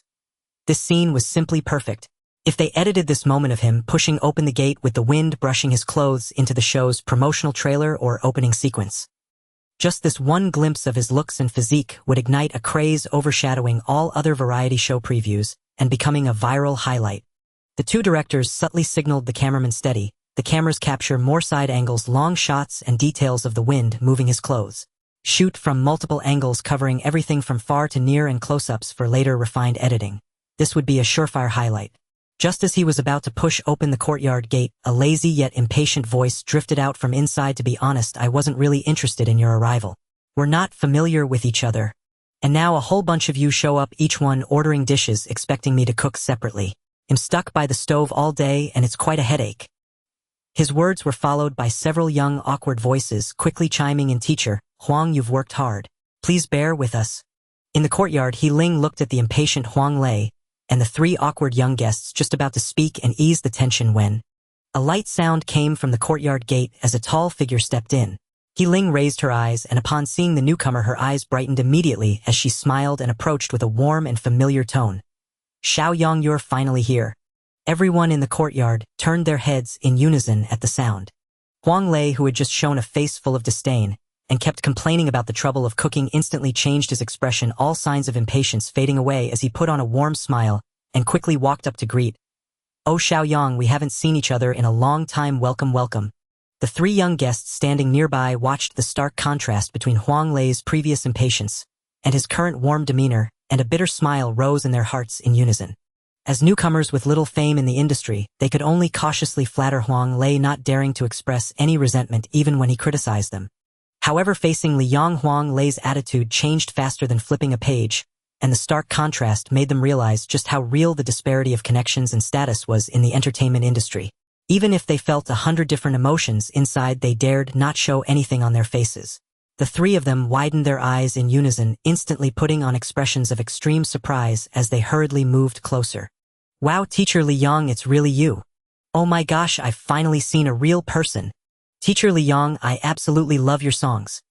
Faced with this enthusiastic welcome, Liang felt a bit unaccustomed. As the saying goes, one does not strike a smiling face. He responded humbly. He Lauscher, long time no see. Huang Lauscher, you are too polite. Hello, hello. Out of courtesy and respect, Liang shook hands with each of the three unfamiliar small stars.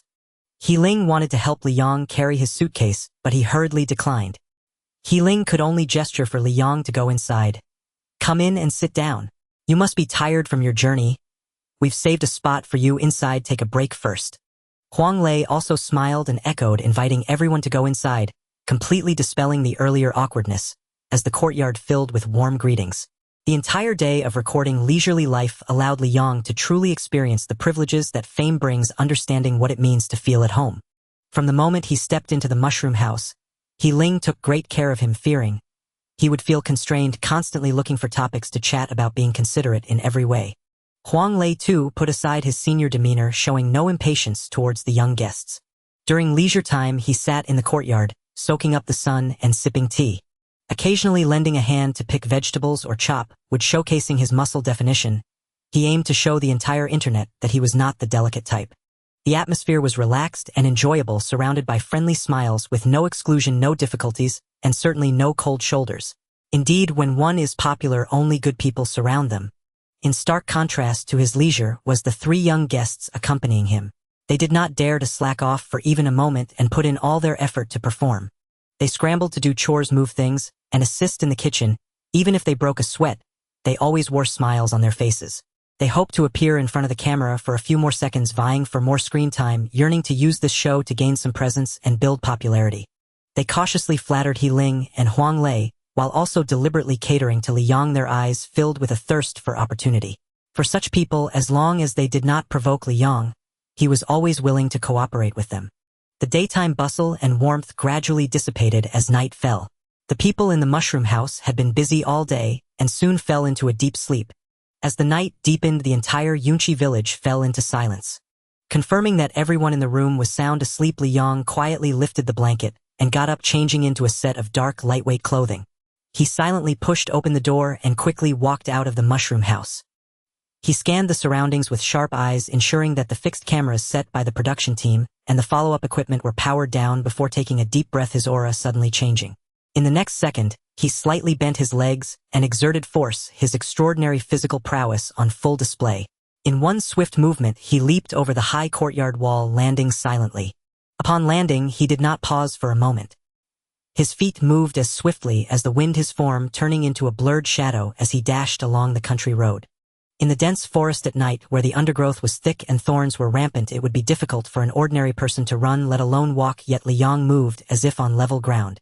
Relying on his extraordinary physical abilities, he skillfully avoided protruding branches and loose stones, underfoot, his steps steady and swift. As he wove through the pitch-black night, his figure merged with the darkness, disappearing into the depths of the forest in an instant, leaving only the soft rustle of leaves in his wake.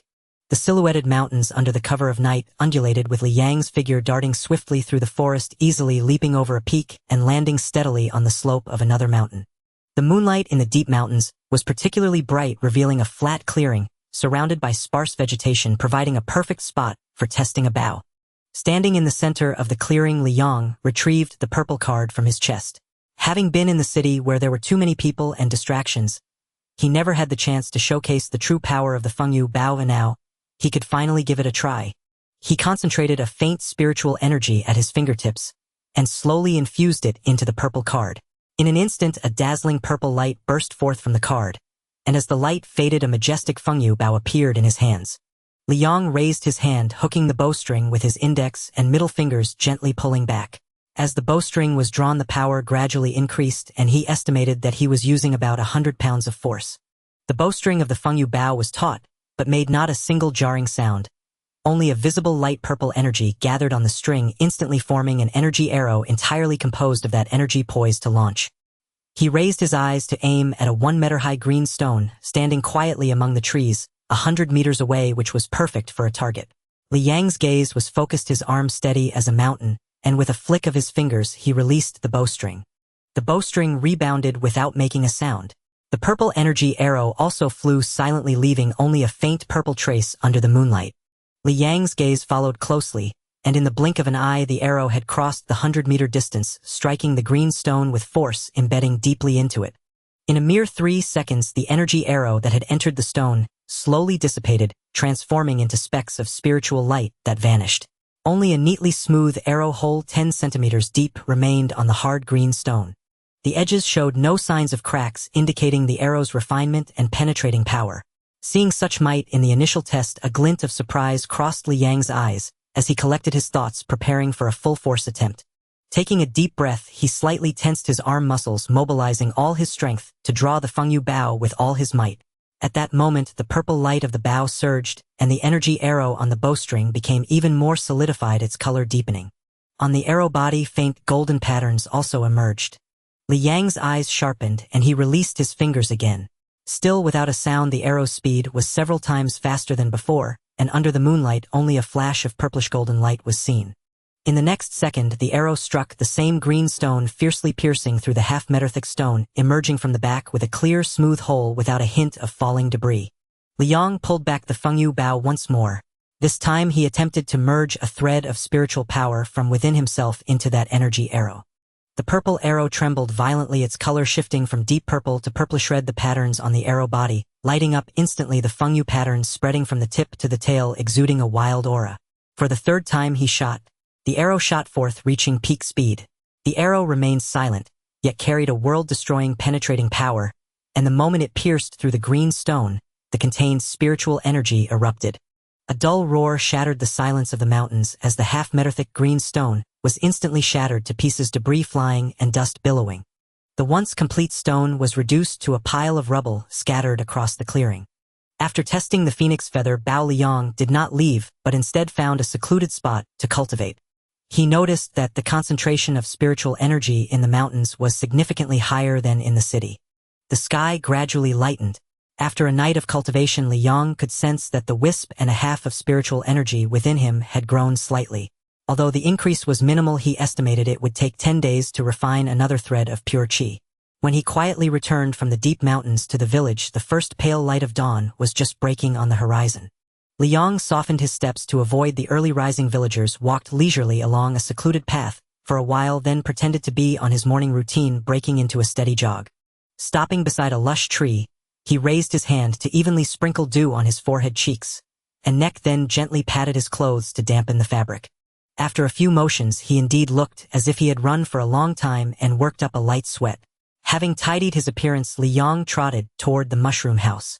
As he entered the yard, he saw that the program crew's cameras were already fully set up under the eaves, recording continuously. He Ling had risen, exceptionally early, busy around the stove, slowly simmering a pot of fragrant congee. Seeing Li Yong return from his workout, He Ling quickly put down the ladle and said with a hint of surprise, "Xiao Yang, you're up this early to exercise. I thought everyone was still asleep." Li Yong casually wiped the dew from his face and replied with a smile, "Yeah, I'm used to getting up early to move around.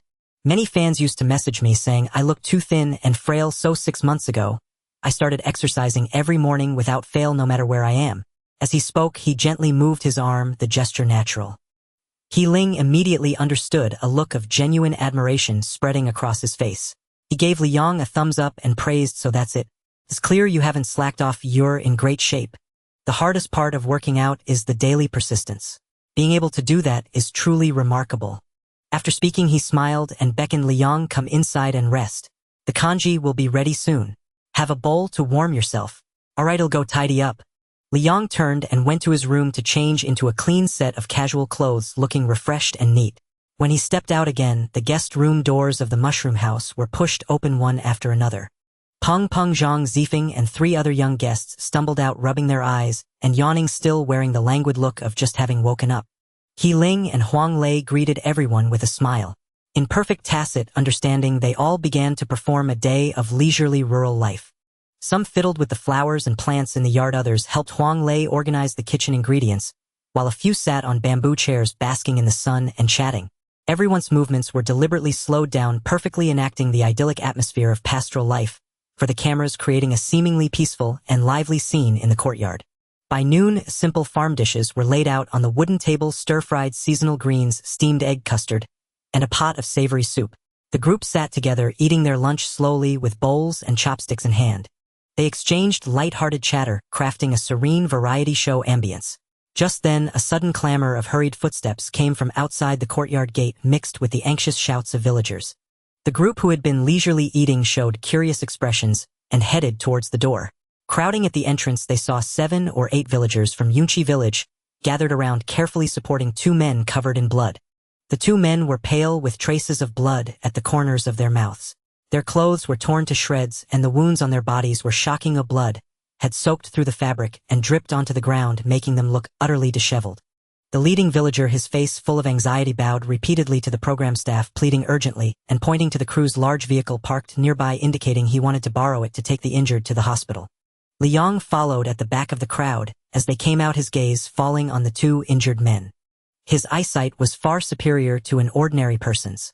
Even from a distance, he could clearly see the depth of their wounds and the amount of blood seeping out, and he could even hear their slightly rapid yet still steady heartbeats. The injuries weren't as severe as they appeared. No deep gashes to the bone. It was merely a bloody spectacle. The actual harm was far less serious than it seemed.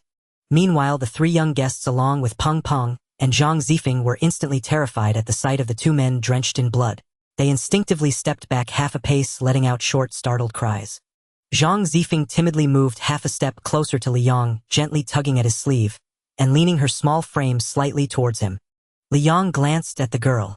He couldn't tell if she was genuinely frightened or just acting, as her panicked expression revealed nothing to him. But her heartbeat, at least, was just as steady as ever. The program staff didn't dare delay.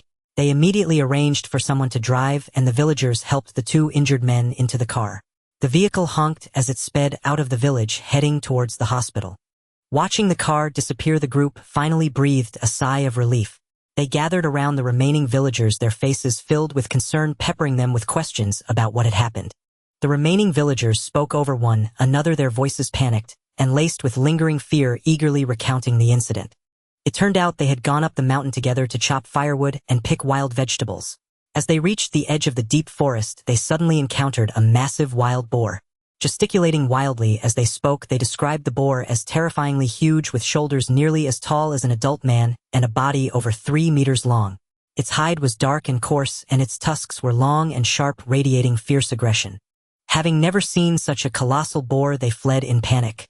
During the scramble, 2 of their companions were scraped and injured by the beast barely managing to escape down the mountain in a tumble. The group listened to the villagers account their faces showing astonishment as they exclaimed about the boar's fearsomeness. Only the well-traveled Huang Lei, after hearing the story, subtly pursed his lips, a knowing smile appearing on his face. Once they all returned to the mushroom house courtyard, he pulled a bamboo chair over and sat down. Taking a sip of tea, he spoke with a feigned smile. These villagers are just exaggerating. Scared out of their wits by a boar, they see everything as bigger than it is. A normal adult boar with shoulders a meter high and a body 2 meters long is already considered large for the mountains. If it were, as they say, shoulders as tall as a man and over 3 meters long, that boar would practically be a demon. How ridiculous! Huang Lei's words left the group stunned for a moment, but they quickly caught on, laughing and agreeing. The tense atmosphere instantly dissipated, and they resumed the rhythm of the variety show recording. But Liang, standing to one side, recalled the denser spiritual energy in the deep mountains. A thought stirred within him. Perhaps the villager's story of a giant boar was not an exaggeration after all. When night fell at roughly the same hour as the previous evening, Liang stealthily slipped out of the village with practiced ease, heading toward the deep mountains where the villagers claimed the giant wild boar had been spotted. He had been running through the mountains for nearly half an hour, crossing 2 ridges, and traversing the bamboo grove the villagers had mentioned during the day before finally venturing into the true depths of the wilderness. Here the trees grew taller and denser, with pines and firs intertwining their branches, weaving an impenetrable canopy overhead. Then he heard a howl. The sound came from a hollow about a li ahead, deep and ferocious, startling the nocturnal birds into a frantic flutter of wings as they fled in panic. The sound. Liang halted midstride, his brow slightly raised, already certain in his mind that this was no ordinary noise a wild boar could produce. Immediately after, he felt a faint tremor beneath his feet. Truly extraordinary. A chill ran through Liang's heart. Without hesitation, he accelerated his figure, darting swiftly toward the source of the howl and the tremors. In a few bounds, he covered dozens of meters and soon arrived at the scene. The sight before him made even him pause. On a clearing that had been violently trampled flat, several ancient trees, as thick as a man's embrace, lay toppled and broken, their branches scattered across the ground. The surrounding underbrush was utterly ravaged, the earth churned up, and deep hoofprints marred every inch. At the center of the clearing, a monstrous wild boar of terrifying proportions rampaged with frenzied roars, just as the villagers had described. This boar stood shoulder-high to a full-grown man, its body stretching well over 3 meters in length. It was covered in coarse, pitch-black bristles that stood erect like steel needles, especially on its neck, where the hair bristled fiercely, exuding an aura of menace. It bore a pair of curved, sharp, pale blue tusks that gleamed with a cold, hard light. Every time it lowered its head to charge, it gouged deep pits into the earth, and its sturdy legs pounded the ground each step, sending faint tremors through the soil. Its crimson eyes blazed with savage bloodlust as it relentlessly attacked the figure before it. Opposite the giant boar, a burly villager nervously circled it, clutching a steel fork. Qiu Shi's breath came in heavy gasps, his chest heaving violently. Sweat dripped from his forehead, trickling down the bridge of his nose to his chin and splashing onto the ground. He stared fixedly at the colossal boar, barely concealing the panic in his eyes. Damn it, third uncle wasn't lying. This boar really had become a demon. Born and raised in Yunqi village, living off the mountains, he had ventured into the forest countless times since childhood, and encountered no fewer than a dozen wild boars, big and small, but never one of such monstrous proportions. After hearing about the villagers' attack during the day, Qiu Shi had felt a surge of determination. Not long ago, he had a fortuitous encounter, spending nearly half a year in the spirit realm, where his body had been tempered far beyond ordinary limits, and he believed his strength was now leagues above what it once was. He thought this boar was merely large in size, and with his current abilities, hunting it would be no challenge at all. So, acting on a rash impulse, he shouldered his steel fork and ventured alone into the mountains under cover of night, intending to slay the beast and drag its carcass back to the village by dawn. This way he could both prove his prowess to the villagers and eliminate the boar threat once and for all, allowing the villagers to venture into the mountains without fear. But he never imagined the boar would be this huge. Yet when he came face to face with the giant beast, he realized how gravely he had miscalculated. Its ferocity far exceeded his imagination. Damn, those two were lucky to survive. A low, savage roar erupted from the boar's throat again, shaking the leaves from the trees. It pawed the ground furiously with its front hooves, sending dirt and gravel flying, its bloodshot eyes brimming with savagery, clearly enraged by Qiu Shi's provocation. The next second it lowered its head, aimed its sharp tusks at Qiu Shi, and with a powerful thrust of its hind legs its massive body hurtled toward him like an out-of-control heavy truck. The wind carried a stench of blood as it rushed forward at speed, leaving a blur in its wake. Qiushur's eyes and hands moved in unison, every muscle in his body tensed instantly. Just as the boar lunged, he sidestepped with agile precision, narrowly evading the lethal strike. The boar's massive frame grazed past him and crashed into a tree trunk, behind snapping the thick tree in two with a shower of wood chips. Without a moment's hesitation, as the boar struggled to regain its balance, Qiushur's arm muscles bulged, veins protruding, and he gripped his steel fork tightly, driving it with all his might toward the boar's flank. Clang! A piercing metallic screech tore through the night. The steel fork struck the boar's thick hide and bristles, but failed to penetrate even a fraction, only sparking a dazzling trail of sparks that burst in the dark forest like a fleeting flower. Stung by the blow, the boar shuddered violently, and a tremendous force reverberated back through the fork. Qiushur felt a searing pain in his hands, and the force sent him staggering backward, his feet skidding 3 or 4 meters across the ground, before he managed to steady himself, his hands trembling uncontrollably as he clutched the fork. Before he could catch his breath, the enraged boar grew even more frenzied. It wheeled around its hooves, pounding the earth, charging at him again with greater speed and force, the stench of its breath drawing nearer as the ground quaked violently. Qiushur's pupils contracted sharply, his heart leaping into his throat. The boar was too fast, too close. There was no time to dodge. At this critical moment of life and death, he infused a thread of spiritual energy into a white card he had been clutching in his other hand. The card suddenly erupted in a blinding white light, and when the radiance faded, a heavy iron shield as large as a door materialized abruptly before him. Qiushur mustered every ounce of strength, gripping the shield's handle with both hands and thrusting it fiercely in front of him. At the same time, he channeled the soul wisp of spiritual energy within him, pouring it all into the shield, and roared the technique, Heroic Spirit Skill Shield Bash.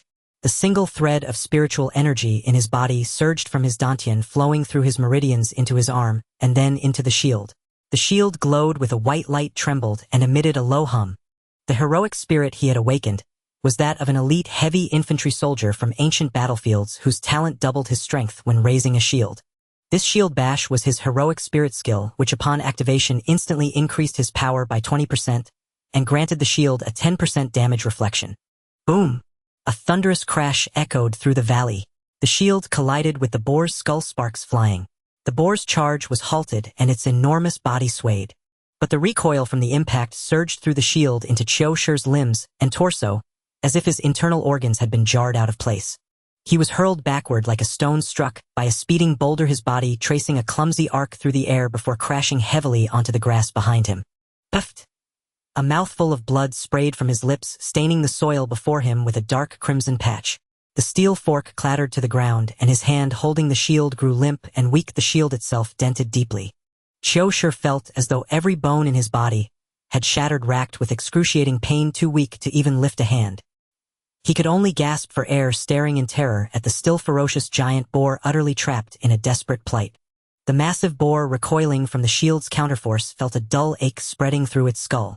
Its already ferocious bestial nature erupted, completely plunging into a frenzied madness. Its scarlet beast pupils locked onto Qiushur, who lay paralyzed on the ground in the distance. A low, furious growl rumbled from its throat, and its coarse bristles stood on end. It madly pawed the ground with its hooves, lowering its massive body. Its sharp, pale tusks aimed directly at Qiushur. With a powerful thrust of its hind legs, it charged forward with even greater speed and savagery than before.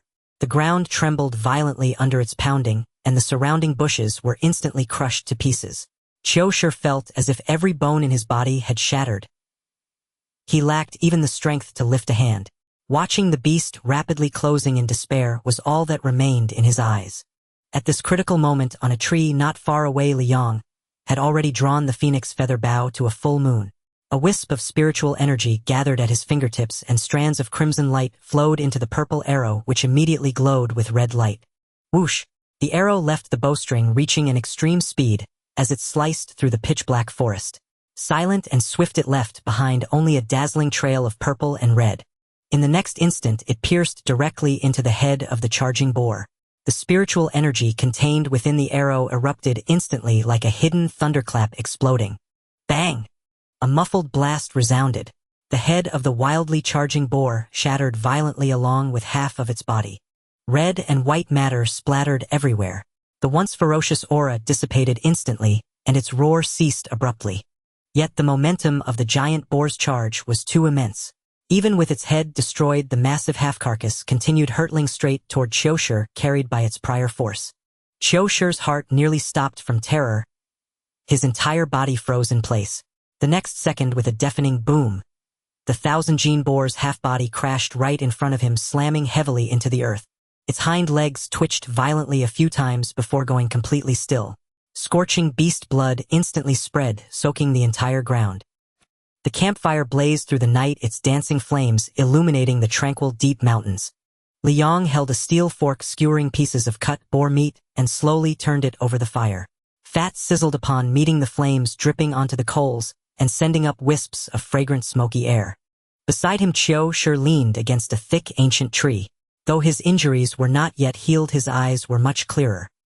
He gazed at the figure who had decided the outcome with a single arrow at the moment of life and death, his eyes filled with shock and indescribable gratitude. "I never expected that a big star like you would also be an awakened spirit and so incredibly strong." Qiushi's voice carried a hint of lingering fear along with sincere astonishment. He struggled to sit up straight, his gaze becoming profoundly earnest as he cupped his hands in a solemn salute toward Liang. "If not for you today, Qiushi would surely be dead by now. You saved my life.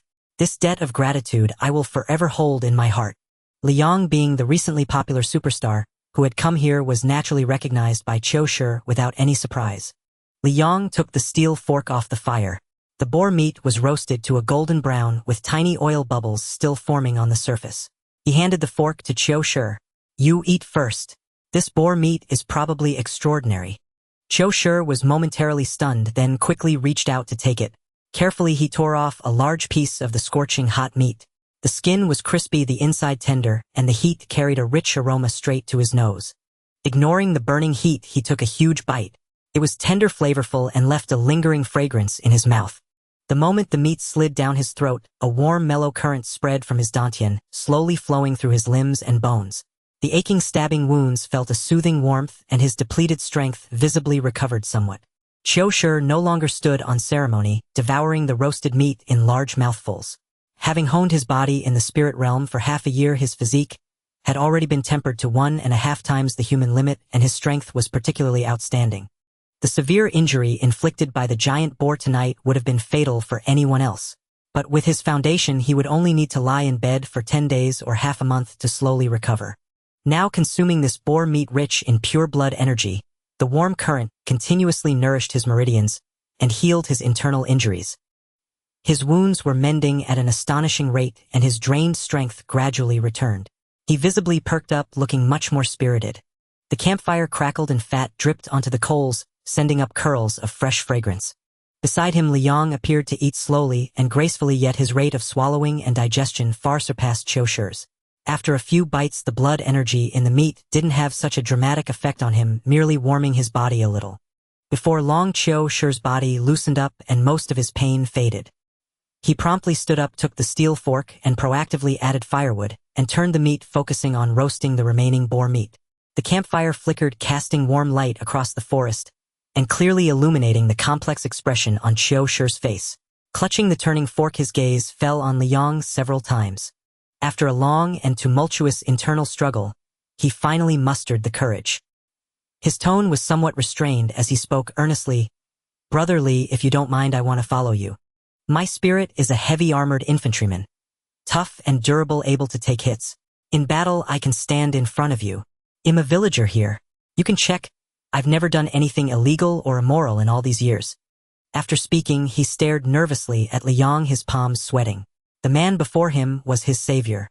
Without Liang's arrow, he would have died in the boar's jaws. This great kindness was beyond repayment. Liang was incredibly powerful himself, able to slay this giant boar with a single casual arrow. He was also a superstar in the spotlight, lacking nothing. Qiushi truly couldn't think of any other way to repay Liang for saving his life, so this was the only idea he could come up with. Liang had just finished the last trotter, tossing the bone into the fire, which sent up a shower of sparks. He finally looked up at Qiushi. Based on Qiushi's appearance and his words, Liang's initial judgment was that he was an honest man. He was certainly welcome to have an awakened spirit join him, but some things needed to be said up front. Want to follow me? You need to think it over carefully. Awakened spirits are rare and precious. The authorities must be aware of you. If you joined the government, they would definitely welcome you with open arms. With the backing and support of the government, it would surely be much better than being by my side. Qiu Shi shook his head repeatedly, his gaze exceptionally firm. Forget it. I did consider it before. Thought being with the government would be stable, dignified with good benefits, and even allow me to improve my strength faster. But now I see myself clearly. I couldn't even defeat a mutated boar with all my might, and I nearly lost my life in the process. With my meager abilities, even if I joined the government, I'd just be an insignificant nobody, unable to make much of a difference. Besides, the government has too many rules. Once I join, many things would be out of my control. I'd have to follow orders and couldn't make my own decisions. In comparison, I'd rather stay outside and follow you, Brother Li. Moreover, with your strength, you're destined to become a powerhouse in the future. Qiu Shi paused, his gaze toward Liang growing even more sincere, and his tone carried a hint of a sigh. The longer I stay in the spirit realm, the clearer it becomes that survival is what truly matters most. Liang consumed roughly over 30 jin of roasted meat, before slowly setting down the remaining chunk, gently stretching his neck and limbs, as his joints emitted faint crisp sounds. He could clearly sense that his blood and qi had grown slightly stronger than before, and even his physical body exuded a warm, forceful energy. It seemed the meat of this mutated wild boar contained far more energy than he had anticipated. Seeing Qiu Shi's anxious expression as he awaited a reply, Liang couldn't help but chuckle lightly, his tone cheerful as he spoke. All right, I happen to need a personal bodyguard by my side. If you're willing to stay, how about a monthly salary of 100,000 yuan? Qiu Shi's suspended heart instantly settled, and an irrepressible excitement bloomed across his face, his eyes lighting up. Yet upon hearing the monthly wage of 100,000 yuan, he quickly waved his hands and said, Brother Yang, that's too much. You saved my life, it's only right for me to work for you. Just give me enough to live on, no need for such a high salary. Don't stand on ceremony with me.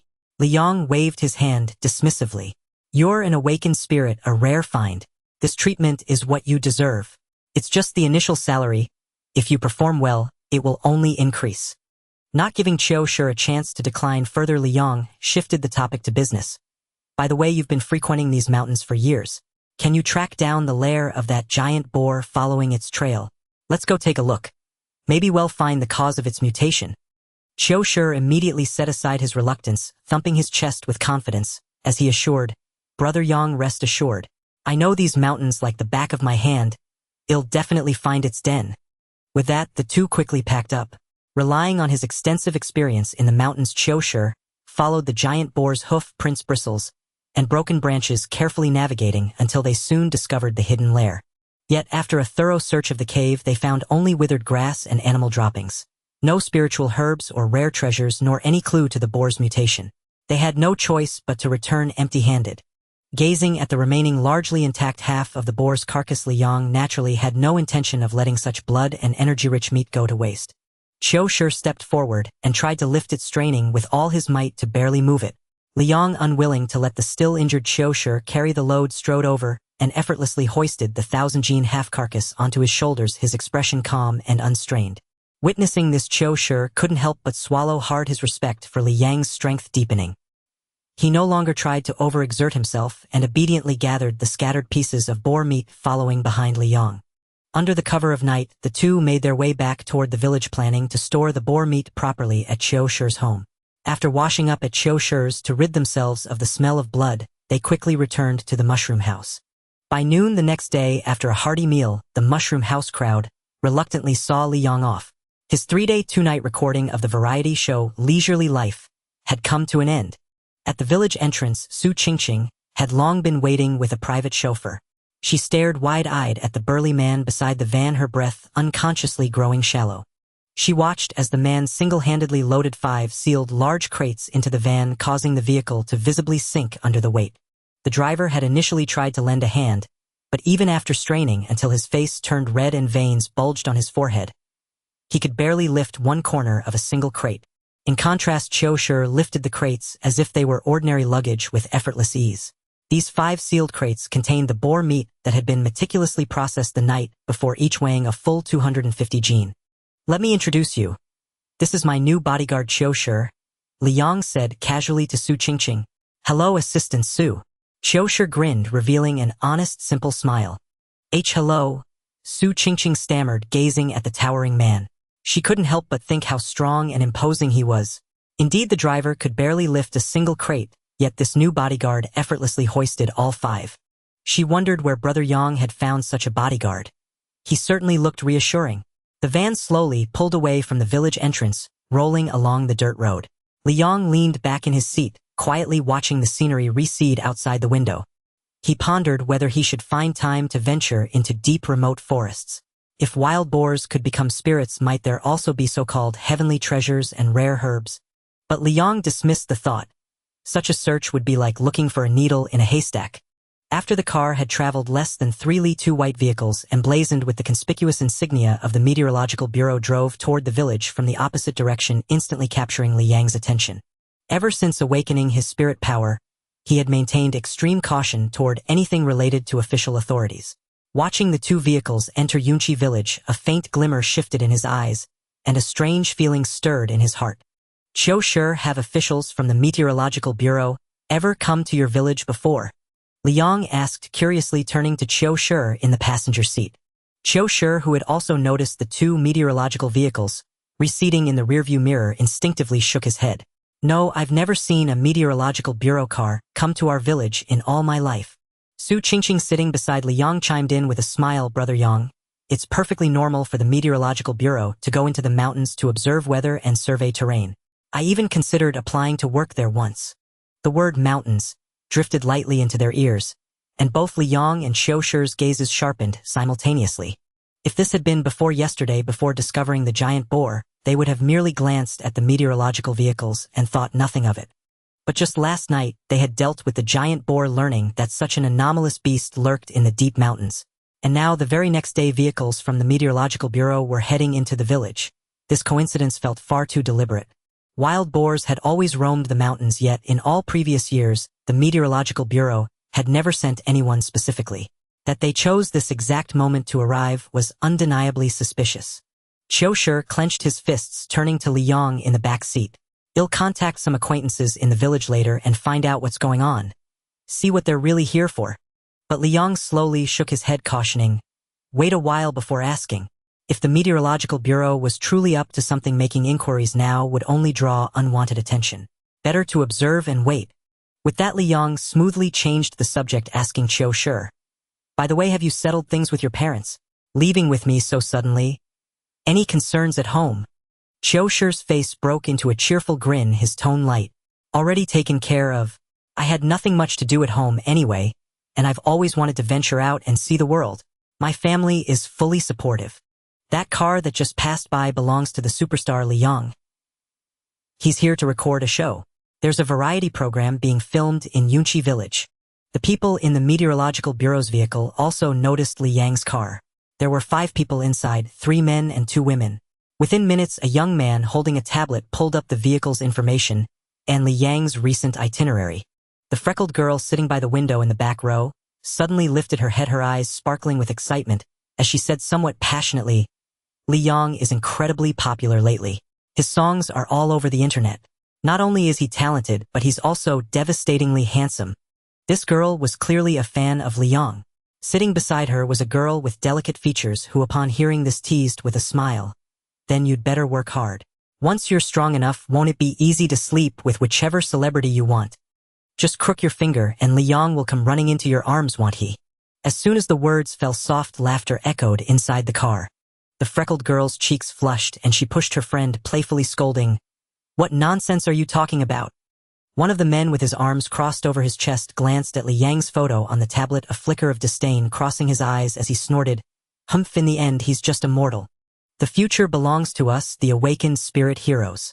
This top celebrity in the entertainment world has nothing but his face. Behind the scenes, who knows how many sugar daddies are throwing money to prop him up? What nonsense are you spouting? The freckled girl whirled around, her face turning bright red as she glared furiously. I think you're just jealous. Liang is incredibly talented. The lyrics and melodies of the 2 songs that are all the rage online were written by him. The man's face darkened, anger surging to his head as he prepared to retort. A female colleague beside him quickly intervened to smooth things over, tugging at his arm. All right, stop arguing. The main task is urgent. We need to head into the mountains to investigate that boar that's suspected of mutating. The young man with the tablet swiftly pulled up several pages of data, his tone turning serious, combined with the abnormal alert reported by the hospital yesterday, and the on-site descriptions from multiple witnesses that boar has likely already advanced to a soldier-level aberrant beast. As his words fell, the expressions of the other four grew solemn. The 5 of them were all newly registered Spirit Hero Awakeners. Previously, they had posted awakening-related comments online or privately purchased ancient weapons and high-intensity training equipment, which led to them being flagged by official screening and specially recruited into the government's Special Action Team. According to the secret history released by the authorities 5 years ago, when the purple moon first hung in the sky, thin spiritual energy quietly began to permeate the world. 2 years ago, the second appearance of the purple moon raised the global concentration of spiritual energy. Now, with the third manifestation of the purple moon, spiritual energy has once again greatly enriched the entire world. Humans can draw upon the river of time to awaken the bloodlines of ancient spirit heroes and unlock extraordinary powers.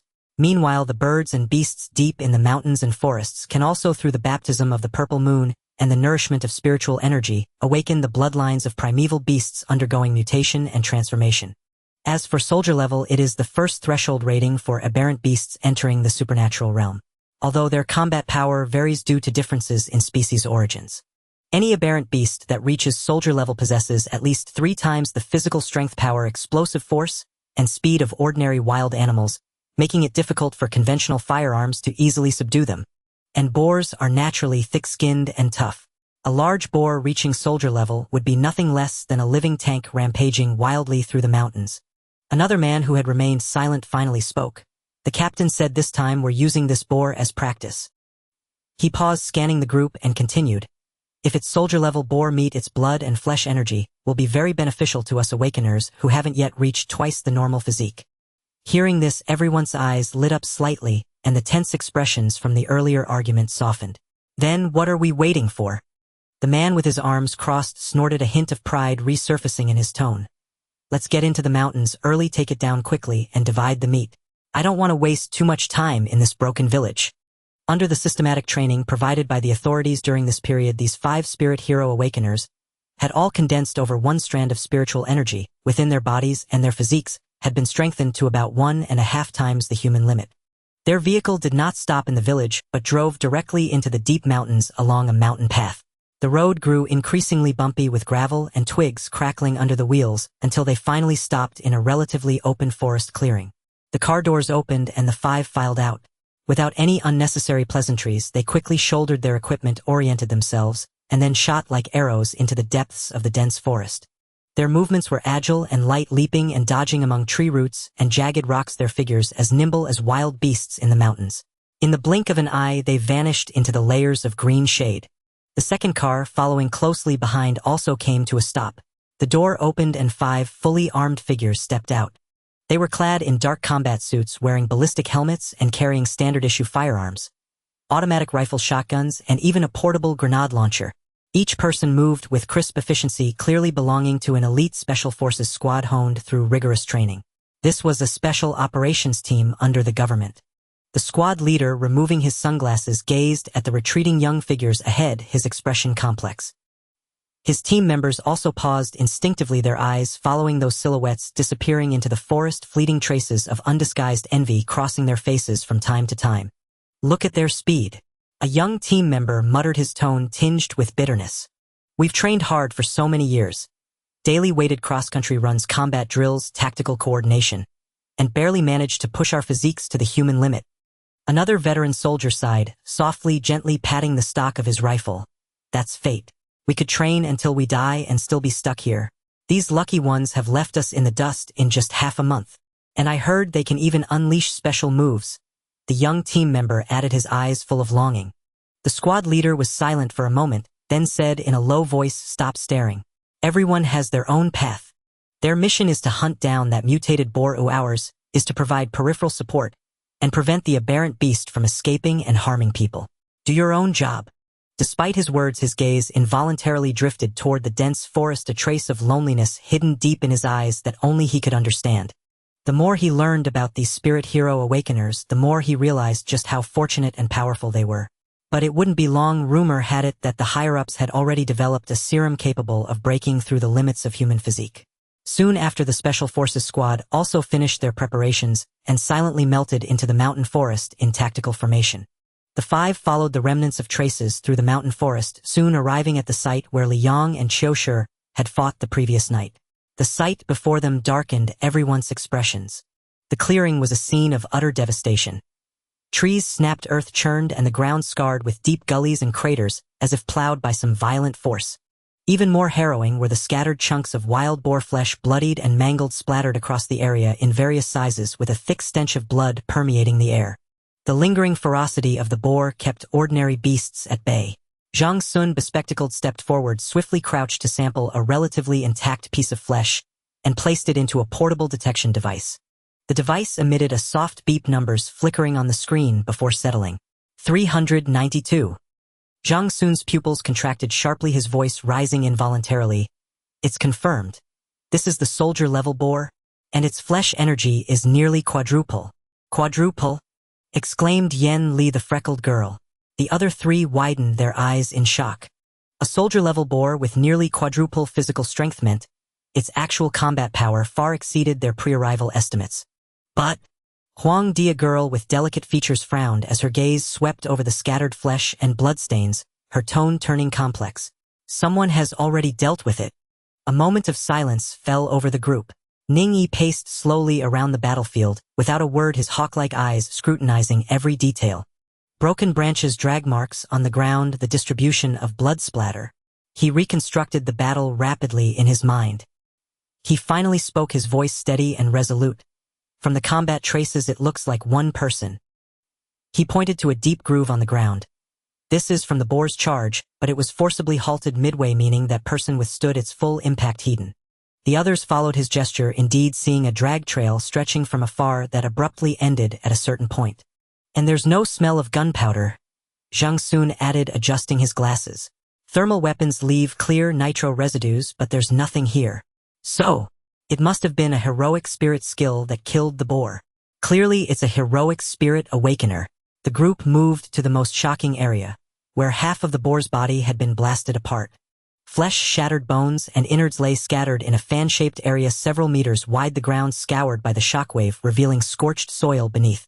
Especially when Ning Yi drew a dagger and scraped it hard against a piece of boar hide, only to leave a white mark. The others' expressions shifted again. They all knew Ning Yi's last test showed a strength of 736 kilograms.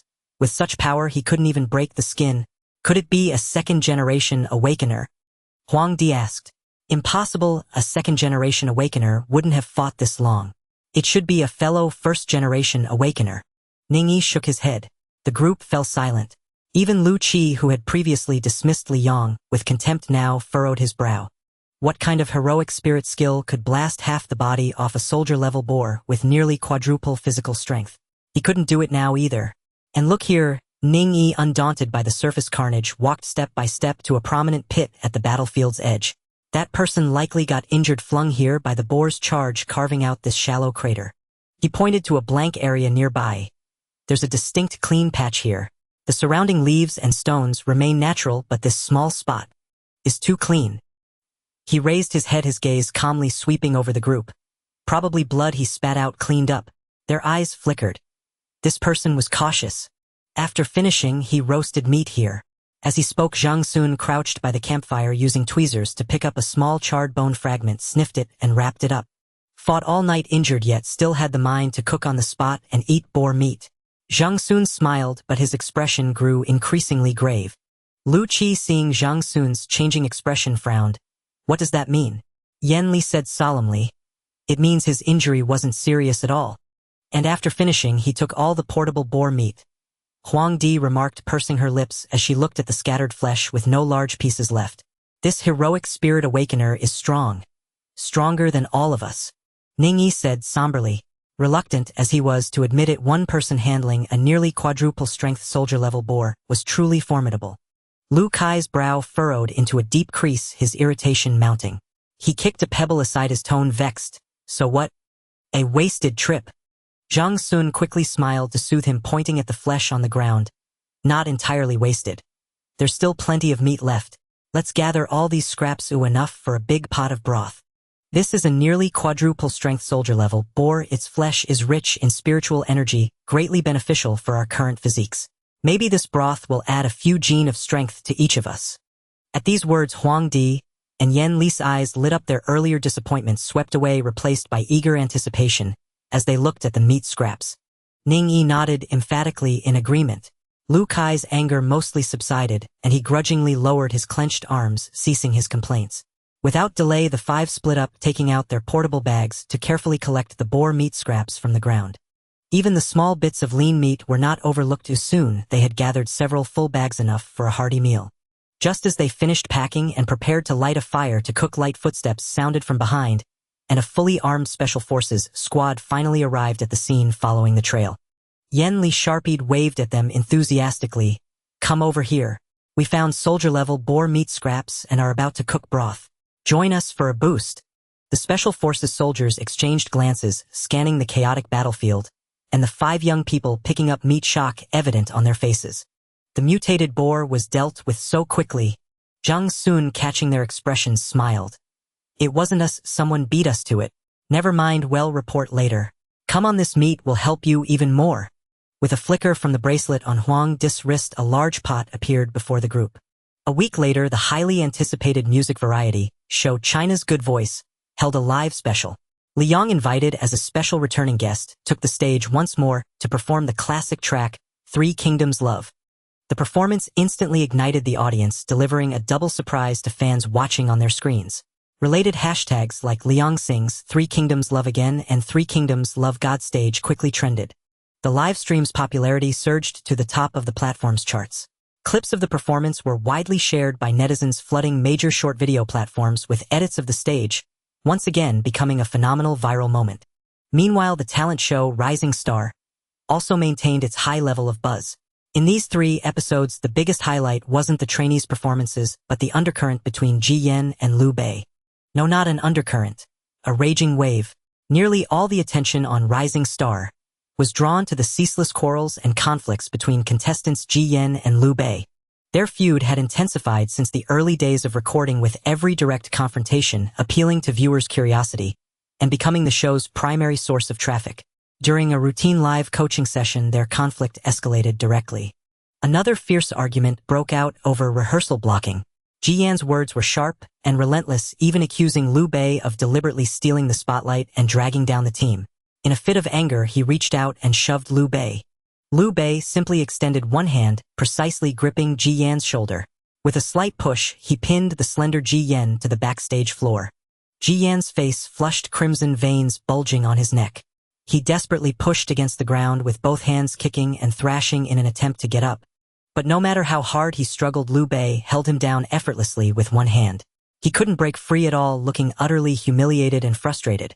Surrounding contestants and staff quickly stepped in to intervene, plunging the scene into chaos.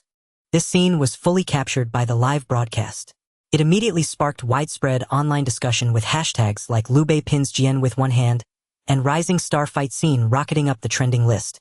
Ji Yan suffered another disgrace, and some fans even switched their allegiance to Liu Bei.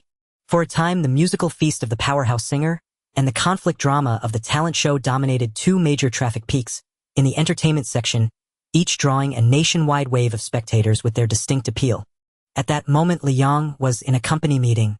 In the large conference room of the artist department on the top floor of Yuxing Entertainment, the long conference table was packed on both sides. Department heads, first and second-tier artists, and key members of artist management teams were all present. Everyone's gaze subtly drifted to Li Yang, who sat at the right end of the table. Envy nearly overflowed from the eyes of these artists, impossible to conceal. Who wouldn't be jealous? Who wouldn't want to be like Li Yang, dominating trending lists every few days, going viral across the internet with a soaring fan base and immense public goodwill, becoming the center of attention everywhere with resources coming straight to him? Meanwhile, the agents nearby cast their gazes at the proud and confident Sister Qian, their hearts filled with bitterness and resentment, silently cursing. That damn sissy is just too lucky. 3 days had passed since Li Yang's explosive performance of Three Kingdoms Love on the live broadcast of China's Good Voice. During these 3 days, his name once again dominated major entertainment charts. He was a constant presence on Weibo's trending list with video clips amassing over 1 billion views on short video platforms. Commercial offers and endorsement deals flew into the company like snowflakes. Overnight, he became the hottest cash cow in the company. Seated at the head of the conference table was Zhang Cheng, the general manager of the artist department. In his 40s, slightly overweight, he always wore a seemingly amiable smile. "All right, everyone's here. Let's get straight to the point."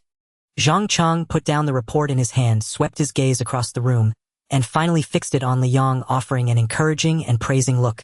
Li Yang's popularity lately is obvious to everyone online, and you all know it well here. Li Yang has single-handedly elevated Yuxing Entertainment's reputation across the internet, bringing the company immense exposure and tangible commercial value. A tremendous contribution. As soon as he said this, many around immediately nodded in agreement, their gazes growing even more envious. Zhang Cheng then raised his voice and announced publicly, "Therefore, after deliberation by the company's management, it has been decided. A special cash reward of 1 million yuan is awarded to Li Yang as an exclusive bonus. Come on, let's give him a round of applause." As his words fell, the conference room instantly erupted in a wave of warm and enthusiastic applause. Flattery, envy, politeness, and sycophancy mingled in the rising and falling claps. Everyone looked at Li Yang with smiles, making the scene appear particularly lively and dignified. Yet, amidst the enthusiastic and envious applause, Li Yang, maintaining a humble smile, was not so pleased. Because before coming, Sister Qian had already tipped him off. Zhang Cheng was the backer behind Wang Manman. Zhang Cheng was a vengeful, narrow-minded man, both greedy and grudging. Especially recently, Wang Manman had been constantly currying favor with Zhang Cheng. Wang Manman had long wanted to create a couple scandal with Li Yang to boost her own popularity, but Li Yang had refused without hesitation, coupled with how badly he had crushed her last time. Sister Qian was certain that a woman like that would hold the deepest grudge against Li Yang. As they say, fame brings trouble, not just from outside the company but from within. This time Zhang Cheng might play dirty tricks on Li Yang, making him suffer a bit while also trying to suppress him. I hope all the artists in our department learn from Li Yang, daring to act and speak and possessing real talent. After setting him up as a benchmark, Zhang Cheng shifted the topic, starting to comment on the other artists present one by one. Those with a lax attitude or coasting on resources were publicly reprimanded. Those stagnant or lacking buzz were reminded to work harder. Those jumping on trends without the skills to back it up were subtly called out for their shortcomings. And every word Zhang Cheng spoke invoked Li Yang, elevating him to great heights. But with each word of praise, Li Yang grew more vigilant. The more a potential enemy praised you in front of others, the bigger the move they were planning. Finally, Zhang Cheng's amiable and appreciative expression gradually faded, replaced by a deep sigh. His gaze fixed directly on Li Yang, his tone laced with a hint of helplessness and difficulty. "Xiao Yang, to be honest, you've seen it all. Now looking across the entire artist department besides you, who's skyrocketing and holding top-tier popularity, the rest are either lukewarm or completely flopping, unable to carry the show or generate revenue. The company is indeed in a tough spot right now. Revenue is tight, cash flow is under pressure, and we're relying entirely on you to hold things together." Zhang Cheng's expression was sincere, appearing full of anxiety and helplessness. "So in the coming days, I'll have to ask you to bear a little more burden, help the company, and help these less capable colleagues of ours." Before Li Yang could respond, Zhang Cheng slowly pushed a stack of scheduling documents across the table to him. "For the next 2 months, I had the operations and business departments work overnight to finalize your new schedule. Take a look first. Let me give you a brief overview so everyone knows what our star contributor is doing. First, a minimum of 3 commercial performances and 2 brand events per week. Second, a fixed live stream every Saturday combining product promotion and singing interactions lasting 4 hours. Third, the company has secured 5 popular variety show slots for you, all of which you'll lead as the finale act, bringing along our less popular artists for exposure and recognition. Fourth, you're extremely hot right now, already gaining a reputation as a musical prodigy. Write 2 more good songs to sustain this momentum and showcase your talent. The company will then produce an album for you. Fifth, the company has recently signed 5 new artists with poor foundations. Amid your own busy schedule, spend half a day each week, mentoring them, letting them leverage your popularity to get a start and gradually build them up." As his words faded, a murmur of hushed discussions instantly arose within the vast meeting room, buzzing softly around their ears. The faces of most present lit up, their eyes barely concealing a surge of joy and secret delight. The second and third-tier artists who had been languishing in obscurity for so long were overjoyed. To join Li Yang on a variety show and steal some camera time was akin to latching onto a golden ticket of popularity, with a meteoric rise to fame just around the corner. The agents who had been nurturing fresh new talents were ecstatic. Having their own artists bask in top-tier resources and train on stage alongside Li Yong was like stumbling upon a free ladder to the heavens. The department heads were also secretly satisfied. Such a packed schedule would maximize revenue streams, promising a bright year-end performance bonus and dividends. The room was filled with concealed glee, a situation where everyone stood to gain. Only Li Yong and Sister Qian's faces instantly turned grim. Li Yong flung the itinerary document onto the large table, laughing in exasperation. It seems none of you bothered to ask for my opinion. President Zhang, this schedule is utterly unreasonable. Sister Qian, suppressing her inner fury, spoke with a calm yet resolute voice. Li Yong simply cannot withstand this intensity of work. Moreover, burning through his popularity so recklessly is not a sustainable strategy for either Li Yong or the company. We do not agree. Zhang Cheng showed no anger, instead continuing to persuade Li Yong with earnest effort. It is indeed a bit tough, but we have no choice. Xiaoyang, you need to help the company out more. Besides, the compensation for this is extremely generous. Zhao Rong, the artist director, was the first to speak. Li Yang's current popularity is indeed a rare opportunity. If we don't seize it to take on more gigs, once the hype fades, you won't be able to get them even if you want to. Besides, the company has invested no small amount of resources in Li Yong. We need to see some return on that investment, don't we? Her voice was syrupy sweet, a loyal protege of Zhang Cheng, always knowing which side to take in these meetings. As soon as she said this, the department heads on both sides of the table nodded in agreement. The head of the planning department spoke up. President Zhang is right. Li Yang's popularity is at its peak now. Arranging more activities is the best way to maximize monetization. This is for the company's overall benefit and for Li Yang's long-term development. After all, popularity waits for no one. Yes, Li Yang, please be understanding and cooperate with the arrangements. Other managers chimed in one after another. Operations Director Old Zhou added another remark. Besides, these activities have all been screened. We're not taking just any job. The brands involved are all major names. They won't cheapen your image. Even those who had previously sided with Li Yang nodded in agreement. A top star was meant to generate revenue after all. It would be a waste not to cash in now. Meanwhile, the other artists sitting nearby looked at Li Yang with eyes full of envy mixed with schadenfreude jealousy and a tinge of sarcasm. Qin Sun, a second-tier artist sitting diagonally across from Li Yang, had always harbored jealousy over Li Yang's resources. Now he lowered his voice and whispered sarcastically to the person next to him. Some people just get full of themselves once they're famous. They complain about being tired even when they're raking in money. Didn't they casually throw 5 million to their fans as a gift without batting an eye? Now they're being picky about doing a few more events to earn some cash. Hearing this, Li Yang abruptly turned his head towards Qin Sun and said, "Am I being too nice to you?" Qin Sun flinched under his gaze, stubbornly turning his face away, unable to meet his eyes or utter a word in reply. One of the managers tried to soothe the situation.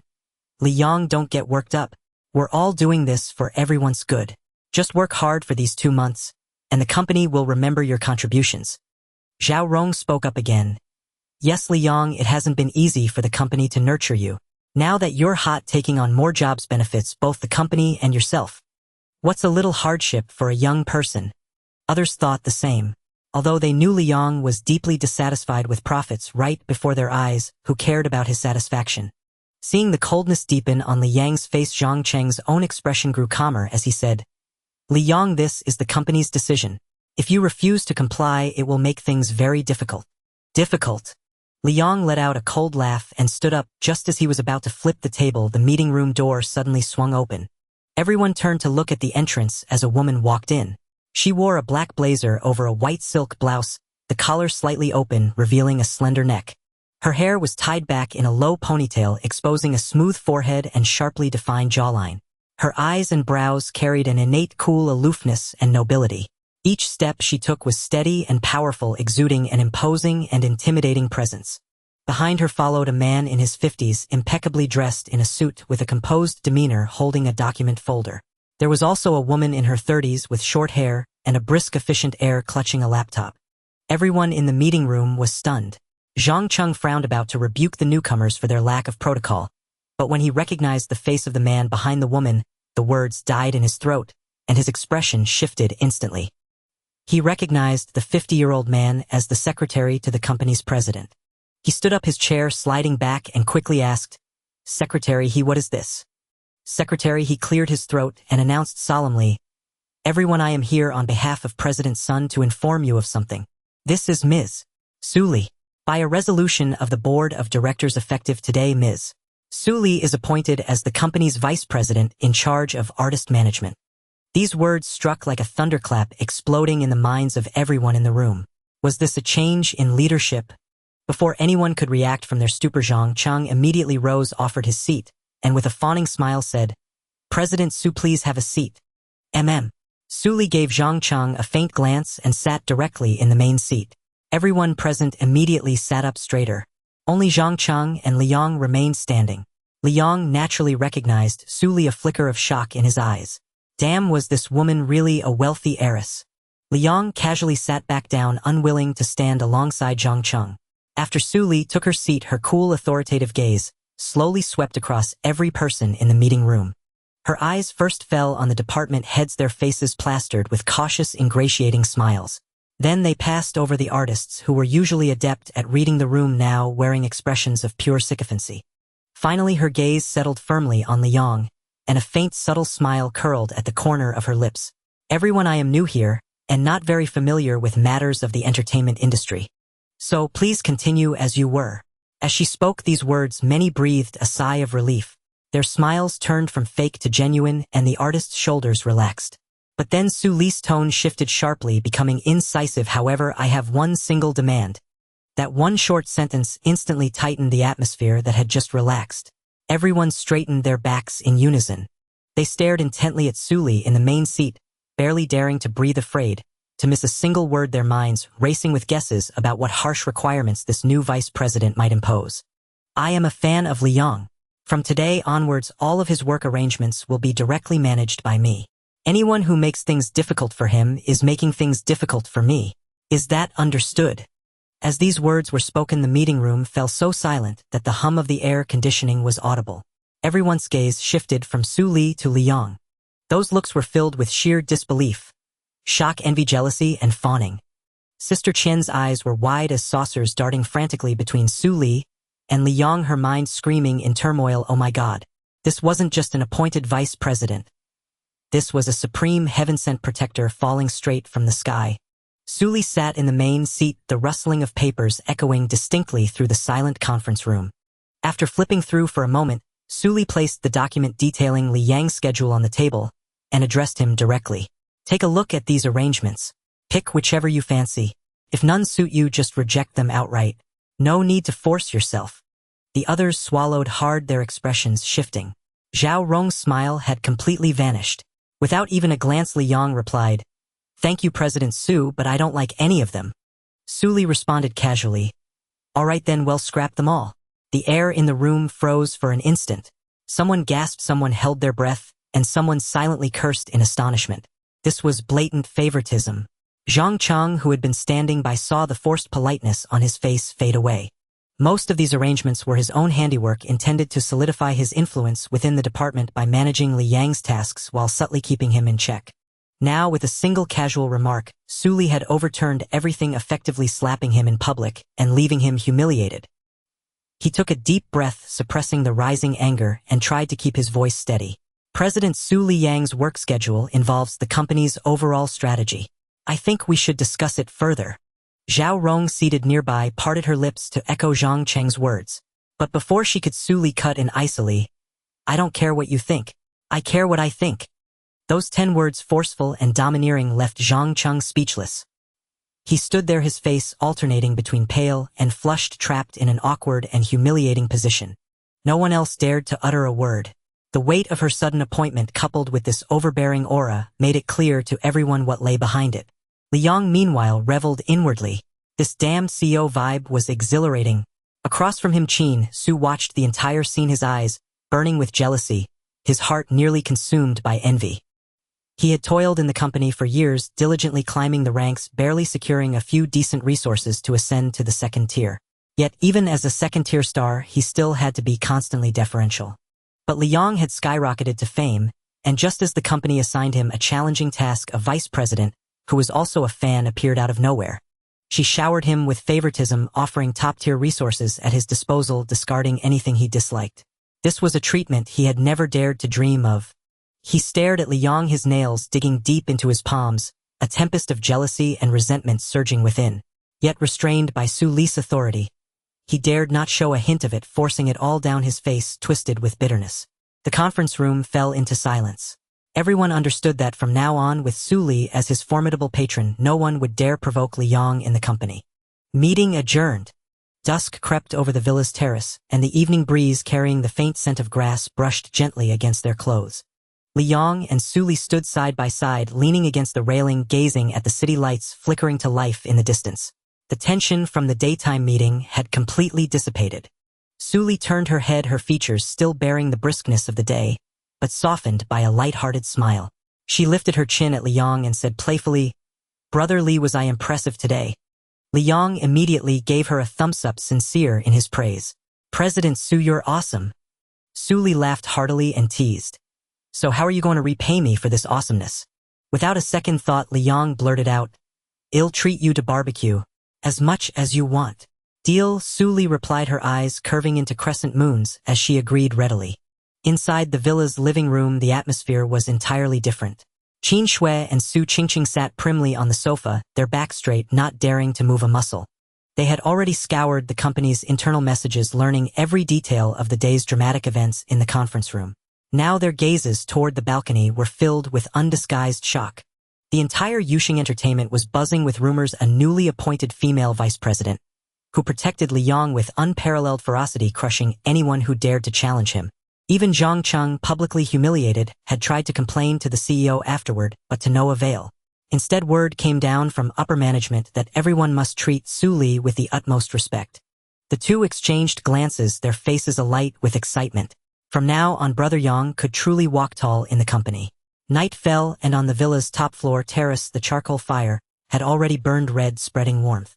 Qiu Shi stood by the grill, focused on roasting wild boar meat, a seasoning jar in hand. He sprinkled salt, cumin, and a secret sauce, and soon the aroma of meat filled the air. Liang had sent Qian Jie, Qin Shui, and Su Qingqing home, leaving only himself, Su Li, and Qiu Shi, who always stayed at the villa. Nearby, Su Li was explaining matters related to the spirit realm and awakened beings to Liang when she glanced at Qiu Shi, who was engrossed in grilling. Her brow twitched slightly, and she paused to look at Liang. "He doesn't seem ordinary, does he?" Su Li asked in a low voice, pointing at Qiu Shi. Liang had no intention of hiding it. "You're right. He's also a spirit awakened."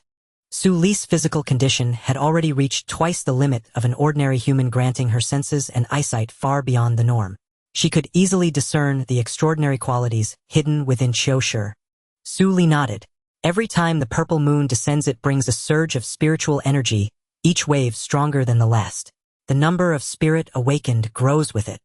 Liang raised an eyebrow, slightly looking at the sizzling wild boar meat on the grill. "This wild boar must be the soldier rank beast meat you mentioned earlier. I found it in the mountains during a show." Hearing this, Su Li's eyes lit up immediately, a hint of envy in her voice. "Brother Li, you're so lucky. This soldier rank beast meat is the simplest way to enhance one's physique. Just eat it. Besides these beasts, there are plenty of natural treasures deep in the mountains. When we have time, we can search for them together. Sure, just call me when you're ready." Liang nodded. Though he didn't know the full extent of Su Li's background, she undoubtedly had access to more information than he did. "No problem. Thanks to you, last time I got a great evaluation. And there aren't many days left until the next entry into the spirit realm. I really hope we end up in the same mission again." Though her tone was wistful, her eyes sparkled with eagerness. She hadn't been fully prepared last time, but this time she was determined to strive for an upgrade. "Survive and grow stronger," Liang replied with a smile, but a deep curiosity stirred within him. From what Su Li had just explained, the 4 grades corresponded to 4 types of cards. So what about his purple card? The moment his consciousness returned, a potent stench of alcohol mixed with the scent of tallow candles assaulted his nostrils. Before Liang even opened his eyes, a thunderous roar exploded in his ears. The voice was hoarse yet violently fierce, like an enraged wild boar bellowing within the hall. "How dare you? A pack of rebels dares to condemn me." Liang snapped his eyes open, and before him stood a majestic hall. On the elevated platform ahead, an extremely obese man sat sprawled on a broad tiger-skin chair. He wore a golden crown binding his hair, a crimson brocade robe, and a jade belt. His round face was piled with fleshy folds, and his triangular eyes were wide with bulging fury seething with brutality and rage. At the same time, the cold familiar information from the heroic spirit space surged like a tide current. World, the 18 Warlords campaign against Dongjua Standard Edition world background. An excerpt from the Romance of the Three Kingdoms where 18 warlords gather at Xuanzhou to jointly oppose Dongjua. Main quest: achieve fame under Heavenside quest: kill famous figures. And generals current count 0, current status: the 18 warlords are about to convene at Xuanzhou. Dongjua is summoning his generals to discuss countermeasures. Current identity: Zhonglong General Lu Bu. Liang lowered his eyelids, calmly digesting this information, while swiftly scanning his surroundings. The enraged fat man on the high platform was Dongjua, the national traitor, who controlled the Han court and wreaked havoc in Luoyang. Holding the titles of Chancellor and Marquis of Mei, he commanded the elite Liangzhou army, and was the most powerful figure in this chaotic early era. The stalwart generals standing around were Dongjua's trusted confidants Li Ju Guisi, Fan Chou Zhangji, and Hua Xiong, lined up on either side, each with sharp eyes concealing their lethal intent. He now stood at the forefront of the martial generals' line. Across from him was a thin, middle-aged man with a gaunt face, a sparse three-strand beard beneath his chin, and narrow eyes glinting with cunning. Clad in a civil official's robe, he seemed out of place among the military men, yet he stood closest to Dongjua. Li Ru. Liang instantly recalled that name in his mind. This man was deeply scheming and ruthless, the brain of Dongjua's faction. At that moment, Li Ru was slightly lowering his eyes, as if calculating something. On the high dais, Dongjua's furious tirade continued. He grabbed a bronze wine vessel from the table and hurled it to the ground. Wine splattered everywhere, producing a dull, crisp clang. That little brat Yuan Shao and that rogue Cao Cao dare to gather troops from the provinces to oppose me. I will raise all my Liangzhou iron cavalry, crush Xuanzhou, and use those rebels' heads as drinking cups. As Dongjua's thunderous wrath crashed down, none of the generals in the hall dared to be negligent. They immediately stepped forward in unison, their armor clattering in a sharp rhythmic symphony, each one cupping their fists and bowing, vying to volunteer for battle.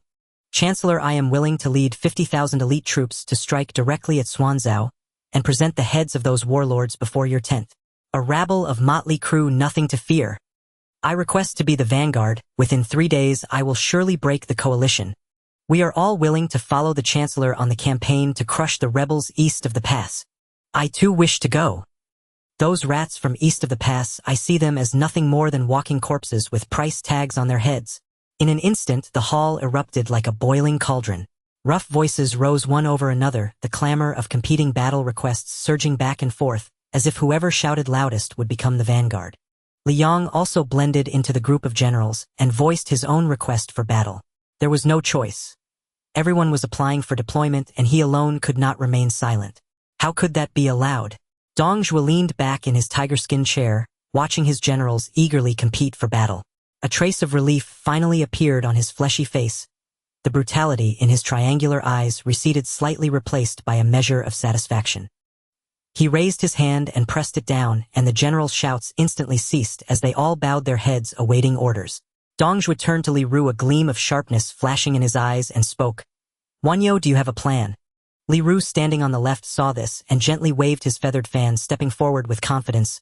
Lord Dong, in my view, the warlords east of the pass may seem formidable, but they are nothing but a heap of loose sand. Their troops are mostly hastily recruited, untrained, with uneven supplies of grain and weapons. Each warlord harbors his own agenda.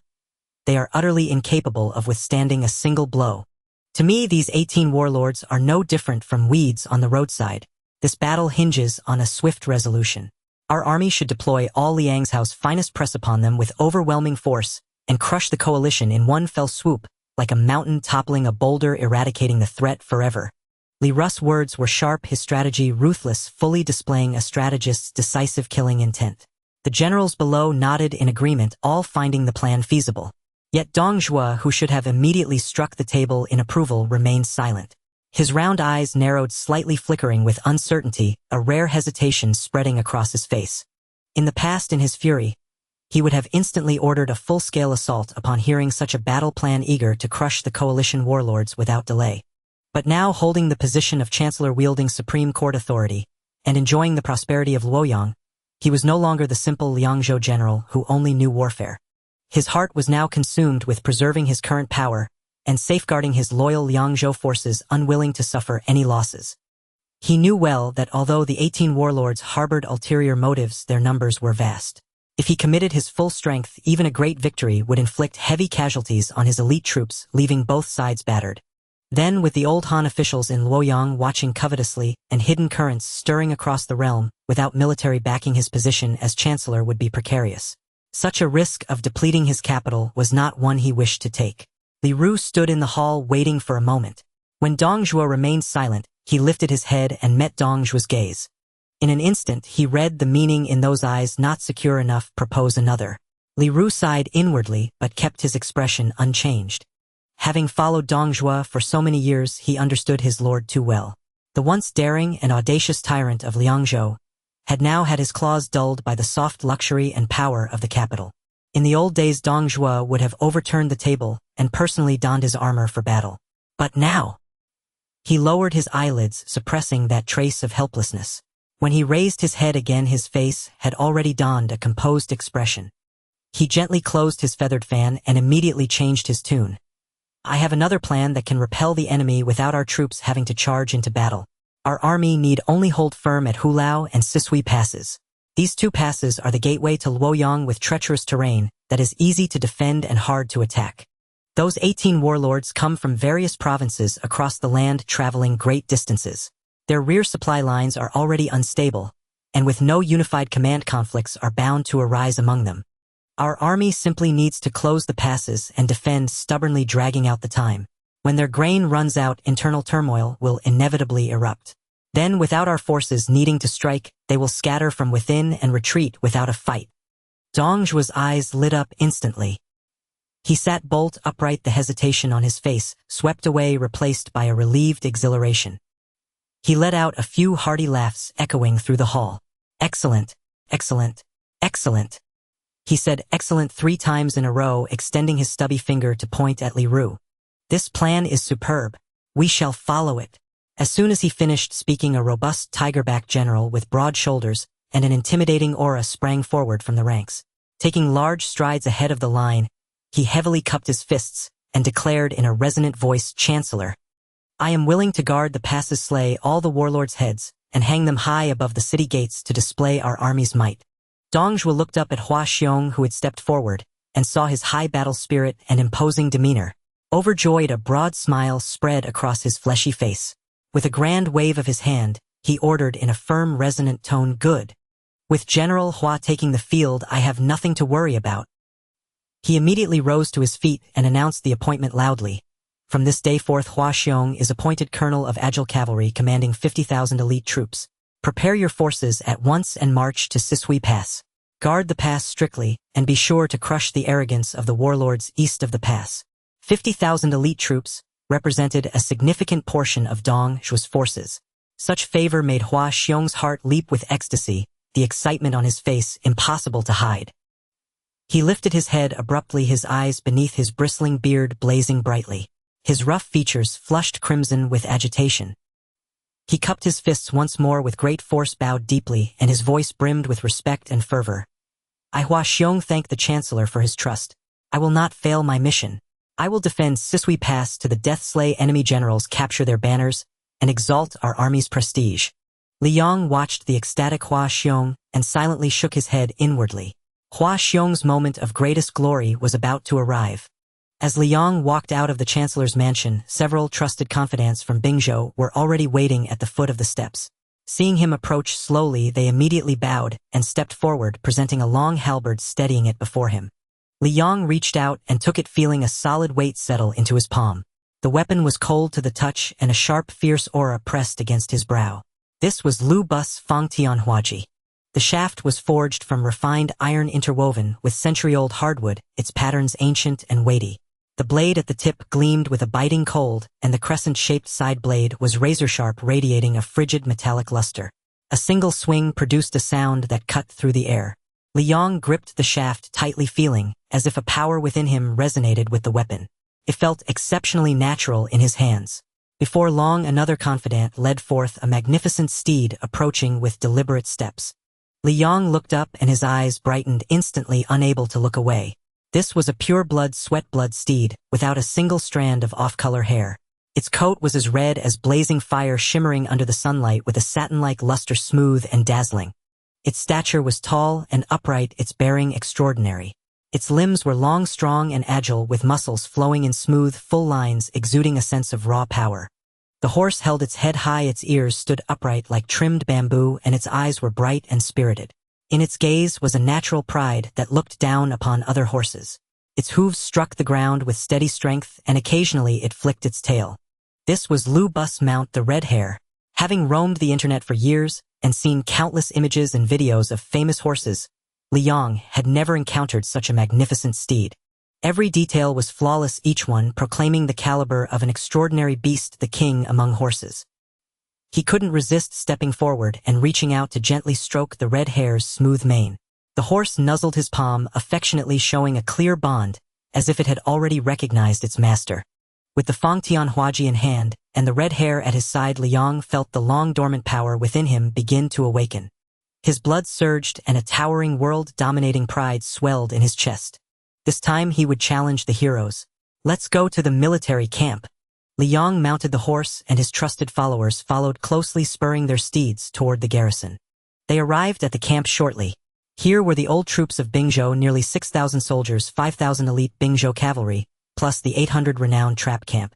At the camp gate 2 rows of soldiers stood with halberds. Seeing Li Yong approach on horseback, they shouted in unison, "The general has returned." The gate swung open and Li Yong rode in the hooves of the red hare, striking the ground. Among the tense soldiers paused in their tasks, their eyes following the crimson figure. "The general has returned." "General!" The soldiers looked at the figure on horseback with undisguised reverence and fervor, a heartfelt devotion. In the hearts of all the sons of Bingzhou, Lu Bu was the undisputed great hero, their pillar of strength. In those days, Lu Bu guarded Bingzhou, constantly resisting the incursions of foreign tribes beyond the passes. With his Fangtian Halberd sweeping across the northern deserts, he struck fear into the barbarians, shattering their cavalry repeatedly and securing peace for the border people of Bingzhou, never tasting defeat. In battle, he always led from the front, charging ahead with unparalleled valor. With his extraordinary martial prowess, he amassed countless military achievements on the frontier. This prestige was deeply etched into the bones of every soldier and officer of Bingzhou. Before long, several tall generals, Gao Shunzhang, Liao Changlian, and Chao Xing, stepped forward briskly, clasped their hands in unison, and called out, "General!" Li Yong nodded slightly and spoke with a steady tone. "Brothers, you have worked hard. Immediately prepare the troops for battle. In a few days you will follow me to Hulao Pass." "Yes." The generals responded in unison, their voices firm and resonant. After Li Yong entered the main command tent, he immediately ordered everyone to withdraw, forbidding anyone from disturbing him. From the moment he set foot in this camp, he sensed the dense martial-killing aura that pervaded it. An atmosphere accumulated from years of warfare and training, thick and intense. This martial-killing aura was an ideal nourishment for the heavenly demon war manual. Li Yong immediately sat cross-legged on the soft couch in the tent, his back straight as a pine, and fully activated the cultivation method of the heavenly demon war manual. As the technique operated at full power, an invisible force of attraction radiated from every pore of his body. The dense martial-killing aura within the camp was instantly drawn, transforming into wisps of dark mist that pierced through the tent curtain, converging continuously around Li Yong. In just a short time, his body was completely enveloped by the thick martial-killing aura, and a dark, bloody light began to faintly emerge on his skin. Li Yong calmly sensed the changes within him. In the real world, he had already achieved a threefold physique. After consuming hundreds of pounds of soldier-grade mutated wild boar meat, his physical strength had increased by over 20 pounds. Now the pure martial-killing aura seeped through his pores, flowing gently along the meridian paths of the heavenly demon war manual. Where it passed, it tempered his bones and tendons, cleansing his flesh and blood meridians with a gentle yet firm touch. With each infusion of martial-killing aura, he could clearly feel the subtle strengthening of his body. His bones and tendons grew tougher, his muscle fibers denser, and his formidable physique steadily ascended at a perceptible rate.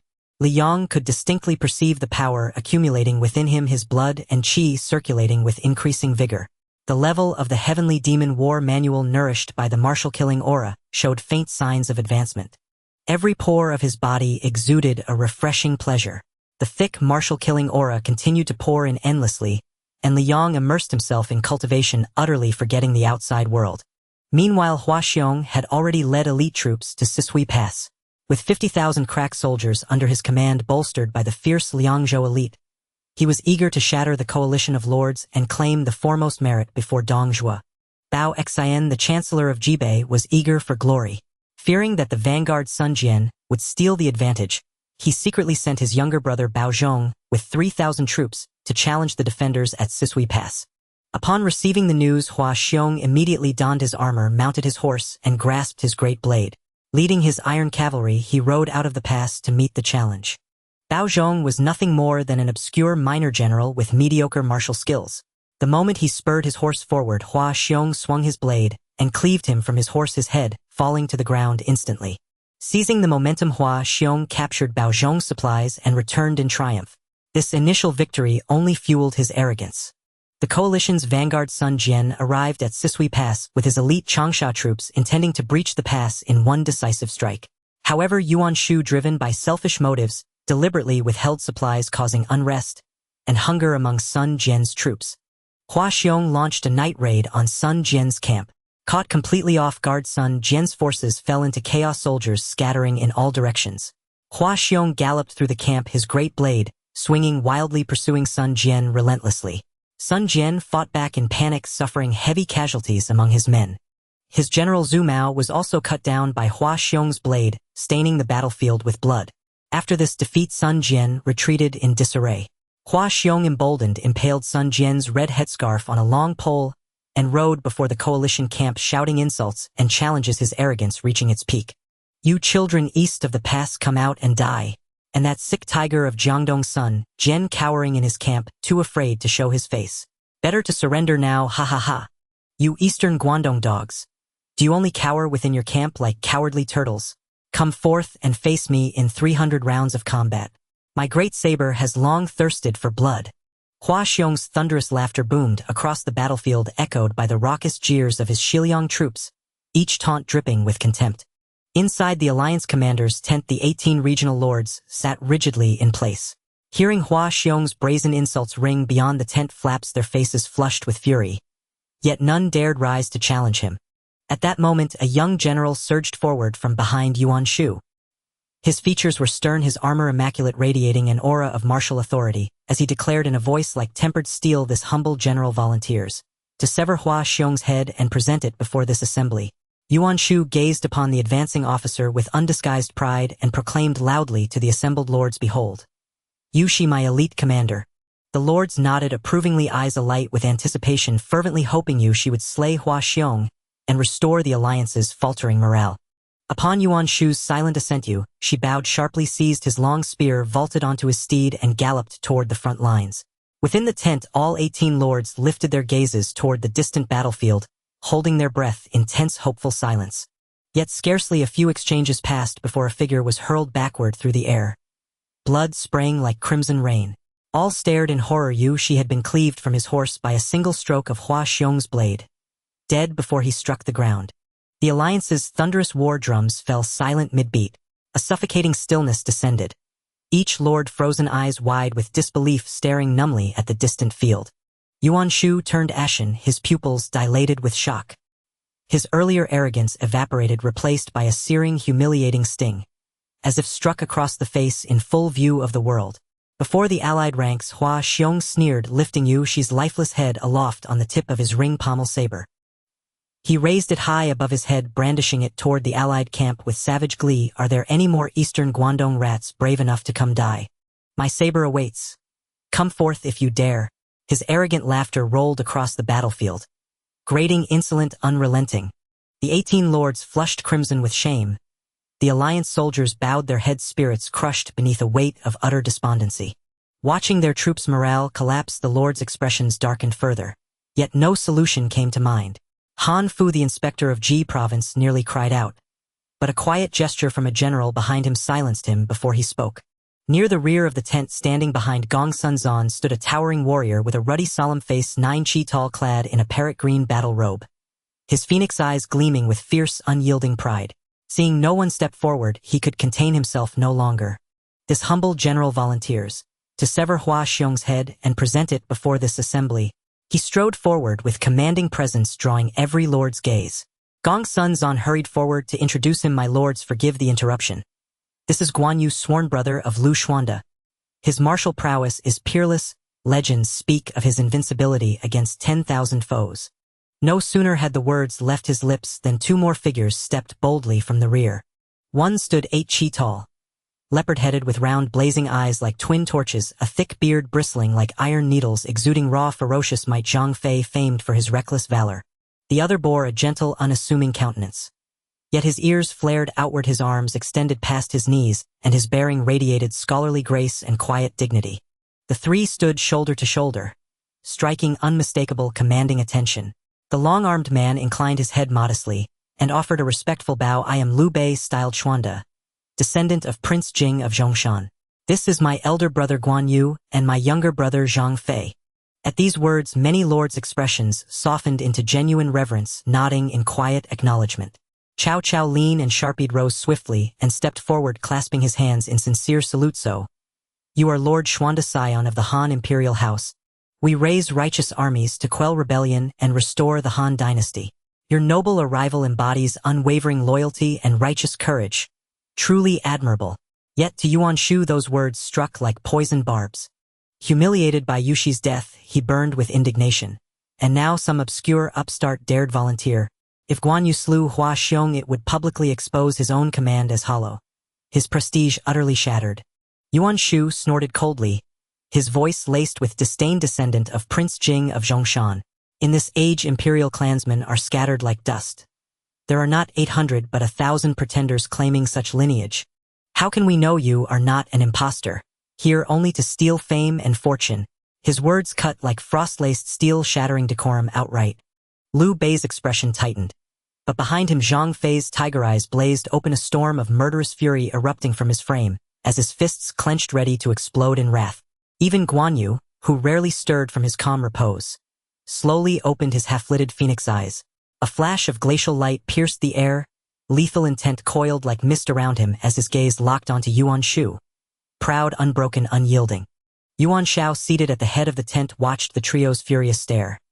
Not displeased that Yuan Shu was scorned, yet unwilling to tolerate such open defiance toward his own clan. He frowned and demanded, what rank does Guan Yu hold? He serves Lu Xuanda as a mounted archer, replied Gong Sun Zan, visibly uneasy. The words ignited chaos. Yuan Shu roared with inner triumph, slamming his palm upon the table. Do you take us for fools? Lacking worthy generals. A mere mounted archer dares speak so brazenly. Cast him out at once.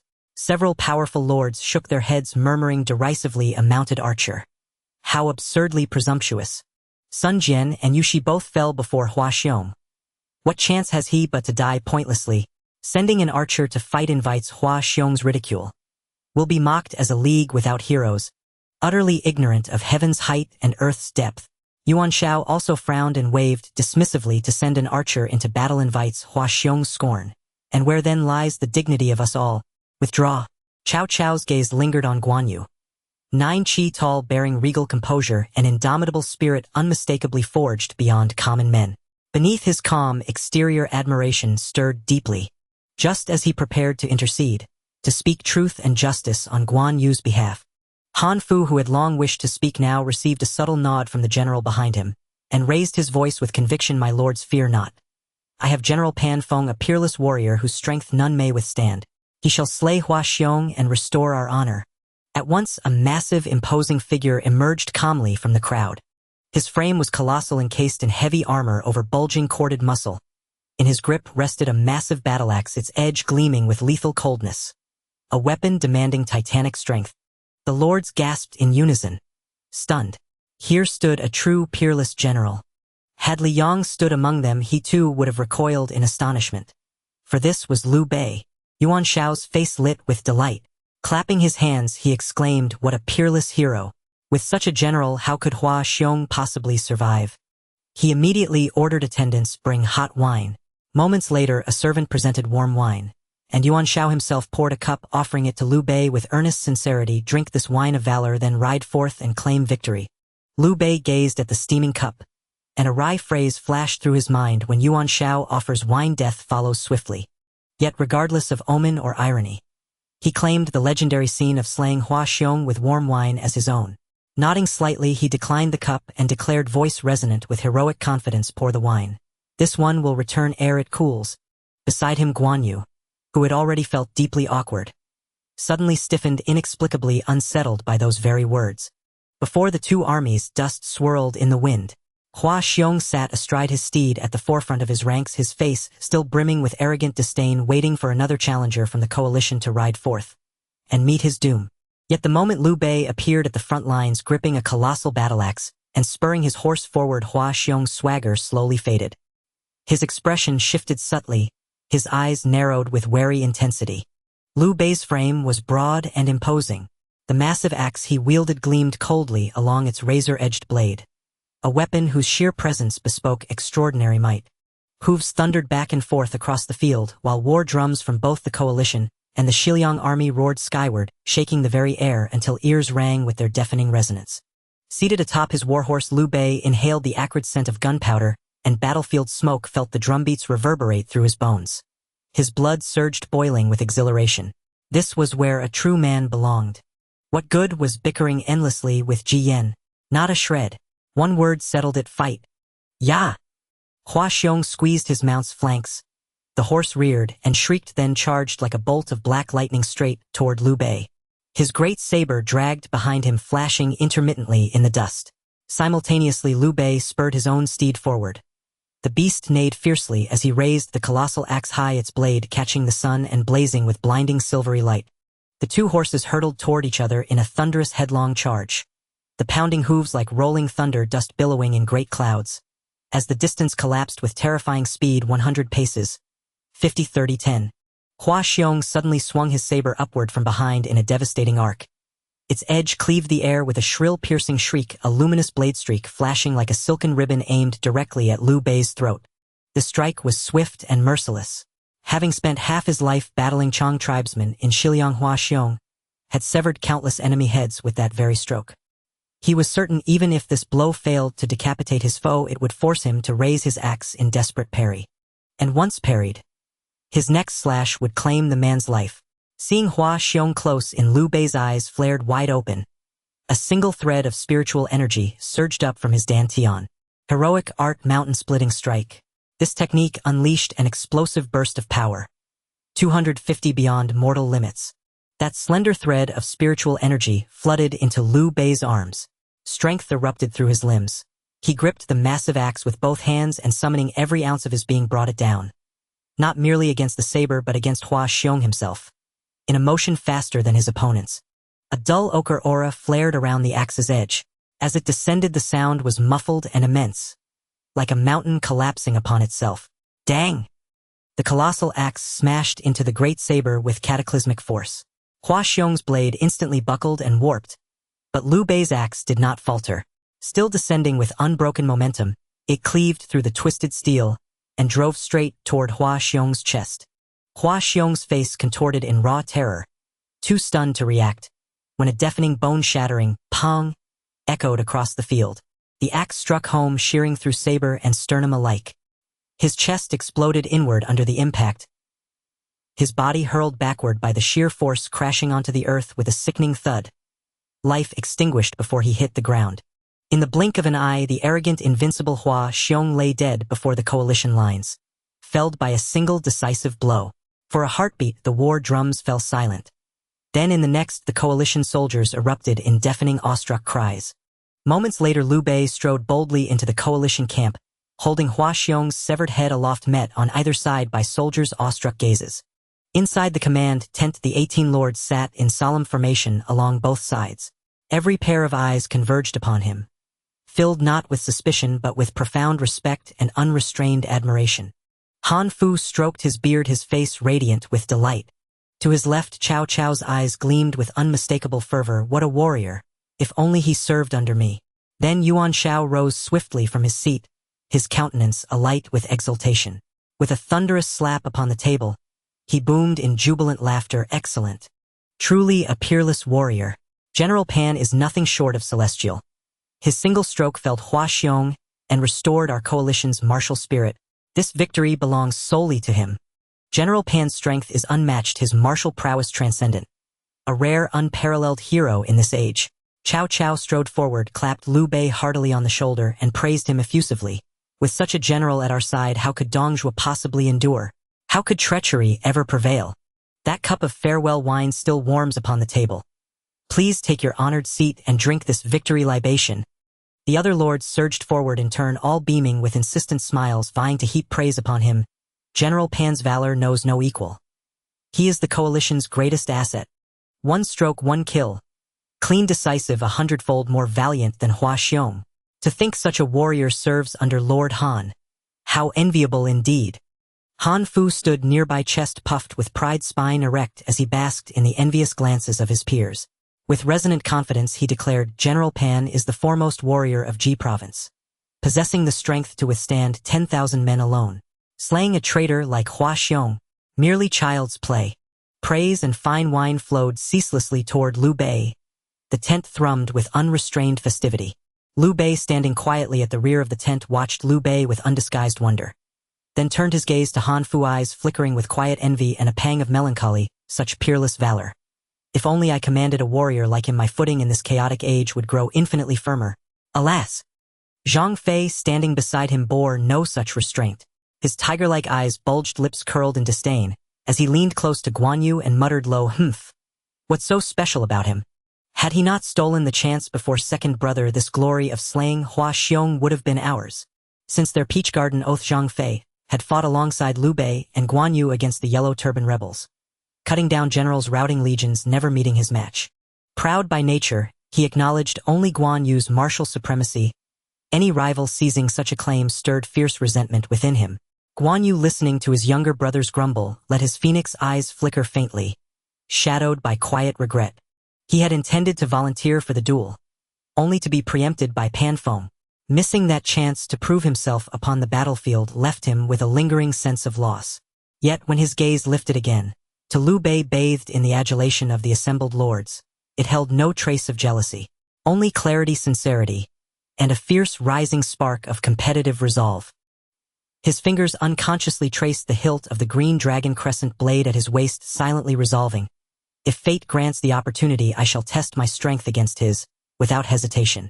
While the tent roared with celebration and lords pressed cups upon Liu Bei, Yuan Shu remained seated apart, sipping wine with deliberate calm, and murmuring softly to his trusted general Ji Ling. Ji Ling's face burned with fervent gratitude and zeal. Yuan Shao, seated at the head of the tent, raised and lowered his wine cup repeatedly, hesitant, restless. Amidst the clamor as lords toasted, Pan Feng and Han Fu laughed loudest, his laughter piercing Yuan Shao's ears like a needle. His smile remained fixed, but inside his heart chilled. I must summon Yan Liang and Wen Chou without delay, or this alliance will crown Han Fu, not me, as its true sovereign. Meanwhile, deep within Luoyang City, inside the Prime Minister's mansion, opulence reigned. Carved beams and painted rafters dripping with decadence. Dongjue reclined lazily upon a brocade-draped couch, a beauty cradled in his arms, swirling wine in a luminous jade cup as court musicians played. He felt no concern over Hua Xiong's departure. 5,000 elite Xiliang troops held Sisui Pass, and Hua Xiong himself was a fearsome warrior. Those eastern lords, mere rabble. What threat could they possibly pose? Half a day later, within the chancellor's mansion, Dongjue was still indulging in wine, and women, the hall filled with music and dancing, the sounds of strings and bamboo pipes echoing without end. Hurried footsteps came from outside the hall as a scout stumbled in, crashing to the ground, his voice trembling. Report. Chancellor. Urgent dispatch from the Sea River Pass. General Hua Xiong has been slain. What? Dongjue's body trembled violently at the news. The jade wine cup in his hand crashed to the floor with a clatter, the fine wine staining the luxurious carpet. He violently pushed aside the beauty in his arms and sprang up from the soft couch. His massive frame quaked with rage, his round eyes bulging like copper bells as he glared at the scout, a murderous glint flashing forth. Seeing Dongjue's fury, the musicians and beauties in the hall fell to their knees, not daring to breathe. The scout prostrated himself, not daring to lift his head, his voice shaking like a sieve. General Hua Xiong was struck down before the Sea River Pass by a general of the coalition. The 50,000 elite troops, leaderless, were heavily attacked by the coalition. The Sea River Pass defenses are completely lost. They are retreating to Tiger Trap Pass, courting death. Upon hearing the exact news, the rage in Dong Zhuo's heart erupted completely. He kicked over the table with a mighty blow roaring to the heavens. His voice shook the entire hall, causing beams and ornaments to tremble. You rats east of the pass! How dare you slay my general and destroy my defenses? Do you truly think I Dong Zhuo fear a battle?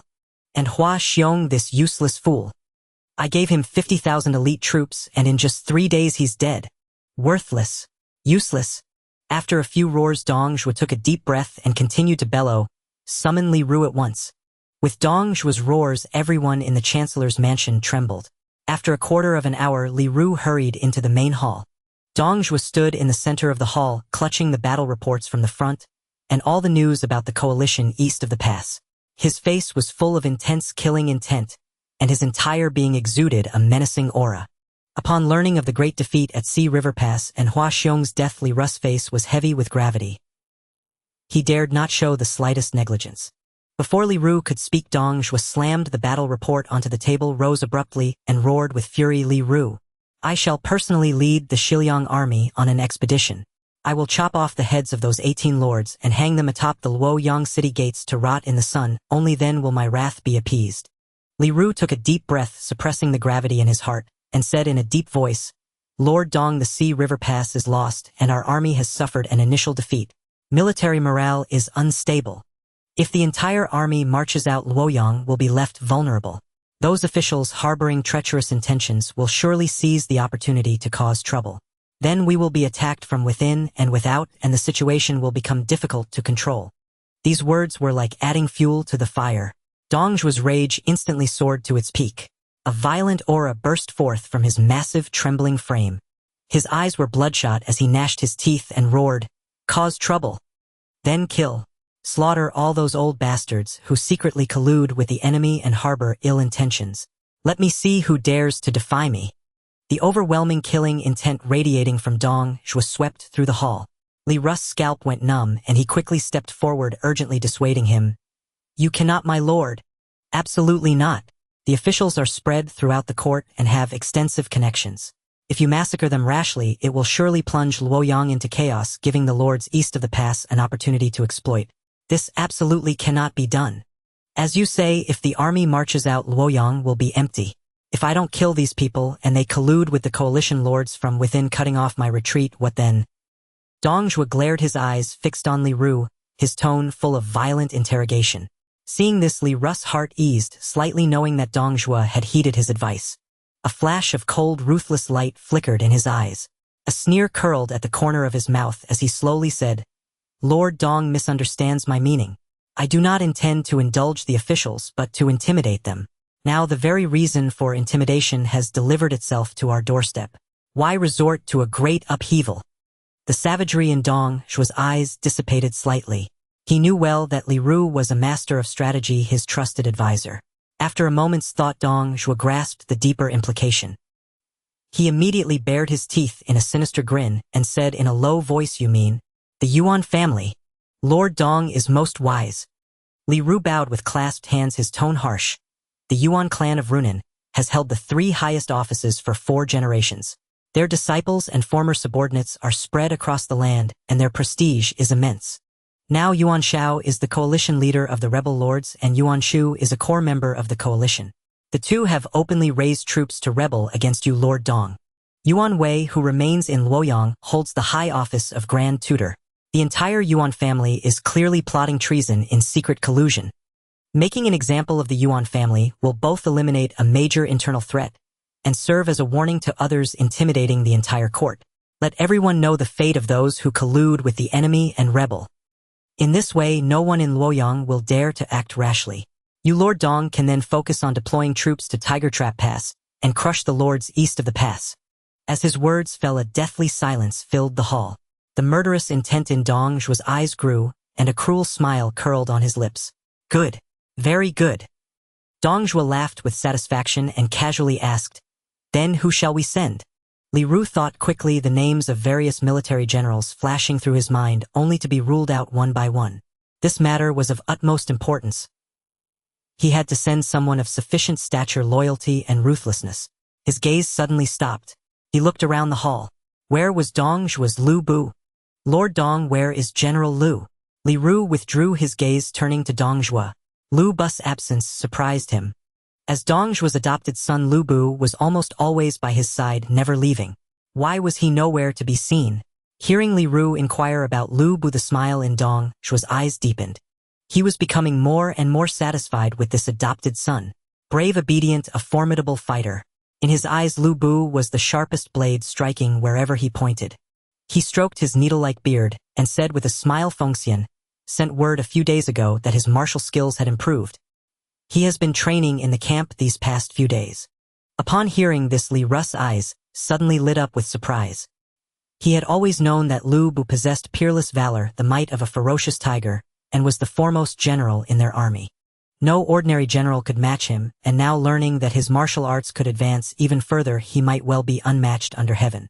But a flicker of thought passed through Li Ru's eyes. Being too strong was not necessarily a good thing. If his lord could not control him. In a flash, Li Ru quickly bowed, his tone full of congratulations and praise, his voice sincere. Congratulations, Lord Dong. Blessings upon you, Lord Dong. General Lu was already unrivaled in valor, with no match under heaven. Now that his martial skills have advanced further, he must be unstoppable. Haha, Li Ru, you truly understand me. Dong Zhuo was overjoyed, his massive frame shaking with laughter.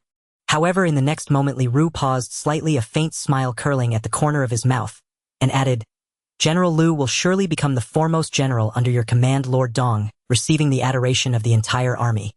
As these words were spoken, the joyous atmosphere in the hall instantly froze. Dong Zhuo's booming laughter ceased abruptly. He slowly withdrew his smile, his round eyes narrowing slightly. Within moments, Dong Zhuo's face was clouded with gloom. He coldly order Lu Bu to take 3,000 elite troops, wipe out the Yuan family to the last soul, and carry their heads to Tiger Trap Pass. Anyone who dares to resist, kill without mercy. Within the Bingzhou military camp, banners fluttered fiercely in the wind, armor gleamed with a stern radiance, and the soldiers' training cries rang out in perfect unison. Yet the minds of the generals within the camp were utterly detached from the drills. Gao Shun stood by his sword on the open ground outside the tent, his brow slightly furrowed. He occasionally lifted his gaze toward the tightly shut main tent at the deepest part of the camp, a flicker of concern passing through his silent eyes. Beside him, Zhang Liao, clad in dark armor, stood as straight and resolute as a pine, his countenance cold and stern. His gaze too frequently fell upon that tent. It was not just the two of them. Every other general in the camp appeared distracted and restless. General Lu had entered that main tent 3 days ago, and had not taken a single step out since. For 3 whole days and nights, he had consumed neither water nor food. Everyone's heart was filled with anxiety. They worried about the general's health and were curious about what had transpired inside the tent, yet no one dared to disturb him rashly. They could only guard the tent, waiting in silence. Amid this waiting, a messenger on a swift horse breached the camp's defenses, galloping straight in. The urgent clatter of hooves shattered the camp's tranquility. The messenger dismounted in a swift motion, holding Dong Zhuo's secret decree, and announced in a loud voice, "The Chancellor's secret order. Summon General Lu to receive the command immediately." Seeing this, Gao Shun stepped forward, quickly strode to the main tent's entrance, and reported in a deep voice, "General, the Chancellor summons you." Li Yang sat upright within the tent, hearing the sounds from outside. His eyes, which had been tightly shut for so long, suddenly snapped open. A pair of blood-red eyes, sharp as blades, gleamed with the fierce and domineering aura born from 3 days and nights of arduous cultivation. His entire being's aura erupted abruptly. A layer of dark red killing intent, as solid as blood-red amber, burst forth without warning from every pore of his body, coalescing into a thin yet tangible chi barrier that rippled with eerie shifting runes tightly enveloping his form. The killing intent was overwhelming, yet contained within, not leaking out. Demonic tyrant body-killing chi barrier protection. This was the greatest breakthrough from his 3 days and nights of relentless cultivation of the demonic war codex. He had finally achieved the initial mastery of the codex. This protective chi barrier did not require spiritual energy to maintain. Instead, it was activated by circulating the demonic war codex, within, fueled by the killing intent throughout his body. At this moment, the spiritual energy within him had grown to 2 strands, and his physical constitution had been forcibly elevated to 3.5 times the human limit. Beneath the muscles of his entire body lay immense surging power. Every movement of his hands and feet carried the might of intertwined killing intent and spiritual energy. His strength was more than doubled compared to before. Liang slowly rose to his feet, the chi barrier circulating as he gathered his terrifying aura within. With a few strides, he raised his hand to push aside the tent curtain and strode out with large steps. The moment Gao Shun, Zhang Liao, and the other generals outside the tent saw him, the hairs on their bodies stood on end, a chill ran down their spines, and a fatal sense of threat stemming from primal instinct seized their hearts. It felt as though the slightest wrong move would result in being crushed on the spot. Their expressions shifted in unison, as they bowed in salute, their hearts shaken with awe. In just 3 days, the general's strength had become so terrifyingly formidable. The messenger who had been waiting nearby quickly stepped forward upon seeing him. Holding Dongzhu's secret decree and command arrow in both hands, he raised them high above his head and said with a respectful demeanor, "General Lu, the Chancellor, has sent an urgent order commanding you to immediately lead 3,000 elite soldiers to massacre the Yuan family, bring their heads to Hulao Pass, and kill anyone who dares to obstruct you without mercy." As these words fell, the surrounding generals remained expressionless. Dongzhu's brutal and tyrannical nature made such ruthless commands commonplace. They had long grown numb to them, merely waiting for the general to issue his orders. Only Zhang Liao's face instantly changed dramatically. His brows were tightly knit, his eyes filled with anxiety and worry. His lips moved slightly, as if he wanted to speak but hesitated. Liang's eyelids twitched slightly. He reached out to take the command arrow and said in a deep voice, "As the Chancellor commands." Once the messenger had withdrawn, Zhang Liao could no longer contain himself. He strode forward, quickly cupped his hands, and urged in a tone full of earnestness, "General, you absolutely must not do this. The Yuan family of Runan has held the highest offices for 4 generations.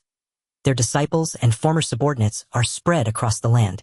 If you slaughter their entire household, you will surely incur the hatred and curses of the world. All the civil and military officials will regard you as their mortal enemy. The consequences will be endless." Liang cast a faint glance at him and said in a calm tone, "When do you think I can refuse?" This single sentence struck Zhang Liao's heart like a 1,000-pound hammer, instantly draining the color from his face. His figure swayed slightly, and he could no longer utter a single word of dissuasion. Just as Zhang Liao was feeling utterly dejected, and at a loss, Gao Shun suddenly stepped forward from the side, bowed deeply to Liang, and said in a firm voice, "Gao Shun is willing to accompany the general and await your orders." Chao Xing, Chang Lian, and the other generals stepped forward, simultaneously bowed, and declared, "We are willing to accompany the general." Gritting his teeth, Zhang Liao also stepped forward, cupped his hands, and bowed. "I am willing to accompany the general." Liang swept his gaze over the assembled generals, a trace of red flickering in his eyes. He issued his orders, "Gao Shun, you will lead 800 of the trap camp soldiers to continue guarding Luoyang and await my secret command. Wan Yuan, Chao Xing, and Chang Lian, the 3 of you will lead 2,000 cavalry to exit Luoyang first and rendezvous with me to proceed to Hulao Pass. Hao Meng Wei, Su Song Xian, and Ho Chang Yu 4 will follow me with 3,000 cavalry to surround the Yuan residence." "As you command." The generals bowed in unison and acknowledged the orders loudly. After assigning the commands, Liang immediately led. Hao Meng Wei, Su, and the other 2 generals mustered 3,000 elite soldiers and marched in full force toward the Yuan mansion. Meanwhile, Dongzhu was also amassing a great army within and outside Luoyang city. Provisions, troops, and armor were all being mobilized as he prepared to lead the force personally to Hulao Pass to seek revenge against the coalition lords from the east. The civil and military officials in Luoyang city had already received news of Hua Xiong's death at the front lines and the coalition's unstoppable advance. Many officials who harbored loyalty to the Han dynasty and resented Dongzhu's usurpation of power secretly breathed sighs of relief, unable to hide the joy on their faces. Before long, Liang had surrounded the Yuan residence with 3,000 elite soldiers, cutting it off completely. Yuan Wei led the Yuan family members out of the mansion. Seeing this show of force, he was both shocked and enraged. Stepping forward, he demanded harshly of Liang, "Lu Bu, my Yuan family has been loyal and virtuous for generations, holding the highest offices for 4 generations. What is the meaning of surrounding my residence with troops for no reason? I will report this to Chancellor Dong." Liang's expression remained impassive, his calm eyes devoid of any ripple. He did not waste a single word on Yuan Wei. He raised his hand to grip the sky-piercer halberd, and with a sudden burst of strength from his wrist, he thrust the halberd straight forward, swift as lightning. With a single pft sound, the halberd tip pierced through Yuan Wei's neck. Liang casually flicked his wrist, and Yuan Wei's head flew off, blood splattering across the ground. In Liang's spirit space, the side mission count for killing famous figures and generals turned to 1. Yuan Wei was beheaded on the spot, and the Yuan family members were so terrified that their souls seemed to flee screaming as they scrambled backward. Li Yong waved his hand and gave the cold order, "Kill." The elite soldiers behind him immediately charged into the Yuan residence, slaughtering everyone in sight. The mansion was instantly filled with cries and screams, descending into utter chaos. What did 4 generations of high office or renowned noble clan matter? In this chaotic era, they were nothing but national pests who drained the people's blood and seized power in the court. In peacetime, they annexed land and monopolized official careers. When chaos arrived, they hoarded troops and watched for opportunities to profit. Families like this deserved no pity. Li Yong saw this clearly and felt not a shred of compassion in his heart. Amid the slaughter, Li Yang's gaze swept across a corner of the courtyard, where he spotted a few young Yuan family members huddled and hiding in a water cellar. There were also several women and children concealed in a dry well, desperately covering their mouths and noses, afraid to make the slightest sound, their eyes filled with terror. Li Yang's eyes merely glanced over them briefly before looking away, and he did not order his soldiers to search. Half a day later, Dongzhu's Grand Army, outside Luoyang City, began its massive deployment, banners covering the fields. Li Yong successfully rendezvoused with Zhang Liao's unit leading 3,000 elite soldiers. 5,000 iron cavalry thundered forth their hooves, causing the earth to tremble violently as the force raced at full speed toward Hulao Pass. Thus began the brutal, decisive battle that would determine the direction of the world's fate. The Allied forces pursued their advantage, driving the remnants of Hua Xiong's defeated troops all the way to the base of Tiger Trap Pass. The soldiers, brimming with high morale and eager for battle, prepared to seize the pass in one swift, decisive strike. But at that moment, Dong Zhuo himself arrived at the head of 150,000 troops, instantly reversing the balance of offense and defense. Seeing this, the Allied army dared not advance recklessly, and was forced to cease hostilities, retreating to their camp to regroup and await a shift in circumstances. The next morning, as the first rays of dawn broke, golden sunlight bathed the towering battlements of Tiger Trap Pass. Dong Zhuo, clad in a resplendent suit of armor that shimmered like flowing gold, and donning a golden-winged helmet, ascended the gate tower with measured steps, surrounded by a retinue of civil and military officials, including Li Ru, Lu Bu Guosi, and Li Ju.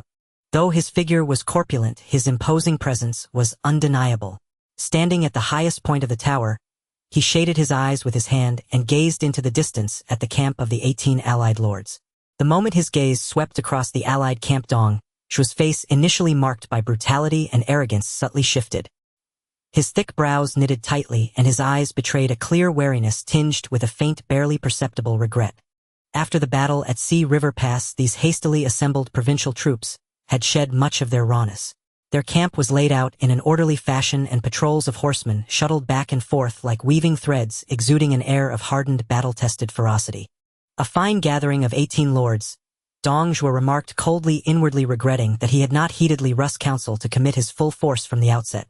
Now that the Allied lords had consolidated their strength, devouring them in one fell swoop was no longer feasible. Standing at Dong Zhuo's side, Li Yong gripped his halberd, his gaze fixed on the sprawling encampment, a flicker of excitement stirring within him. It was time for him to take the stage. Soon a cruel and provocative smirk twisted across Dong Zhuo's lips. "Guards, hang the heads of the Yuan clan upon the city walls for all to see. Let us see just how much weight this reputation of 4 generations of dukes and ministers truly carries." The coalition's leader, Humph. The guards dared not delay, responding in unison as they carried the heads of Yuan Wei and the other direct members of the Yuan family, swiftly ascending the battlements to suspend them between the crenellations. Under the morning sun, the sight was ghastly. What was once an illustrious and powerful noble house was now reduced to nothing more than a grisly display, a tool for Dong Zhuo to intimidate both the court officials and the Allied lords. Before the main tent of the distant coalition, the 18 lords were gathered in council, their eyes fixed on Tiger Trap Pass. Yet due to the great distance, they could only vaguely discern figures moving upon the walls, left to wonder what scheme Dong Zhuo was plotting. At that moment, a messenger under Yuan Shao's command, his face ashen with terror, stumbled and crawled into the main tent. His voice quivering with fear, he reported in a rush, "Lord Commander. Disaster. The traitor Dong has hung the heads of Grand Tutor Yuan and the entire Yuan household, young and old, upon the battlements of Tiger Trap Pass. In Luoyang, the entire Yuan clan has been slaughtered. Not a single soul spared." A sharp collective intake of breath silenced the tent. The air grew instantly thick. The 18 lords' faces drained of color, their eyes wide with shock and disbelief, their hearts shuddering in unison. Though they were aware of Dong Zhuo's merciless nature, none, had imagined he would dare commit such an unprecedented atrocity, directly annihilating a noble family with a lineage of 4 generations of high office. Such audacity and cruelty were chilling. Yuan Shao and Yuan Shu were struck as if by lightning. Their eyes bulged bloodshot and the veins on their necks stood out like cords. Yuan Shao slammed his hand on the table, leaping to his feet. His hair and beard bristled with rage, and a hoarse, grief-stricken roar tore from his throat. "Dong, you treacherous villain! I will never rest until you are destroyed." Yuan Shu's expression twisted into a mask of terrifying fury. He bit down so hard on his lower lip that a streak of crimson blood welled up, the rage in his chest threatening to burst forth. He ground his teeth and hissed, "Old fiend! Once we breach Tiger Trap Pass and storm Luoyang, I will have the entire Dong clan exterminated to avenge the House of Yuan." Both brothers radiated a palpable aura of murderous intent, their eyes blazing scarlet, as they yearned to order an immediate assault and fight Dong Zhuo to the death. Seeing this, the other lords hurried forward to offer words of consolation, fearing that the 2 brothers, blinded by hatred, would recklessly order an attack despite the disparity in strength, falling into Dong Zhuo's trap. After all, Dong Zhuo's main army was poised for battle and Tiger Trap Pass was a formidable stronghold. A hasty assault would only result in heavy losses for the coalition. Through earnest persuasion and repeated reassurance, they managed to barely quell the fury of the 2 Yuans. By noon, the sun hung high, its blazing rays scorching the earth. The coalition from east of the pass had finally completed its reorganization. The 18 lords led their respective troops, slowly forming ranks and advancing toward the front of Tiger Trap Pass. Over the open ground between the 2 armies, the killing intent grew ever denser, and even the wind carried a bone-chilling coldness. The atmosphere on the gate tower of Tiger Trap Pass, however, was starkly different. Long tables were arranged in neat rows laden with roasted meats, fine wines, fresh fruits, and delicacies. Dong Zhuo sat in the place of honor, surrounded by his civil and military officials Li Ru, Liang, Li Ju, and Guosi. Dong Zhuo, seated in the lord's position atop the tower, slowly sipped fine wine from his goblet. As he observed the coalition forces slowly deploying outside the pass without launching a rash attack, a flicker of surprise crossed his eyes before his expression reverted to its sinister cast. He remarked coolly, "It seems we must not underestimate these 18 lords. They have managed to hold their composure, not allowing their fury to cloud their judgment, and storm the pass immediately." Silence followed Dong Zhuo's words. The assembled generals lowered their heads to drink or remained silent. They were well aware of Hua Xiong's prowess. He had been the foremost general of Xiliang, and yet he had been slain before the battle lines in just 3 days. After the defeat at Sea River Pass, the coalition's momentum was at its peak, and no one wished to invite trouble at this moment. Seeing that no one responded, Dong Zhuo's brow furrowed slightly, and a latent aura of brutality began to stir around him. Unable to contain himself any longer, Li Yang rose and volunteered for battle. "I beg your permission to ride out from the pass and challenge the enemy to cut down the arrogance of these lords from the east." Hearing this, Dong Zhuo looked up at Li Yang. The gloom that had settled on his face instantly dissipated, and a deep, gratified light blazed in his eyes. The corners of his mouth curled into a smile, and even the hand clutching his goblet seemed lighter. Inwardly, he was immensely pleased. Fangtian's use of the title Lord Dong was most appropriate. In private, calling him foster father was acceptable, but in this public setting of armies arrayed for battle, it concerned the dignity of the chancellor and military protocol. If he were to call him foster father again, it would blur the lines between public and private, undermining his standing as chancellor of the realm. Today, Fangtian had shown the good sense to read the situation, presenting himself as a subordinate general and addressing him by his official title. This upheld military decorum while preserving his dignity, truly a mark of understanding. With such a fierce general volunteering for battle, what worry could there be of breaking the coalition? Dong Zhuo burst into loud laughter that echoed across the tower, nodding approvingly at Li Yang. "Excellent. Truly the foremost general under my command. Since Fangtian possesses such courage, I grant you permission to do battle. Should you slay a general of the coalition, you shall be richly rewarded. I shall not disappoint your trust." Li Yang turned and strode toward the foot of the wall, his eyes blazing with an overwhelming desire for battle. Inside the main tent of the Alliance army, a silence hung in the air, as Yuan Shu and Yuan Shao stared with bloodshot eyes, exuding a sorrowful aura that kept others at bay. The various lords looked at the towering Tiger Trap Pass, remaining speechless, their faces revealing expressions of difficulty. Boom! At that moment, a loud bang echoed from Tiger Trap Pass, followed by a thunderous surge that reverberated among the Alliance army, prompting the lords to quickly look outside the tent. Report Lu Bu leading 5,000 cavalry under Dong Zhuo is currently challenging us at the front. The lords immediately displayed expressions of shock, well aware of the strength of Dong Zhuo's generals. It is said that Lu Bu is the foremost warrior under Dong Zhuo, exceptionally brave. Yuan Shao, already impatient, shouted angrily, "Bring forth the army." The other lords exchanged glances and nodded in agreement, collectively exclaiming, "We shall go together. Today we will see if Lu Bu truly possesses the strength of 3 heads and 6 arms." In an instant, the camps of the 18 lords resonated with the sound of drums, and soldiers, dark as a tide and filled with a murderous aura, surged forth, forming battle lines before the pass. Whoosh, the fierce wind howled. Even at midday in the first month, the air was still filled with a chill. As the 18 lords swarmed out, they were momentarily taken aback by the sight before them.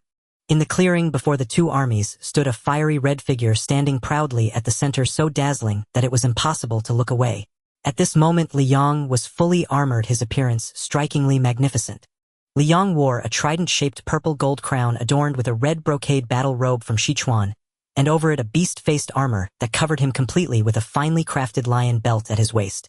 This set of armor, illuminated by the sunlight, accentuated his tall and upright figure, making him appear even more heroic. In his hand he wielded a Fangtian Halberd, its shaft sturdy, the blade gleaming coldly, and the crescent double blades extraordinarily sharp, casually held yet imbued with immense power, creating a sound of wind when slightly moved. His steed, the red hare, was as red as burning coal, extraordinarily majestic, its hooves striking the ground with the steadiness of a mountain, its mane dancing wildly in the wind, displaying the grace of a divine horse.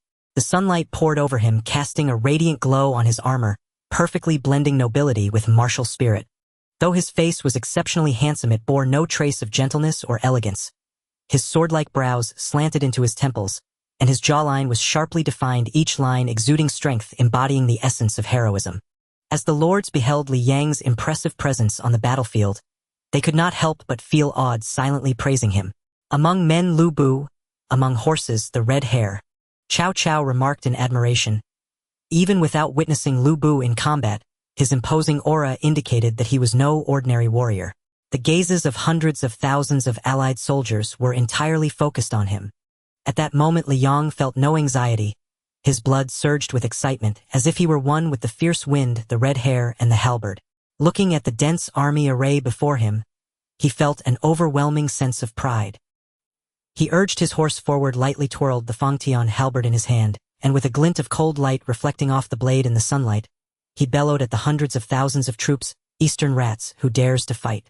Countless gazes converged upon him as Li Yang's aura erupted without reservation. A dark red aura swirled around him, harmonizing with the red hare's crimson, and a dominating pressure enveloped the entire battlefield.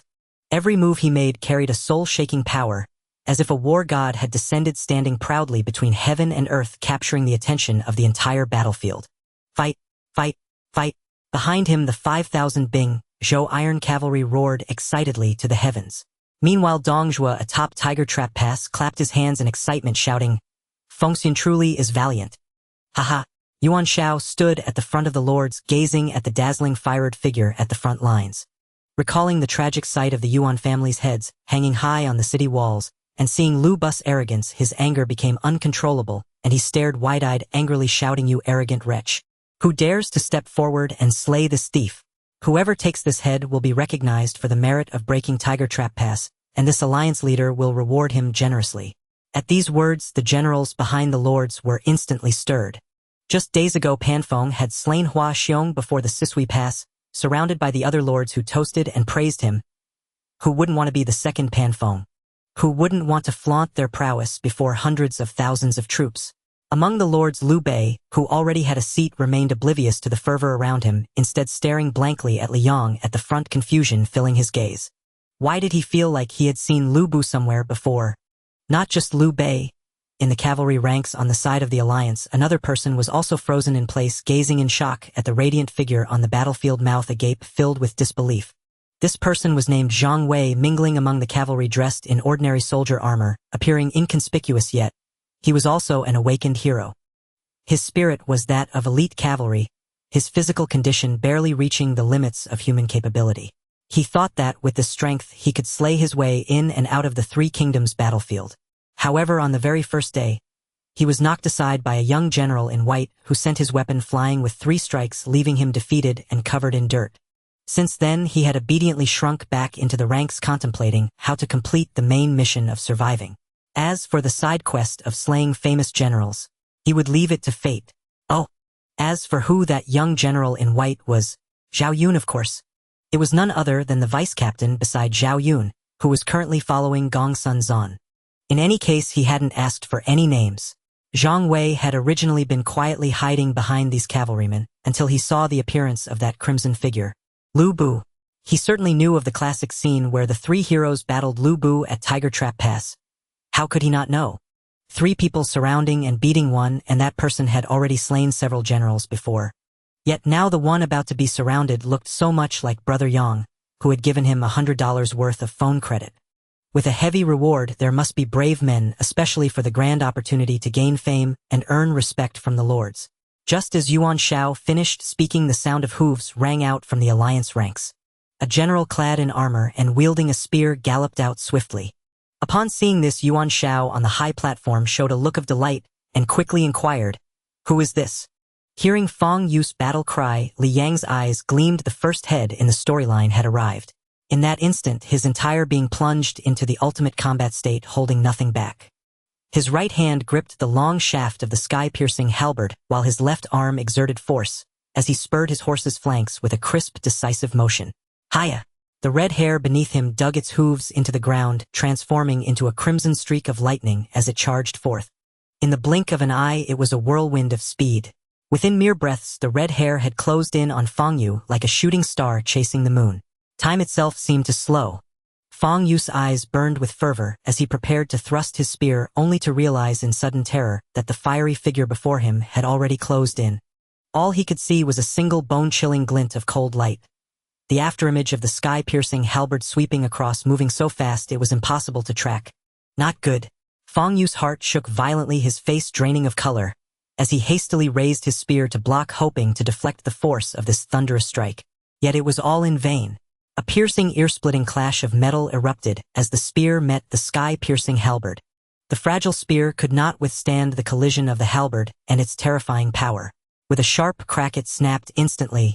The sky-piercing halberd, channeling all of Li Yang's strength, carried an unstoppable weight and speed, smashing through the spear and cleaving down toward Fang Yu with devastating force. Under the frozen, stunned gazes of both armies, amidst Fang Yu's dilated pupils and despairing disbelief, the massive blade swept through like the scythe of death, merciless and final. Blood sprayed, instantly staining the air ahead. The famed general of Heniai, Fang Yue, along with his horse, was cleaved in 2 by that single strike. Severed limbs and entrails flew in a gruesome spray, for halves of the body crashing heavily into the dust, blood and organs spilling across the ground. Blood splattered everywhere, dyeing the yellow earth beneath Tiger Trap Pass.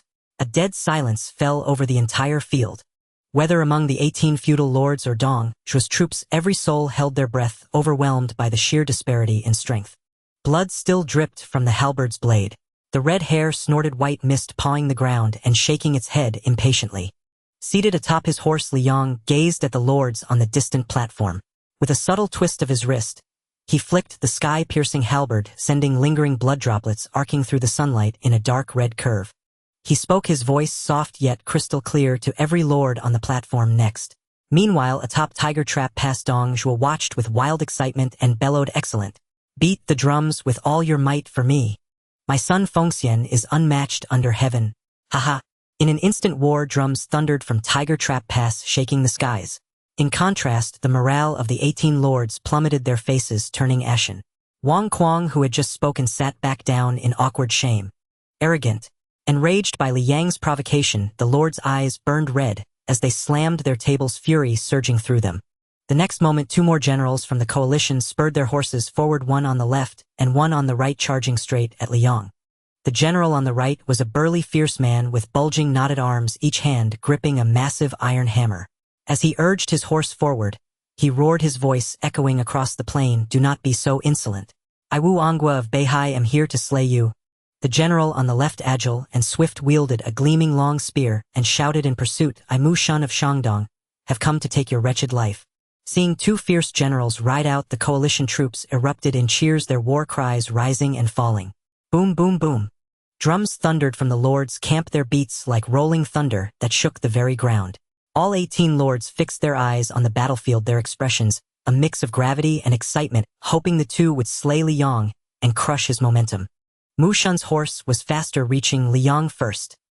His eyes blazed with battle lust as he gripped his spear and thrust with all his might at Liang's heart, aiming for a single decisive kill to claim great merit. But his speed was child's play before Liang. A cold glint flashed in Liang's eyes as his sky-piercing halberd moved several times faster, neither dodging nor evading the tip, cutting through the air to strike precisely at Mu Shun's throat. With a soft pft before the spear could even touch Liang, the halberd had pierced Mu Shun's throat. The force was so immense it sent his head flying, blood gushing forth as his headless body tumbled from the horse. Wu Angua had also arrived, his eyes wide as he roared, and brought both hammers down with all his might, striking at Liang with the force of 1,000 June, intent on crushing both man and horse into pulp. Liang shifted slightly, twisting his wrist to bring the sky-piercing halberd across in a block, meeting the thunderous blow. Heedon. Clang! A deafening metallic roar erupted, shockwaves exploding outward. Wu Angua felt a searing pain in his arms, his hands going numb as his tiger's mouth split open, blood streaming down the hammer handles. The next instant his face twisted in utter disbelief as he stared at Liang. His full power strike had been effortlessly deflected, with Liang not even taking a half step back, his demeanor utterly undisturbed. Before Wu Angua could recover, Liang's assault continued without pause. He swung the halberd with both hands, the shaft weaving nimbly through the gap between the hammers, striking again like lightning, piercing his throat. Another head soared into the air, blood splattering the ground as Wu Anguo's body crashed down. From Mu Shun's charge to Wu Anguo's fall, barely 2 or 3 breaths had passed. 2 of the coalition's fierce generals had fallen in succession, their heads flying one after another, plunging the front lines into utter silence. A biting wind swept beneath Tiger Trap, past the stench of blood hanging in the air. Even with hundreds of thousands of troops behind them, the 18 lords felt a chill run down their spines as they beheld Liang standing proudly before them, an uncontrollable dread welling up in their hearts. On the platform, Gong Sun Zan, who had been about to rise and challenge Lu Bu, froze mid-motion upon seeing him effortlessly dispatch 2 generals. This Lu Bu seemed somewhat formidable. If he went up, he might end up dead. On the open ground before Tiger Trap Pass, Liang faced the deathly silent coalition army with the same gesture and tone. He gave the sky-piercing halberd a subtle twist, flicking off the lingering blood droplets which traced a dark red arc in the sunlight. He spoke, his voice soft yet heard clearly by every one of the hundreds of thousands on the battlefield. Next. With the loss of Mu Shun and Wu Angua, the air before Tiger Trap Pass seemed to freeze solid. The biting wind carried the scent of blood, making the coalition's banners flutter, as if in exhaustion. All 18 lords on the platform fell silent, not a word spoken, their faces growing heavier with dread. As if by unspoken agreement, every gaze turned toward the sole figure still seated calmly on the platform, Liu Bei. Earlier Pan Feng had slain Hua Xiong, and Liu Bei had made a name for himself in a single battle, becoming the coalition's trump card. Now, with Lu Bu having killed 3 generals in a row, and no one daring to step forward, all hopes rested on Liu Bei. Liu Bei felt the weight of their stares, his brow furrowing deeply as his aura darkened. Just as he was about to rise and accept the challenge, the urgent pounding of hooves sounded from below the platform, and a towering figure had already charged forth on horseback. The coalition's war drums thundered once more, their sound deafening. The giant of a man wore black heavy armor, his frame burly and fierce, with a leopard's head and round eyes, gripping a massive black serpent spear as he spurred his horse forward with an overwhelming momentum. Then a roar like a thunderclap exploded across the space between the 2 armies, rattling the soldiers' eardrums and echoing endlessly. Insolent, thrice a surnamed slave, I Zhang Ida of Yen am here. What? Taste my spear. It turned out that Zhang Fei had long been unable to stomach Lu Bus swaggering on the battlefield, but Liu Bei had been holding him back. When everyone's attention shifted to the even more despised Liu Bei, Zhang Fei could no longer contain himself. He broke free from Liu Bai's grasp and charged at Lu Bu on his warhorse. That scoundrel Pan Feng killed Hua Xiong, I Zhang Ida will kill Lu Bu. Let the world see who the true fierce general is. Yun Chang, go and support Ida at once. Zhang Fei charged ahead on his horse, and Liu Bei urgently instructed Guan Yu. Having just witnessed Lu Bu's ferocity, he feared for his 3rd brother's safety. The various warlords who had thought the dark-faced stalwart looked familiar finally realized as Liu Bei and Guan Yu anxiously rushed to the front. This was none other than Liu Bai's 3rd brother, Zhang Fei.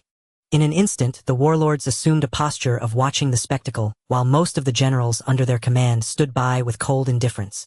This dark fellow was usually arrogant, looking down on everyone, and had long since earned their disdain. If not for their alliance against Dong Zhuo, someone would have already fought him. This big dark brute was always insufferably cocky. Today they would see just how capable he truly was. It would be best if Lu Bu taught him a lesson to silence his constant bluster in the camp. Li Yong watched Zhang Fei spur his horse forward, a gleam of delight spreading across his face. The previous generals, Fang Yue, Mu Shun, Wu Angua, hadn't even served as a warm-up. One halberd strike each and they fell, leaving him utterly bored. He needed a true opponent, a master who could help him hone his halberd techniques and test the full extent of his combat prowess. Who is this insignificant nobody daring to shout before the battle lines? Before his words faded, Li Yong lightly squeezed his horse's flanks. The red hare let out a long neigh, its hooves churning like a rolling blaze of fire, charging forth so swiftly that only a blur remained, closing in on Zhang Fei in an instant. Zhang Fei's eyes blazed with fury, his beard and hair bristling as he thundered like a clap of thunder. "I am Zhang Ida of Yen." His 8-foot serpent spear, wielding immense brute force, tore through the air, its tip whistling as it aimed straight for Li Yang's face, a single strike that showcased all his ferocity. Li Yong twisted his wrist, and the screeching halberd, like a serpent emerging from its lair, struck the shaft of the snake's spear with precision. Clang! A deafening clash of metal exploded, echoing before the entire tiger trap pass. A terrifying force far beyond Zhang Fei's comprehension surged through the spear shaft. His arms ached with searing pain, his tiger's mouth split open instantly, and blood oozed down the shaft, nearly causing his grip to fail. The 8-foot serpent spear trembled violently, almost flying from his grasp. His entire body heaved with surging energy atop the horse. His mount let out a pitiful neigh and stumbled back several steps, nearly collapsing. In a single exchange, Zhang Fei was utterly dominated. His dark face was etched with disbelief, and a trickle of crimson blood seeped from the corner of his mouth. Within his chest a storm raged. This Lu Bu's strength was so overwhelming it seemed beyond human capability. Behind him, Liu Bei and Guan Yu cried out in unison, "Third brother." Guan Yu's phoenix eyes blazed wide, his ruddy face seething with murderous intent. Discarding all pretense of single combat, he drew his 80 Tujin green dragon crescent blade, its edge glinting coldly in the sunlight. He spurred his horse and raised his blade, charging straight at Li Yong to join the battle against the formidable foe. Li Yong reined in his halberd, the red hare stepping lightly. He watched Zhang Fei retreat in disarray, a hint of surprise flickering in his eyes, his tone dripping with disdain and mockery. "Is that all? You look like a eunuch to me. How about I recommend you to the emperor for a position as a palace attendant?" The words were like oil on fire, enraging Zhang Fei until his face turned purple, his chest nearly bursting with fury. Ignoring his split hands, he roared and thrust his spear forward again, bellowing in rage. "Scoundrel, do not insult me. Take my spear." Zhang Fei, inherently fearless and now consumed by wrath, resorted to a reckless life-for-life assault, which suited Li Yang's desire to hone his martial skills perfectly. Li Yong twisted his wrist, and the screeching halberd, carried by the wind, descended with a second strike. Clang! The clash of metal thundered across the battlefield, and blinding sparks erupted between the two weapons. Zhang Fei felt a force several times more violent than before surge through the spear shaft. His chest tightened, a sweetness rose in his throat, and he spat out a mouthful of blood. His horse, unable to bear the strain, let out a pitiful cry and stumbled back 3 steps, rearing up and nearly throwing him off. The fervor of his rage suddenly cooled, replaced by a chilling dread that shot up his spine. Disaster. He had been too impulsive, but Li Yong gave him no second chance. The screeching halberd traced a cold arc through the air, its blade whistling as it swung toward Zhang Fei once more.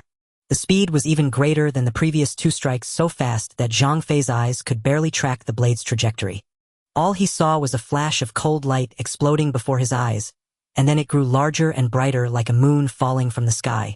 Zhang Fei's pupils contracted, the shadow of death engulfing him. He desperately tried to raise his spear to block, but his arms were already numb and unresponsive. In that critical moment, a streak of cyan light pierced through the air. Clang! The green dragon crescent blade forced the halberd aside, sparks flying, and a violent shockwave swept out, stinging Zhang Fei's thick skin. Zhang Fei stood frozen, staring at the crimson figure before him, a flicker of relief at his narrow escape in his eyes. Guan Yu, who had forcibly blocked the blow, had his ruddy face flushed even deeper. His hands trembled uncontrollably, and pain throbbed in his tiger's mouth. Only one thought churned in his mind: this Lu Bu's strength was terrifying to such an extent. Seizing the fleeting gap, Zhang Fei gritted his teeth and mustered a surge of energy. The veins on his arms bulged as he shook off the fear of death, unleashing his last ounce of brute force, his 8-foot serpent spear aimed straight at Li Yang's heart. Li Yang didn't even lift an eyelid. A cold, mocking smile curled at the corner of his mouth. With a slight flick of his wrist, the Fangtian Halberd coiled around the green dragon blade like a living thing. Using the twisting force, he dragged Guan Yi's long blade to meet Zhang Fei's spear heaten. Clang! Another dull collision. The terrifying shockwave instantly transmitted, forcing Guan Yu and Zhang Fei apart. Both men and their horses staggered back several feet, their energies churning. Oh, another one with a red face and long beard. Perfect timing. The palace still lacks a jester for amusement.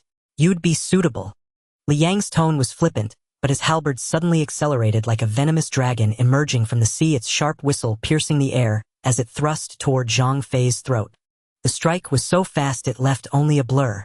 Zhang Fei's vision blurred, and he had no way to evade. "Third brother, be careful."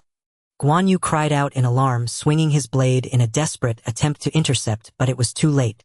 The chilling aura of the halberd's tip was already at his neck. Zhang Fei could even smell the cold breath of death.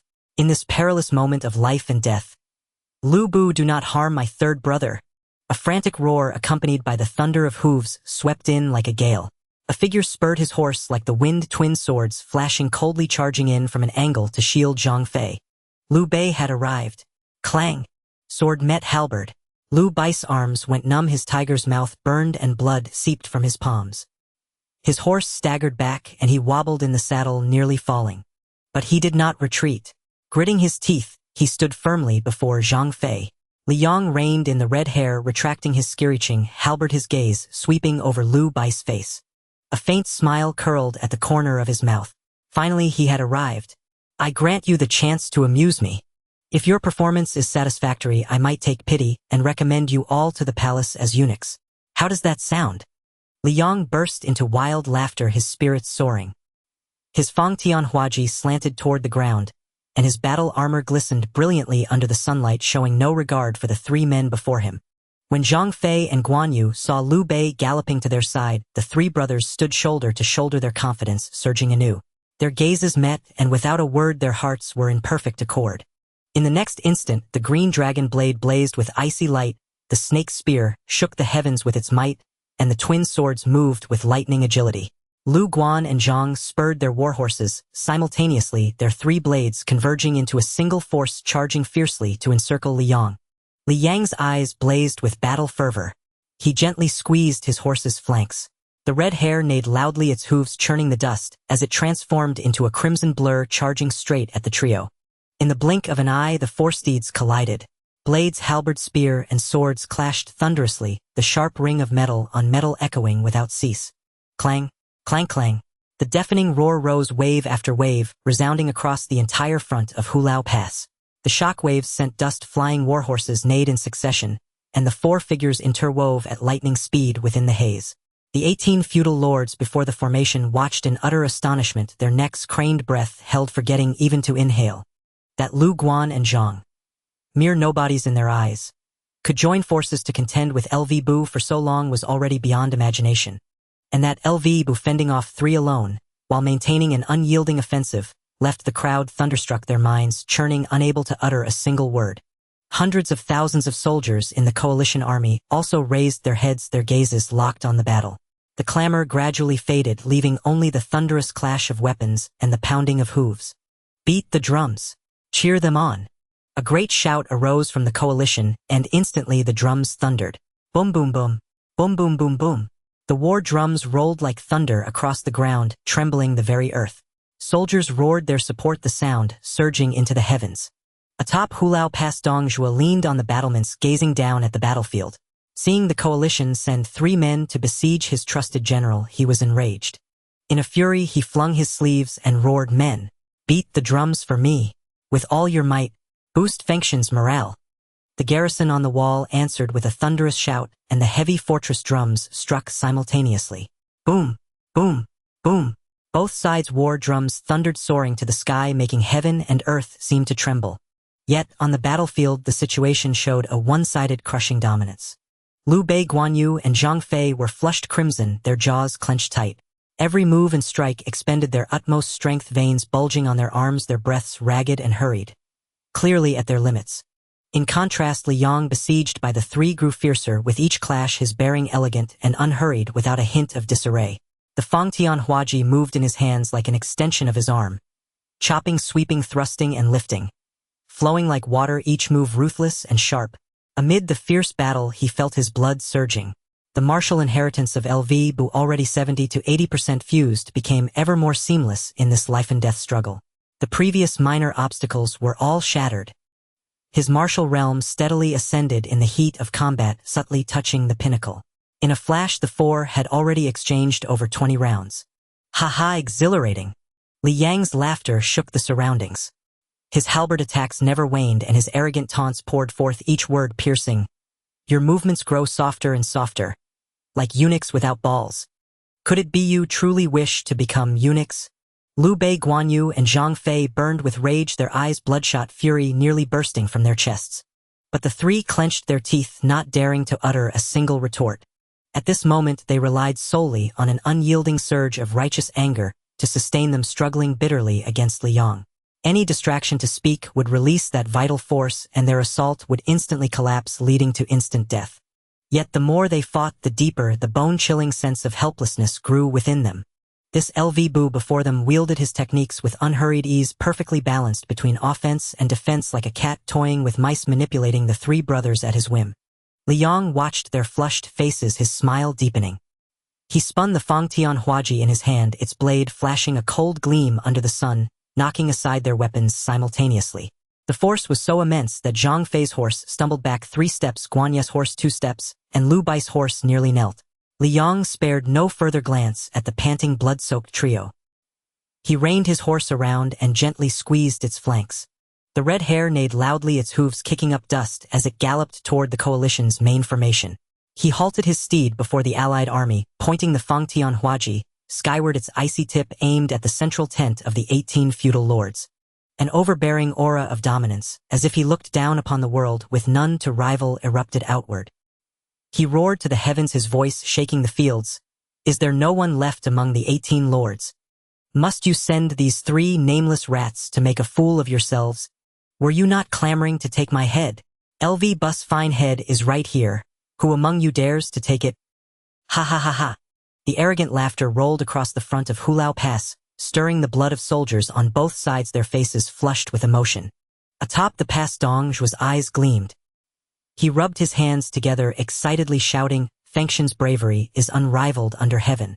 Truly a divine general descended from the skies. A true divine general. Behind him, Lu Guan and Zhang could no longer maintain their anger. They seized the moment to steady their weapons, gasping for breath, desperately recovering their strength in this brief respite. Before the coalition formation, the 18 lords were shocked and furious, their faces shifting between pale and red, yet none dared to respond. Gongsun Zan, seated near the main seat, could no longer contain himself. He slammed the armrest and rose abruptly. This is too much. I'll face you. He leaped from the command platform, mounted his horse, and grabbed his spear, ready to charge. General, do not underestimate the enemy. From the ranks of the White Horse volunteers, a young silver-armored, white-robed officer, with an imposing bearing, hurriedly called out, urging his horse forward. This man was Zhao Yun. He had once briefly met Liu Bei and the others, and he knew well that Guan Yu and Zhang Fei's valor was no less than his own. Yet such 2 tiger-like generals combined with Liu Bei were suppressed by this LV Bu without any chance to counter. Clearly a fearsome fiend.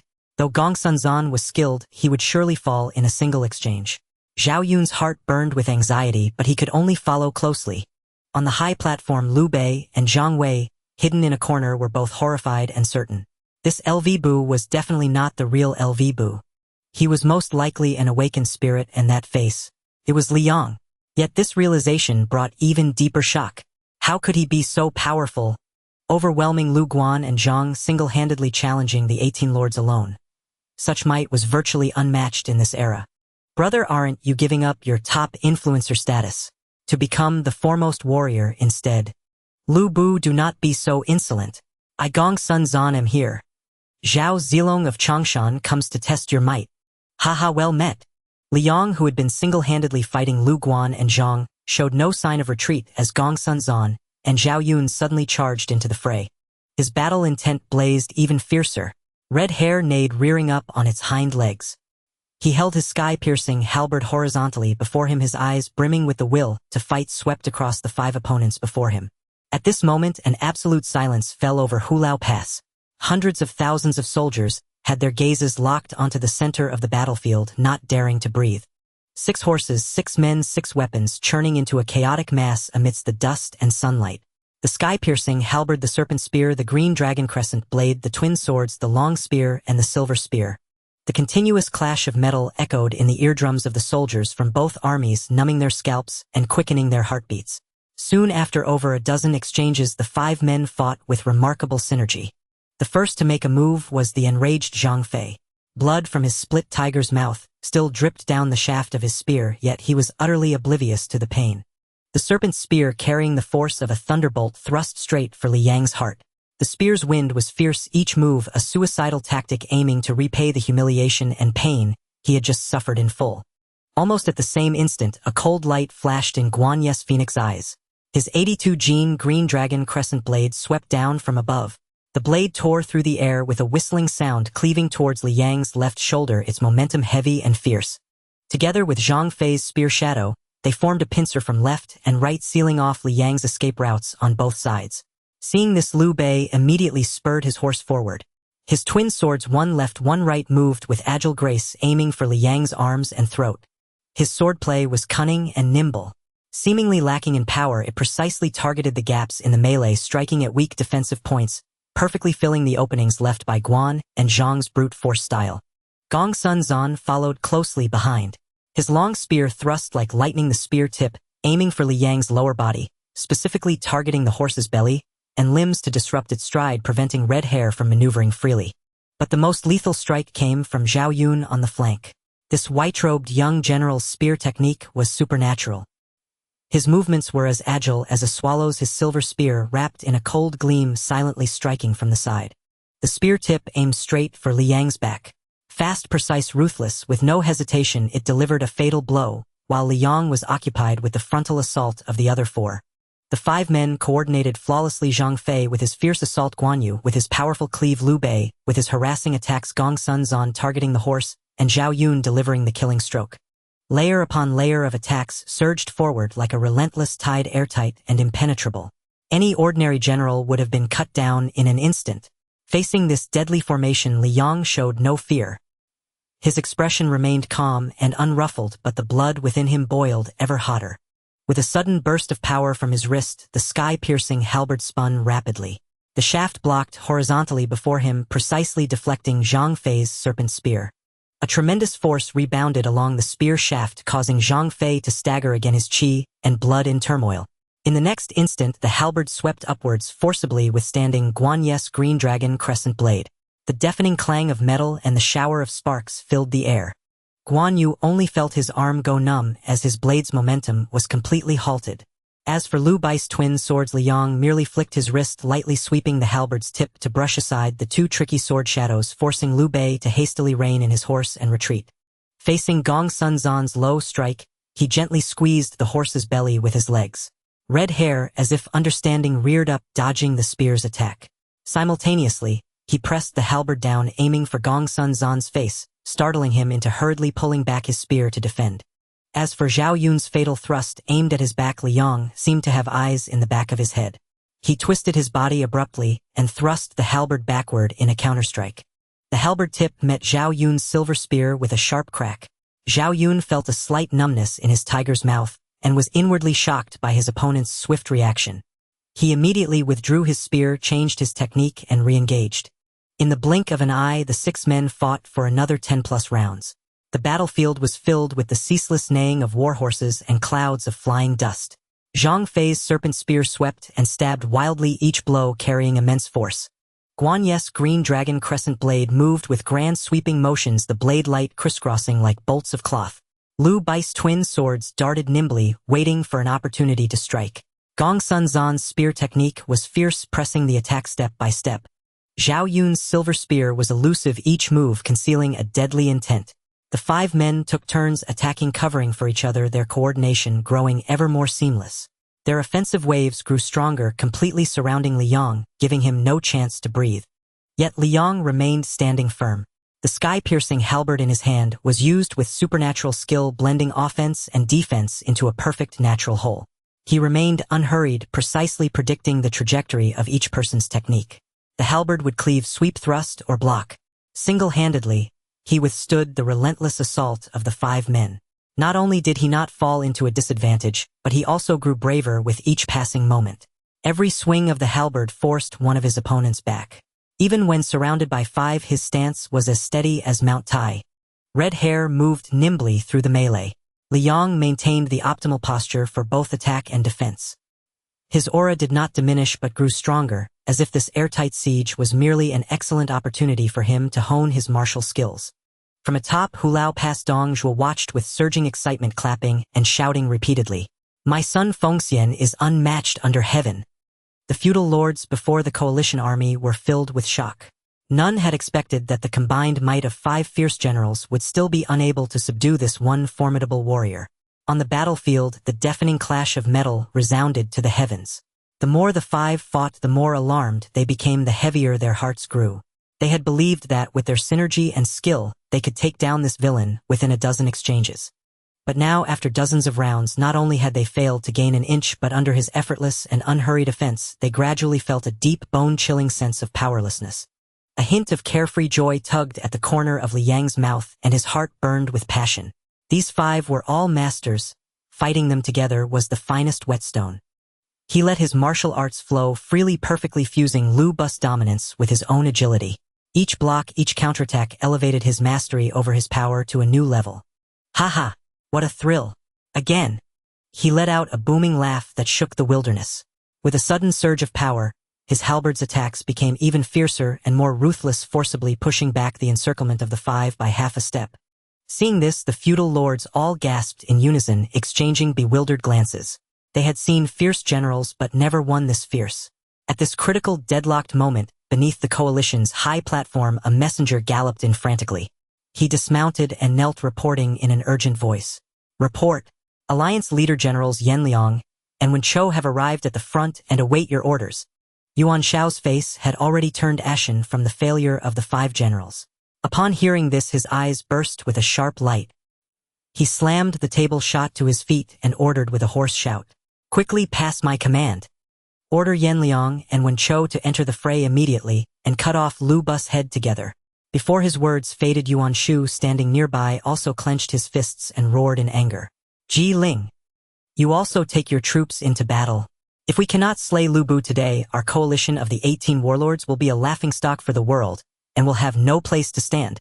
Upon hearing this, the faces of the feudal lords turned solemn, yet also bore a hint of barely concealed embarrassment. It had started with Zhang Fei's solo duel, then the joint effort of Guan and Zhang, followed by the 3 brothers Lu, Guan, and Zhang. Now, with 5 generals surrounding him, not only had they failed to harm Liang in the slightest, but they were being suppressed by him. Their honor was already completely lost.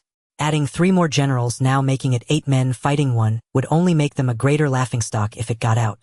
But now they had no way out. If they couldn't even handle Lu Bu today, this campaign against Dong Zhuo would be a farce, and they would have to disband and return home in defeat. Cao Cao, seeing that this had become a fight to the death, shouted in a deep voice, naming his fierce generals.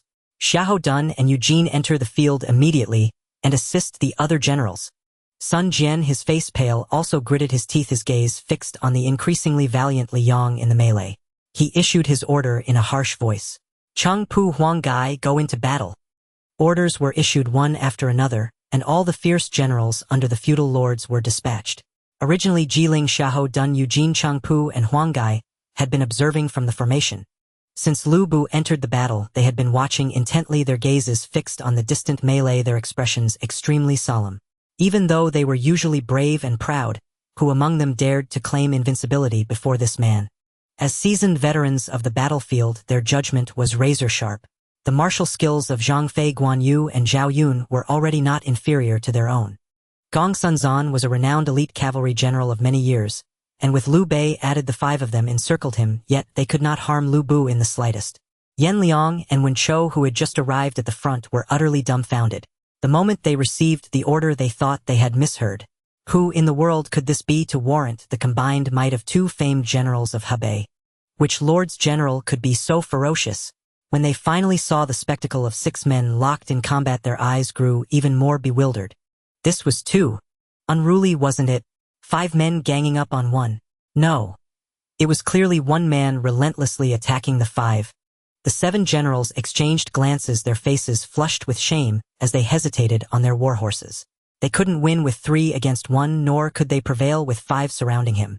Now if all 7 charged together, their faces would truly be lost before the world. Li Yang's gaze swept over the 7 approaching generals, his battle intent surging abruptly. He gave his sky-piercing halberd a sudden shake. The immense power within him erupted violently, forcing the 5 surrounding foes to stagger backward. He reined in his horse, leveled his halberd, and his voice thundered across Tiger Trap Pass. "You who come, leave your names." The 7 generals' expressions darkened, and without further hesitation they roared in unison. Yan Liang of Hebei, Wen Chou of Hebei, Ji Ling of Huainan, Xiahou Dun of Pei State, Yu Jin of Yangping, Cheng Pu of Yubiping, Huang Gai of Lingling. Casting aside all pretense of honor, the 7 bellowed together, spurred their horses, and charged ferociously at Li Yang with their weapons raised. "Haha, well met." Li Yang laughed uproariously, his voice shaking the dust in the air. A fierce crimson glint suddenly flashed in his eyes. He pointed his sky-piercing halberd diagonally at the ground, its tip still gleaming coldly. His gaze swept over the 5 who had encircled him again. Zhang Fei, Guan Yu, Zhao Yun, Gong Sun Zan, and Liu Bei, and a cold smirk curled at the corner of his mouth. "You are useless now." As his words fell, he suddenly exerted force in his wrist, and the sky-piercing halberd began to whirl with fury. The biting wind of the halberd instantly tore through the air. On the originally cold and sharp blade, a thick blood-red light eerily emerged. Heroic spirit skill, sky-piercing halberd slash. The veins on Li Yang's arms bulged as he channeled a wisp of spiritual energy into the halberd, swinging the entire polearm into a massive blood-red arc. With a terrifying might that could sweep 1,000 armies, he viciously slashed horizontally at the 5 men before him. Where the blood-red halberd light passed, even the air seemed torn asunder, emitting a piercing shriek. A deadly sense of crisis instantly enveloped the hearts of the 5 generals. "No good. Eldest brother, flee first." Guan Yu's expression changed drastically. His phoenix eyes widened, filled with gravity. Acting without hesitation, he abruptly shifted his green dragon crescent blade, striking the spine of Liu Bai's twin swords with a heavy blow from the flat of his blade. A surge of subtle force erupted forcibly, pushing the weaker Liu Bei horse and all out of the melee and several zhang away, completely beyond the lethal range. Yet Guan Yu himself remained in the perilous core. Zhang Fei's eyes blazed with fury as he raised his 8-serpent spear, horizontally roaring as he channeled all his strength to resist. Zhao Yun thrust his spear, frantically trying to break the halberd's momentum, while Gong Sun Zan also raised his spear in a desperate block. But before the blood-red sky-piercing halberd infused with the power of a heroic spirit, all resistance was like a mantis trying to stop a chariot. A series of crisp, crack, squish sounds rang out. Guan Yu's green dragon crescent blade, Zhang Fei's 8-serpent spear, Zhao Yun's silver spear, and Gong Sun Zan's long spear, 4 divine weapons, were all easily severed by the sky-piercing halberd, as if cutting through tofu, the break smooth and even. The halberd's momentum did not wane. The blood-red edge flashed past the necks of the 4 men, too fast for anyone to react. In the next second, the heads of Guan Yu, Zhang Fei, Zhao Yun, and Gong Sun Zan shot into the air simultaneously, blood spurting from their severed necks. It dyed the entire battlefield crimson. The scalding blood splattered onto Li Yang's armor, further augmenting his overwhelming ferocity. The 4 headless bodies remained frozen in their blocking stance atop their horses for a moment before crashing heavily to the ground, raising clouds of dust. The stench of blood instantly permeated the air before Tiger Trap Pass. The entire battlefield fell into dead silence. All the feudal lords and soldiers were stunned, trembling in fear, not daring to breathe loudly. Second brother. Third brother. Forced to the edge of the formation, Liu Bei watched helplessly as his sworn brothers were beheaded. His heart, long accustomed to enduring humiliation, suddenly constricted, and his mind went blank. The crimson in Li Yang's eyes had not faded, nor had his killing intent diminished. He looked at the distraught Liu Bei, a cold smirk curling at his lips, and bellowed fiercely, "Go down and join them in reunion." Li Yang's sky-piercing halberd swept like a rainbow, the blood-red light-wreathed blade, slicing through, as if cutting melons and vegetables striking horizontally through the air with an unstoppable momentum. In the next instant, man and horse were cleaved in two by that peerless slash. Blood and entrails gushed out in a torrent, staining the battlefield. Liu Bai's last remnants of consciousness vanished with that strike. The terrifying blood-red glow on the sky-piercing halberd slowly receded, fading silently back into cold iron. From activating the heroic spirit skill to sweeping through the 5 tigers and slaying Liu Bei, the entire process was fluid, taking no more than 2.5 seconds. So a wisp of spiritual energy could sustain the sky-piercing halberd for 2.5 seconds. The generals who had been charging forward, Yan Liang, Wen Chou, Xiahou Dun, Eugene Chang, Pu Huanggai, and Ji Ling, abruptly reined in their horses, causing the steeds to rear up. Their faces filled with terror, not one of them advanced a single step. On the city wall, Dong Zhuo's initial rage at seeing the 7 generals ride out came to an abrupt halt. He leaned against the crenellation, his triangular eyes wide open, his mouth agape. His Adam's apple bobbed as if he wanted to speak, but no words came out. Li Ru stood with his hands down, his expression calm, but his fingers tightened slightly within his sleeves. In the distance, Zhang Liao and Cheng Lian, who had been about to support Lu Bu, stood with their mouths hanging open. Chao Xing's fingers rested on his bowstring, forgetting to draw. Holy shit! Liu Bei and Zhang Wei both exclaimed inwardly. The 18 feudal lords on the high platform were all frozen in place. The entire platform was deathly still, so quiet that a pin drop could be heard. Everyone's gaze was fixed on the figure at the center of the battlefield. Their hands and feet turned cold, and they even forgot to breathe.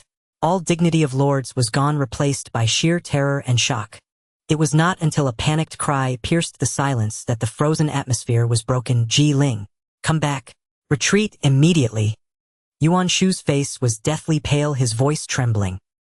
He stared at his general Ji Ling, shouting, desperately afraid that if he were a moment too late, his beloved general would meet the same fate as Guanzhong and Zhao. The other feudal lords finally snapped out of their daze, their panic evident. So this Lu Bu had been toying with them all along. Cao Cao was so frantic that he leaped from his seat, disregarding all decorum, as he rushed to the edge of the high platform, shouting hoarsely at Xiahou Dun and Eugene in the formation. Yuan rang. Wan Qian, retreat. Return to formation immediately. The other lords also came to their senses, calling out to their own generals. The 7 generals at the front, already terrified out of their wits by Li Yang's ferocity, had no will to fight left upon hearing their commander's orders. As if granted a pardon, they said nothing, turned their horses around simultaneously, and whipped their steeds' flanks, galloping back in a mad frenzy. The horses' hooves pounded the ground, raising clouds of dust. The 7 men fled for their lives, the same thought echoing in their panicked and regretful minds, had they shouted their names too loudly earlier. This demon probably didn't remember our names. Please don't remember. But then a roar came from behind them. Where do you think you're going? Witnessing Xiahou Dun, Yan Liang, Huanggai, and the other 4 generals fleeing on horseback, utterly refusing to turn back and engage in battle, Li Yang's eyes suddenly widened, the scarlet killing intent in them burning even fiercer. Trying to flee. Not so easy. Li Yang fiercely clamped his legs against the horse's flanks, lightly shook the reins, and let out a low command to the divine steed beneath him. That red hair was, after all, the number 1 divine steed in the world, its entire body as red as fire. It let out a long neigh like the roar of a dragon or tiger, its 4 hooves struck the ground, and in an instant it shot forward like a crimson bolt of lightning. Hooves pounded the dusty battlefield, moving with lightning speed so fast that the surrounding scenery blurred and flew backward. The fierce biting wind howled against Li Yang's battle armor, making a rustling sound. In but a moment he had closed the distance to the 7 fleeing generals. Within nearly a single breath, he was about to catch up to Huanggai, who was at the rear. For Huanggai's horse was not as fast as the other generals. The divine steed's speed was astonishing. In just a few short breaths, it had already pursued Huanggai to a hair's breadth away. The red hair's very breath sprayed onto Huanggai's back. Huanggai turned his head and glimpsed Li Yang already at his back, the cold gleam of the halberd's tip aimed straight at his spine. Terror-stricken, his soul nearly fled his body. At this critical juncture of life and death, he gritted his teeth and violently yanked his horse around. He desperately raised his iron mace horizontally, mustering all his strength to smash it against the Fangtian Halberd, vainly attempting to block Li Yang and buy himself a chance to escape with his life. But his hastily thrown-up defense was like an ant trying to shake a tree before Li Yang's absolute power. Li Yang's gaze was icy cold, the veins on his arms bulging. The Fangtian Huaji, carrying the momentum of the red hare's charge, came crashing down with immense force. A crisp clang rang out. Huang Gai's iron mace was sent flying in an instant. His tiger's mouth split open and blood gushed out. The halberd's momentum did not diminish. Its sharp blade cleaved into Huang Gai's neck and blood spurted forth. Huang Gai couldn't even let out a scream before his head rolled into the dust. His headless body fell heavily from the horse, completely lifeless. The 6 generals ahead heard the commotion behind them and turned their heads one after another. They saw Huang Gai's headless corpse lying in the dust, and that crimson figure, its speed undiminished, charging straight at them. Couldn't Huang Gai stop him for even a single second? The faces of the 6 men instantly turned deathly pale. No one spoke, no one stopped. They simply whipped their horses, frantically fleeing even faster. That fiery red figure, like a wildfire sweeping across the plains, relentlessly pursued the 6 panicked generals. The red hare's hoofs shattered the dust and smoke. In the blink of an eye on the battlefield, Huang Gai was already beheaded. The speed and brutality of the battles turned far exceeded everyone's expectations. The 18 lords on the high platform were filled with shock, utterly unable to react in time. Among the entire assembly, only Cao Cao possessed the strongest mind and the quickest reaction. Forgetting all decorum, he suddenly strained his voice and shouted harshly, "Send in the troops. All forces attack." This roar was like a thunderclap, jolting the dazed crowd back to their senses. Yuan Shao, the alliance's leader, instantly regained his wits. His face, pale with fright, now bore a cruel edge. He violently drew the long sword at his waist, pointed it at the battlefield, and roared up to the heavens, "Attack! All forces advance! Capture this villain!" Boom! The low, solemn sound of war horns instantly resounded before Hulao Pass, shaking the very clouds. At the very front of the allied army, the shield-bearing infantry, who had long been arrayed for battle, held heavy iron shields and carried long sabers at their waists, marching in perfect unified steps. Like an iron bastion, they pressed towards the center of the battlefield.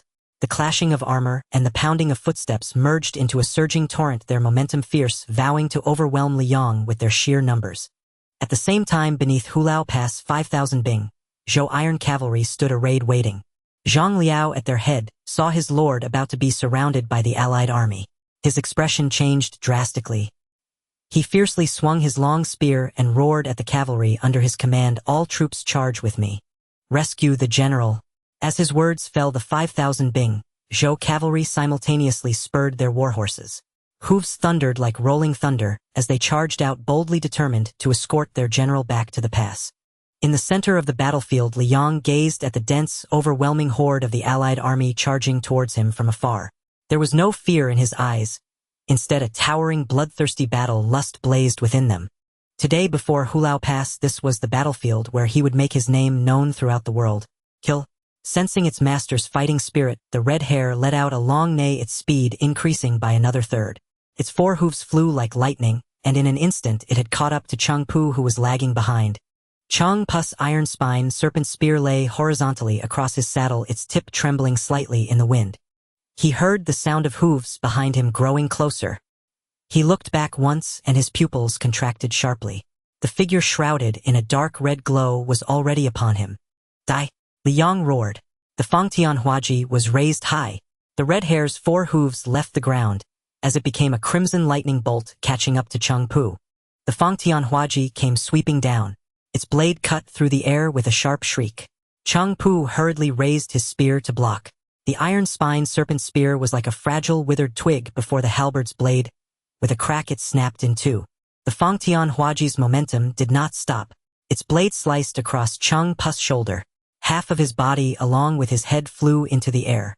Blood gushed out, drawing a dark red arc in the sunlight, spattering onto the yellow earth and soaking a large patch of ground. At that moment, the other 5 generals had already charged back into the shield infantry formation. They reined in their horses and looked back. Their gazes were horrified at the gruesome sight of Cheng Pu's brutal death nearby. Cold sweat poured down their bodies, and an uncontrollable terror surged within their hearts. But even as their hearts pounded with lingering fear, the men couldn't help but breathe a deep sigh of relief. They were now within the 8,000-strong elite shield infantry formation of the Guangdong Alliance. Layer upon layer of heavily armored infantry, holding giant shields, formed an impenetrable defensive formation truly as solid as a fortress. Surely even that Lu Bu, for all his unmatched ferocity and overwhelming might, wouldn't dare to charge alone against such a military formation, would he? This was the thought of everyone present. Yuan Shao, Chow Chow, and the others on the high platform saw the generals charge back into the army formation and breathed a heavy sigh of relief. Before the formation, Liang stood tall, halberd in hand, watching the dense mass of shield infantry surge towards him like a black tide. His eyes, stained with blood, churned with a domineering might that looked down upon the world. Since that's the case, let's have a good slaughter. A roar like a thunderclap exploded, piercing through the clamor of the battlefield, soaring through the clouds and echoing across heaven and earth. The vast accumulated baleful aura within Liang's body erupted with a bang. A seemingly thin yet infinitely sharp and overbearing blood-tinged protective aura instantly diffused from the meridians throughout his body. The aura condensed into a tangible form, completely enveloping him and the red hair beneath him. Man and horse were entirely cloaked in a dense dark red radiance. His robes fluttered, its mane whipped wildly, resembling an unquenchable flame blazing fiercely upon the earth or an Azura war god descending from the abyss. His overwhelming momentum alone suppressed the breath of the allied soldiers advancing before him. The red hair beneath him was incredibly intelligent. It instantly discerned its master's battle intent and will. It immediately raised its head and let out a piercing, earth-shattering neigh of fierce passion and heroism that resonated across the battlefield. The next second, its four hooves slammed into the ground. The hard earth instantly cracked with fine fissures, sending dirt and gravel flying.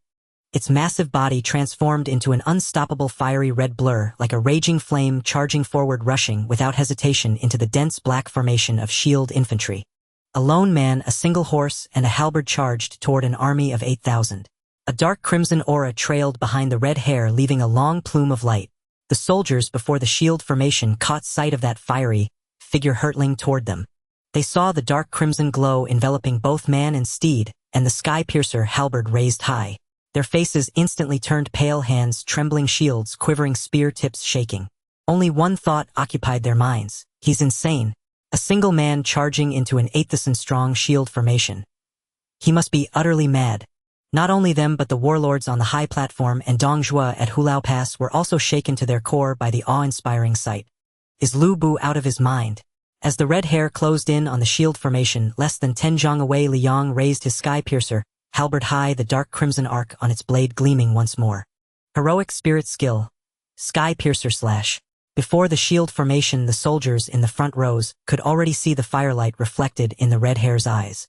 The moment that fiery figure collided with the wall of shields, time seemed to stretch.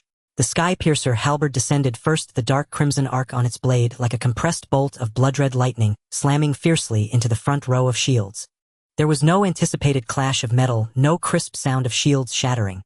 The massive shields in the front row tore apart like paper before the sky-piercer slash, splitting cleanly in two. The soldiers behind the shields didn't even have time to scream, their bodies were cleaved in half. The fiery figure instantly plunged into the dense shield formation. The elite shield-bearers beside them raised their half-man-high iron shields, joining them into an impenetrable wall. Cold spears thrust wildly from the gaps, attempting to shred the fiery figure to pieces. But the blood-tinged protective aura swirling around Liang and the red hair was indestructible. Every iron shield that touched it was repelled, leaving them unscathed. His sky-piercer halberd stirred up a storm of gore. With a sweeping arc, blood sprayed everywhere. Thick armor was rendered useless beneath the halberds tip, the razor-sharp force slicing through iron and severing sinew and bone. With every swing, several heavily armored soldiers were sent flying, their blood splattering onto the dark crimson aura and instantly evaporating into wisps of blood mist. The red hair charged with unstoppable strides, galloping through the chaos. Where its hooves landed, armor shattered and men fell. Despite the forest of spears and rain of shields, not even a corner of Liang's garment was touched. Liang's eyes blazed blood-red, his killing intent surging. He wielded the halberd with impenetrable speed, his movements cleaving, hacking, thrusting, and sweeping, devoid of any flourish, pure and deadly. Wherever he passed, enemy corpses piled up, shield formations collapsed layer by layer, and cries of agony filled the heavens and earth. The coalition soldiers were terrified out of their wits. The generals who had been so confident of trapping him turned pale. They could only watch helplessly as their elite shield troops fell like grass before a scythe, with no one able to stop him even for a moment. The soldiers in the front rows were pushed back in fear, while those behind pressed forward, throwing the entire formation into chaos. as men trampled each other. Yet Liang paid no heed to the surrounding turmoil and wails. Thanks to the absorption of the greedy wolf's devour, he felt not a trace of fatigue. The blood-tinged energy he absorbed grew ever stronger, his protective aura thickening. He transformed into a war god risen from a sea of blood, charging through the 8,000-strong shield army, as if it were empty air. Where the sky-piercer halberd struck, nothing could withstand it. Where the red hare's hooves trod, none could stand. He carved a path of blood and severed limbs through the dark mass of soldiers, his ferocious might utterly terrifying the entire battlefield. Amid the blood mist and screams, Liang once again hoisted a shield-bearer on his halberd and hurled him into the crowd. With a thunderous crash, the already crumbling shield army descended into utter chaos. But he showed no sign of stopping. His blood-drenched eyes swept over the layers of fleeing soldiers and corpses, locking onto a specific target within the formation. The 5 generals, their faces drained of color. Yan Liang, Wen Chou, Jiling, Xiahou Dun, and Eugene. Those eyes scarlet as blood and brimming with murderous intent, even a single glance pierced like the sharpest blade, stabbing deep into the hearts of the 5. The gruesome image of Huang Gai and Cheng Pu being slain with a single halberd stroke was still fresh in their minds. The sight of this man single-handedly cutting through an 8,000-strong shield army like a demonic deity shattered every shred of their courage and pride. The moment that bloodthirsty gaze fixed on them, the blood in their veins seemed to freeze. Their scalps tingled, their bodies involuntarily shrank, and only one thought remained: flee. This man was not something mortal power could contend with. To stay meant certain death. Run! Someone shouted in panic. The 5 generals, stripped of any dignity, their eyes filled with terror and desperation, turned their horses and fled in different directions. They spurred their mounts wildly, each heading a separate way. Once valiant commanders, they now scattered like frightened birds, utterly pathetic. The fleeing soldiers they collided with stumbled and fell, adding to the cacophony of wails. Flee! Do you think you can escape? A cold shout rang across the battlefield. He gently squeezed the red hare's flanks, and the intelligent steed understood, raising its head to the sky with a long neigh. Its 4 hoofs flew, dodging the scattered corpses and fleeing soldiers, transforming into an unstoppable fiery blur as it gave chase to the 5 escaping generals. The sky-piercer halberd in his hand quivered slightly, its tip not a single drop of blood clinging to it. Wherever he passed, enemy soldiers scattered, none daring to block his path, allowing him to freely pursue the 5 terrified commanders through the chaos of the army. The red hare's speed was unmatched in the world. Its hooves struck the blood-soaked corpse-strewn ground, each step unleashing tremendous power. The fiery figure darted effortlessly through the disarrayed coalition forces, paving a bloody path for Liang's pursuit. The first to fall was Jiling. He fled at the rear, already panicked, feeling an overwhelming pressure closing in behind him. But surrounded by soldiers, his escape was slow, and soon a dark crimson figure was nearly upon him. Lu Bu, do not push me too far. Cornered at death's door, Jiling's eyes bulged in fury. He abruptly reined in his horse, gripped his trident halberd, and turned to face his foe in a desperate last stand. As Yuan Shu's foremost general, his martial prowess was not to be underestimated. Even though fear churned within him, he had no choice but to brace himself for battle. To flee any longer would only mean a halberd through the heart. But Liang's scarlet eyes held only icy murder. Without hesitation, he sat tall in the saddle, looking down from on high, and swept his sky-piercer halberd horizontally. Jiling's pupils contracted.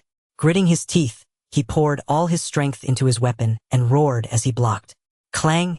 The deafening clash of metal sent a piercing ring through Jiling's ears, leaving his head spinning. In an instant, his trident halberd was twisted and deformed by the sky-piercer halberd's strike, a massive crack splitting the blade. An overwhelming force surged through the shaft, causing excruciating pain in Jiling's arms. His tiger's mouth split open, blood gushing forth. With a single blow, Liang shattered his defense. The last shred of Jiling's will to fight crumbled. Despair filled his face as he tried to spur his horse aside. But Liang's sky-piercer halberd had already shifted from a sweep to a thrust. The razor-sharp blade swift as lightning pierced through his breastplate and plunged deep into his heart. Ugh! Jiling let out a pained groan, his eyes wide. He looked down at the halberd, piercing his chest, disbelief etched on his face. He tried to struggle, but his body was limp. Blood gushed wildly along the halberd's edge, staining the armor before him. Liang's gaze was icy. With a sudden surge of arm strength, he hoisted Jiling's body from the horse and held it high in the air. Jiling of Huainan, nothing more. A cold voice rang out. Liang twisted his wrist and the sky-piercer halberd was yanked out. Jiling's body like a kite with a broken string crashed heavily onto the battlefield. Liang flicked the halberd, sending blood flying from its tip. His scarlet eyes locked onto another fleeing figure, his blood-tinged aura growing even more intense. The red hair let out a long neigh, turned, and once again became a fiery streak, charging relentlessly after that general. Upon the high platform, Yuan Shu watched helplessly as his foremost general Jiling was beheaded. An overwhelming surge of grief, terror, and rage rose in his chest, flooding his throat with a bitter coppery taste. He spat a mouthful of blood onto the platform before him, his body staggering, as if he might collapse, his face instantly turning as pale as paper. My Jiling! On the other side, Yuan Shao had no mood for amusement, his countenance stern. His gaze was fixed on Liang, who moved through the myriad troops, as if through an empty plain, watching him gallop fiercely straight towards his two trusted generals Yan Liang and Wen Chou. Shaken by shock and fury, he screamed in a harsh voice, "Quick! Send all cavalry from both flanks to encircle and destroy this fiend. He must not harm Yan Liang and Wen Chou." The military order echoed across the battlefield. Instantly, dust and smoke billowed from the left and right flanks of the Allied army's cavalry formation, the thunder of hooves shaking the heavens. 6,000 cavalry on each side, a total of 12,000 iron horsemen, simultaneously spurred their warhorses, charging towards the center of the battlefield like two torrents. Their objective was clear. With overwhelming numerical superiority, they would encircle the Bingzhou cavalry that was about to reach the shield and armor formation, completely cutting off Li Yang's retreat and reinforcements. Among them, the 4,000 elite cavalry on the left flank were personally commanded by the famed Hebei General Zhang. He their formation strict and their charge unstoppable. As the 12,000 iron horsemen charged with overwhelming killing intent, Li Yang's red-haired steed galloped with lightning speed beneath him, having already closed in on the frantically fleeing Yan Liang and Wen Chou. Yan Liang and Wen Chou had been galloping side by side, relying on each other in their desperate flight. Feeling the bone-chilling danger behind them, they knew Lu Bu had caught up. With Liang now upon them, Yan Liang realized in his heart that fleeing like this would ultimately lead to death. He clenched his teeth, a look of desperate ruthlessness flashing in his eyes. He violently reined in his horse, causing it to rear up with a piercing whinny. Seizing the moment, he spun around, gripping the great blade at his waist with both hands. Pouring all his strength into the blade, it instantly emitted a blinding cold light carrying the force of 1,000 June as he swung it horizontally at Li Yang's head. The blade wind was fierce, attacking his face directly, hoping with this desperate strike to halt Li Yang's assault, seize a chance for survival, and break through the encirclement. A mantis trying to stop a chariot, overestimating yourself. Yet in Li Yang's scarlet pupils was nothing but murderous intent. His form was as steady as Mount Tai as he casually flicked the sky-piercer in his hand upwards. The movement was precise to the extreme. The tip of the halberd perfectly caught the head of the great blade, holding it with such steady force that Yan Liang's full-powered strike was frozen in midair. Break! Liang roared furiously, the power within his body surging through his arm into the sky-piercer. A deafening sharp clang of metal against metal rang out, piercing to the core. Yan Liang felt an irresistible colossal force traveling through his blade. The great weapon was sent flying from his hands, spinning dozens of feet through the air. His arms went numb, his tiger's mouth instantly split open, blood streaming down the blade's handle. His entire arm trembled uncontrollably. Before Yan Liang could react, Li Yang's sky-piercer thrust forward, leaving only an afterimage in its wake. A flash of cold light, the sharp tip effortlessly pierced the heavy armor. Yan Liang didn't even have time to utter a scream. His entire body, along with his fine iron armor, was cleaved open by the halberd. Blood gushed out, and he died instantly on his horse's back, his body crashing heavily to the ground. Wen Chou, seeing this, had already turned his horse around, intending to join Yan Liang to fight the enemy. But in the blink of an eye, Yan Liang, whose combat prowess was his equal, was killed without any chance to fight back. He was terrified out of his wits. How could he dare to stay any longer? He frantically urged his horse on, wanting to speed away from this death ground. But Liang gave him no chance. Killing Yan Liang took but a moment. He lightly twisted his wrist, the sky-piercer not stained with a single drop of blood. Then Liang gently squeezed the horse's belly with his legs. The red-haired steed, seemingly understanding, leaped into the air, covering a dozen paces in a single bound, passing over several fleeing Yuan soldiers. Midair, Liang used the strength of his waist, gripping the sky-piercer and swinging it through the air. A fierce, perfect silver arc cut across the sky. The halberd's wind swept through, unstoppable. A muffled sound was heard, and when Chou's head flew off, hot blood spurted from his neck like a fountain staining his steed and the yellow sand beneath.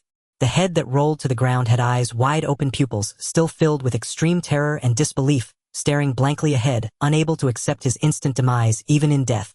At this moment Xiahou Dun and Eugene rushed out of the shield and armor formation in panic. Seeing the cavalry from both flanks charging in and Chao Ren leading several hundred soldiers to their aid, their pale faces regained a bit of color. How terrifying! How could there be such a fierce general in the world? Li Yang stood alone amidst the chaotic military formation, surrounded by a layer of chilling killing intent that warned all to stay away. Even though he was deep in enemy territory, the area for several zhang around him remained empty. The surrounding allied soldiers all showed fear on their faces, their hands holding weapons trembling slightly. Not one dared to step forward. They only gathered far away, their eyes full of dread and apprehension. He looked into the distance and saw that Xiahou Dun and Eugene had already broken through during the earlier melee. A faint trace of regret flickered in his eyes. In the end, these two had escaped. Just then a rapid and loud shout came from behind. Zhang Liao's angry roar pierced through the battlefield's clamor, clear to the ear. General, retreat to the formation quickly. Liang turned his head at the sound and saw the 5,000 Bing Zhou iron cavalry already galloping towards the Yuan army's shield formation. The iron horses thundered, dust billowed, and their formation was strict, ready to receive him back at any moment. A sharp light flashed in his eyes. Liang hesitated no longer and immediately reined his horse around.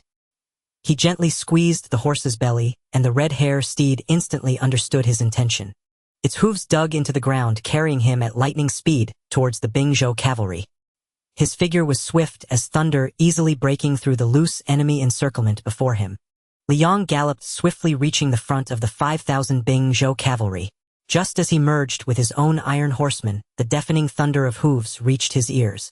The allied army's cavalry from both flanks were charging in at full speed. In the left flank's formation, the 4,000 elite iron cavalry were personally led by the famed Hebei General Zhang He.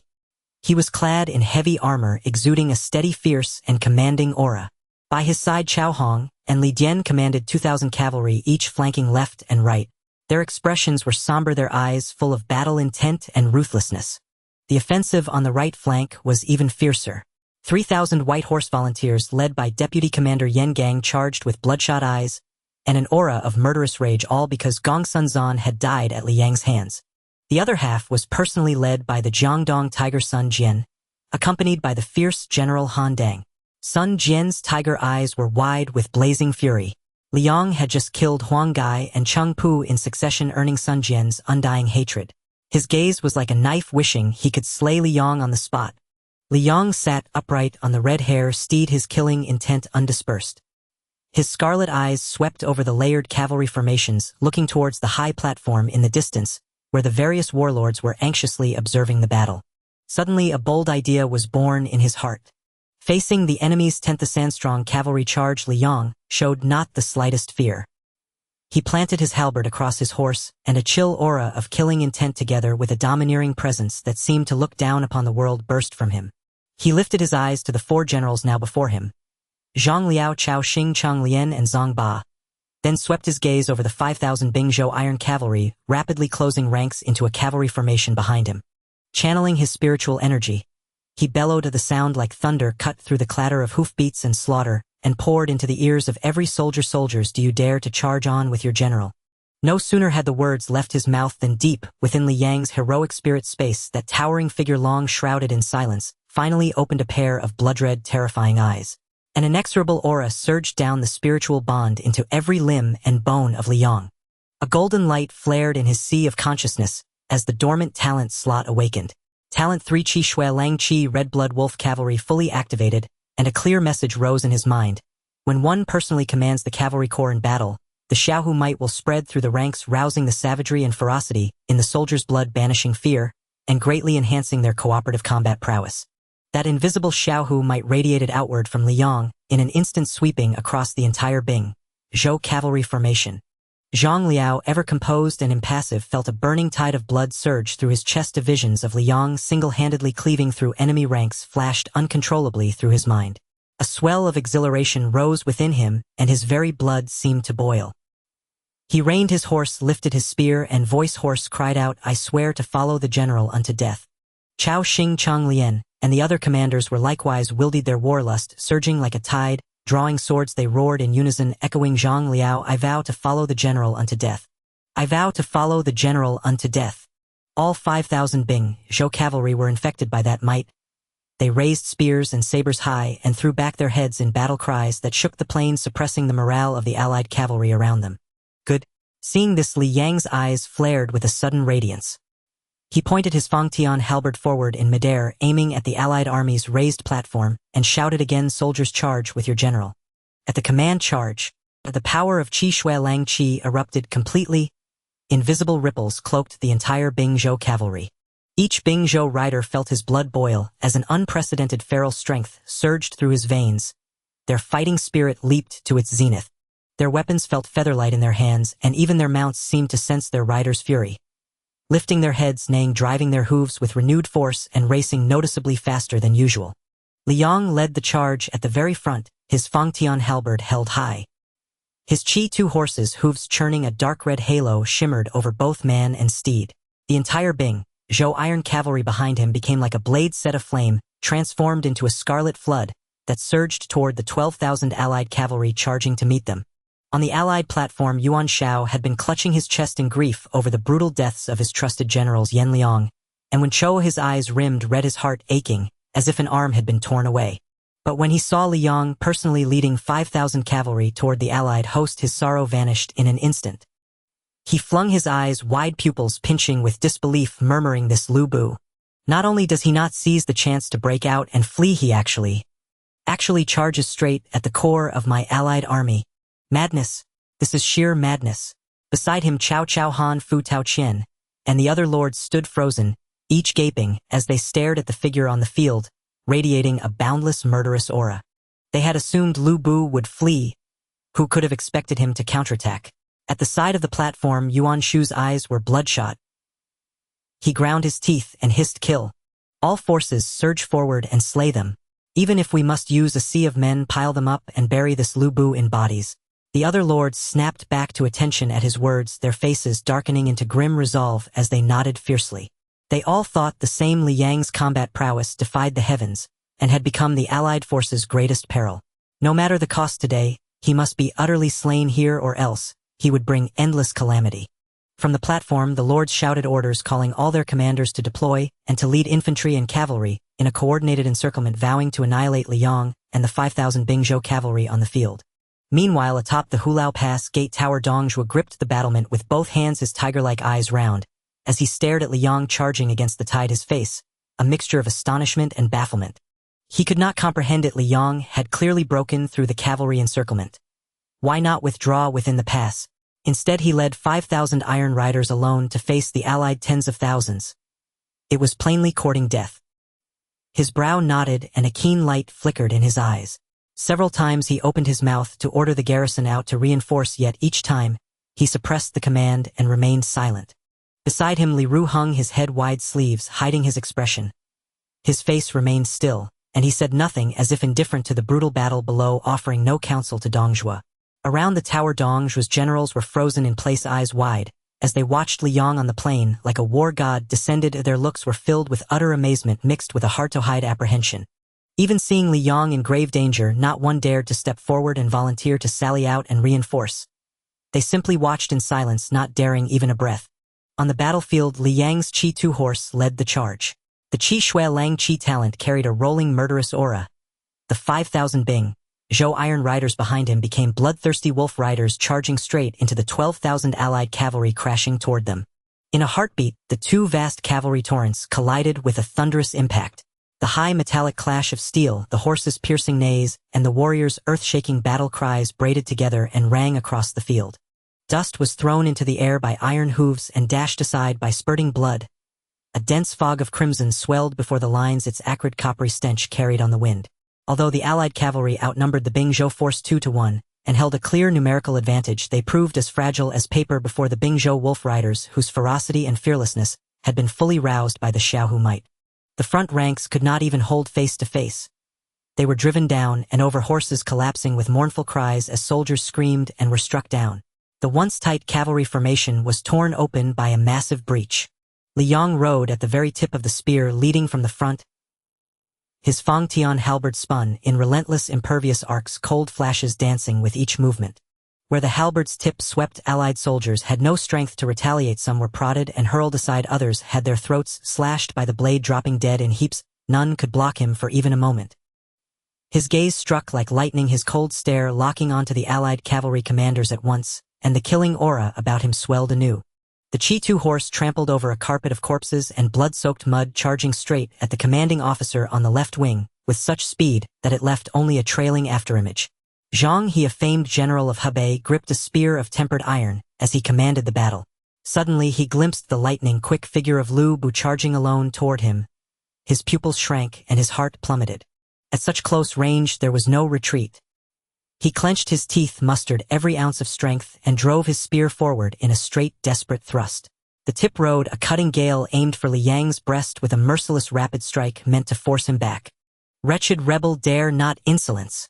Zhang He bellowed, but inwardly he screamed if this blow could be held, if Lu Bu could be delayed for even a moment, the following cavalry could close the encirclement and finish him here. "Rabble of chickens and tiles, you dare block the road!" Li Yang paid no heed to who stood before him or what name he bore. He recognized nothing but the threat. He snorted coldly. Without parry or dodge, his Fangtian Huaji swung in a single horizontal motion. Force thundered down the haft with a resounding clang. Zhang He's spear instantly bent under the impact, the shaft twisting and flying from his grasp. His hand split open, and he was knocked repeatedly backward in his saddle. Before Zhang He could recover, Li Yang spurred his horse forward. The Fangtian Huaji followed through in a thrust. In a flash of cold light, the keen point plunged into his chest. With a fierce wrist he flung Zhang He like a rag doll. The man crashed into the chaotic mass of troops and lay breathless, the first allied cavalry commander to be felled. On the left wing, Chao Hong and Li Dian watched the scene with equal parts shock and fury. Both urged their mounts and charged, intending to envelop and stop Li Yang from both flanks. Chao Hong brandished a heavy cleaving blade and leapt, bringing it down in a savage chop toward Li Yang's neck. Li Dian followed behind, thrusting his spear fiercely at the flank of Li Yang's horse. Every move was brutal and unforgiving. Their two-man pincer left no gap, utterly intent on holding Li Yang long enough to await the allied cavalry's encirclement. They harbored a sliver of hope together. They might not stop Lu Bu forever, but they could certainly delay him for a few exchanges. With the cavalry closing in, Lu Bu would have no way to escape. Li Yang's eyes chilled. He squeezed his knees against the horse. Beneath him, the Chi-2 horse, spirited to the core, leapt sideways and soared, precisely evading the twin onslaught. His Fangtian Huaji met Chao Hong's downward blade first with a light tap, and with that single collision the heavy edge was completely diverted. The haft reversed and slammed back, the butt crashing into Chao Hong's chest. A crisp crack of breaking bone rang out. Chao Hong felt his sternum split, his organs shifted from the blow, and a gout of blood burst from his mouth as he died and toppled. Before his body even hit the ground, the surging hooves of the chaotic ranks behind crushed him into a smear of flesh. Elsewhere, Li Dian's spear barely reached the Kaida's flank. Li Yang's wrist spun the Fangtian Huaji with blinding speed, entwining the spear shaft. Before Li Dian could recover, Li Yang pulled with savage force. The enormous torque dragged Li Dian clean off his saddle. He panicked and struggled but could not resist. Before he landed, the halberd's blade had already swept across. A flash of cold light, and Li Dian's head was severed, warm blood erupting and spraying through the air, a crimson rain over the field. In the space of heartbeats, the allied left-wing commanders Zhang He, Chao Hong, and Li Dian lay slain. The host was leaderless. Without command, the left-wing allied cavalry collapsed into chaos. Formations disintegrated, men fought alone. Panic-stricken, they fled, only to be cut down by the Bing Zhou wolf cavalry. Corpses strewn everywhere, losses countless. At the same time, dust rolled from the allied right. 3,000 white horse volunteers under Yen Gang were the elite of Gong Sun Zan's forces, disciplined and fierce. Seeing Li Yang fell, Zhang He, Chao Hong, and Li Dian in rapid succession, and his cavalry tear through the left, Yen Gang was stunned. He reared his arm and shouted a command to the ranks. The front rank of the 3,000 white horses hoisted longbows and heavy crossbows in unison. The bowstrings sang taut as one. The next instant, the sky filled with arrows like a locust swarm, shrieking through the air and pouring down upon Li Yang, sealing every avenue of retreat. Li Yang's gaze grew colder. A murderous aura congealed about him as if it had substance. His Fangtian Huaji spun with arm strength into a dense, impenetrable wall of silver, halberd the force swirling around him. The incoming arrows struck the haft and were knocked aside, all of them clattering to the ground with a metallic chorus. Not a hair was harmed. Before the volley ceased, Li Yong lashed his mount. The cheetah reared and screamed, hooves pounding like lightning, as it surged over shafts and corpses, racing straight for Yen Gang. Yen Gang saw Lu Bu charging alone and was horrified. But the cheetah was impossibly swift. Before Yen Gang could fall from his saddle and retreat, Li Yong had already reached the right-wing cavalry unit a mere 10 paces away. Yen Gang could only slash wildly across to meet him, but to Li Yong the motion crawled like a snail and posed no menace. Li Yang's wrist drove the Fangtian Huaji down in a blinding descent, the cold gleam swelling. A terrible wail and the sound of shattering bones cut the air as Yen Gang and his horse were cleaved in two. Blood and entrails rained down in a scene of appalling savagery. In the east, the thunder of hooves signaled a new arrival. Sun Jian bore a glinting ancient dueling blade flanked by the formidable Han Dang, who guarded his side on horseback. Both men burned with crimson eyes and raging fury as they charged forward to the front. Sun Jian, renowned as the Tiger of Jiangdong and a peerless warrior among lords, roared, "Lu Bu wretch, I will not rest until we are even." Sun Jian's ancient blade carried the weight of 1,000 caddies. He struck downward with crushing power, the gust from the blade fierce and threatening as it aimed for Li Yang's crown. Han Dang followed from the flank with a savage blade aimed for Li Yang's midriff. Perfect. Li Yong sneered, evading Han Dang's sneak attack. He raised the Fangtian Huaji and met Sun Jian's ancient blade Heaton. A deafening clash of metal rang across the battlefield, an explosion of sound that rattled the ears of nearby cavalry. Sun Jian felt his arms go numb with searing pain. His hand split open and blood ran down the haft as the ancient blade nearly slipped from his grasp. Horror swelled in his chest. Seeing was not believing. The terror of Lu Bu's strength could only be known by facing it personally. Before Sun Jian could pull back, Li Yang's wrist twisted. The Fangtian Huaji wrapped along the blade of the ancient sword avoided the edge, and the spear tip struck like a venomous dragon, driving into Sun Jian's shoulder blade. His wrist snapped with a wrench, the halberd twisted inside, and then tore free. A geyser of hot blood erupted. Sun Jian uttered an agonized, piercing scream as he collapsed heavily from his horse. He struggled for a few convulsions and then fell utterly still. Han Dang, witnessing the horror, was stricken with mortal dread. His courage evaporated. He turned his horse about and fled in desperation. Li Yang's eyes were ice. With a swift arc of the Fangtian Huaji, a blur of motion split the air, and the blade severed Han Dang's neck cleanly. Han Dang's head flew free, and his body toppled from the saddle, blood splattering across the ground. In a matter of moments, Li Yong had slain the 12,000 allied cavalry commanders. Zhang He, Chao Hong, Li Dian, Yen Gang, Sun Jian, Han Dang. Each felled beneath a single stroke of his halberd. None survived the first fatal blow. Bereft of their leaders and facing an unstoppable incarnate slaughterer, the allied cavalry's morale shattered. Resistance dissolved, the helmets and armor were discarded as men scattered, desperate to flee, as if they might sprout extra legs. The 5,000 Bingzhou wolf cavalry, bolstered by the Qishua Longxi talent, surged with bloodlust. Each rider became a hunting wolf, trailing Li Yong to harvest the routed soldiers. 12,000 allied cavalry were reduced to lambs for slaughter in an instant. The field filled with corpses and rivers of blood, a cacophony of wails and stampeding feet. Amid 10,000 charging mounts, Li Yong moved, as though he were alone, crashing through the fray. His keen gaze pierced the tumult and fixed upon the rank of banners fluttering atop the raised platform in the enemy center. His eyes flared with heat and acuity. Bloodied, the Fangtian Huaji in his hand shot upward as he pointed toward the heavens. He drew breath and howled, a voice like a great bell with an imperious command that shattered the battlefield and echoed to the four winds. "Soldiers, follow your general and strike for the central command."